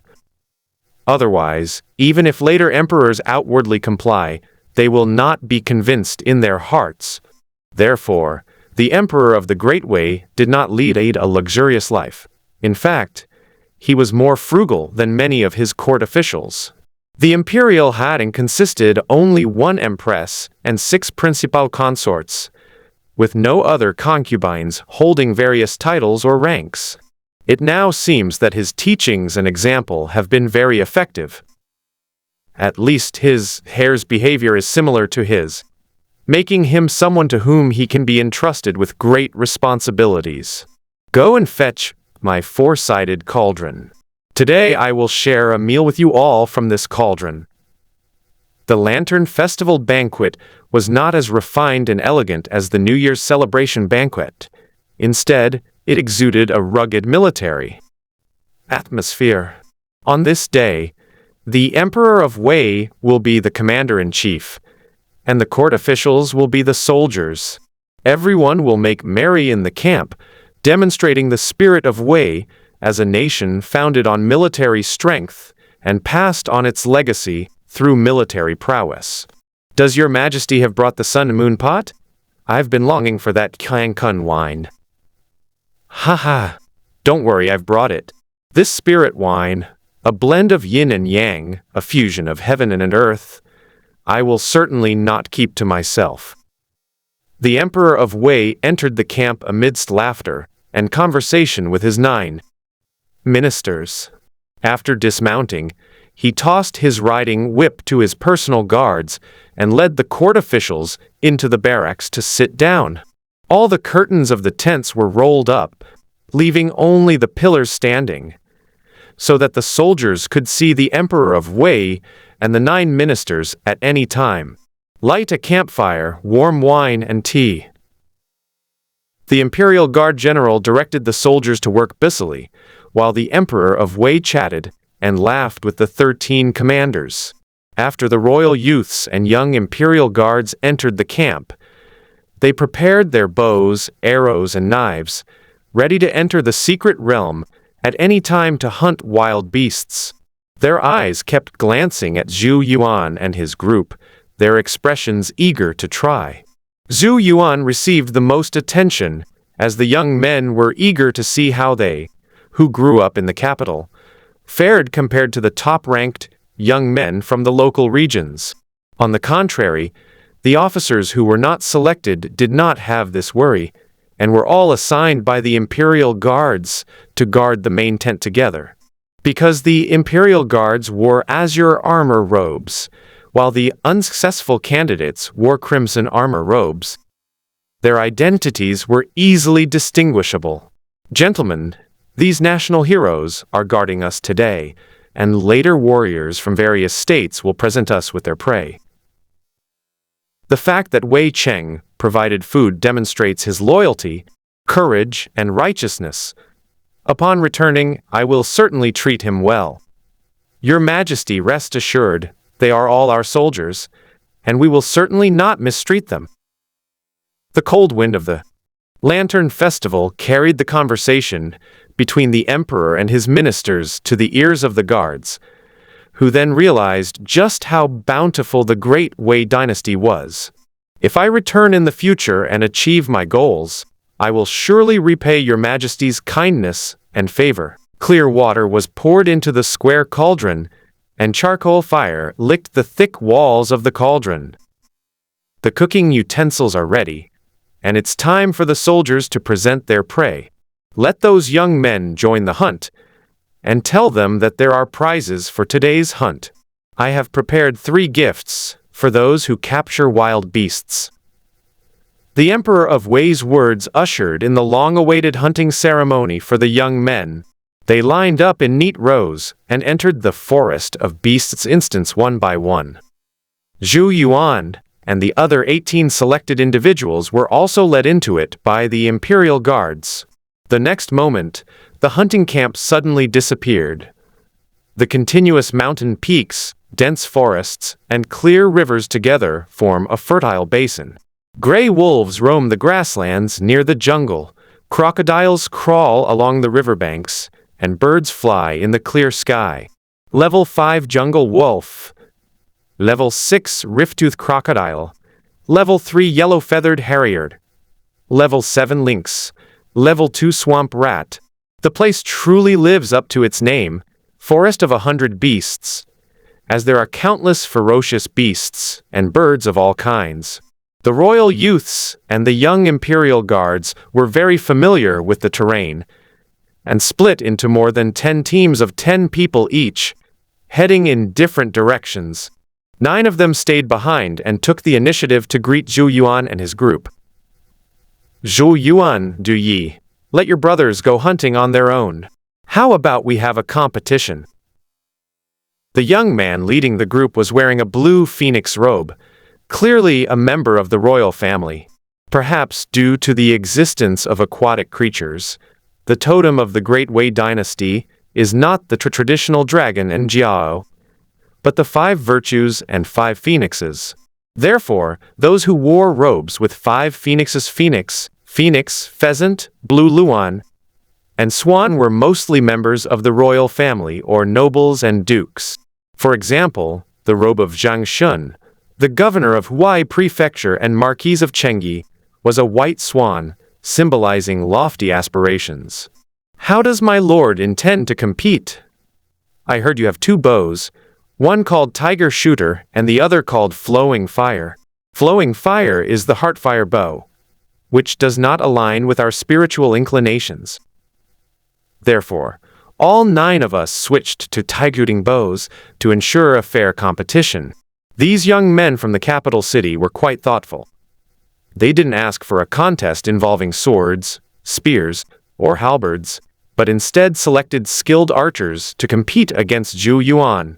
There's no problem with Zhou Yuan's side, but Du Yi is used to using the cold bow and ice arrows, so this change of bow will inevitably alter his fighting rhythm. What does Brother Du think? Of course it's feasible. I'm not the top scorer, so I'm not afraid of damaging my reputation. But Commandant Zhu needs to be careful not to lose his edge. Seeing that Du Yi, the son of a noble family who was second in the new era, agreed to the contest, the young royal family member hurriedly handed over a tiger-shooting bow and a quiver of blood-slaying arrows. "In this competition, we will use the same bow and arrow, and only archery skills will be considered. Please, the 2 outstanding young talents, give it your all. We hunt alone. Whoever shoots first and hits the prey first gets the prize. If you are outmatched, you can call on us to hunt together. Furthermore, eagles and fly high and are difficult to hunt. If one could hunt an eagle or falcon, that would be considered a superior achievement." The young people of the capital did not act recklessly. Instead, they formed an 11-person team with Zhou Yuan and Du Yi to advance and retreat together and avoid crisis.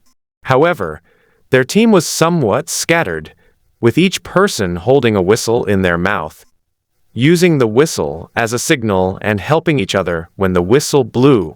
The archers then formed a skirmish formation and entered the dense jungle.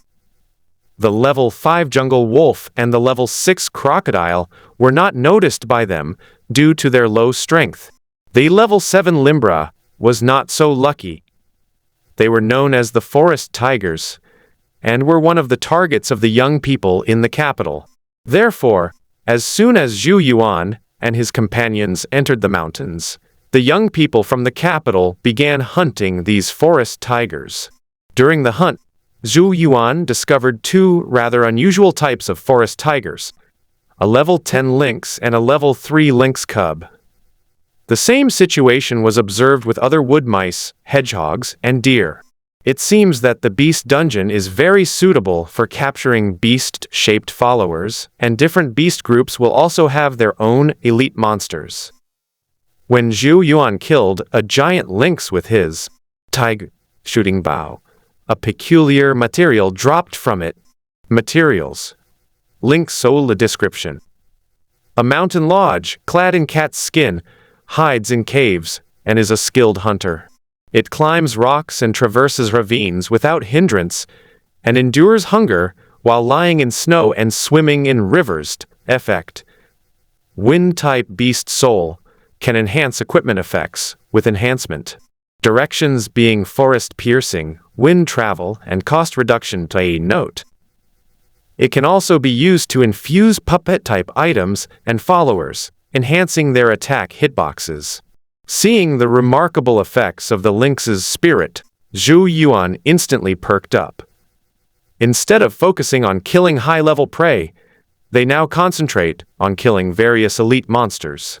With his full effort, he not only obtained the spirits of the deer, the wild boar, and the hedgehog, but also alarmed the young men from the capital city who were on the same team. They discovered that Zhou Yuan's arrows were not only swift, but also exceptionally accurate, often firing 3 arrows simultaneously to instantly kill the prey. How does he maintain this condition? Doesn't physical exertion and arm fatigue affect his shooting skills? Just as the young men from the capital were wondering what was going on, Zhou Yuan suddenly drew his bow and fired several arrows into the sky. The abdomen of a red eagle was instantly pierced, and it fell straight down from the sky. Although the young man from the capital city couldn't see the level information, he knew that hawks were not easy to shoot, let alone the smaller red hawk that Zhou Yuan had shot. As expected of the top scorer of the new era, his explosive power and endurance are truly extraordinary. If they were to switch to their own precious bows, the young men of the capital would still have room to compete. Even if the 3 of them joined forces, they wouldn't be as efficient as Zhou Yuan in terms of archery skills alone. Only today do I realize the difficulty of ordinary people achieving the top score. He is different from the previous top scorers of the year, and he has no skill deficiencies. The young men of the capital were already beginning to accept Zhou Yuan's superiority, but Zhou Yuan's hunt was far from over. This time, he set his sights on a brown bear with white fur covering its face, which looked strange and made him feel intimidated after looking at it for a while. Level 15 Ghost Bear. The standard 3-star combo begins, shooting through the eye sockets of the demon bear and piercing its skull, the back of the head.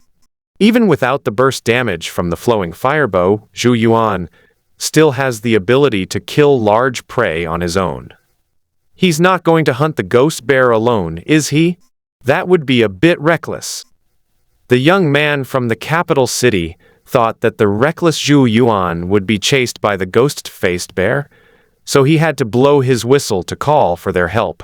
But what happened next showed them just how fast a bow could move. The 3 consecutive stars struck the demon bear's left and right eye holes, followed by its mouth and nose. After several blows, the entire face of the ghost bear was torn off and its skull shattered, turning it into a bone bear. With a thud, the ghost-faced bear collapsed to the ground and burst into a green orb of light. Ding! Obtained ghost bear soul online. A sharp whistle blew simultaneously, and nearby archers rushed to provide support. However, this time the whistle wasn't sounding because someone in danger, but rather it was the royal youth calling for a gathering. Commander Zhu's archery skills are divine. I am far inferior to him. I hope that during my time in the Imperial Guard camp, Commander Zhou can spare some time to provide some guidance. After the royal youth conceded defeat, the hunt came to an end. The king and his courtiers in the camp were waiting for their prey to be caught, so they naturally couldn't let their soldiers keep hunting indefinitely. In the end, Zhou Yuan presented a demon-faced bear, which not only earned him a prize, but also the privilege of sharing the food in the tent. Zhou Yuan, since you are from Weizhou, you may sit next to Marquis Shengyi. Cooking food in a large cauldron takes time, so the court officials gathered in the tent began to discuss some national policies. Zhou Yuan's transformation from a commoner to the top scorer in the new imperial examination has become a topic of discussion. The Emperor of Wei also took the opportunity to ask some questions he wanted to know. Zhou Yuan, you once made a living in the countryside, so you must know the lives of the rural people very well. I wonder if the people in the towns and villages of my great Wei are safe and well, and whether they have enough food. This question is very similar to the one asked by the Crown Prince Qi during the new Yuanling examination. Is the military and political situation in Kizu? Are the people living in peace and prosperity? However, Zhou Yuan was not from a prestigious family like Kui Huihong, and the situation in the township was not as sensitive as that of the military and political affairs of various states. Therefore, he did not shy away from the hardships of the rural people and chose to speak frankly. Your Majesty, I was born in Kyoxi village. After reaching adulthood, I joined the Jing'an army camp. Due to my military achievements, I was transferred to the Huaizhou camp and then went to the capital to take the imperial examination. Therefore, the views of the region are limited, and the statements may be inaccurate. But the village of Kyoxi where I live is indeed poor. We often eat millet to fill our stomachs, but it is not enough. When there is a death or celebration in the family, the help of neighbors is needed to barely make ends meet. Zhou Yuan's answer was not beyond the expectations of the Emperor of Great Wei. He had had many spies under his command, and would not blindly believe that Great Wei was rich and prosperous. He asked this question for two reasons. Firstly, to see if Zhou Yuan was sincere. Secondly, he wanted to use Zhou Yuan's words to tell the governors of various states, although the Great Wei, thriving, there was still room for improvement in the local areas. Why is this? Because the land west of the bridge is barren, and the people have poor harvests. Your Majesty, that is not the case. Kyoxi village is located next to the Qingsha River, with abundant water resources and fertile land. The reason for poverty was the heavy taxes, with county officials exploiting the people at every level. The taxes are numerous. That's quite an interesting statement. Listen to this, gentlemen. Someone is helping us collect taxes. Our Great Wei is actually relying on the taxes of the people to survive. The Great Wei was not a feudal state in the traditional sense, but a centralized dynasty with abundant resources. What they lack has always been magical artifacts and treasures, not ordinary supplies. Therefore, the taxes levied by the Great Wei dynasty were not heavy, consisting only of land tax and commercial tax. Your Majesty, please calm your anger. This is the result of the corruption of people's hearts. To rectify this trend, we must constantly appoint secret agents to investigate and prosecute according to the law. The court officials all knew what the problem was, but it was indeed very difficult to change. The reason for this is simply that the wealth of the Great Wei is built on the conquest of secret realms, and those abundant resources will not flow to the people free of charge. Since the county governments could not share the profits from the military fortress's secret realm, they had to find their own ways to increase their gains. Alas, the wealth of my great Wei can only be used to demonstrate military might, and cannot be used to care for the common people. The Emperor of Great Wei was not a saint who wholeheartedly cared for the people. He said this only to show the court's attitude to the governors of various states. With this attitude and the expression of importance attached to the matter, the governors of each state will not allow it to continue to deteriorate. There are still solutions to domestic problems, but the situation abroad is not optimistic. The Emperor of Wei then changed the subject and began discussing the true worries of the Great Wei with his court officials. Zhou Yuan had no say in matters involving countries outside of China. He could only sit and listen quietly. However, this also brought him some gains, as he learned that the next move of the Great Wei was to attack the Yu Kingdom in the northwest, but that the prerequisite is to change the attitude of the southern state of Chu so that it will not interfere in this battle. The southern Liang side does not hold ceremonies. They have lost their Buddhist faith and spirit. Furthermore, they are protected by the natural barrier of Hengjiang River and the various aquatic tribes, so they dare not invade us. Only the state of Chu is in turmoil. Although it is composed of numerous large and small vassal states, its military strength should not be underestimated. It can relieve the burden on the state of Yu at any time and block the advance of our Great Wei army. I intend to marry Princess Anren to the Crown Prince of Chu, sign an alliance with him, and then launch a campaign against you. What do you all think? As soon as the Emperor of Wei finished speaking, the court officials began to express their opinions.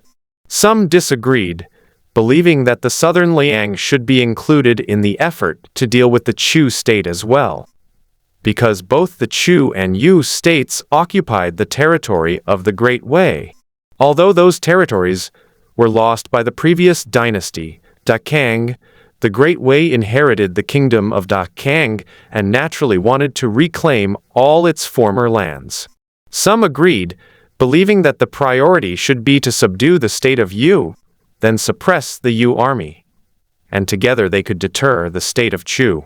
In short, no one said they wouldn't fight, they were just debating how to fight. The governor of Huai Prefecture's opinion was to defend Liang against Chu and then attack the state of Yu. Zhou Yuan, on a personal level, was more inclined to side with this old leader. Amidst the debate among the court officials, the meat in the four-sided cauldron was finally cooked. The imperial guards cut it up, placed it on a wooden plate, and then served it with a dish of salt and pepper in one corner of the plate. The Emperor of Wei then took out a unique treasure pot that shone with the light of the sun and moon, and had his personal guards to distribute the wine as a gift. The wine pot was no bigger than a human head, but it was filled with an unusually large amount of wine, and it continued to be dispensed into various wine vessels without running out of liquid. Sun and moon pot, heaven and earth wine. Zhou Yuan, who could see the information about the items, recognized their extraordinary nature from the names of the pot and the wine. Gentlemen, drink up! This is the heaven and earth wine brewed by the sun and moon pot, which surpasses most rare and precious wines. You must try it. The Emperor of Wei was right. After Zhou Yuan drank the wine, he immediately gained two positive states, nourishing the spirit with the sun and moon and absorbing the energy of heaven and earth. They can temporarily amplify the divine and Kai attributes respectively, and maintaining this effect over a long period can increase the values of the divine and Kai attributes. Just when Zhou Yuan thought that today's military meeting was about to end and that it would be time to switch to some lighter topics, the armored woman who had been kneeling behind the Emperor of Wei spoke. "Father, I am willing to go to the state of Chu." "Why?" Because it is my will. Zhou Yuan originally thought that the armored woman was a concubine of the Great Wei Emperor, but he didn't expect that she was Princess Anren, whom they had been arguing before. No, this is my own will, not my father's command. My father once said that the people worship the phoenix, hoping it will soar through the heavens and bestow blessings upon all living beings, not that it will fly away, forget its homeland, and never return. Anren has received the support of the Great Wei and has no way to repay it. He wishes to continue the country's aspirations and make our dynasty prosperous. The court officials clearly knew that Princess Anren was present, and were not surprised by her sudden speech. My son has lofty ambitions, and should become a great man, but once you enter the state of Chu, you will have your own children sooner or later. How will you deal with them then? Your Majesty, if my son becomes the next crown prince of Chu, I will uphold the doctrine of the mean and teach my son to form an alliance with Wei. If my son is not the crown prince, he should do everything in his power to assist Great Wei, and with the strength of Great Wei, interfere in the affairs of the Chu ruler and his ministers. Excellent, my son, you are talented and virtuous. The Emperor of Wei was very satisfied with his daughter's answer. He did not require his daughter to become a spy, but only that she have the awareness to maintain relations between the two countries. Therefore, he could accept adhering to the doctrine of the mean and maintaining the alliance. He could also accept assisting the Great Wei and influencing the state of Chu. This is not a certainty. It depends on whether the king of Chu dares to allow my Great Wei princess to enter his child's eastern palace. However, we should prepare early. Does my son have any other requests? No. Everything should remain as usual, so as not to cause any doubts among the Chu rulers and ministers. The foreign policy of the Great Wei dynasty is a struggle for national destiny. Even if they wanted to remain stable, neither the internal nor the external environment would allow it. The Emperor of Wei learned from the experience of the loss of the Kang dynasty and prepared to weaken the surrounding neighboring countries as much as possible when the country was strong. But the states of Dayu, Chu and Liang are not easily fooled. They too have their own national policies and will never easily expand the Weiwuzu, Siwei Siwu camp, and other Wei states to dominate other countries. Therefore, since its founding, the Great Wei has become increasingly powerful, and its neighboring countries have increasingly imposed blockades on it. Now, a situation is emerging in which the three kingdoms are communicating and jointly defending against Wei, which greatly annoys the Wei rulers and ministers. The state of Yu valued the gentry and claimed to govern the world together with them. Its literary style flourished while its martial virtue declined. Furthermore, the nation has been established for over 320 years, showing signs of aging, with its government exhausted and its fate sealed sooner or later. Internal and external troubles and the collapse of its destiny. The state of Chu revered the nobility, and all the land within its borders was granted to members of the royal family and nobles, leading to constant internal strife and endless warfare. However, this has also fostered several full armies. If used for deterrence and suppression, it wouldn't be a problem. But if troops were to enter their country, it would force them to join forces and resist a powerful enemy. At this point, the Emperor of Wei paused for a moment. In reality, the state of Chu was not as insignificant as he described. On the contrary, it was a truly formidable enemy. The reason is that the various vassal lords of Chu seem to be constantly sparring with each other. But it is hard to say whose life is being wasted and whose success is being achieved. Wei spies frequently reported there were many intelligent demons in the Chu kingdom who had been incorporated into the army and were fierce and good at fighting. Therefore, even if the neighboring countries do not interfere, the Emperor of Wei will not choose to fight the state of Chu head-on. He planned to appease and guard against external threats, seeking opportunities to allow the people of Chu to master Lingwu, and then launch a combined attack from within and without to overthrow their feudal system. The best way to choose this path is through marriage. The offspring of the Wei princess and the crown prince of Chu is extremely valuable, and they will naturally receive a fiefdom and a secret realm.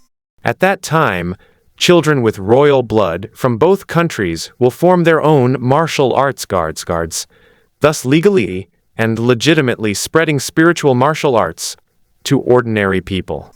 Although the state of Chu is in chaos, it remains steadfast. We should plan for its long-term stability. As for the southern Liang, it is a pity. When it was founded, it was full of courage and bravery, but now it worships Buddhism and builds temples, and its spirit is gone. Although they claim to be at odds with Chu and want to form an alliance with my great Wei for mutual assistance, I find it difficult to trust them. His appearance is fierce, but his heart is weak. In a true war, he might easily fall with the wind, or he might hold out and refuse to come out. Upon hearing the Emperor of Wei's words, the court officials and the 13 governors of various prefectures understood the direction of this year's national policy. In general, the strategy was to appease the tough Chu state, win over the opportunistic Nanliang state, which held a strategically important location, and focus on attacking the weakened and aging Yu state. With this, the court officials no longer needed to argue. The rest would depend on whether the Grand Herald, one of the 9 ministers in charge of foreign affairs, could influence the national policy. Your Majesty's intentions are fully understood by me. After the banquet, I will urge the officials of the Court of State Ceremonial to go on a mission to the states of Liang and Chu as soon as possible. The Grand Herald of the 9 ministers was a thin, elderly man who, although he took elixirs, only cultivated his inner energy and did not practice martial arts. He was a true civil official. Unexpectedly, when the martial Wei dynasty implemented its national policies, these scholars were required to first sort out its diplomacy. After the Grand Herald made his statement, the state banquet of the new Yuan dynasty entered a more relaxed phase, no longer discussing the military affairs of the dynasty, but instead talking about the customs and culture of each prefecture.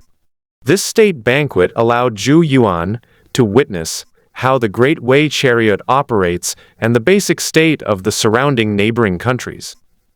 However, these words cannot be taken at face value. The soldiers of Wei have a natural bias towards their own country, so they naturally see problems in all neighboring countries. Perhaps once war breaks out, the state of Yu will not weaken as imagined, and the states of Liang and Chu will not respond as the state of Wei expects. Fortunately, these major military and national affairs were far removed from the lives of the people of Wei.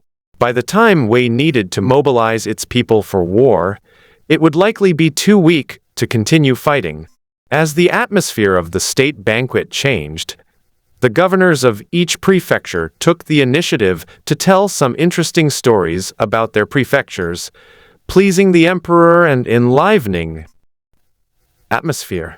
Zhou Yuan was mentioned again, and he became the person of great fortune mentioned by the governor of Wei Prefecture. I never expected that you, young man, would encounter both the Yin Ghost realm and the Water Bandit realm within just 3 months of joining the camp. You truly have profound luck. Where is the Grand Master of Ceremonies? Quickly examine Zhou Yuan's fate. If he truly possesses an auspicious destiny, I will transfer him to the Imperial Academy, granting him the authority to travel throughout the land and dedicate him to exploring secret realms. The Emperor of Wei's words caused laughter among the court officials. If the newly crowned top scholar were to turn into an investigation into the school's secrets, that would be quite amusing. However interesting as it may be, Zhou Yuan's background has the value of united front work. So he naturally wouldn't actually join a secret police agency like the School Affairs Bureau. Your Majesty, please wait a moment while I take a test. The Great Wei Court had alchemists who specialized in fortune-telling, and they held high positions, serving as officials under the 9 ministers and the Grand Master of Ceremonies. Commander Zhou, please write your birth date and time here, and then let me assess your bone structure. Under the watchful eyes of the court officials, Zhou Yuan had no choice but to cooperate with the calculations. He also wanted to see what the traditional fortune of the Great Wei dynasty could predict. To Zhou Yuan's surprise, the Grand Master in charge of sacrificial divination actually managed to deduce something from his birth chart. The 3 directions and 4 cardinal points. The Life Palace is in Wei. The Migration Palace is Tiantong and Jumen. The official position is in Hai, with Tai Yin sitting in the palace. The Wealth Palace is in Mao, with Tai Yang and Tian Liang meeting in the Life Palace. This is the pearl emerging from the sea configuration, signifying wealth, official rank, and widespread fame. When the moon resides in the Hai Palace and shines brightly, and the sun is in the Mao Palace and rises in the east, this configuration makes it easy for a young person to achieve fame. Although the pearl emerging from the sea configuration is of high status, it dislikes the presence of void and calamity, or inauspicious stars. Otherwise, the nobility of the person will be greatly diminished. The court officials sat quietly, while the grand sacrificer, holding the astrological chart, earnestly explained it using the methods of Guo Lao Xingzong and the 7 luminaries and 4 auxiliary stars. Oh, is a precious destiny. Be careful from now on, as intelligent demons are most fond of people with such precious destinies as you. However, while Tai Zhu's words made sense, why was Zhou Yuan's reputation in the countryside so low, seemingly that of an ordinary person? Your Majesty, the phrase "a pearl emerging from the sea" emphasizes the pearl itself, not its sinking into the sea. If a pearl does not leap from the sea, it will naturally sink into the water, losing its luster and becoming just another ordinary pearl. Only when a pearl emerges from the sea can it illuminate the vast ocean and reveal its fortune and nobility. That's interesting. I wonder if the Grand Master of Ceremonies predict the pearls that have not yet been taken to the sea, which could help them achieve prominence sooner. If this method fails, the pearl will not be able to reach the sea without external fishing, but rather with the bursting forth of internal strength.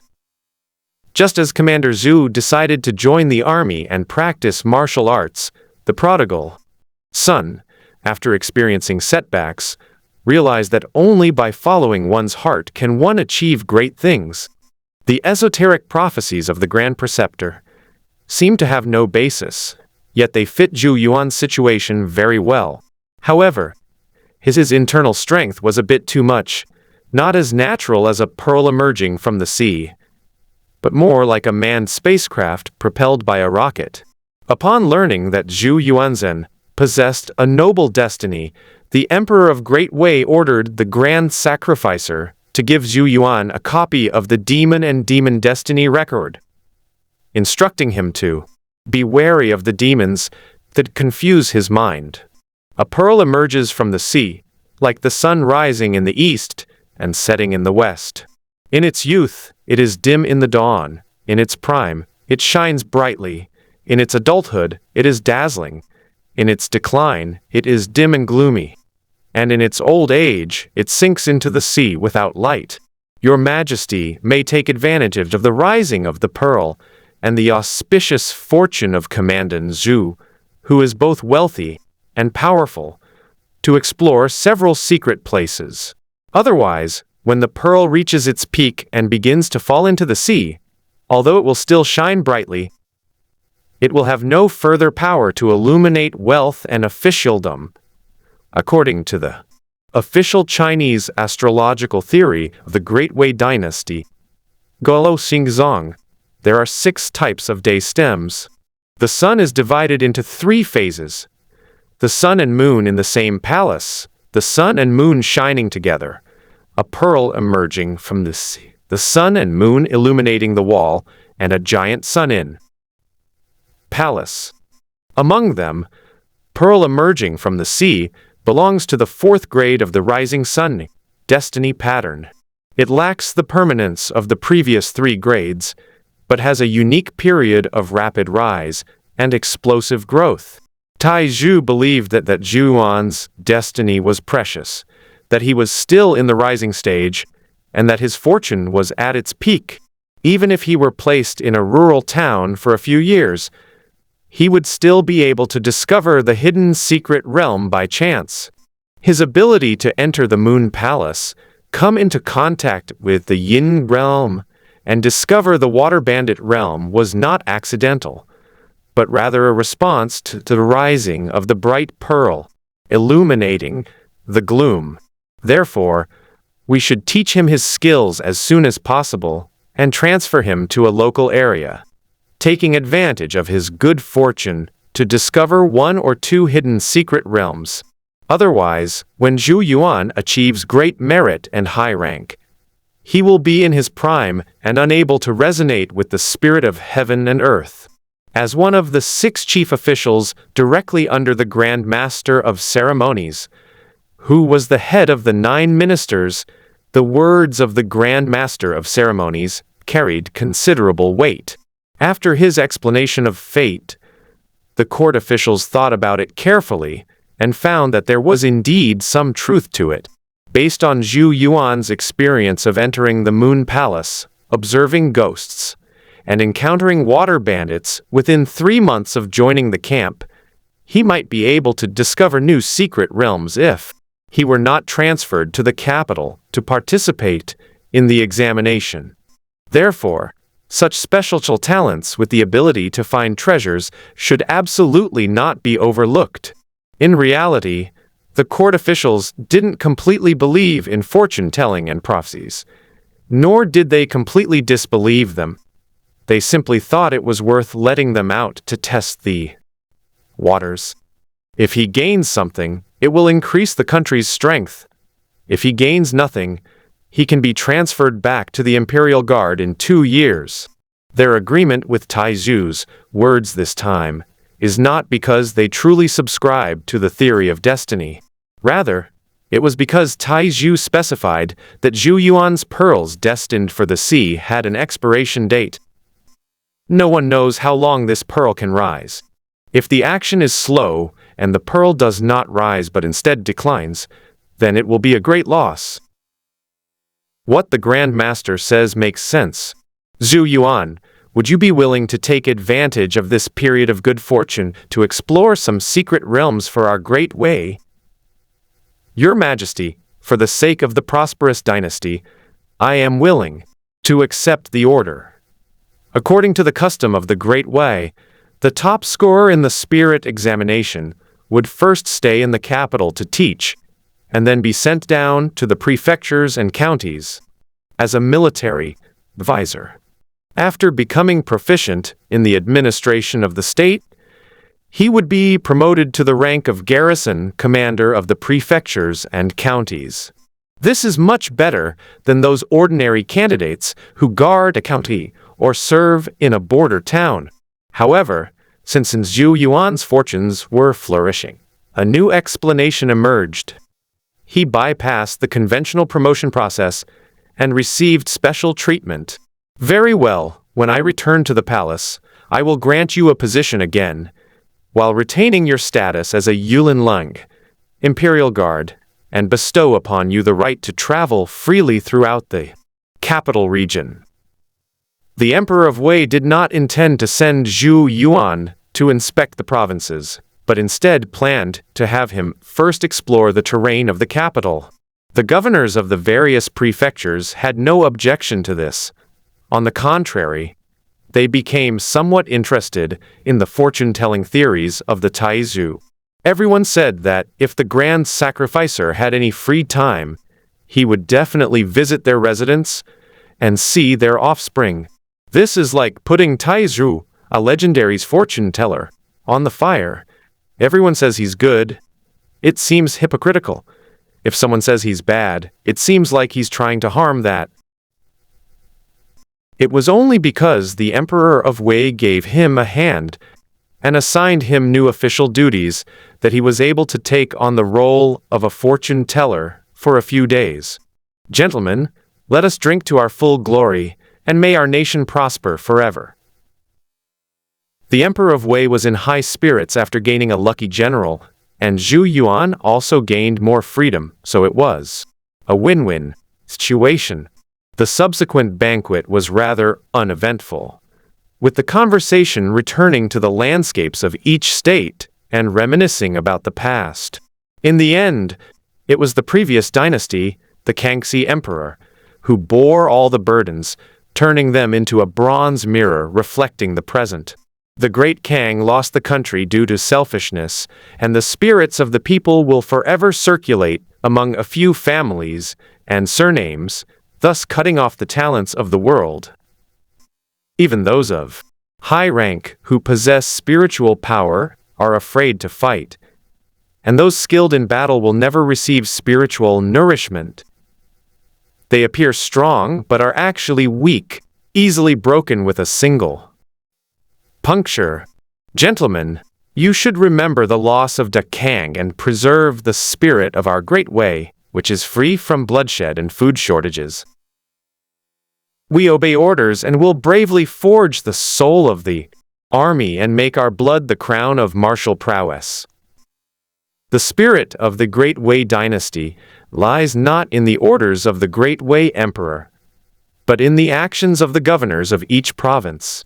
It can be said that the essence of the spirit test is to select truly outstanding warriors from the entire Wei territory. If one day all the candidates for the examination in each state are relatives and friends of the governors and commanders, then the very foundation upon which the Great Wei dynasty was founded will be destroyed. Therefore, at the end of the state banquet, the Emperor of Wei still brought up the previous dynasty, the Kang dynasty, and criticized it. This will ensure that all court officials remember that the essence of martial prowess lies not in how much spiritual energy a body can contain, but in whether one dares to fight and whether one dares to shed blood and fight to the death. This national policy clearly violates the hedonistic mindset and cannot be maintained indefinitely. But at least for the time being, it will greatly improve the quality and ferocity of the warriors of the Great Wei. Zhou Yuan saw the true core of cohesion in this national policy. With this bloody path to advancement, warriors and ordinary people of the Great Wei can maintain contact. Otherwise, over the years, martial artists might psychologically come to believe that ordinary people are not human, or at least not of the same race as them. At that time, it was only natural to drive away some inferior races to feed the demons and form a captive kingdom with the demons. After the Shangyuan state banquet ended, Zhou Yuan traveled with the governor of Huizhou. During the journey, the governor of Huizhou suddenly asked a question. Zhou Yuan, Da Kang possessed absolute military power, yet he still lost his country. They have all turned to dust and decay, while our great Wei shines brightly throughout the world. Do you know why? I don't know, but I imagine that war that destroyed the country must have been very brutal. Yes, it was very tragic. We can't even imagine how tragic it was back then. But the national history records everything truthfully. The people of 8 cities offered their blood and flesh to worship the spirits, swearing an oath with the demon soldiers to continue our traditions and never submit to us. I can't say what happened next, but I can tell you that they did not submit to the emperor. Instead, they started years of war. Therefore, the Great Way was not established by a change of dynasty, but by a new nation forged in sweat of its people. If you have the ability to find hidden realms, then find as many as possible. Only when our Great Wei dynasty prospers forever can people truly be human. The words of the governor of Huai Prefecture made Zhou Yuan realize how the people of Dekang sounded the first war drum. This country's military might is not just a slogan. It is likely a result of its previous lack of power, leading to a fervent focus on it. Yuan Ming understands, but since the demon army kept their promise, why did they not appear in the national court? Naturally, they changed their names and integrated into the dynasty. The Great Way was forged from a shared belief, not from a single race. Even within the vast Ku River, there are our aquatic tribes, but the various aquatic tribes are extremely xenophobic, preventing us from interfering too much with tribes along the Kui River. After gaining attention, his treatment indeed improved. Information from the imperial court that was previously unknown is now being explained personally by a garrison commander. Why is the governor telling me all this? Isn't it a bit too early for someone of my status to be privy to the secrets of the imperial court?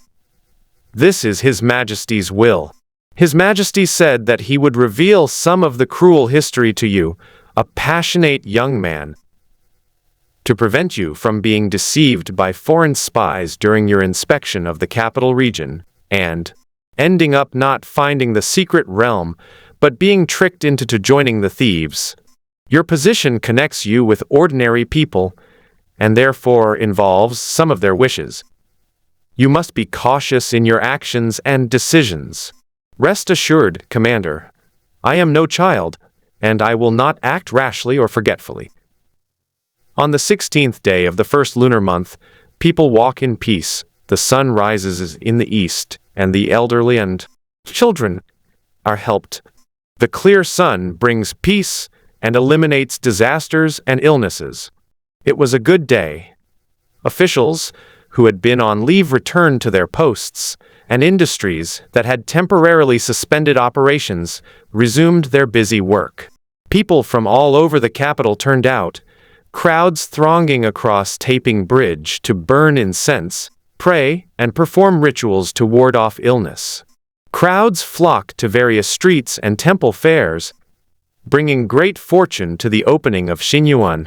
But the generals and noblemen from various states were not happy at all, because their stay was over, and it was time to return home.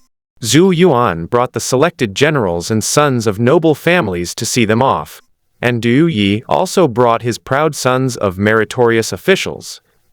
Brother Du is so kind and righteous. I thought you wouldn't come back. The land is fertile and full of heroes. Even if we only meet once and don't know each other, we should still come to see them off. Why? Since we share the same aspirations for the nation and are kindred spirits, we should meet on the way. At this moment, even the proud sons of noble families abandoned their reserve and waved goodbye. Repeatedly. The generals and sons of noble families, who were not selected, bid a reluctant farewell to their comrades in arms and split into several teams, heading in different directions.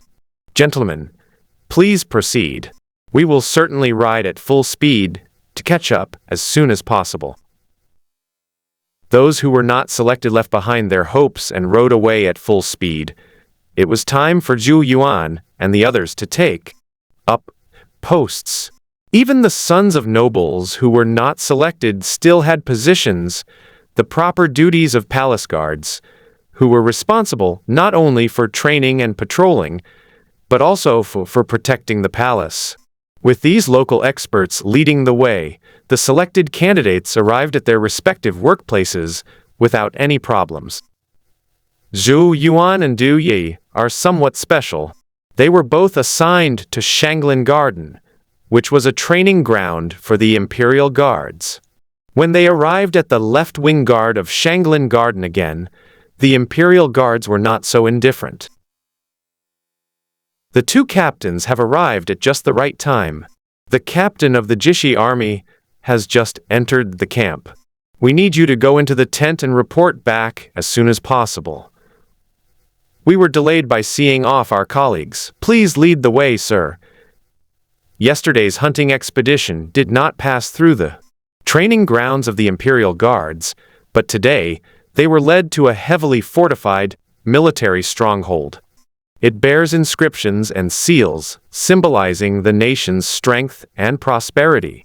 The patrolling soldiers all wore black armor and helmets with purple feathers, and their battle flags were purple-black phoenixes, symbolizing the phoenixes and the indomitable spirit of the 5 phoenixes. The gold seal has been verified. Now we will assess the structure and draw the portrait. Entering the Imperial Guard's fortress for the first time was a bit troublesome. Not only did they have to verify their identity, but they also had to record their height and weight and cooperate with an artist to draw their portrait. After registering their dominant arm, weapon, birthmarks, and any obvious scars, Zhou Yuan and Du Yi were finally placed in the military fort. As soon as Zhou Yuan entered the palace, he discovered that the Imperial Guards lived up to their reputation as the Emperor's direct imperial army, and their military strength far surpassed that of local garrisons.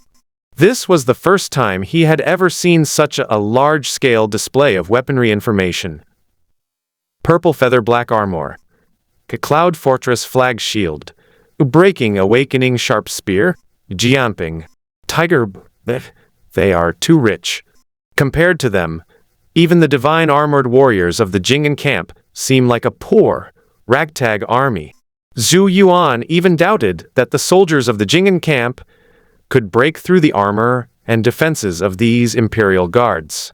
How did you accumulate so much good equipment?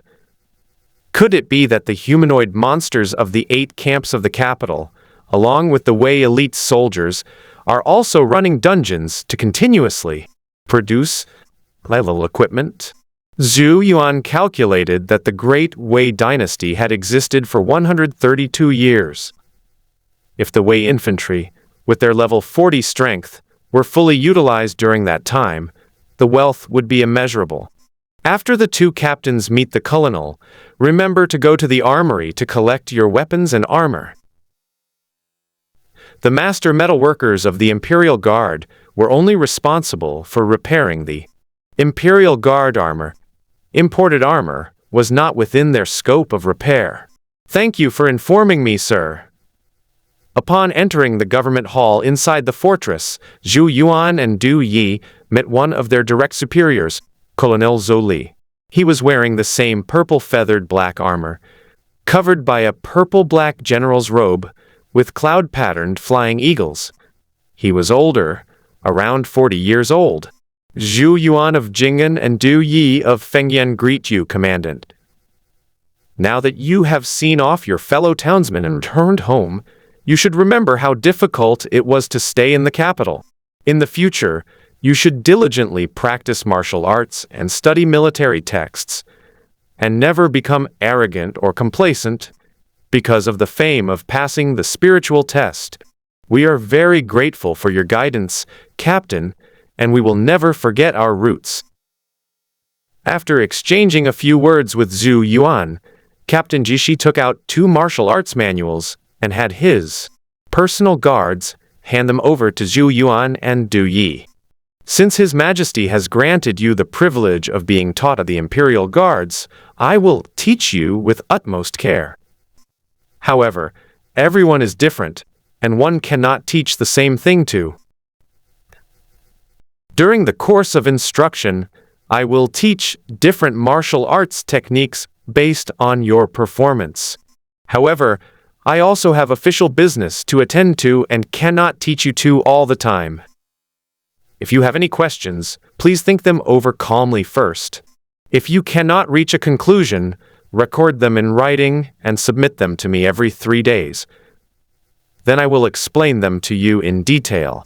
In addition, if a martial artist wants to strengthen his body, he can not only use spiritual energy, but also spiritual evil energy. There is a special secret realm within the camp, containing, nourishing, spiritual energy. If you wish, you may enter and draw upon this energy to strengthen your bodies. The Colonel Jishi had many soldiers to teach, and didn't have time to personally instruct Zhou Yuan and the other two.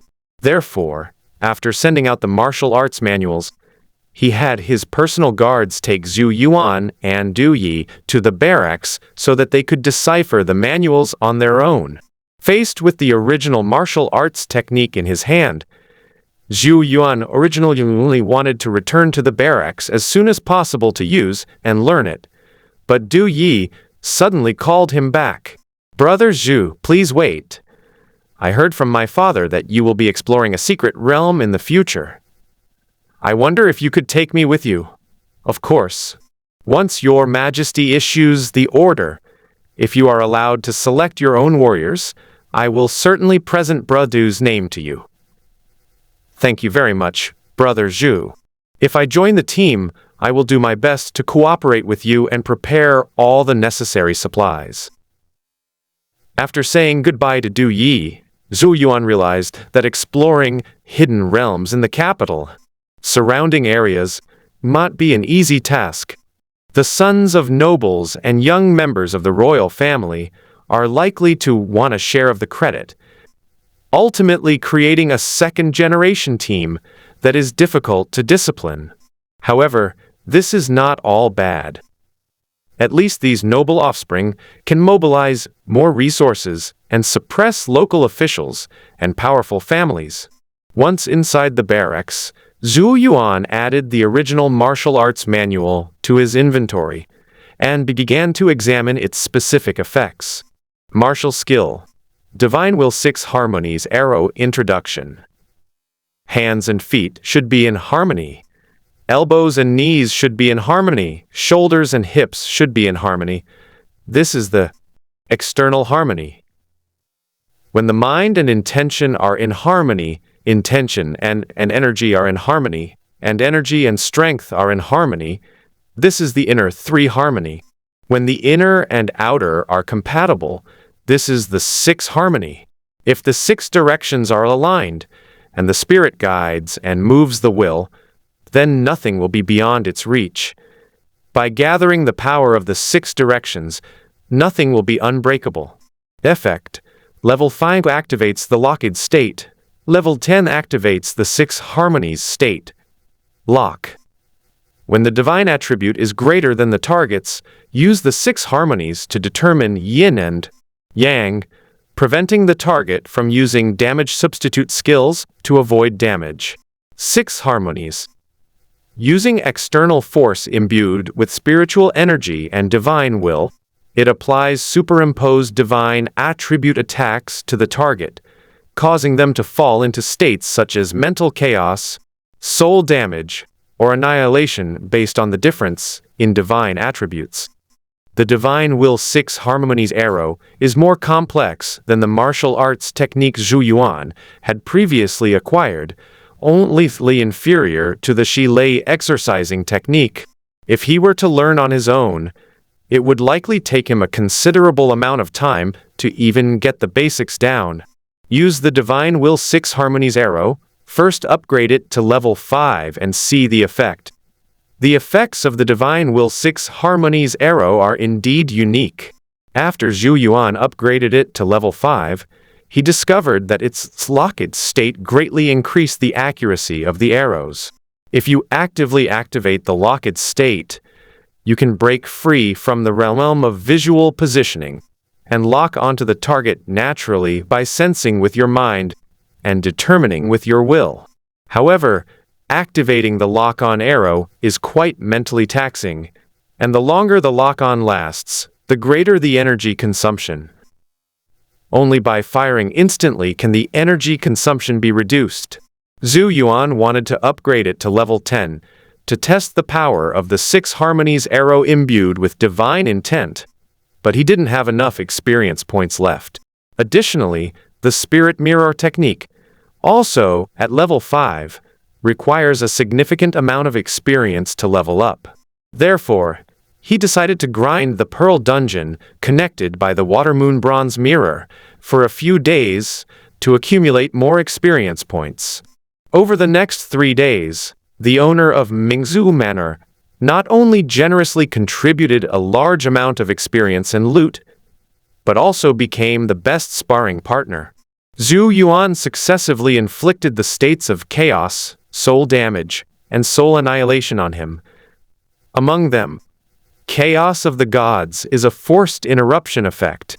Under this state, the Lord of Mingzhu Manor will temporarily stop attacking and roar in anger while holding his head. Soul damage is a weakening and stiffening effect. Under this state, the Pearl Manor Lord's attack frequency will decrease and his movement speed will also be weakened. The soul annihilation state is quite special. In this state, the Pearl Manor Lord will completely cease to function. Even if its health bar isn't depleted, it won't react to external attacks. Since Zhou Yuan's divine attributes did not surpass those of the Pearl Manor Lord, these effects were all added by his multiple uses of the Divine Will 6 Harmony arrows. As a result, he had to take the Nether Blood Dew, which slightly reduced his life force and slightly increased his spiritual energy, and could be used to replenish his blood and nourish his spirit. Although the strategy of using a dose of poison followed by a dose of blood potion was not cost-effective, it yielded new gains. That was the Pearl Manor Lord, who was in a state of soul annihilation, who became Zhou Yuan's follower, and whose loyalty was quite stable. Of course, the drawbacks are also obvious. The Lord of Mingzhu Manor, who is in a state of soul annihilation, is as still as a piece of wood. Therefore, Zhou Yuan's new followers are not much different from ordinary shields. The only difference is that if you throw a shield into the attack range of the monsters, they will only attack the person who threw the shield, and will not attack the shield on the ground. If it were the Soul Extinction Pearl Manor Lord instead, the minions would attack both Zhou Yuan and the Pearl Manor Lord. This is troublesome. It's such a waste that we finally managed to capture it but can't use it. I wonder if the beast souls dropped in the beast dungeon can reactivate him. Zhou Yuan originally wanted to refine it into a zombie, but unfortunately he had no more vengeful spirit energy left, so he had to find another way to try. Therefore, he set his sights on beast souls, which can be infused with puppet-like items and followers to enhance their attack capabilities. Given that the Pearl Manor Lord was quite valuable, he first caught a small monster to test it out. As it turned out, his idea was entirely feasible. The monster, which was in a state of soul destruction, regained its mobility after being empowered by the Link's soul. However, this mobility is somewhat special, not the normal sword attack and shield defense of the past, but mainly based on the Link's attack logic. Because the two are not a match, the result is 1 + 1 is less than 1. However, Zhou Yuan still had a beast soul that was barely a match, namely the Ghost Bear soul. The Ghost Bear can also stand and attack, and it is accustomed to using both hands, making it a good alternative. So he took out the soul of the Ghost Bear and used it on the Lord of Mingzhu Manor, successfully activating this boss's follower. As a result, the title of the Pearl Manor Lord changed from a level 20 Pearl Manor Lord to level 20 Ghost Bear Pearl Manor Lord. It looks like it has an added imposing prefix, so its strength should have increased significantly. The actual results were not satisfactory. The way the owner of Mingzhu Manor used to throw the sand was no longer available, and the 5 poison sand and Danchen sand became mere decorations. The attack methods of the Ghost Bear soul require heavy palms and sharp claws. which the Pearl Manor Lord does not possess. Fortunately, the Lord of Mingzhu Manor has high base attributes, enabling him to perform various attack actions of the Ghost Bear Soul. Therefore, Zhou Yuan specially took out the Cold Iron Poison Claw, dropped in the Wandering Corpse Dungeon, and equipped it, which greatly improved its attack power. With the combined efforts of the Crimson Fire Corpses and the Ghost Bear Manor Lord, the follower team had a glimmer of hope that they could solo the dungeon.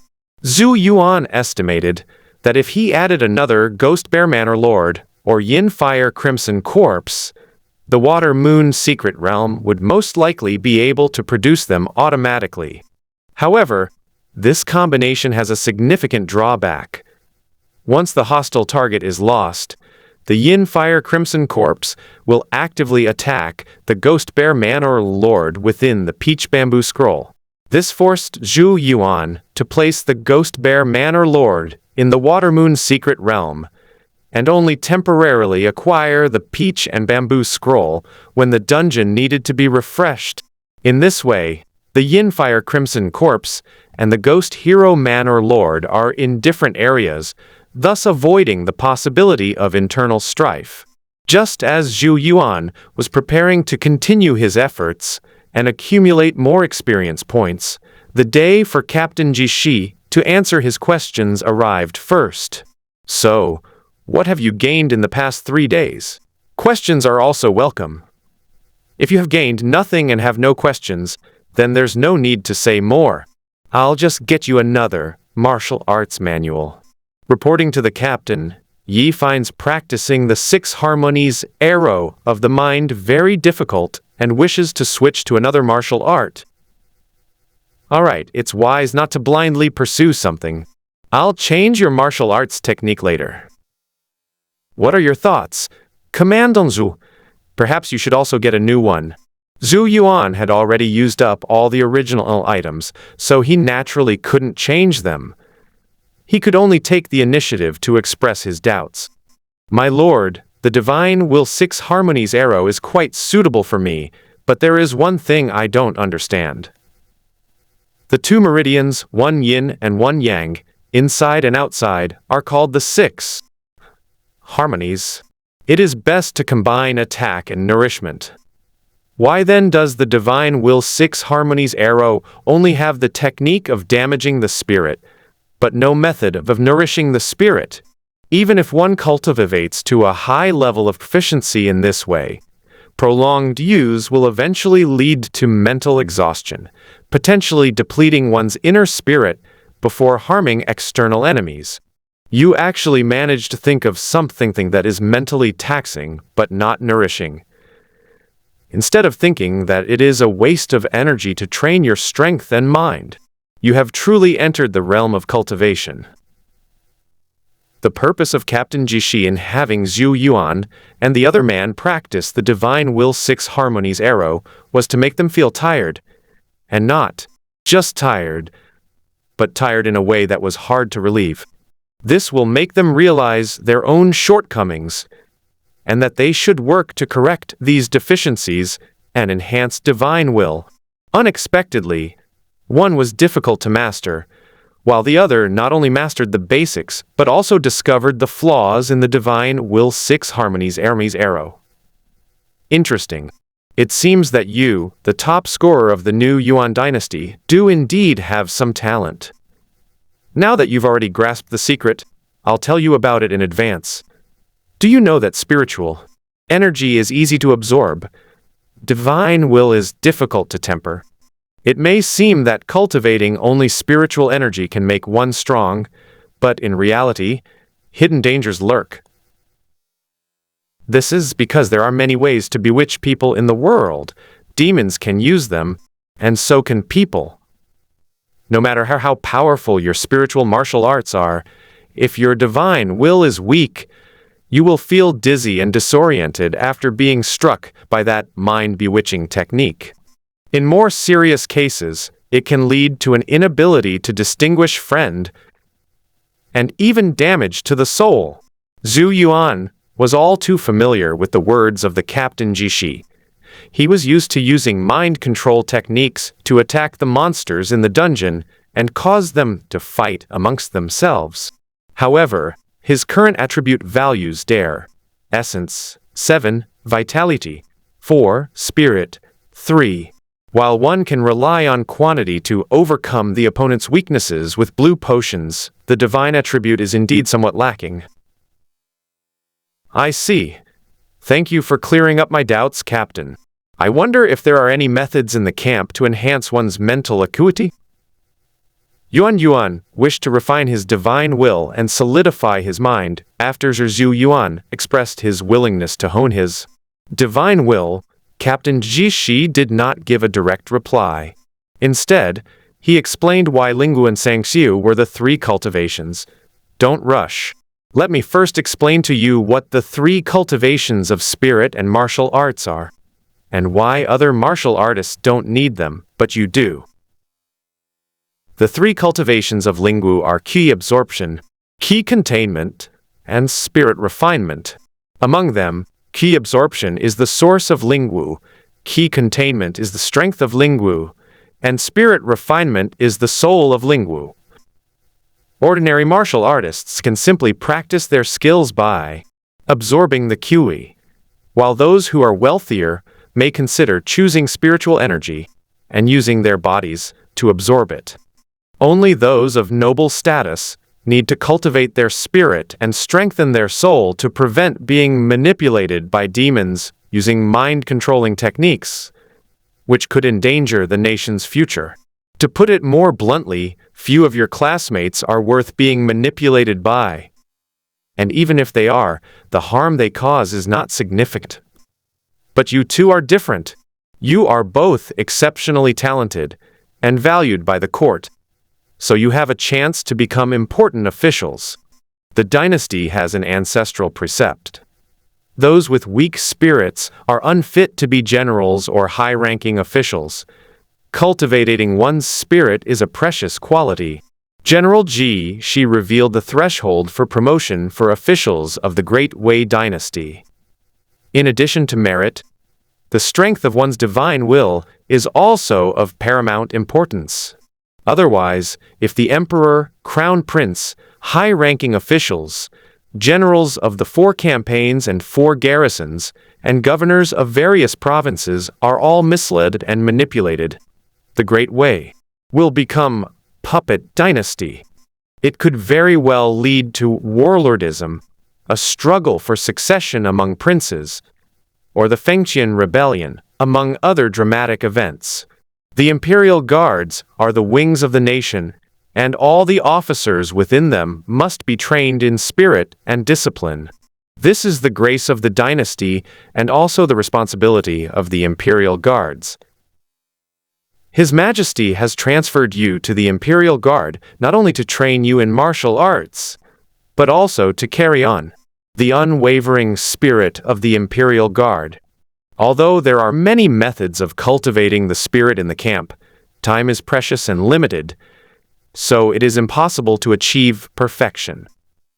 Therefore, the fundamental method is to cultivate both Qi and Shen spirit-mind, which possesses both the versatility of Qi and the immovability of Shen.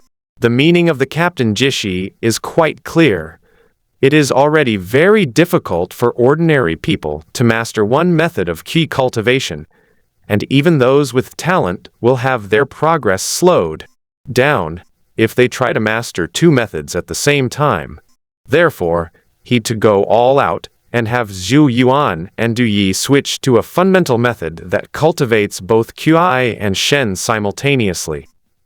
In this respect, Du Yi was under just as much pressure. Although he came from a noble family, he couldn't possibly learn any complicated or tedious techniques in order to achieve rapid progress in the early stages. Therefore, faced with such a major issue as changing the cultivation method, he frowned, and frankly that he needed to go back to the mansion to consult his father's intentions. Zhou Yuan's path was much more straightforward. No one offered him guidance, and it was all up to him. Listening to advice is the right thing to do. Commandant Du may leave the camp first. As for Commandant Zhou, come with me. Although we haven't known each other for long, we are bound by His Majesty's orders and the bond of comradeship, so I will do my best to answer your questions. I am willing to follow the captain's words. No sooner had Du Yi left than Zhou Yuan received even better treatment, with the colonel of the Imperial Guard personally taking him to the armory to browse through the books and records. He explained the advantages and disadvantages of various martial arts techniques to him in detail and recommended that he choose the wind, fire, and thunder martial arts techniques. Zhou Yuan was quite familiar with the lightning attribute techniques, namely the Yixilei exorcising evil technique. The wind element is associated with the 8 winds following the law, and the fire element is associated with the 4 planets fire law. To be honest, these cultivation techniques are all quite good. The only drawback is that they are all handwritten copies. However, handwritten copies also vary in quality. The Yixilei exorcising evil method from the Imperial Guard camp is far more exquisite than that from the Jiang family. After careful comparison, Zhou Yuan chose the 8 winds law, which was easier to learn. For him, the quality of a handwritten copy did not lie in the potential of the cultivation method, but in whether he could successfully practice it. If you were to choose another obscure technique like the Yixilei exorcising evil method and keep it in hand, it would be difficult to gain any real benefit. Very good. The 8 winds follow the laws, which are the winds of the 8 trigrams, the 8 seasons, and the 8 directions. You can choose one wind to study and learn the laws of the 8 winds. The 8 winds follow the law introduction. The 8 winds follow the laws and arrive in accordance with the seasons, which are the 8 trigrams, the 8 seasons, and the winds from the 8 directions. The winds are East, Ming Shu Feng; Southeast, King Ming Feng; South Jing Feng; Southwest, Liang Feng; West, Changhe Feng; Northwest, Duzhou Feng; North, Guangmo Feng; and Northeast, Rong Feng. The sound of Qian'ai is stone, and its wind is not Zhu. The sound of Can'a is leather, and its wind is Guangmo. The sound of Zhen'ai is gourd, and its wind is Rong. The sound of Zen is bamboo, and its wind is Ming Shu. The Xun sound is wood, its wind is clear and bright. The Li sound is silk, its scenery is beautiful. The Kun sound is earth, its wind is cool. The Dui sound is metal, its wind is vast and boundless. At the beginning of spring, the gentle breeze arrives. At the spring equinox, the bright breeze arrives. At the beginning of summer, the clear and bright breeze arrives. At the summer solstice, this gentle arrives. At the beginning of autumn, a cool breeze arrives. At the autumnal equinox, the Changhe wind arrives. At the beginning of winter, the Buzhou wind arrives. At the winter solstice, the Guangmo wind arrives. Although the 8 winds laws are numerous and easy to learn, they are also said to be a combination of the 8 seasons and 8 directions forming the 8 trigrams. All winds follow them. Therefore, this is also a complicated technique that is easy to learn but difficult to master. Compared with the obscure Yixilei exorcising evil technique, each has its own advantages and disadvantages. The fundamental principles are related to the future direction of martial arts training. Once they are established, all martial arts techniques must be based on the fundamental principles. They can be supplemented with other techniques along the way, but they cannot be easily changed. Would you like to consider your options again? Once you've made your choice, it's not easy to back out. Thank you for your clarification, Captain. My mind is made up. I will focus on the present first and then work on the future. Very good. It is lightweight and not heavy, but it also has its unique advantages.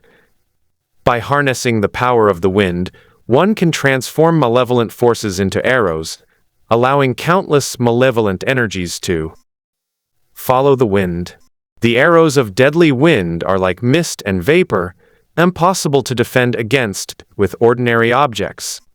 Once struck, their deadly energy enters the body, killing the enemy instantly.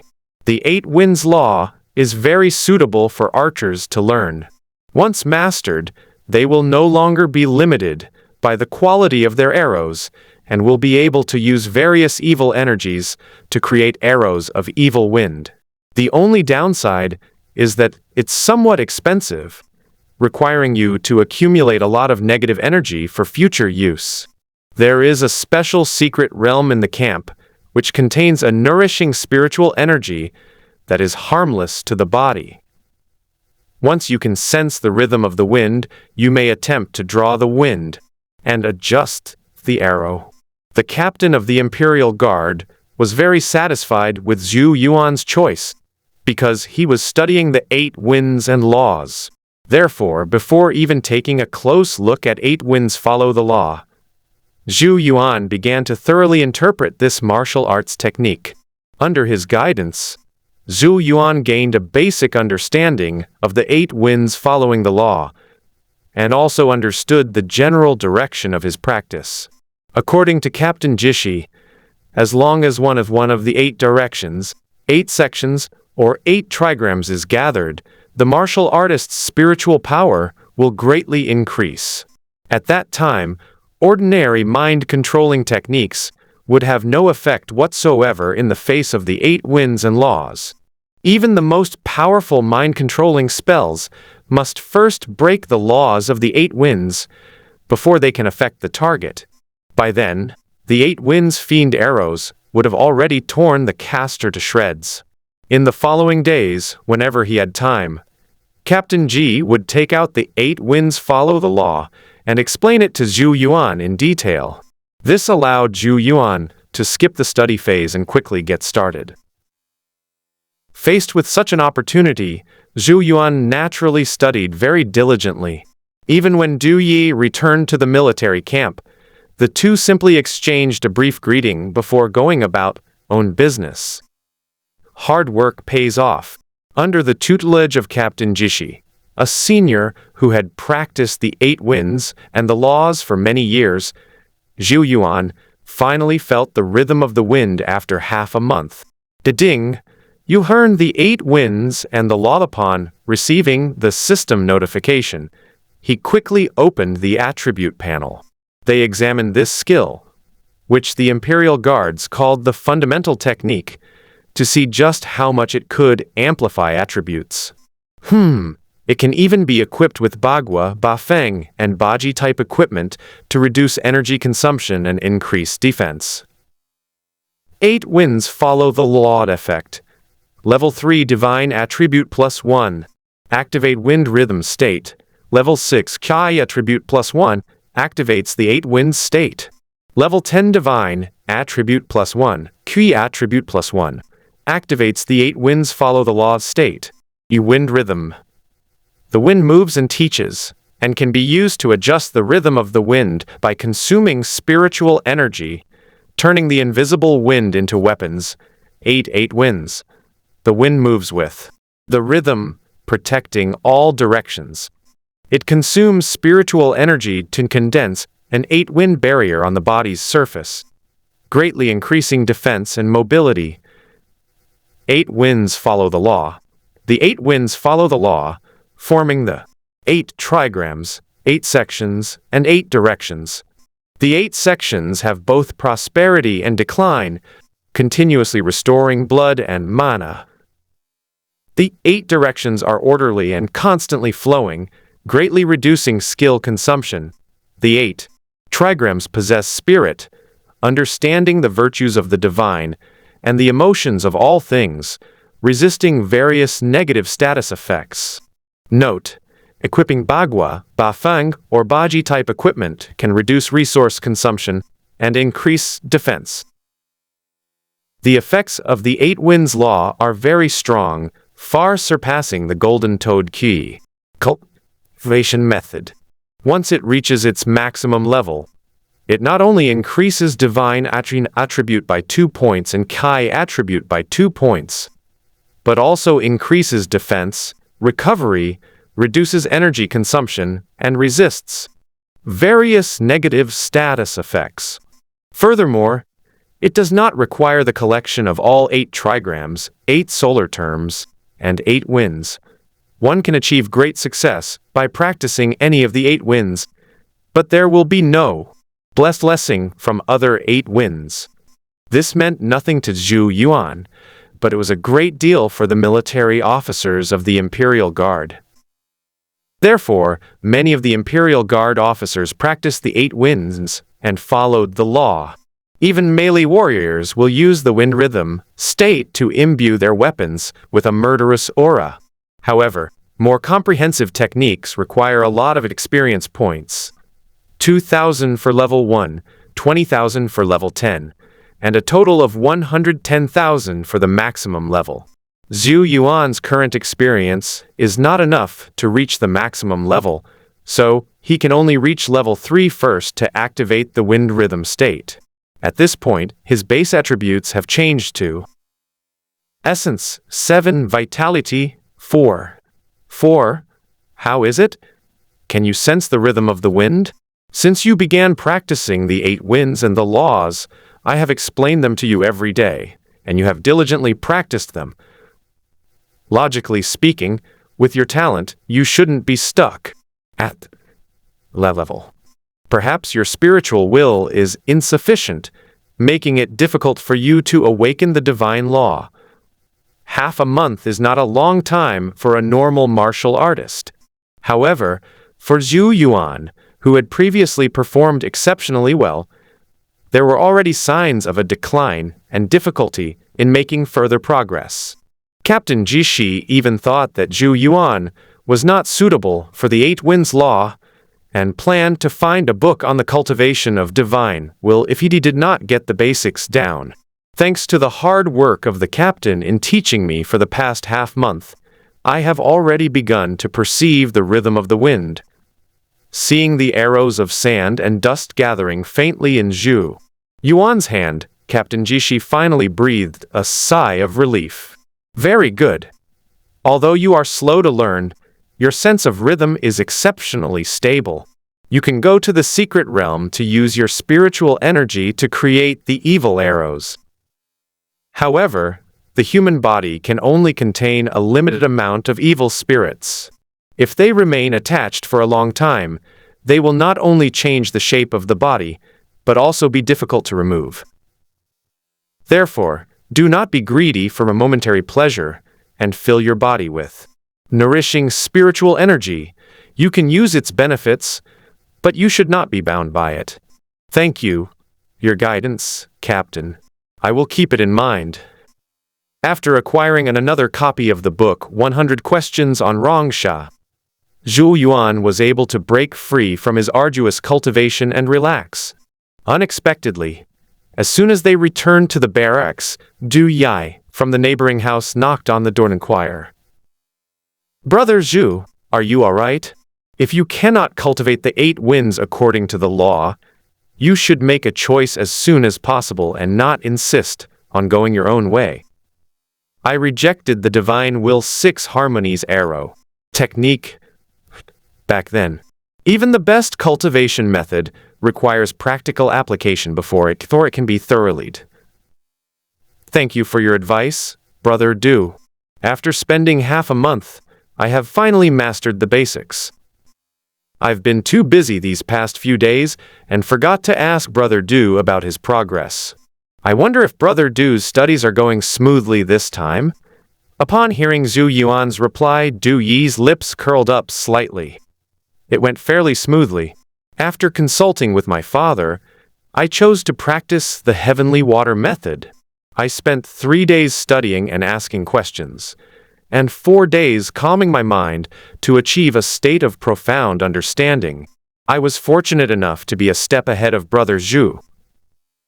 Well, Zhou Yuan was wondering why Du Yi suddenly came to express his concern. It turns out that it's not about showing concern, but about subtly showing off. It seems that Du Yi, the second-place candidate in the spirit trial, has been thinking about this for quite some time now. Otherwise, he wouldn't have paid a visit as soon as Zhou Yuan returned. Brother Du is a man of great talent. I am no match for him. What a stroke of luck! I greatly admire Brother Zhou's talent. To be able to slightly surpass Brother Zhou is very encouraging. By the way, since Brother Zhou has practiced the Eight Winds law, he should not easily tolerate any kind of evil spirits. It would be best to find some wind-related spirits to contain it, so that they can complement each other. After seeing off the smiling Du Yi, Zhou Yuan changed his equipment and headed to the Spirit Fiend's secret realm in the camp. Actually, he didn't need to practice the art of crafting the fiend arrow using the nourishing spirit. But this was a good opportunity, and he should add some items to his inventory. When he arrived at the secret realm warehouse, with the help of the soldiers in the camp, he discovered that the Spirit Fiend's secret realm was not simple. Instance: birch and paulownia trees stand facing each other, symbolizing noble aspirations and chivalrous regrets. The union of the trees and trees unlocks the hidden scene chivalrous regrets. Recommended challenge level 10 to 20. Recommended number of participants 5. There are even hidden scenes. I wonder if the Imperial Guards have discovered them. Although Zhou Yuan had doubts, he also knew that the Imperial Guards were unlikely to find the hidden scene. He was completely baffled by the dungeon description alone, Cao Zixiang He, let alone the Yu Lin camp, which offered no hints whatsoever. Please invite Commander Zhu to enter and remove the evil spirit. We will provide food and drink during this time. As the heavens and earth shifted and the stars changed, Zhou Yuan instantly entered a canyon basin. There is a large mountain on each side of the basin, with flat land in the middle, through which a river flows. The water is clear, and there are no fish or shrimp in it. The two mountains are covered with lush vegetation. One is full of straight white birches, and the other is full of yellow-flowered tung trees. The place was cleaned up extremely well. There were no monster corpses, not even any abandoned weapons, making it seem like a secluded paradise. Birch is a tall tree, and tung tree is also called catalpa. Does the meaning of combining the two trees mean that the birch comes into contact with the tung tree? It can't be that simple, otherwise the Imperial Guards would have discovered something amiss when they developed this area. Having no clue what to do, Zhou Yuan, led by two soldiers on duty, headed to the place where the evil spirits gathered. To his surprise, the location of the spirit was very conspicuous, right at the source of the stream, where wisps of green spirit flowed out like a spring. Ilian Yi Sha, as he approached, he smelled a peculiar fragrance, which invigorated him, but also brought back a flood of past regrets. Will the malevolent energy keep emanating from this place? The commandant is joking. This evil spirit will disappear in a month or so if no one uses it. If someone collects it, it will only disappear even faster. After bringing Zhou Yuan, where the spiritual energy surged, the Imperial Guards returned to the entrance of the secret realm, waiting to hand over the area to their external colleagues at any time. Zhou Yuan thus gained a quieter environment, allowing him to collect spiritual energy in peace. He first used the wind rhythm to stir up a gentle breeze, which then carried the evil spirits into a single, malevolent arrow. Then, the wind continuously squeezed the spiritual energy, causing it to condense into liquid, which was then added to the inventory to view its information. It turns out that Qia Zai was lying at the foot of the mountain, always looking at her across the water. Materials: Lian Yi Sha. Introduction. What is the essence of family tradition? Sincerity, diligence, benevolence, righteousness, filial piety, and brotherly love. It is not something that can be passed down from a humble family. Father and son resented each other. Their sons and grandsons longed for each other. Their descendants perished, and their strong bodies Grieved. Effect. Long-term use in small amounts can enhance physical strength, but it also contains residual poison. Excessive use can harm the mind and spirit. Note. Offering a copy of the Lian Yi Sha at the twilight of Kaoshan and the grave of the Catalpa tree will unlock the hidden scene, Heroic Lament. The description of Lian Yi Sha was more detailed than that of the dungeon, which made Zhou Yuan understand the method of Kiao Zixiang He. Looking at those two mountains covered with tall birch, catalpa, and tung trees now, the approximate area of the cemetery becomes self-evident. However, the two earthen mounds are quite large, and a careful search is needed to determine the location of the graves. Fortunately, the Lingsha secret realm is highly developed, and the Imperials stationed here are very familiar with the situation of the secret realm. During lunch, Zhou Yuan chatted with the Imperial guards about the Spirit Fiend's secret realm, thus learning about the losses from its attack and the progress of its development. Initially, the Imperial guards only took the treasure chests and spirit beasts. Later, they felt it was a waste to leave the spirit beasts idle during the extraction period. So they arranged for auxiliary soldiers and mine explorers to enter and search them. The investigation didn't find any mineral deposits, but it did uncover two tombs.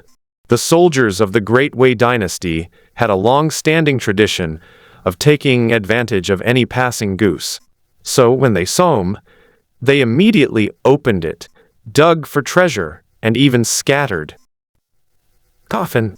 They eventually found a broken sword in one tomb and a shattered jade pendant in another.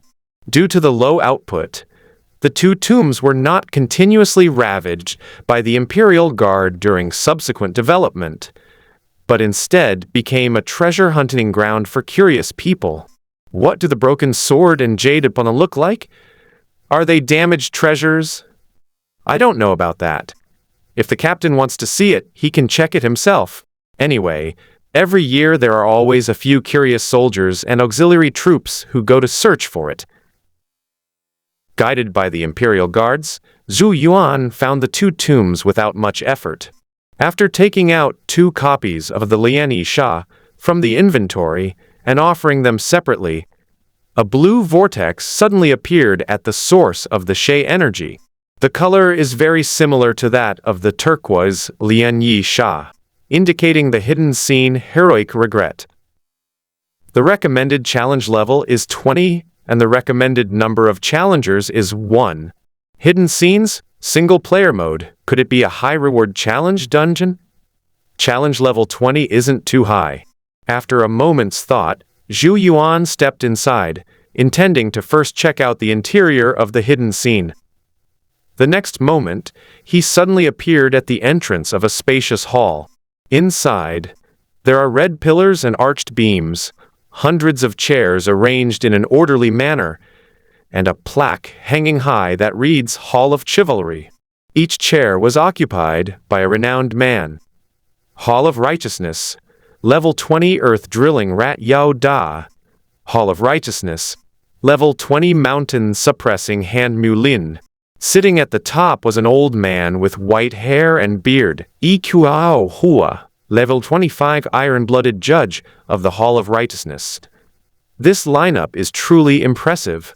If these hundreds of elite monsters attack together, Zhou Yuan will have no choice but to exit the dungeon. However, these elite monsters were suspected to be friendly units, and they did not react even when they saw Zhou Yuan appear.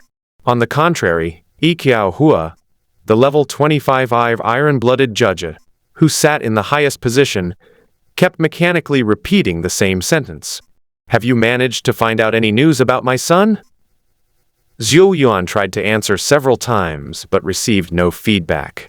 In a normal game storyline, he would definitely look for clues and advance to special scenes. But he had long inherited the tradition of the Wei soldiers, who would pluck feathers from every passing goose. So how could he honestly advance the campaign? Therefore, he first tried searching around. and after finding that the elite monsters in the hall did not react, he then tried to retrieve their weapons. This time, the elite monsters reacted, protecting their weapons and standing up, showing signs of launching an attack. After realizing that retrieving the weapons was not an option, he took out the peach and bamboo scroll, intending to capture a few elite monsters as his followers. However, I received the message. Current target is a member of the Righteousness Hall. Loyalty is too high, cannot be accepted. Zhou Yuan was deeply disappointed that he couldn't turn friendly units into true allies. In this situation, Yiqiao Hua, the level 25 iron-blooded judge, kept repeating, "Could you find out any news about my son?" This scene made Zhou Yuan realize that if he didn't advance, the scene would have no choice but to force a fight and attack the hundreds of members of the heroic hall. However, the space here is limited, and the deployment of hundreds of elite monsters is enough to block Zhou Yuan, a ranged archer. The presence of so many friendly units also proves that the enemy is very powerful. Therefore, Zhou Yuan stopped his urge to collect supplies, turned around and walked out of the Hall of Righteousness, preparing to look for some clues and advance into the hidden scenes. To his surprise, as soon as he stepped out of the gate of the Hall of Righteousness, the sky turned from bright to dark, and he abruptly entered a gloomy city.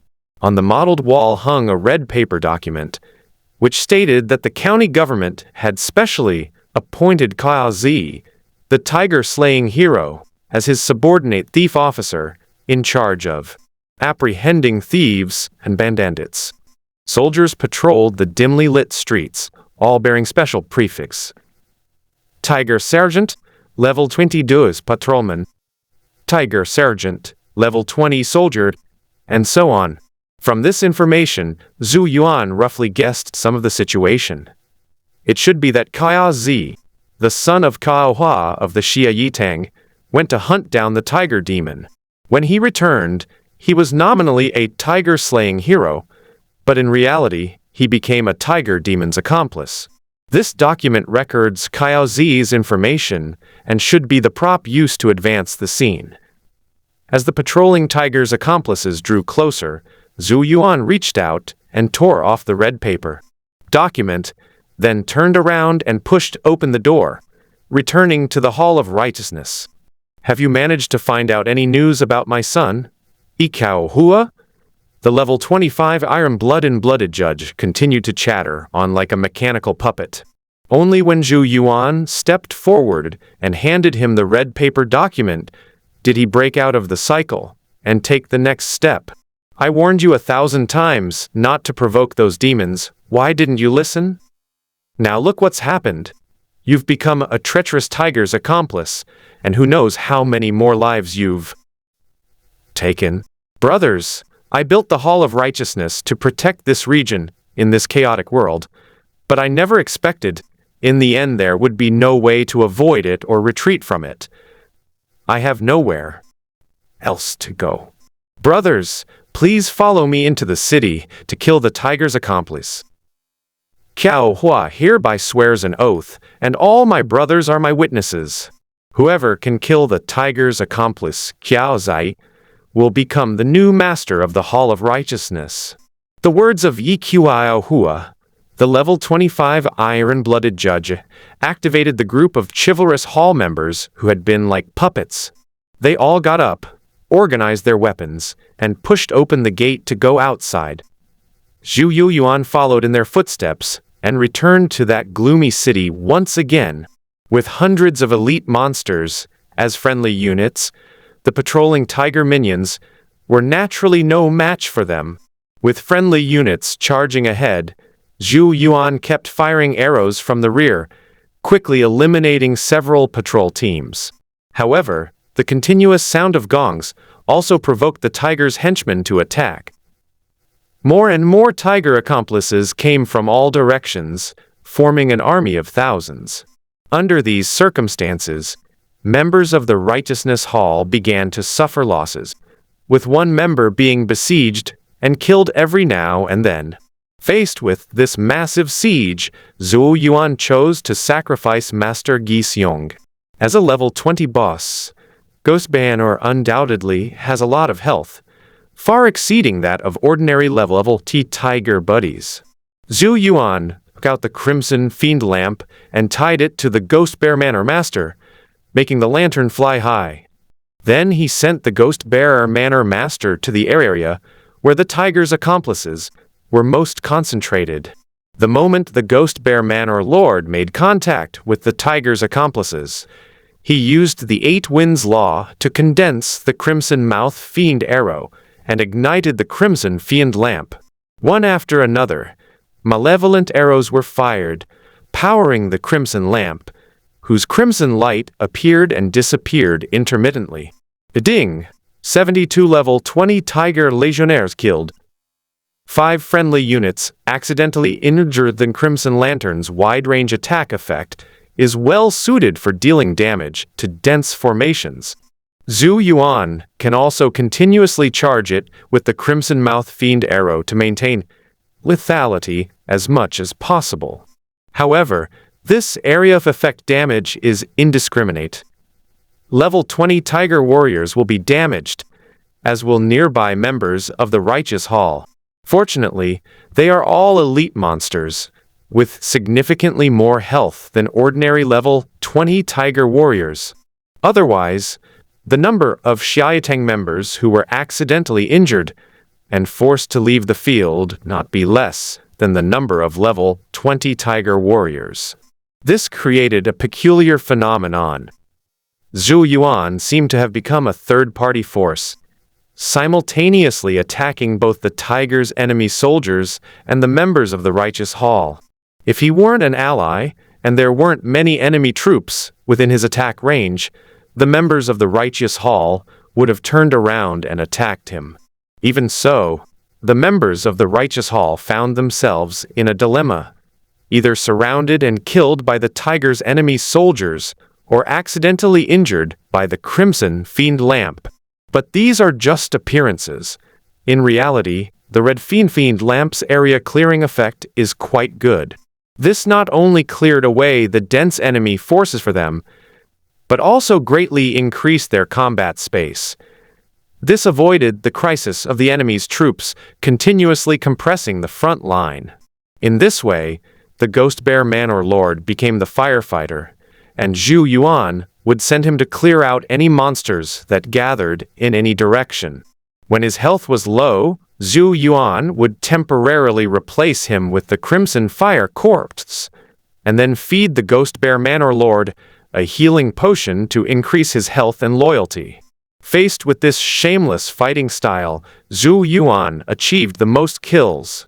However, this kind of killing was all-encompassing. He not only killed the most enemy soldiers, but also accidentally injured the most friendly troops. Therefore, once the number of Tiger's accomplices who were besieging the area decreased, the members of the Righteous Hall, who had lost their targets of hatred, focused on the traitor who had made the greatest contribution.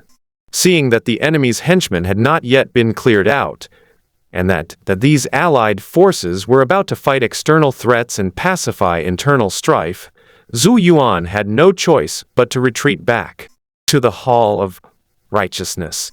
It wasn't that he couldn't kill those few low-health enemies, but rather that he lacked experience in accidentally killing friendly forces. It would be better to avoid their aggro and let them continue attacking the tiger-like soldiers. Sure enough, when he entered the gloomy city again from the Hall of Righteousness, not only was the traitor hatred removed from him, but he also became a trustworthy friendly unit once again. By switching between these scenarios to escape hatred, Zhou Yuan repeatedly oscillated between the states of being reliable and hateful. Only when the number of Tiger Warriors was too small and the use of the Crimson Lanterns did more harm did he become a reliable archer again, providing support for the frontline friendly forces. A huge loot drop. We have everything. Swords, spears, shields, bows, arrows, health potions and mana potions. With the battlefield mostly cleared, and only a few small monsters remaining scattered in street corners and alleys, Zhou Yuan began cleaning up the battlefield. Since the tiger warriors are ordinary monsters, the equipment they drop is also quite ordinary, but they drop quite a few dust-clearing sand, which restores health, and demon vengeance powder, which restores mana. Dust relief sand is formed from the desire for liberation of the trapped tiger's accomplices. It can quickly restore a small amount of health and alleviate confusion-type status effects. A demon's resentment powder is formed from the agglomeration of demonic energy and the resentment of vengeful spirits. It can quickly restore a small amount of mana and reduce a certain amount of health. Of the two, dust removal sand has the highest drop rate, with almost 1 share for every 3 tiger warriors, allowing Zhou Yuan to obtain as many as 236 shares. The drop rate for Demon's Vengeance powder was slightly lower, but I still managed to collect 112 copies. This greatly replenished his drug inventory, making him even more eager for the subsequent developments in the scenario. I thought I would die in the city, but I never expected to be able to wipe out the tiger's army. Since that's the case, let us brothers go a step further and destroy that treacherous government office, so that my reckless son can be freed. After the members of the Righteous Hall, nicknamed Winged Leopard, cleared out the last of the tiger's henchmen by scaling walls and alleys, Judge Cao Hua, nicknamed Iron-Blooded Judge, spoke again. This situation is almost confusing Zhou Yuan. There are only 36 of you left, and they are all low on health, some even with only a sliver of health left. Could we take a break first, get back into shape, and then move forward? Seeing that his allies were about to mindlessly die, Zhou Yuan quickly activated the Gathering Righteousness skill. Under the forced protection effect of the Gathering of Righteousness skill, the allies of the Righteousness Hall were forced to surround him and enter a protective state. He then used the Gathering Righteousness skill several more times, slowing down the advance of his allies. By the time they arrived at the tiger's lair, their health had recovered considerably, giving them a chance to continue fighting. This time, Zhou Yuan no longer allowed them to attack recklessly. Instead, he used the gathering skill to gather them around him and maintain a certain defensive line. Thanks to his skillful restraint, the members of the Righteous Hall did not rush into the government office, where the situation was unclear. Instead, Zhou Yuan fired a bow and arrow, drawing out the enemy troops inside. Level 25 Tiger-like Bandit Cao Qiaozi. Level 25 Tiger-like Bandit Yu Jiao Jinji. Level 27 Tiger-like Bandit Cheng Feng Fengyan. Level 28 Tiger-like Bandit Lieutenant Shi Meng. 13 elite monsters, with names and surnames emerged from the group, followed more than 20 level 22 Tiger Patrolmen. In terms of team composition, Zhou Yuan's side consists entirely of elite monsters, giving him a certain advantage, but he is at a disadvantage in terms of high-level combat power. In particular, while the enemy boss did not appear, deep roars could be heard coming from inside the government office. As the roaring sound appeared, a sudden gust of wind through the government office, blowing out of the office despite the walls blocking it. Fortunately, under Zhou Yuan's restraint, the members of the Righteous Hall did not directly storm into the government office. Otherwise, they would have faced both the boss and elite henchmen at the same time. Please, brothers, help my son to be freed. Upon seeing level 25 Bandit Cao Qiaozi appear, Iron-Blooded Judge Cao Hua instantly entered a berserk state, breaking free from the restraints of the gathering skill and charging forward. By this time, Zhou Yuan had also guessed the general story behind the heroic Bone Secret Realm. It should be roughly that Cao Hua not only failed to help Kiao Zi get out of trouble, but also dragged many of his brothers down with him. Finally, a member of the Righteous Hall escaped back and erected a cenotaph for both the father and son. That's why there's a tomb with broken swords and broken jade, and the chivalrous spirit should refer to all members of the Hall of Righteousness, not just Kiao Hua. As for the hatred in the regret of chivalry, it's hard to say. Perhaps it includes not only hatred for demons but also resentment for dying tragically for righteousness. Whoosh, whoosh, whoosh, one after another, bloodthirsty crimson sparrow arrows were fired. When a level 25 tiger bandit Cao Giaozi's health dropped below 30%, Zhou Yuan used the 8 Winds Law to condense a crimson mouth fiend arrow. After the fiery arrow imbued with the crimson sparrow's flame struck its target, combined with the sharp strike ring's finishing move effect, the battlefield suddenly fell eerily silent. Since you have helped my son pass on to the afterlife, I entrust the chivalrous token to you. A jade token was thrown by the iron-blooded Judge Kiao Hua, and it flew precisely in Zhou Yuan's direction. Zhou Yuan subconsciously reached out and caught it, then checked the information in his inventory. Unexpectedly, the two sides clashed fiercely again the next moment, as if the previous silence was just an illusion.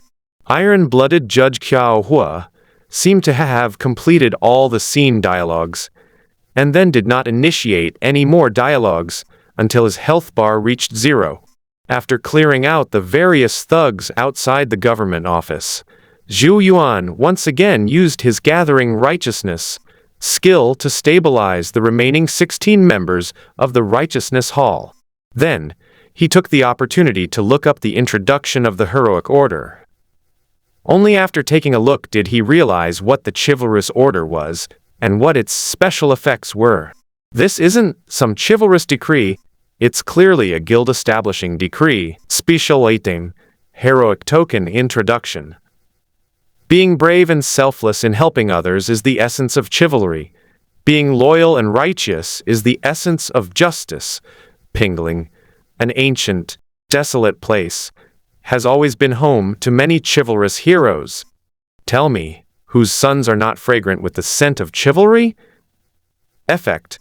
After use, you can establish a guild and activate 3 guild functions. The current capacity is 100 members. Side note. Special items are unique. The heroic regret scene will not refresh with heroic tokens again until the guild established with the heroic token is destroyed. A guild headquarters. You can choose an existing building as your guild headquarters. If you want to change it after selection, you can disband the guild and select a new one. Function. Activates guild teleportation, allowing guild members to teleport back to the guild headquarters when not in combat. A guild ideology.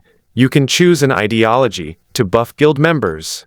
Currently, chivalry is the preferred choice. Effect. After selecting a chivalrous ideal, guild members receive a slight increase in attack and defense when protecting friendly units. A guild communication. Guild members can communicate and exchange information with each other in a dedicated guild channel. Zhou Yuan carefully examined the description of chivalrous and discovered its various uses. First is the guild communication function, which can be used to transmit various kinds of information. This alone is enough to create a tightly knit organization that appears unrelated on the surface, but is constantly communicating internally. Secondly, there's the gang's philosophy. The concept of chivalry is very suitable for group combat. When they cooperate and protect each other, they can trigger the amplification effect of the chivalrous aura to the maximum extent. The most important thing is the gang's headquarters. The condition that seems to require disbanding the gang in order to change headquarters is not a constraint for Zhou Yuan. On the contrary, he can disband and rebuild the guild at any time, using the guild teleportation function as a portal that can refresh the address. I don't know if dungeon monsters and locals can become guild members. Logically speaking, locals and sentient monsters can both run dungeons, exhibiting certain player-like behavior, and should, therefore, be eligible to become guild members. Zhou Yuan originally wanted to test the waters with his allies to see if the nominal members of the Righteous Hall could join the gang he was establishing. Unexpectedly, the prerequisite for using the chivalrous token is to first determine the guild's location. Fortunately, choosing a base does not require going to a specific location to actually claim land. The system can simply determine which player buildings to use. Zhou Yuan currently has many locations to choose from for his base, but none of them are very large. Zhou Shitu's residence in Kaiaxi village, Zhou Sima's barracks in Jing'an City, Zhou Kuk's camp in Chongyu County, Zhu Dui's residence in Fengyan City, and Zhu Dui's barracks in the left guard of the Imperial Guard. This situation greatly disappointed Zhou Yuan, who wondered why he hadn't bought more properties on his way to the capital. Let's choose the Yulin Guard Commander Zhu's barracks as our base first, so we can test the accuracy of the guild's teleportation function. After determining the location, the next step is to select and modify the guild name. Zhou Yuan hasn't changed the name of the Hall of Righteousness yet. He's looking to exploit a bug to allow elite monsters with the Hall of Righteousness prefix to join his newly created Hall of Righteousness. As it turned out, he was overthinking it. The elite monsters didn't react at all to his guild invitation. It's as if his Hall of Righteousness is just a fake with the same name. He then tested the guild communication function and found that it was similar to a team group chat. Once this feature is enabled, what you say will be transmitted to all guild members. Furthermore, through guild management, rules can be established regarding who can and cannot speak. This function requires a certain level of orderly management. Otherwise, it can easily become a channel for internal members to slander each other. In addition, while the chivalrous order has many functions, it is not without its drawbacks, namely, its internal constraints are relatively weak. To maintain internal harmony, the guild leader needs to manage and operate it, rather than having a loyalty display like in the Peach Bamboo Scroll. However, this aligns with the normal game rhythm, where players join guilds to develop together, rather than to serve the guild leader for free. After roughly testing the various functions of the heroic order, Zhou Yuan finally shifted his focus back to the dungeon. It's a pity. If you had joined my Hall of Righteousness, you might have been able to avoid the dungeon refresh detection and become relatively independent free monsters. Zhou Yuan believes that even if the dungeon refreshes, it will not refresh the player's followers and guild members. His 3 followers in the Peach Bamboo Scroll are the best example. However, these mindless monsters lack the ability to respond proactively, thus making it impossible for them to accept player invitations and change their identity determination. Deep, guttural roars echoed continuously, accompanied by gusts of eerie wind, as if reminding Zhou Yuan to hurry up and advance into the dungeon. Well, it did take him quite a while to establish his gang. The boss had already entered the triggered state, but he was still lingering outside the government office, turning the originally majestic boss into a scene win machine. Zhou Yuan was extremely cautious in the face of the unknown tiger demon boss. Not only did he release 3 followers, but he also used the large amount of experience points gained from defeating various tiger minions to upgrade the 8 wins from law to level 7, thereby activating 8 wins barrier. In this way, he now has as many as 20 combat units, most of which have decent defensive capabilities, making it perfectly capable of launching a full-scale attack. After Zhou Yuan unleashed the Gathering Righteousness skill, allowing friendly forces to fight in a dispersed manner, they finally entered the government office. Level 30, Xuanyu, Mountain Lord. As soon as Zhou Yuan and his group entered the government office, a large black tiger about 3 meters tall rushed into the courtyard from the hall. It is not a simple beast-shaped monster, but a tiger-headed human with a body covered in heavy armor, wielding a 4-sided golden mace the size of a human head in each hand. It's obvious from this that it's a boss with high defense and high attack, and it's also fierce, strong, and good at bursting attacks. Zhou Yuan even suspected that if he struck with that hammer, his allies would have their heads shattered and their health bars reduced to 0. With another roar, Lord Xuanyu charged, knocking a wounded member of the Righteous Hall into the air. Then, 2 hammers brutally smashed down, instantly emptying its health bar. That wasn't the end of it. The moment the members of the Righteous Hall died, a dark tiger shadow roared and bit, and with a swallow and spit, a level 20 tiger antagonist appeared in the courtyard. This is troublesome. This boss can actually kill the target and create a tiger's lackey. We must kill it as soon as possible. Seeing how fierce Xuanyu Mountain Lord was, Zhou Yuan studied the pros and cons and used a combined skill that hurt both himself and others. He used the Crimson Mouth Fiend Arrow to assist the Divine Will 6 Harmonies Arrow, which specifically damages the soul, and then imbued it with Bloodfiend Flame and Crimson Sparrow Fire. After that arrow, his health plummeted by 10%, and his head felt dizzy and throbbing. With a sharp, piercing cry, crimson malevolent energy covered the blood flame feathers, transforming into a bewitching red falcon that shrieked and charged toward Lord Xuanyu Mountain. The 6 Harmonies divine arrows built-in locking effect made it impossible for Lord Xuanyu Mountain to avoid it. Even though it instantly swapped positions with the tiger-like monster, the Crimson Fiend God-slaying arrow still struck its prey with the precision of a swift eagle. With a loud bang, the Xuanyu Mountain Lord was thrown into a state of mental chaos and roared to the sky. The tiger-like monster, which still had a lot of health left, was instantly freed from control. Its health bar was reduced to 0, and it dropped a dust-clearing sand.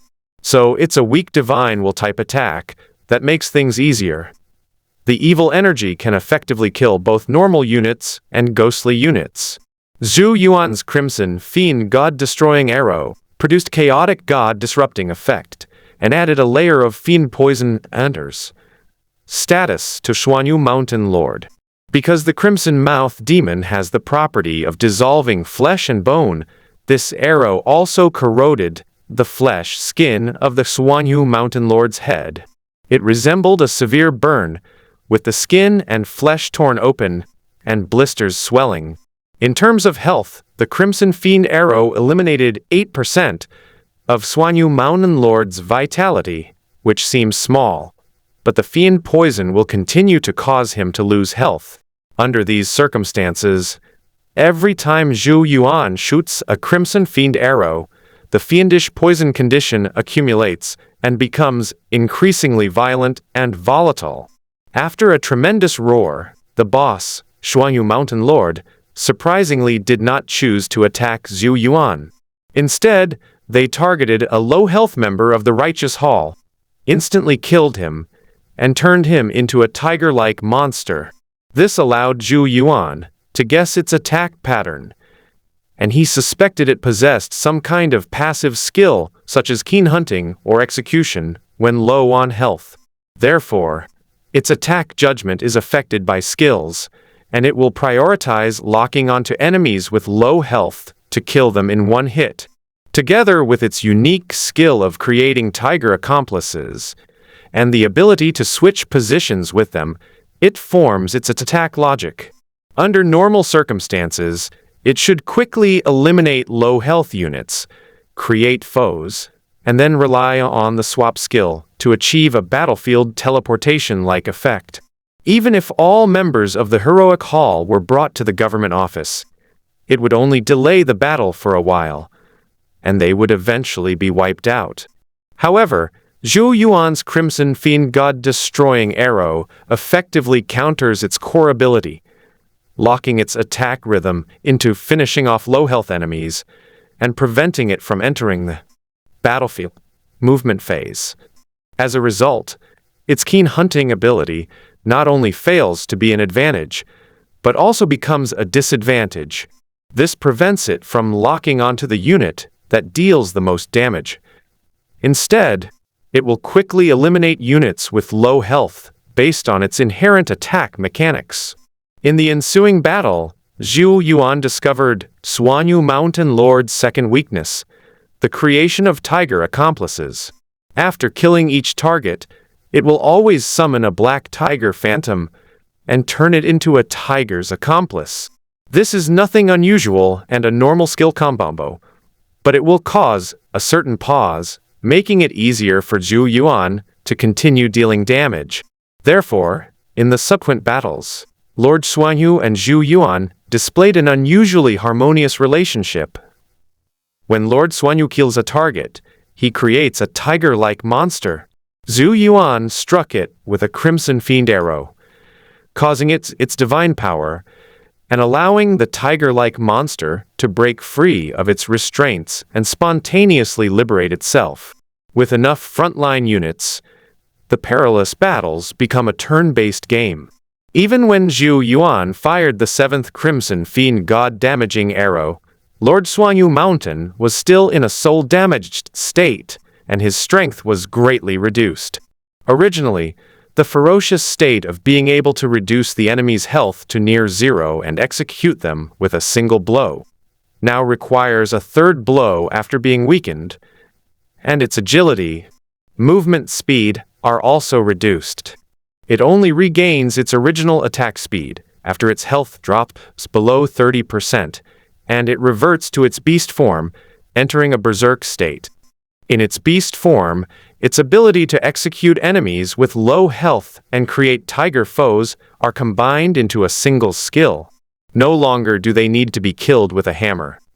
Instead, they roar, hunt, and tear the prey to death, then immediately spit out a tiger-like monster. Its movement speed and defense have also been improved, and it can also use its tiger tail to swing, thereby expanding its attack range. However, these are not enough to change its disadvantages. It has accumulated too much evil poison and is in a state of spirit damage. Each of Zhou Yuan's attacks exacerbates these two negative statuses, severely weakening its combat and endurance capabilities. Finally, after swallowing the Ghost Bear Manor Lord and spitting out a level 15 Tiger Bear, the Xuanyu Mountain Lord's remaining 3% of health was also depleted.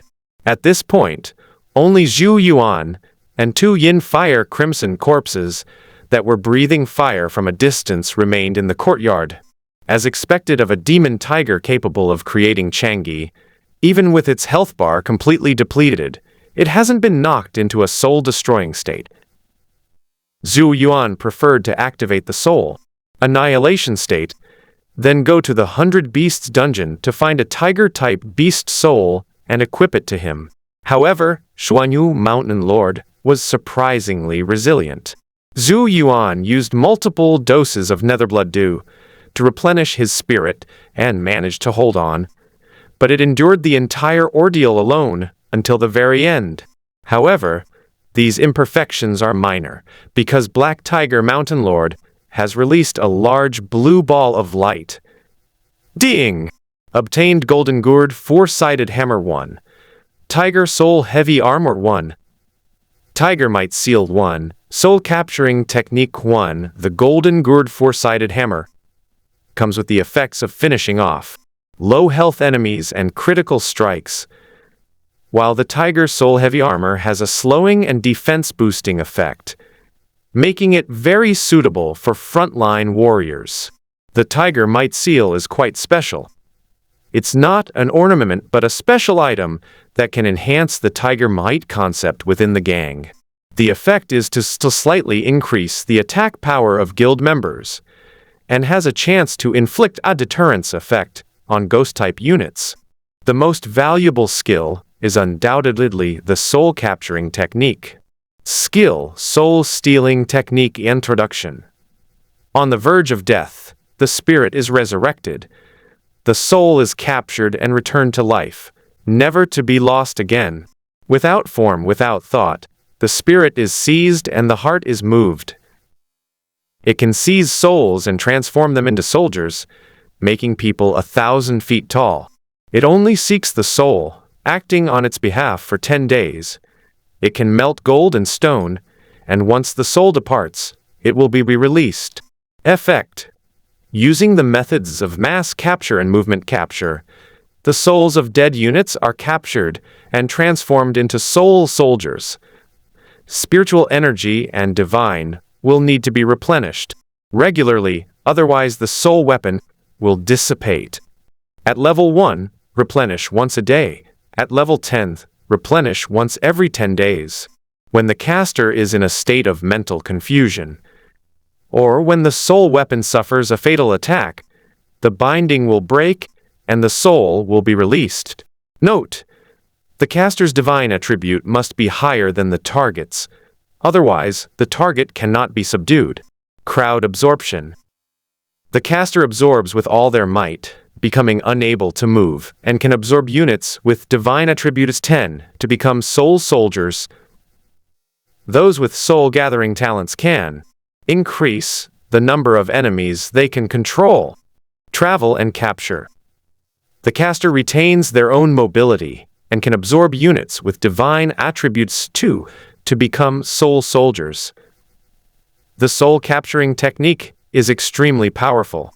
Even though Zhou Yuan doesn't have the tiger-like talent of Lord Zhou Mountain, he can still capture a certain number of soul soldiers. Currently, his divine attribute is 4 points, and he can summon 40 soul-capturing soldiers and 8 soul-capturing soldiers.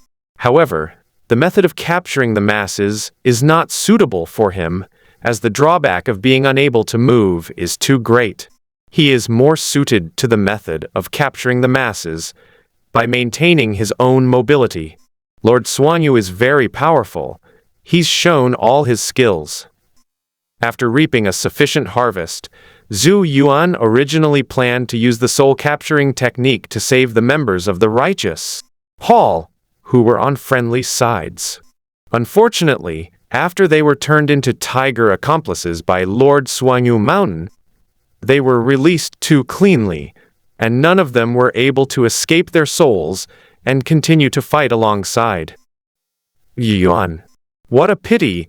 Let's just extract the soul of the Pearl Manor later. Then equip him with a body in a state of soul annihilation, allowing him to join the team in his complete form. While keeping an eye on the boss form of the Pearl Manor Lord, Zhou Yuan began rummaging through boxes and cabinets. Not long after, a gold-inlaid sandalwood treasure chest was discovered inside the government office hall. Ding! You have obtained 10 dust-cleansing sands, 10 demonic resentment powders, and 1 keen insight. Sharp insight? A unit that can sense the decline of life doesn't seem to be of much use to me. After Lord Zhou was killed, the heroic legacy instance became extremely quiet. Zhou Yuan searched the gloomy city and found that it was rich in various supplies. But all of them were covered in dust, as if no one had cleaned them for a long time. The old furniture was still quite sturdy, and there were also various ironware, bronzeware, and fabrics. If they could be transported out, they would have some value. Unfortunately, the heroic regret scene is a hidden challenge instance, which can only accommodate one person at a time. Even if the city is rich in resources, it cannot be transported in and out by auxiliary troops. The city layout drawing and the classification and recording of demons should be complete. Zhou Yuan meticulously drew a diagram of the city's structure and recorded the appearance and strength of the tiger monsters. He didn't intend to announce that he had killed the dungeon boss, but instead planned to say that he was fighting alongside friendly units against the demon soldiers in the city. Therefore, the city maps and intelligence records he drew needed to be relatively conservative, and could not describe information related to Lord Xuanyu Mountain. After checking it one last time and finalizing his statement, he left the city and exited the scene of chivalrous regret through the Hall of Righteousness. To his surprise, he encountered Zhu Li, the captain of the archery division, as soon as he exited the hidden scene. "Why is the captain here?" The way you're asking it makes it sound like it's not you who's gone missing. Where did you go? Why did you go? And what was the place like? This will allow you to record the events and draw a map. Zhou Yuan asked only one question, and the captain of the Imperial Guards replied with 4. He was unaware that after his disappearance, first, Imperial Guard soldiers climbed the mountain to search for him, and then Imperial Guard officers entered the building to conduct a detailed investigation. At this moment, a military officer from the Imperial Guard is patrolling on both earthen hills, at the source of spiritual energy, and at the entrance to the secret realm. The exploration area of the Captain Jishi was located at the source of the spiritual evil, so as soon as Zhou Yuan exited the hidden scene, he encountered this direct superior, reporting to the captain. Just as Zhou Yuan was about to speak, Captain Jishi gestured for him to wait, took out a bronze whistle, put it in his mouth, and blew it. The sharp whistle spread in all directions, and soon 2 Imperial Guard officers ran down the mountain, while only the officer guarding the entrance and exit remained stationary. Only after the 2 Imperial Guard officers arrived at the source of the evil spirits did Captain Jishi speak. "I must recuse myself from any conflict of interest with your direct superior. Such important matters require witnesses from colleagues. Now you may speak." Reporting to the captain, "I have heard that there are 2 tombs in this place, and the spirit that nourishes the body can make people feel regretful. So I think that this spirit may be related to the owner of the tombs." Therefore, the evil spirits were channeled into 2 separate tombs. Initially, nothing unusual happened, but upon returning to the source of the evil spirits, they suddenly entered a secret realm. The interior was spacious with red pillars and arched beams. There were hundreds of humanoid demons who were quiet and harmless. So I pushed open the door and went out, and saw a demon soldier patrolling the city. I was unaware of their strength, and dared not rashly start a war. Seeing official documents posted on the mottled wall, I tore them down and retreated back into the hall to examine them. The master inside kept reciting, which allowed me to hear news about my son. I thought his words might be related to official documents, so I handed over the documents. The hall master then led his men into the city, and I followed him in. We encountered thousands of demon soldiers, and fought them for a long time without success. Seeing that my allies were about to be annihilated, I returned to the hall to record the documents, and then withdrew from the secret realm. As Zhou Yuan spoke, he presented the recorded documents, which were then passed around for review by the 3 Imperial Guard officers. I never imagined that the source of spiritual energy would hide a secret realm. "Let me go inside and take a look." A military officer wanted to verify it himself, but failed to enter the hidden secret realm. Following Zhou Yuan's account, they extracted the residual evil energy and injected it into the 2 tombs before they were able to enter. The colonel wanted to accompany them, but was unable to enter. He added another line to Zhou Yuan's document. "Hidden in secret realms, guided by spiritual energy, accessible only to individuals. Others are not permitted to enter." During the wait, Captain Jishi took care of Zhou Yuan, who had not eaten for a long time, and brought back a roasted lamb and 2 jars of honey water from the Lingsha secret realm. While the three of them were enjoying their meal, the Imperial Guard officer who had gone inside to investigate suddenly returned. "All right, I'll go inside and explore while you guys are all busy doing nothing. Come and eat quickly. I've saved a roasted lamb leg for you." The three Imperial Guard officers chatted as they ate, verifying Zhou Yuan's records one by one. After adding some details to the document, they all turned their attention to Zhou Yuan. "Commander Zhou, tell the truth, are you the god of wealth descended to earth?" "You flatter me, Captain. I was just lucky and managed to get in by chance." "The word lucky doesn't do justice to your fortune. To be honest, why don't you come stay at my place for a few days? If you can find a secret spot within my residence, I will enshrine your name in the family temple, so that future generations may offer sacrifices there annually." "My lords, please stop making fun of me. It was all just a fluke." The Imperial Guard officers were thrilled with the new finds in the secret realm of the camp, and immediately reported the matter to the Emperor of Wei. As the Emperor's direct Imperial Guards, their reports could not be ignored. Therefore, the report from the Imperial Guard was delivered and reached the Emperor of Wei in just a quarter of an hour. "Truly, good fortune has come our way. Heaven blesses Great Wei, and a lucky star has entered the court." The Emperor of Wei immediately approved the document and dispatched 100 Wei generals to enter and attack, and to open the secret treasure chest to determine its value. In the following days, the Spirit Fiend's secret realm was temporarily sealed off, and a squad of Wei Wu soldiers intervened to explore the secret realm. After gaining some free time, Zhou Yuan practiced martial arts during the day and farmed the Water Moon Bronze Mirror dungeon at night. In just 3 days, he gained enough experience to level up the 8 winds, law and soul capture to the maximum level. This further boosted his base attribute values. Essence, 7, Vitality, 6, 5. Besides that, his biggest gain was 2 composite boss followers, level 20 Pearl Manor Lord. They are called composite types because they are composed of both a soul weapon and a body in a state of soul destruction. In fact, Zhou Yuan's true followers were only the 2 Pearl Manor Lords in their soul-destroying state, so their loyalty was exceptionally stable and would not decrease at all. The soul soldiers he summons are pilots whose souls are destroyed by their bodies, and therefore they are not subject to the same issue of loyalty.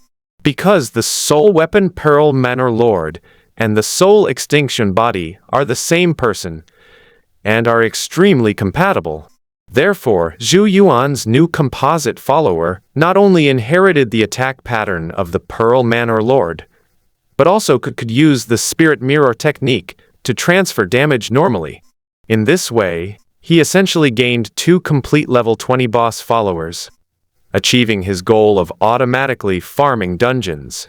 Just as he was preparing to create a 3rd composite follower, an imperial edict from the palace interrupted his monster farming rhythm. Jing and Zhou Yuan, with profound virtue and fortune, entered the camp and displayed his talents, and his meritorious service was outstanding. He was specially awarded the title of Xiao Fu Fuji Ling, a high-ranking official in charge of imperial guards. They were entitled to taxes levied on mountains, seas, ponds, and marshes, and to exercise power over the capital and surrounding areas. They retained their positions as imperial guards and received double stipends. I hope you will patrol the realms on behalf of the state, explore many hidden realms, enrich the nation, and strengthen our great way. Your accumulated merits will be recorded, and you will be further rewarded with honors. The discovery of a hidden realm elevated Zhou Yuan's status once again, earning him the position of Junior Minister of the 9 Palace. While holding both civil and military positions, he was also promised further promotions based on his accumulated merits. After seeing off the palace eunuchs, the captain of the imperial guards handed Zhou Yuan a book, a handwritten copy of his keen insight. Here you go. This is a treasure chest from a hidden secret realm, and it's a pretty good technique. This method of tracking down the injured leaves no room for escape. It's worth learning, was not uncommon in the Great Way to have both civil and military positions, holding two roles simultaneously. However, it is rare to see a situation like Zhou Yuan, whose military rank is attached to the imperial guard, and whose civil rank is attached to the 9 ministers' office. The 9 ministers and the junior chamberlain were in charge of the royal family's finances, the emperor's clothing, food, housing, and other affairs, as well as taxes on mountains, seas, ponds, and lakes. The imperial guards were the emperor's personal troops, responsible for protecting the emperor, guarding the palace, and garrisoning the capital. Therefore, the combination of the imperial guard commandant and the imperial treasury commander showed he was highly valued by the emperor, and could be considered as a new nobleman of the court, transforming him from a simple military officer. The imperial edict further promised to record his merits and bestow upon him a noble title, which made Du Yi, a son of a noble family, extremely envious. Brother Zhou is truly remarkable. My greatest wishes in joining the army are to serve my country and to be qualified to inherit others. I never imagined that, while I, a descendant of those who have benefited from their father's legacy, would be relying on my family's honors, you would be setting out on your own, achieving great deeds and being granted titles. When my offspring meet your offspring in the future, they will most likely consider each other to be equals, both being sons of nobles and meritors. But now, on the same path, and we are by no means equals. Brother Zhou is far superior to me, making me feel ashamed of myself.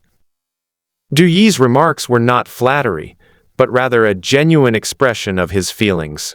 Zhou Yuan's current achievements and accomplishments give him the feeling of facing the first generation of noble warriors. They all came from humble backgrounds, possessed exceptional talent, and even enjoyed great fortune. They were capable of leading their countries to prosperity, and were qualified to share the fate of the nation. Therefore, Du Yi, a noble son who had not yet inherited the title, had extremely complicated feelings towards Zhou Yuan, who was about to achieve merit and be granted a title.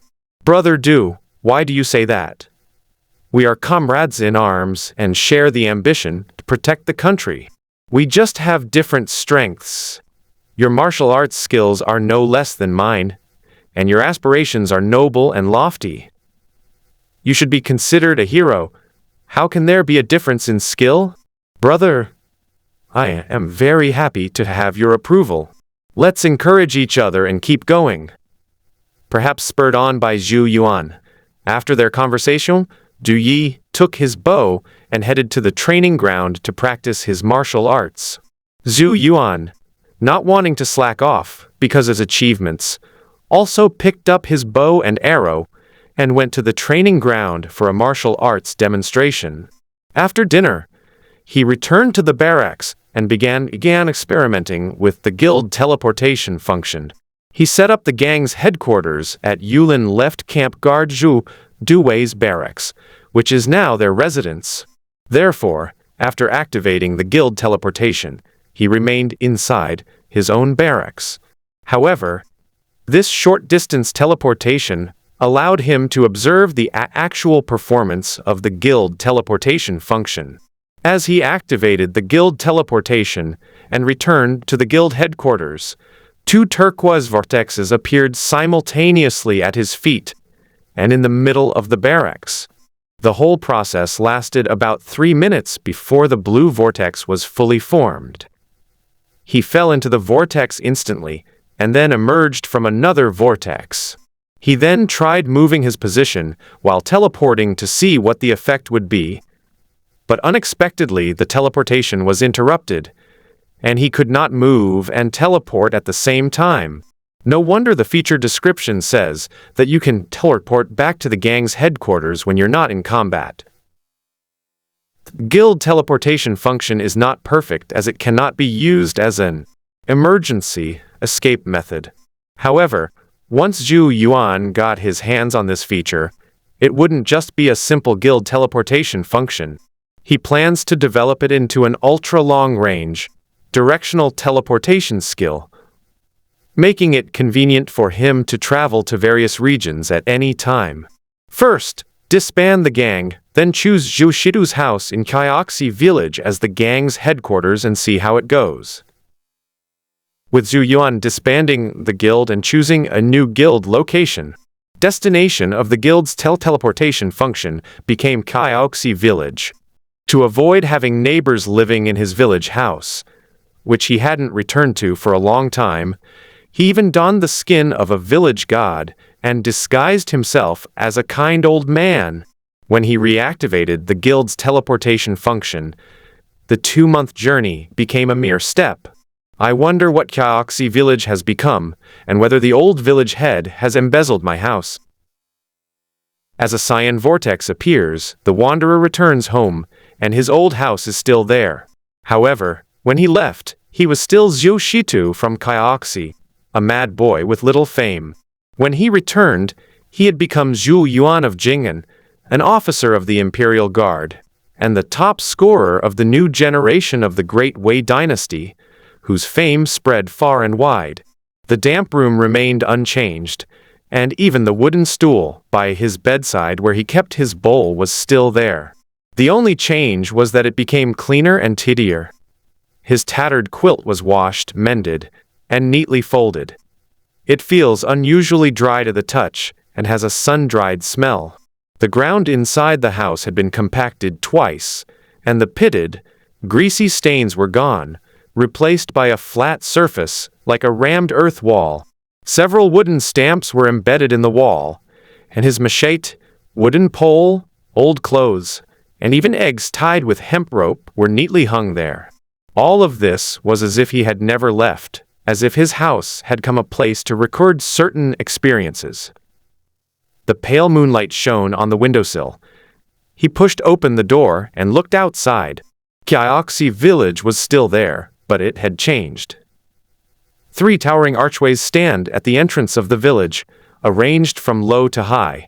Zhou Yuan possessed a maxed-out wide vision technique, so he could naturally see the large characters on it clearly. Heroes of the common people, virtuous men of the countryside, achieved the highest rank in the imperial examinations, the top scholar of the new era, the imperial guards of the nation, and the loyal and brave warriors of the Great Wei. When was it erected? Why didn't anyone notify me? Seeing this scene, Zhou Yuan felt an indescribable emotion. His arrival had ultimately changed some things. Looking further down from the archway, a smaller building has been completed, and a 3-courtyard mansion has taken shape, with plaques hanging high above the entrances.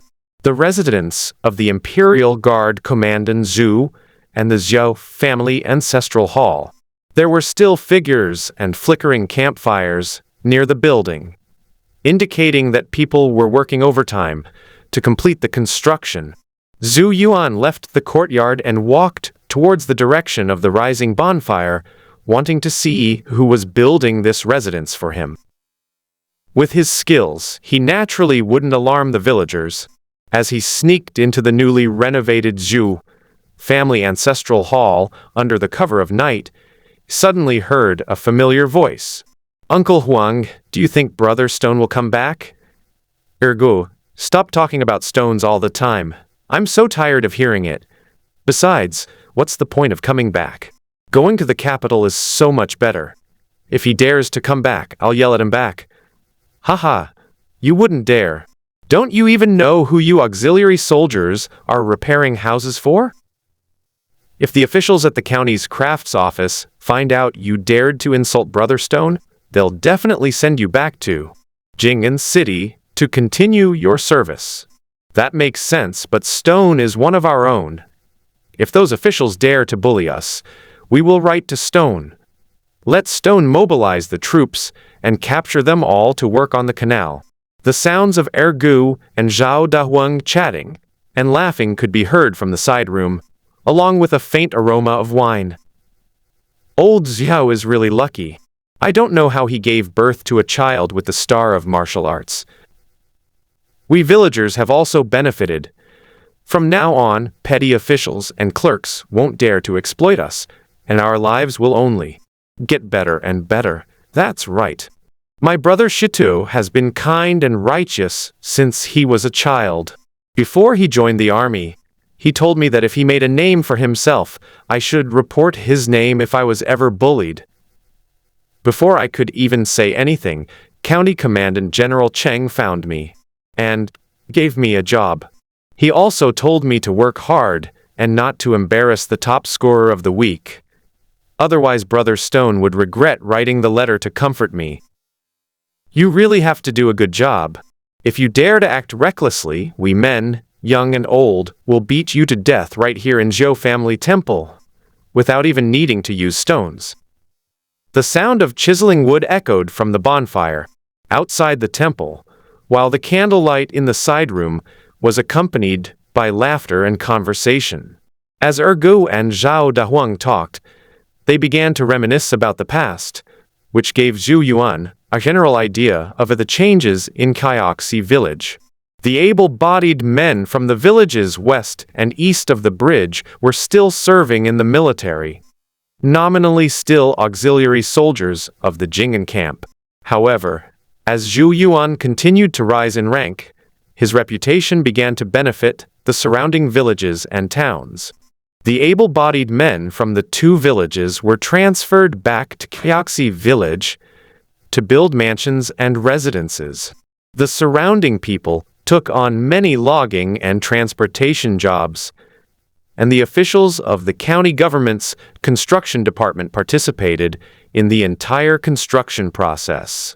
Ergo became a clerk in Shangli County, and Zhao Dahuang was appointed as the temple caretaker of Zhou family temple, a paid temple caretaker.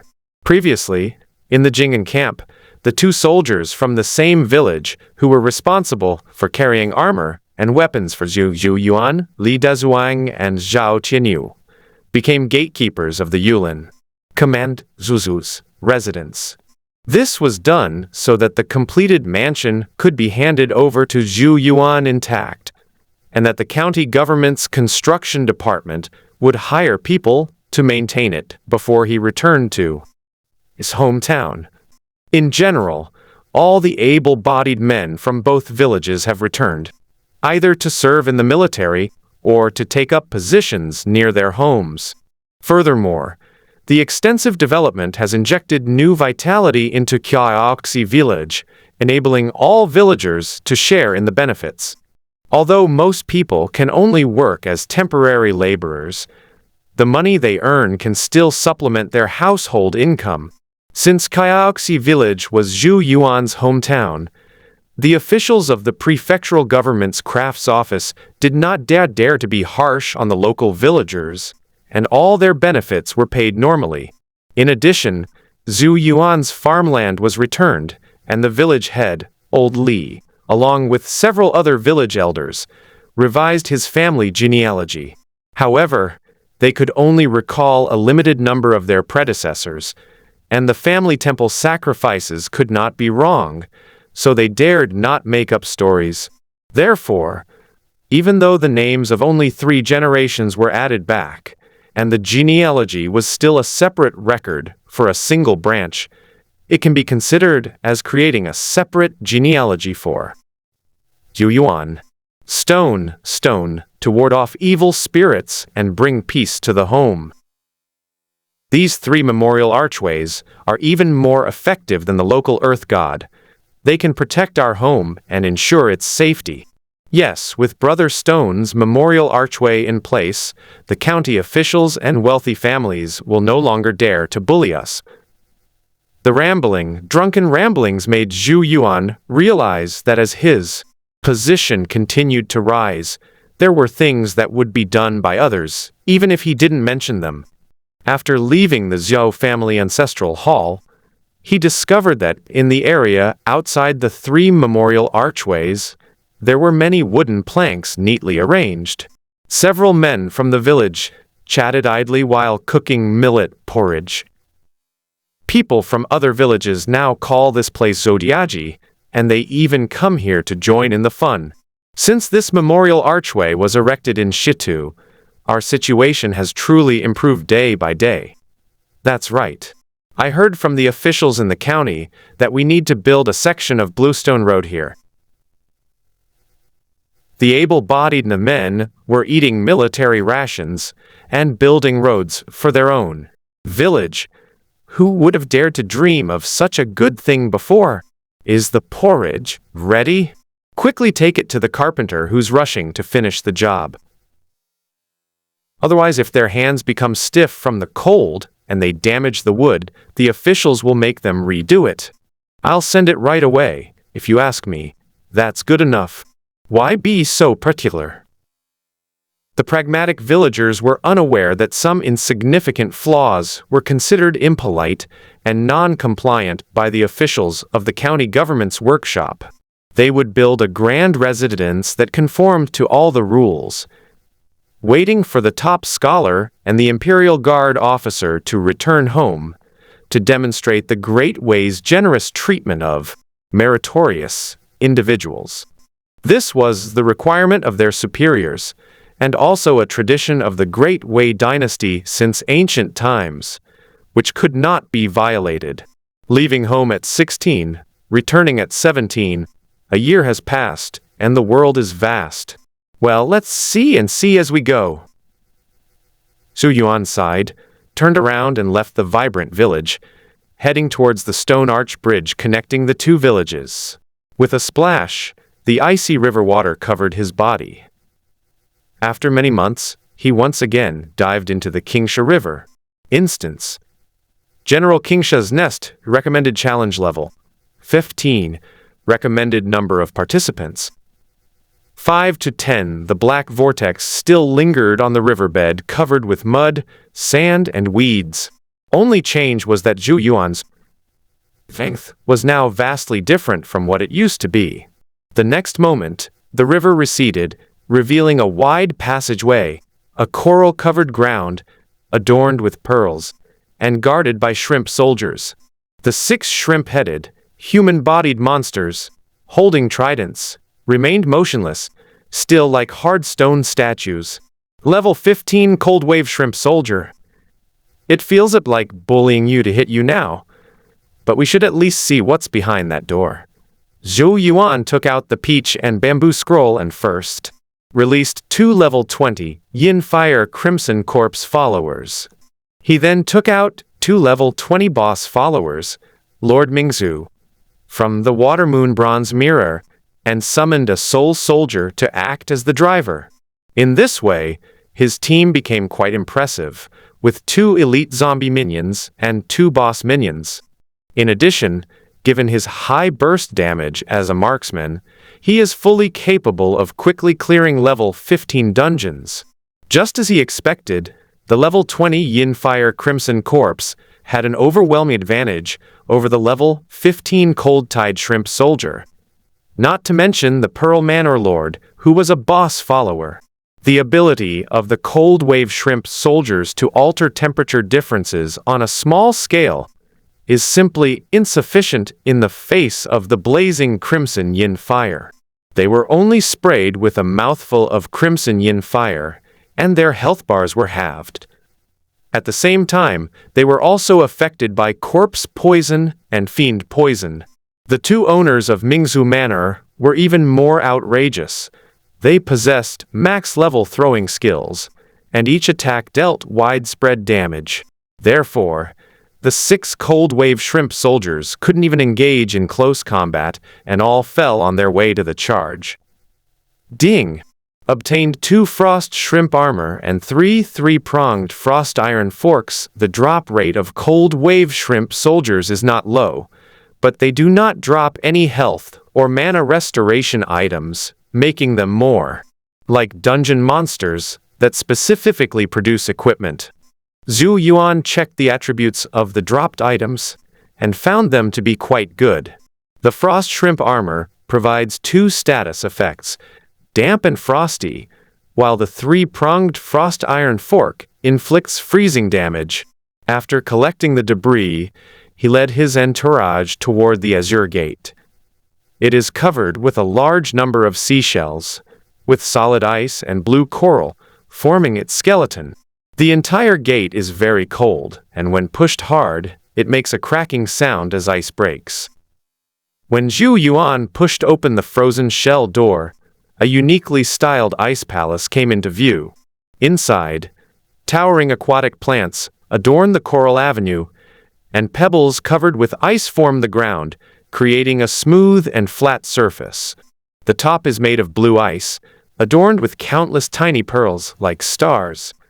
Two large, round pearls, one white and one red, hang high like the sun and moon. Fine wine, fish, and crabs are served on crystal plates, and tables are made of brass. A clam spirit holds a jade pot, shrimp monsters gather to drink wine, an old turtle swallows fish and eats crabs, and a shell maiden sways and dances. This place is truly dazzling with jewels and riches, like a grand banquet held in a dragon palace, where aquatic creatures gather in a magnificent scene. General Kingsha, Level 20 Frost Lobster, Level 8 Zoint, Yinghan Turtle General, Level 15 Frost Shrimp Soldier, Level 12 Ice Clam, Level 10 Frost Clam. Zhou Yuan had run through many dungeons, but he had never seen such a blatant display of wealth. To be honest, it doesn't matter whether the Kingsha General Dungeon can produce QI replenishing items or not. With just those two constantly glowing red and white pearls atop the palace, the Great Way Court could turn General Kingsha to ashes. No, the prefix General Kingsha is the same as Hall of Righteousness in that it comes before the level. Hall of Righteousness is a guild title. What does General Kingsha represent? Frozen shell gate crackled with the sound of breaking ice. Yet the banquet inside the ice palace continued as normal. Zhou Yuan roughly counted and found that there were about 100 water monsters in the palace, with the cold-tide shrimp soldiers being the most numerous, followed by the cold clams. But all this beautiful scene remains in place, as long as no one enters the ice palace. The celebratory aquatic feast abruptly ended when Zhou Yuan stepped forward and stepped onto the smooth pebble ice. The extra meat has arrived. Quickly seize it for this general. General Kingsha has seen voice lines, but he only keeps repeating this one sentence. But the effect of this statement was surprisingly good, perhaps because it was an outward manifestation of some kind of skill. After its roar, the shrimp soldiers, turtle generals, ice shells, ice clams, other monsters inside the ice palace simultaneously locked on to their target. Then, all sorts of water monsters rushed towards the palace gate. Among them, the cold wave shrimp soldiers moved the fastest, rushing to the front row, followed closely by the ice clams and cold clams. The highest-ranking officials, Turtle Chancellor and General Kingsha, were positioned at the very back of the group. Hundreds of ice attribute monsters moved together, and before they even got close, a cold wind arose, chilling to the bone, just like the dead of winter. After comparing the number of people involved, Zhou Yuan decided to rely on the palace gates for combat to minimize the area of simultaneous contact. However, even when he activated his Gathering Righteousness skill, which allowed his 4 followers to guard the gate tightly, he still couldn't block the wide palace gate. However, the Lord of Mingzhu Manor's area of effect attacks can easily draw aggro with a single strike, perfectly solving the problem of gaps in the defensive line. The flames spray from the crimson corpse of Yin Fire are extremely effective against the frost shrimp soldiers. A single pillar of fire can deliver critical damage. In addition, Zhou Yuan's ranged attacks and mind control abilities made the cold-tide shrimp soldiers fall down very quickly, and their orderly formations were also disrupted by the mind control. Under this attack, the number of cold wave shrimp soldiers decreased rapidly, and the ice clams and mussels behind them could not withstand it even more.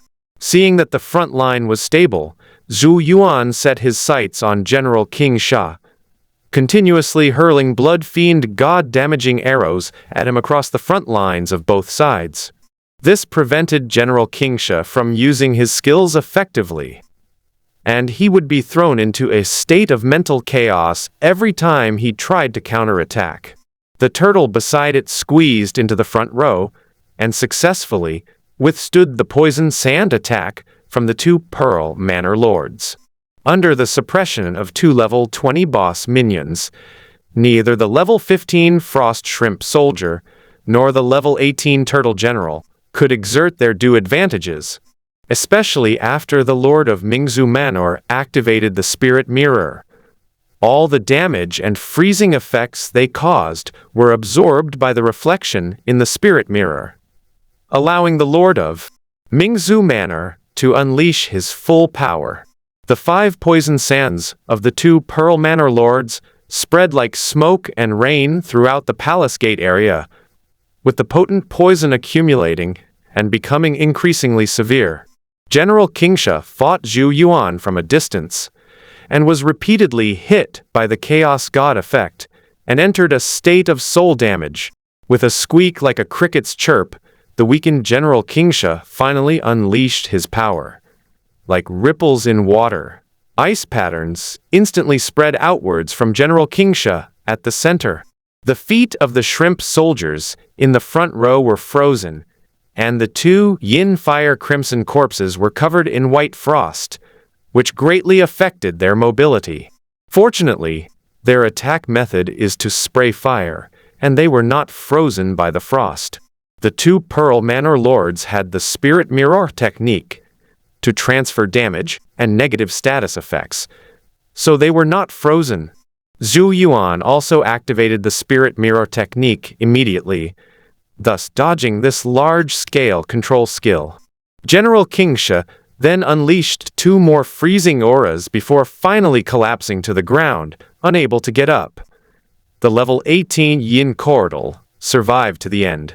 When its health was too low, it would retract into its shell to continuously regenerate health. However, it had too many poisonous effects stacked on it, and it couldn't recover its health. Instead, it kept losing health. After all the monsters were cleared out, the turtle chieftain, who had hidden in the turtle shell, received special attention from 2 Pearl Manor Lords, and 5 poison sand attack emptied his remaining health bar. This battle yielded a lot of loot, including a level 10 Frost Clam, which contains the Frost Clam Pearl that can alleviate burning status effects. A level 12 Ice Shell dropped Ice Shell Powder, which can alleviate confusion-type status effects. The Cold Wave Shrimp Soldiers still dropped armor and weapons, while the Turtle General dropped a Cold Turtle Pendant that could slowly restore health. You're the only one left. Let me see what's going on with your title of General King Sha. Inside the blue orb that General King Sha dropped, there were only 2 items, but one of them was a very special item. Ding! Obtained Ice Pattern Technique 1. General King Sha's Seal 1 Specialitane. General King Sha's Seal Introduction. Seal script refers to a type of writing. When there were many vacancies in official positions, Seal script was used to refer to the classics. It was often distinguished from talismans and registers. Talismans are methods that used of the Tao to spread on bamboo slips and ink, thus gathering the essence of things.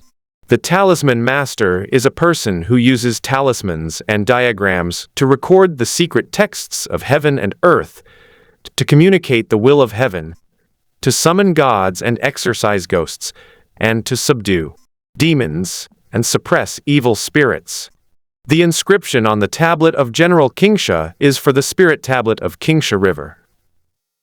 Obtaining it allows one to inspect the river channel and guard the water palace. Effect. Title item. After use, you will receive the title General of Qingsha. When fighting in the Qingsha River area, it will slightly increase your attack and defense, and continuously restore your mana and health. After activating the title, you can enter the General of Clearing Sands dungeon, where water monsters will be transformed into friendly units. The title can be dropped. Challengers will automatically inherit the title of General Qingsha after defeating the title holder. Note: killing friendly units does not grant experience. You can disable the title, and then run the title-related dungeon. What's this? I've become the new Qingsha General. What will become of the original Qingsha General, the frozen lobster? With these questions in mind, Zhou Yuan quickly searched for treasure chests and found a crystal treasure chest inlaid with pearls in a corner of the palace. It contains 10 portions of cold clam pearls, 10 portions of ice shell powder, and 1 portion of icy cold jade tablet. Overall, the treasure chests don't yield many loot, but the most valuable item, the frosty jade tablet, can add a frosty status effect to weapons.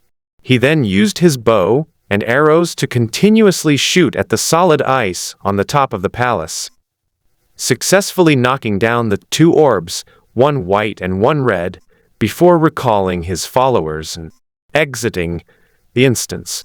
The 2 pearls were not particularly noteworthy in the system description. They were simply 2 luminous pearls of different colors. But it's different in the Great Wei dynasty. A pearl of such high quality would have considerable value. Let me see what happens when the former general of Qingsha, Frost Lobster, meets the current general of Qingsha, Zhou Yuan. After activating the Qingsha general title, Zhou Yuan re-entered the King instance. The newly spawned frost shrimp soldiers did not attack him. Instead, they bowed as he passed by. The most interesting thing is that as soon as he approached the frozen palace gate, the 2 cold wave soldiers guarding the gate automatically pushed open the palace gate. He took a step back, and the shrimp soldier closed the gate again. He took a step forward, and the shrimp soldier pushed the gate open again. All of this proves that he is now the true General Qingsha. This feeling became even stronger after entering the Ice Palace. The original Qingsha general has changed his name and become simply a level 20 frost lobster. Furthermore, he and the turtle chancellor stood on either side of the white jade throne, like 2 great guards of the palace master. The celebratory aquatic feast had vanished, and all the aquatic monsters stood upright. The entire palace scene was only reactivated when he stepped forward and sat on the white jade throne. The next moment, the shell maiden swayed and danced, and the clam spirit poured wine and served dishes, and the luxurious aquatic banquet began again. The clam chimes play music. The clam maiden dances gracefully, accompanied by chilled wine and fresh fish. Azure ice melts into the dome. Red and white pearls reflect the sun and moon. Countless pearls imitate the stars. Shrimp soldiers and turtle officials serve as guards. For whom is this lavish banquet held? It is the Water Lord, seated on a white jade throne, in honor of General Qingsha. At this moment, Zhou Yuan experienced the wealth of the aquatic tribes and witnessed the beauty of centralized power. No wonder the Zhishui tribe is estranged from the Great Wei. It turns out the Great Wei can no longer offer them better treatment. The Great Wei court referred to the water tribes as the Water Department, probably because they were surrounded by numerous water palaces and each had its own soldiers and generals, resembling a tribal alliance. The wonderful banquet did not make Zhou Yuan forget himself. He was more concerned about the additional value of the title of General Qingsha. By checking the attribute panel, he discovered that a new option called Kingsha Water Mansion had been added to the guild's location selection. This means he can set the guild's base as a clearing sand dungeon, which greatly improves its secrecy and security. He then took out the peach and bamboo painting scroll to test just how much weight he, the General of Kingsha, really carried. To his surprise, the title of General Kingsha was extremely powerful. Whether it's shrimp soldiers or turtle officials, they can all be captured and made into followers. Even the original level 20 boss, the Frost Lobster, can be captured as well. Even their initial loyalty is very high, reaching 100%. In this light, my title of General Kingsha is indeed well-deserved. If I attack a friendly shrimp soldier, will the water monsters in the sand-clearing instance remain neutral, or will they reactivate the aggro calculation and attack me again? With questions about the assessment of friendly units, Zhou Yuan walked out of the palace and selected one of the 6 shrimp soldiers in the palace gate passage as his experimental target. As it turns out, the friendly ally assessment attached to the title of General Kingsha is much higher than that of the previous members of the Righteous Hall. When he attacked with ordinary arrows, the experimental shrimp soldiers did not react at all, but simply endured the damage silently. It wasn't until he depleted 30% of the shrimp soldier's health bar that the shrimp soldier's aggro was triggered, and it prepared to attack him. The next moment, the title of General Kingsha displayed a powerful judgment effect, and the other shrimp soldiers attacked the experimental shrimp soldier at the same time, treating it as a traitor. The shrimp soldiers are of low rank and status. What would happen if they were replaced by the Turtle General and the Frost Lobster? As the experiment continued, Zhou Yuan obtained a clear answer. The moment Gi Cheng's aggro was triggered, he also became a traitor, surrounded by dozens of shrimp soldiers and impaled like an ice sculpture hedgehog. As for the boss, the Frost Lobster, it was not tested because it had already been captured by the Peach Bamboo Scroll and became Zhou Yuan's follower. There's one last question. After I equip the Kingsha General title, will the core boss of the Kingsha dungeon be me or the Frost Lobster? Zhou Yuan left the Kingsha instance and re-entered it only to find that the instance, which lacked the Frost Lobster boss, had not refreshed. The Kingsha dungeon only refreshed after he removed his title and exited the dungeon.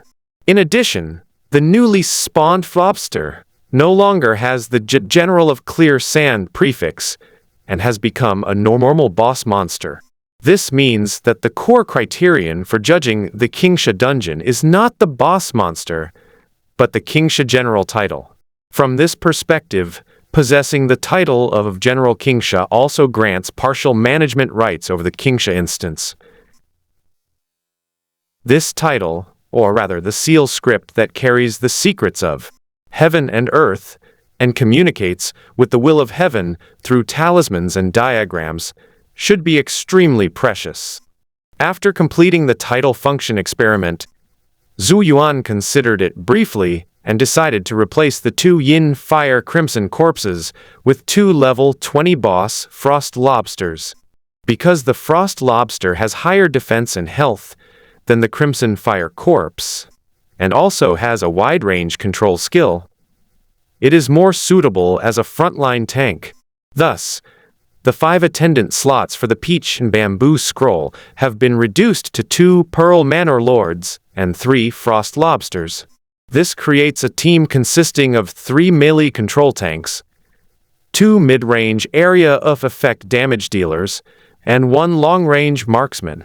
After adjusting the team configuration, Zhou Yuan removed the skin of the God of the Workshop disguise, opened the attribute panel, and disbanded the guild.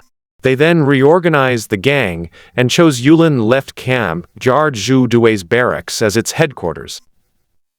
The next moment, a cyan vortex appeared beneath his feet. As the vortex solidified, he instantly returned to the Imperial Guard barracks in the capital. At this moment, the sky outside the window was still dark, and there was still some time before dawn. No one knew that in just 2 hours, he not only traveled thousands of miles away, but also conquered a secret realm.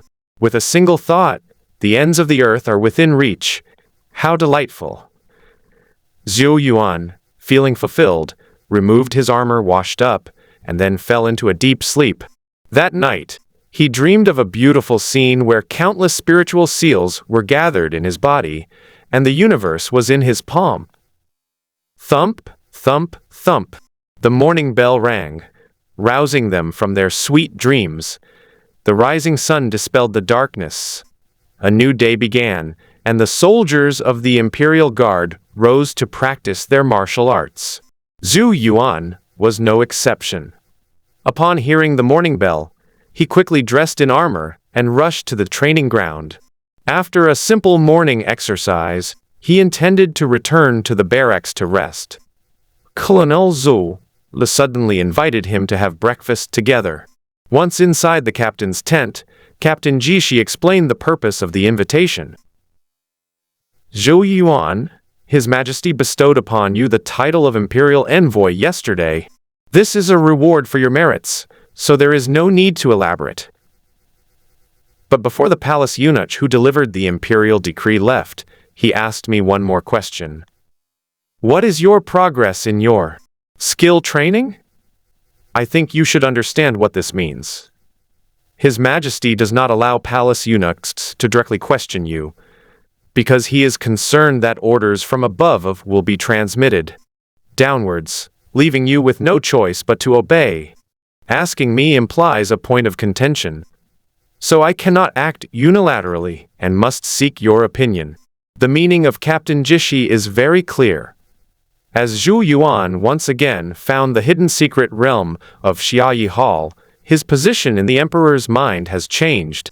The Emperor of Wei preferred that he set off as soon as possible to search for hidden realms, rather than continue practicing martial arts in the Imperial Guard camp. Now, by having a palace eunuch relay a message, and having the captain of the Imperial Guard discuss the matter with him, it is a form of compensation. While serving his country and neglecting his martial arts, he can make some reasonable requests. As for unreasonable demands, they can be made, but the middleman, the captain of the Imperial Guard, will be responsible for guiding the pricing and bargaining. Reporting to the captain, since the nation has a need, Yuan is ready to travel at any time. Don't try that on me. The Emperor's decree cannot be disobeyed. If he doesn't issue a direct order to conscript, then he's asking you to make your demands. Be quick about it. Money, provisions, spiritual items, mansions, houses, martial arts, weapons, armor, tell me what you want. If you keep putting on this act, I'll take it seriously and report you as utterly loyal and selfless, leaving you with nothing but empty fame. No, Captain, please don't be alarmed. I just realized what you're doing. Zhou Yuan wasn't pretending to be confused or not making any demands. He simply didn't know what the scope of compensation was or how many options he could choose. I thought that, if I was modest, the Colonel G would give me a recommendation, but I didn't expect him to be so direct. My lord, I am obsessed with martial arts and wish to request a few more martial arts manuals. Furthermore, with the assistance of fine armor and weapons, they can better serve the court. Understood. Martial arts skills and equipment, plus a mansion for you. As the capital of the Great Wei Dynasty, Fengjing did not have many vacant mansions. Previously, Zhou Yuan could only rent a 2-courtyard house as his residence in the capital. Now that's no longer necessary. The imperial court has granted him a 3-courtyard mansion in Chongmingfang, near the Yanwu Palace in the west of the city. In terms of martial arts, on the advice of Captain Jishi, he chose the wind attribute lightness technique wind rided. Its ability is to control wind attribute spiritual energy, enter a floating state, and thus achieve the effect of moving on water and falling without being injured. For weaponry, the 8 Directions General Armor and the Year Star Guardian Treasure Bow with the Thunderwood attribute were chosen. The ability of the 8 Directions Armor is to reduce the consumption of the 8 Winds barrier, enabling it to be maintained for a long time. It is a supporting equipment for the 8 Winds Law. Its color is bluish-purple, and its armor is sturdy yet light, symbolizing the protection of the central government from all directions. It consists of 8 parts: helmet, neck guard, shoulder guards, breastplate, robe, chest armor, skirt armor, and boots. The best of them all was the war bow, which could draw 6 stones and draw lightning from wood. Weapon: Jupiter Jian de Introduction. Jupiter is associated with wood, governs spring, is the soul of the sun and the essence of water, and is dark blue with a bright light. The Yin star moves to the left and resides in Yin, while Jupiter moves to the right and resides in Chu. Together with the Dipper and the Ox, Jupiter appears in the east at dawn, a period known as Jiande. Those who violate the principles governing mountains, forests, vegetation, dragons, snakes, turtles, tortoises, aquatic creatures, wind and thunder will be punished by being banished to the planet. Jupiter. Effect: Wood Virtue. All things flourish and recover from loss. It can consume spiritual energy to create wood virtue arrows to heal oneself and teammates. The punishment of the year. The wood element generates thunder, and the punishment brings forth the planet. Jupiter. It can consume spiritual energy to activate the wood element thunder arrow, which will cause lightning damage to the target. Note: wood resides in the gun position, which represents wind. Yi wood belongs to the wind elemental wood category. By activating the wind elemental spiritual energy, the effect of the annual punishment can be amplified, creating Yi wood, wind, and thunder. The Jupiter bow is very versatile. It can not only kill targets, but also heal friendly units. In this way, Zhou Yuan's battlefield adaptability will be greatly improved, and he will also be able to replenish the health of his frontline followers in a timely manner. Seeing that Zhou Yuan is very satisfied with the newly issued weaponry, Captain Jishi spoke again. Although the imperial court has granted me a residence, it still needs to be tidied up and furnished. In the next few days, the officials of the Craftsmanship Bureau will expedite the rectification and will assign you a steward and attendants. If you have a fellow townsman you know in the capital, you can bring him into the household to work. If not, then use the officials' servants from the government office. They are mostly former convicts who served under officials, so they don't need to be trained and can take care of the residents. Zhou Yuan had many secrets and was not suitable to have stewards and servants by his side, but he did not refuse the court's arrangement. Because the Great Way has its own national conditions, it would be too conspicuous if there were no servants in his residence. Fortunately, he will be inspecting the capital region and surrounding areas where most people live a nomadic life, exposed to the elements, and will not be returning to their residences for the time. By the way, the Imperial Guard will provide all the spiritual items and equipment you need for this inspection of the capital region.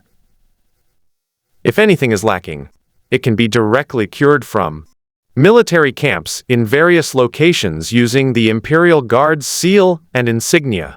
The Imperial Guard will assess its value and replenish the camps accordingly.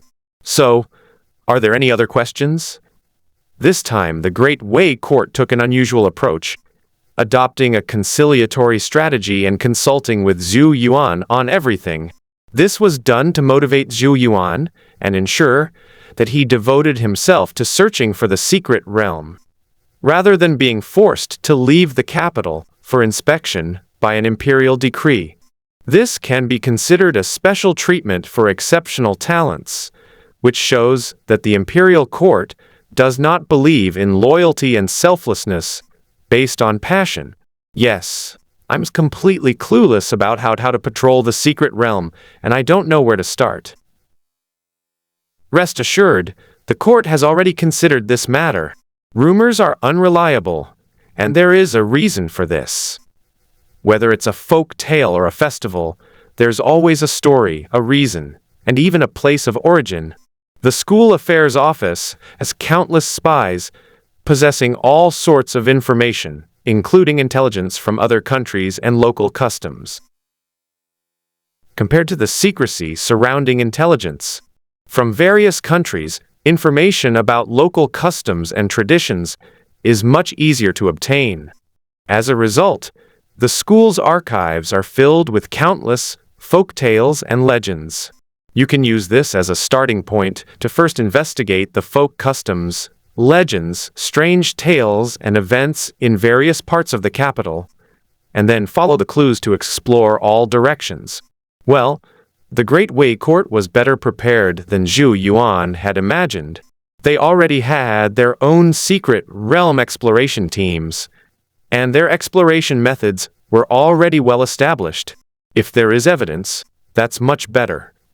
I had originally thought that the imperial court would allow me to go out and ride freely, exploring the capital and the surrounding areas. Haha, your method may seem clumsy, but our Great Wei dynasty used it in the first 10 years or so after its founding. That was when roads were built over mountains and bridges were constructed over rivers. Land was measured in every inch, and even all kinds of evil spirits and wicked worship were leveled. Some intelligent demons, unable to bear the injustice, took the initiative to rebel, thus adding several secret military strongholds to our Great Wei. But that's no longer the case. The reckless and bold have long been crushed to dust, and what remains are mostly the adaptable and patient ones who live among the common people, just like ordinary folks.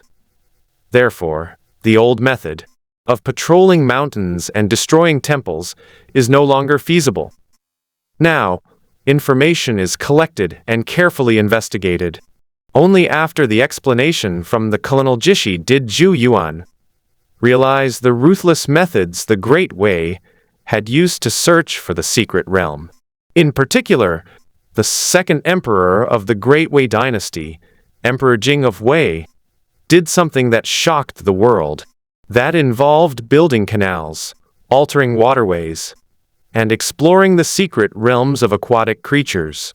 From that time onward, the martial prowess of the Great Wei dynasty spread far and wide among the aquatic creatures of the Ku River, deterring them from easily coming ashore to harm people. They all feared that the ruthless emperor would find out that demons lurked in the waters where they lived, and then dig up the rivers and build dikes, destroying their lair. Therefore, although the Ku River and Hengjiang River are waterways of the same level, the aquatic creatures of the Ku River live a far less carefree life than those of the Hengjiang River.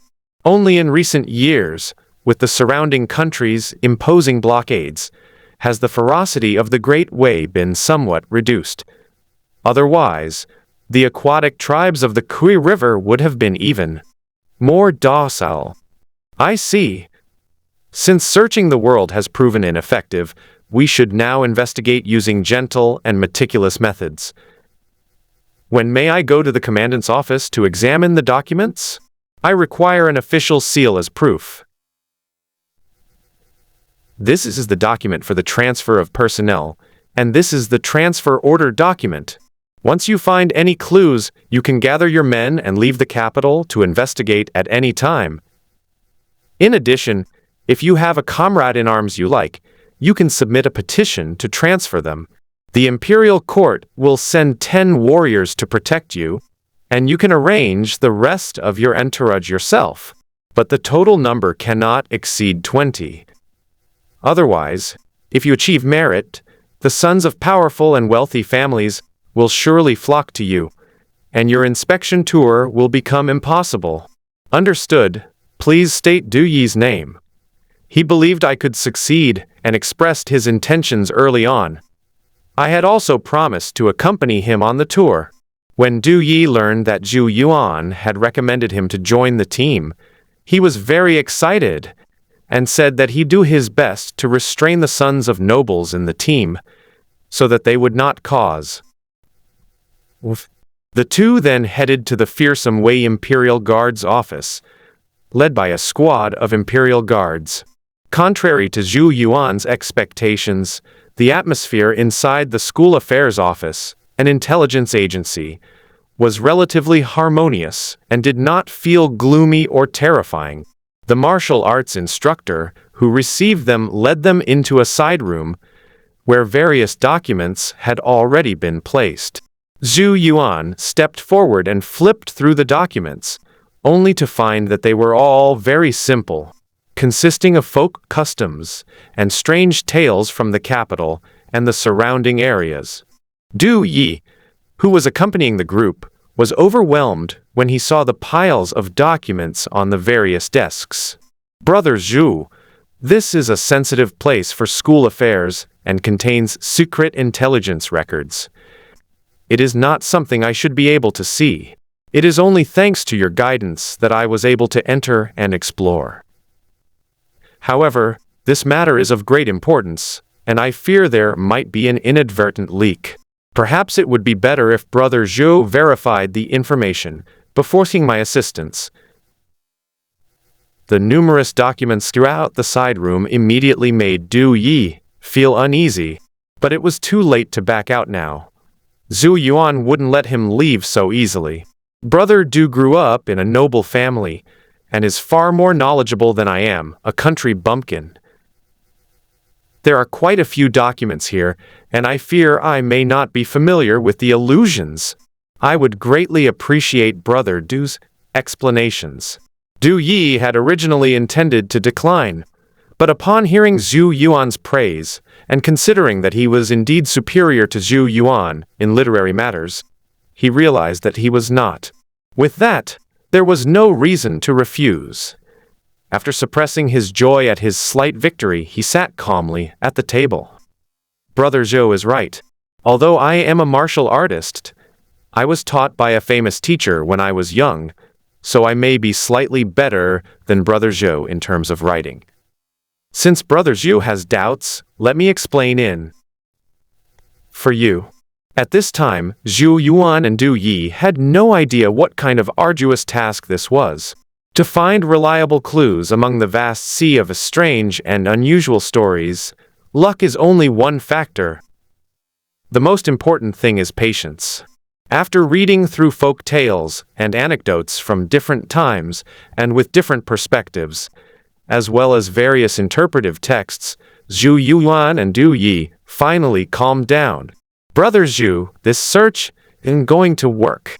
Since you're lucky, why don't you draw lots to decide? We wrote different story titles on pieces of paper, crumpled them up, and whichever one you grabbed, we'd investigate. After indulging in his love of reading, Du Yi eventually succumbed to metaphysics, deciding that he could gamble on Zhou Yuan's luck. Zhou Yuan knew that his good luck was a deliberate act. Only if the destination contained a hidden secret realm could he reverse his luck. Otherwise, you'll just be wandering around aimlessly like a headless fly, and you'll likely waste time. Brother Du, metaphysics is obscure and should not be relied upon.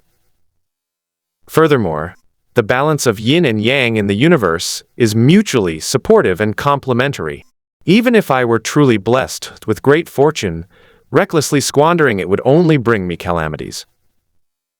However, we really can't keep looking like this. Brother Du, you have a famous teacher who has taught you and you understand the classics. Next, I would like to ask you to find the most famous anecdotes or notes about famous figures who have been remembered by later generations. If I then carefully compare this with folklore and anecdotes, I might be able to uncover some clues. These documents have been studied countless times by the people of the Imperial Academy. They are not only clearly classified, but each also has a code and name. Therefore, it is not difficult to find some notes and anecdotes about people who have left their mark on later generations. After Zhou Yuan and his colleague changed their approach, they soon made a new discovery. Why don't Zhu Gong's random notes and Zhu Gong's book match up? Zhu Gong's random notes are Zhu Gong's personal notes from his lifetime, while Zhu Gong's book is a collection of classics, compiled and revised by Zhu Gong's disciples. Brother Zhu, you're referring to that record of village, right? Zhu Gong's book clearly states that record of bamboo village was written in his youth, and he revised it in his later years to meet his dissatisfaction.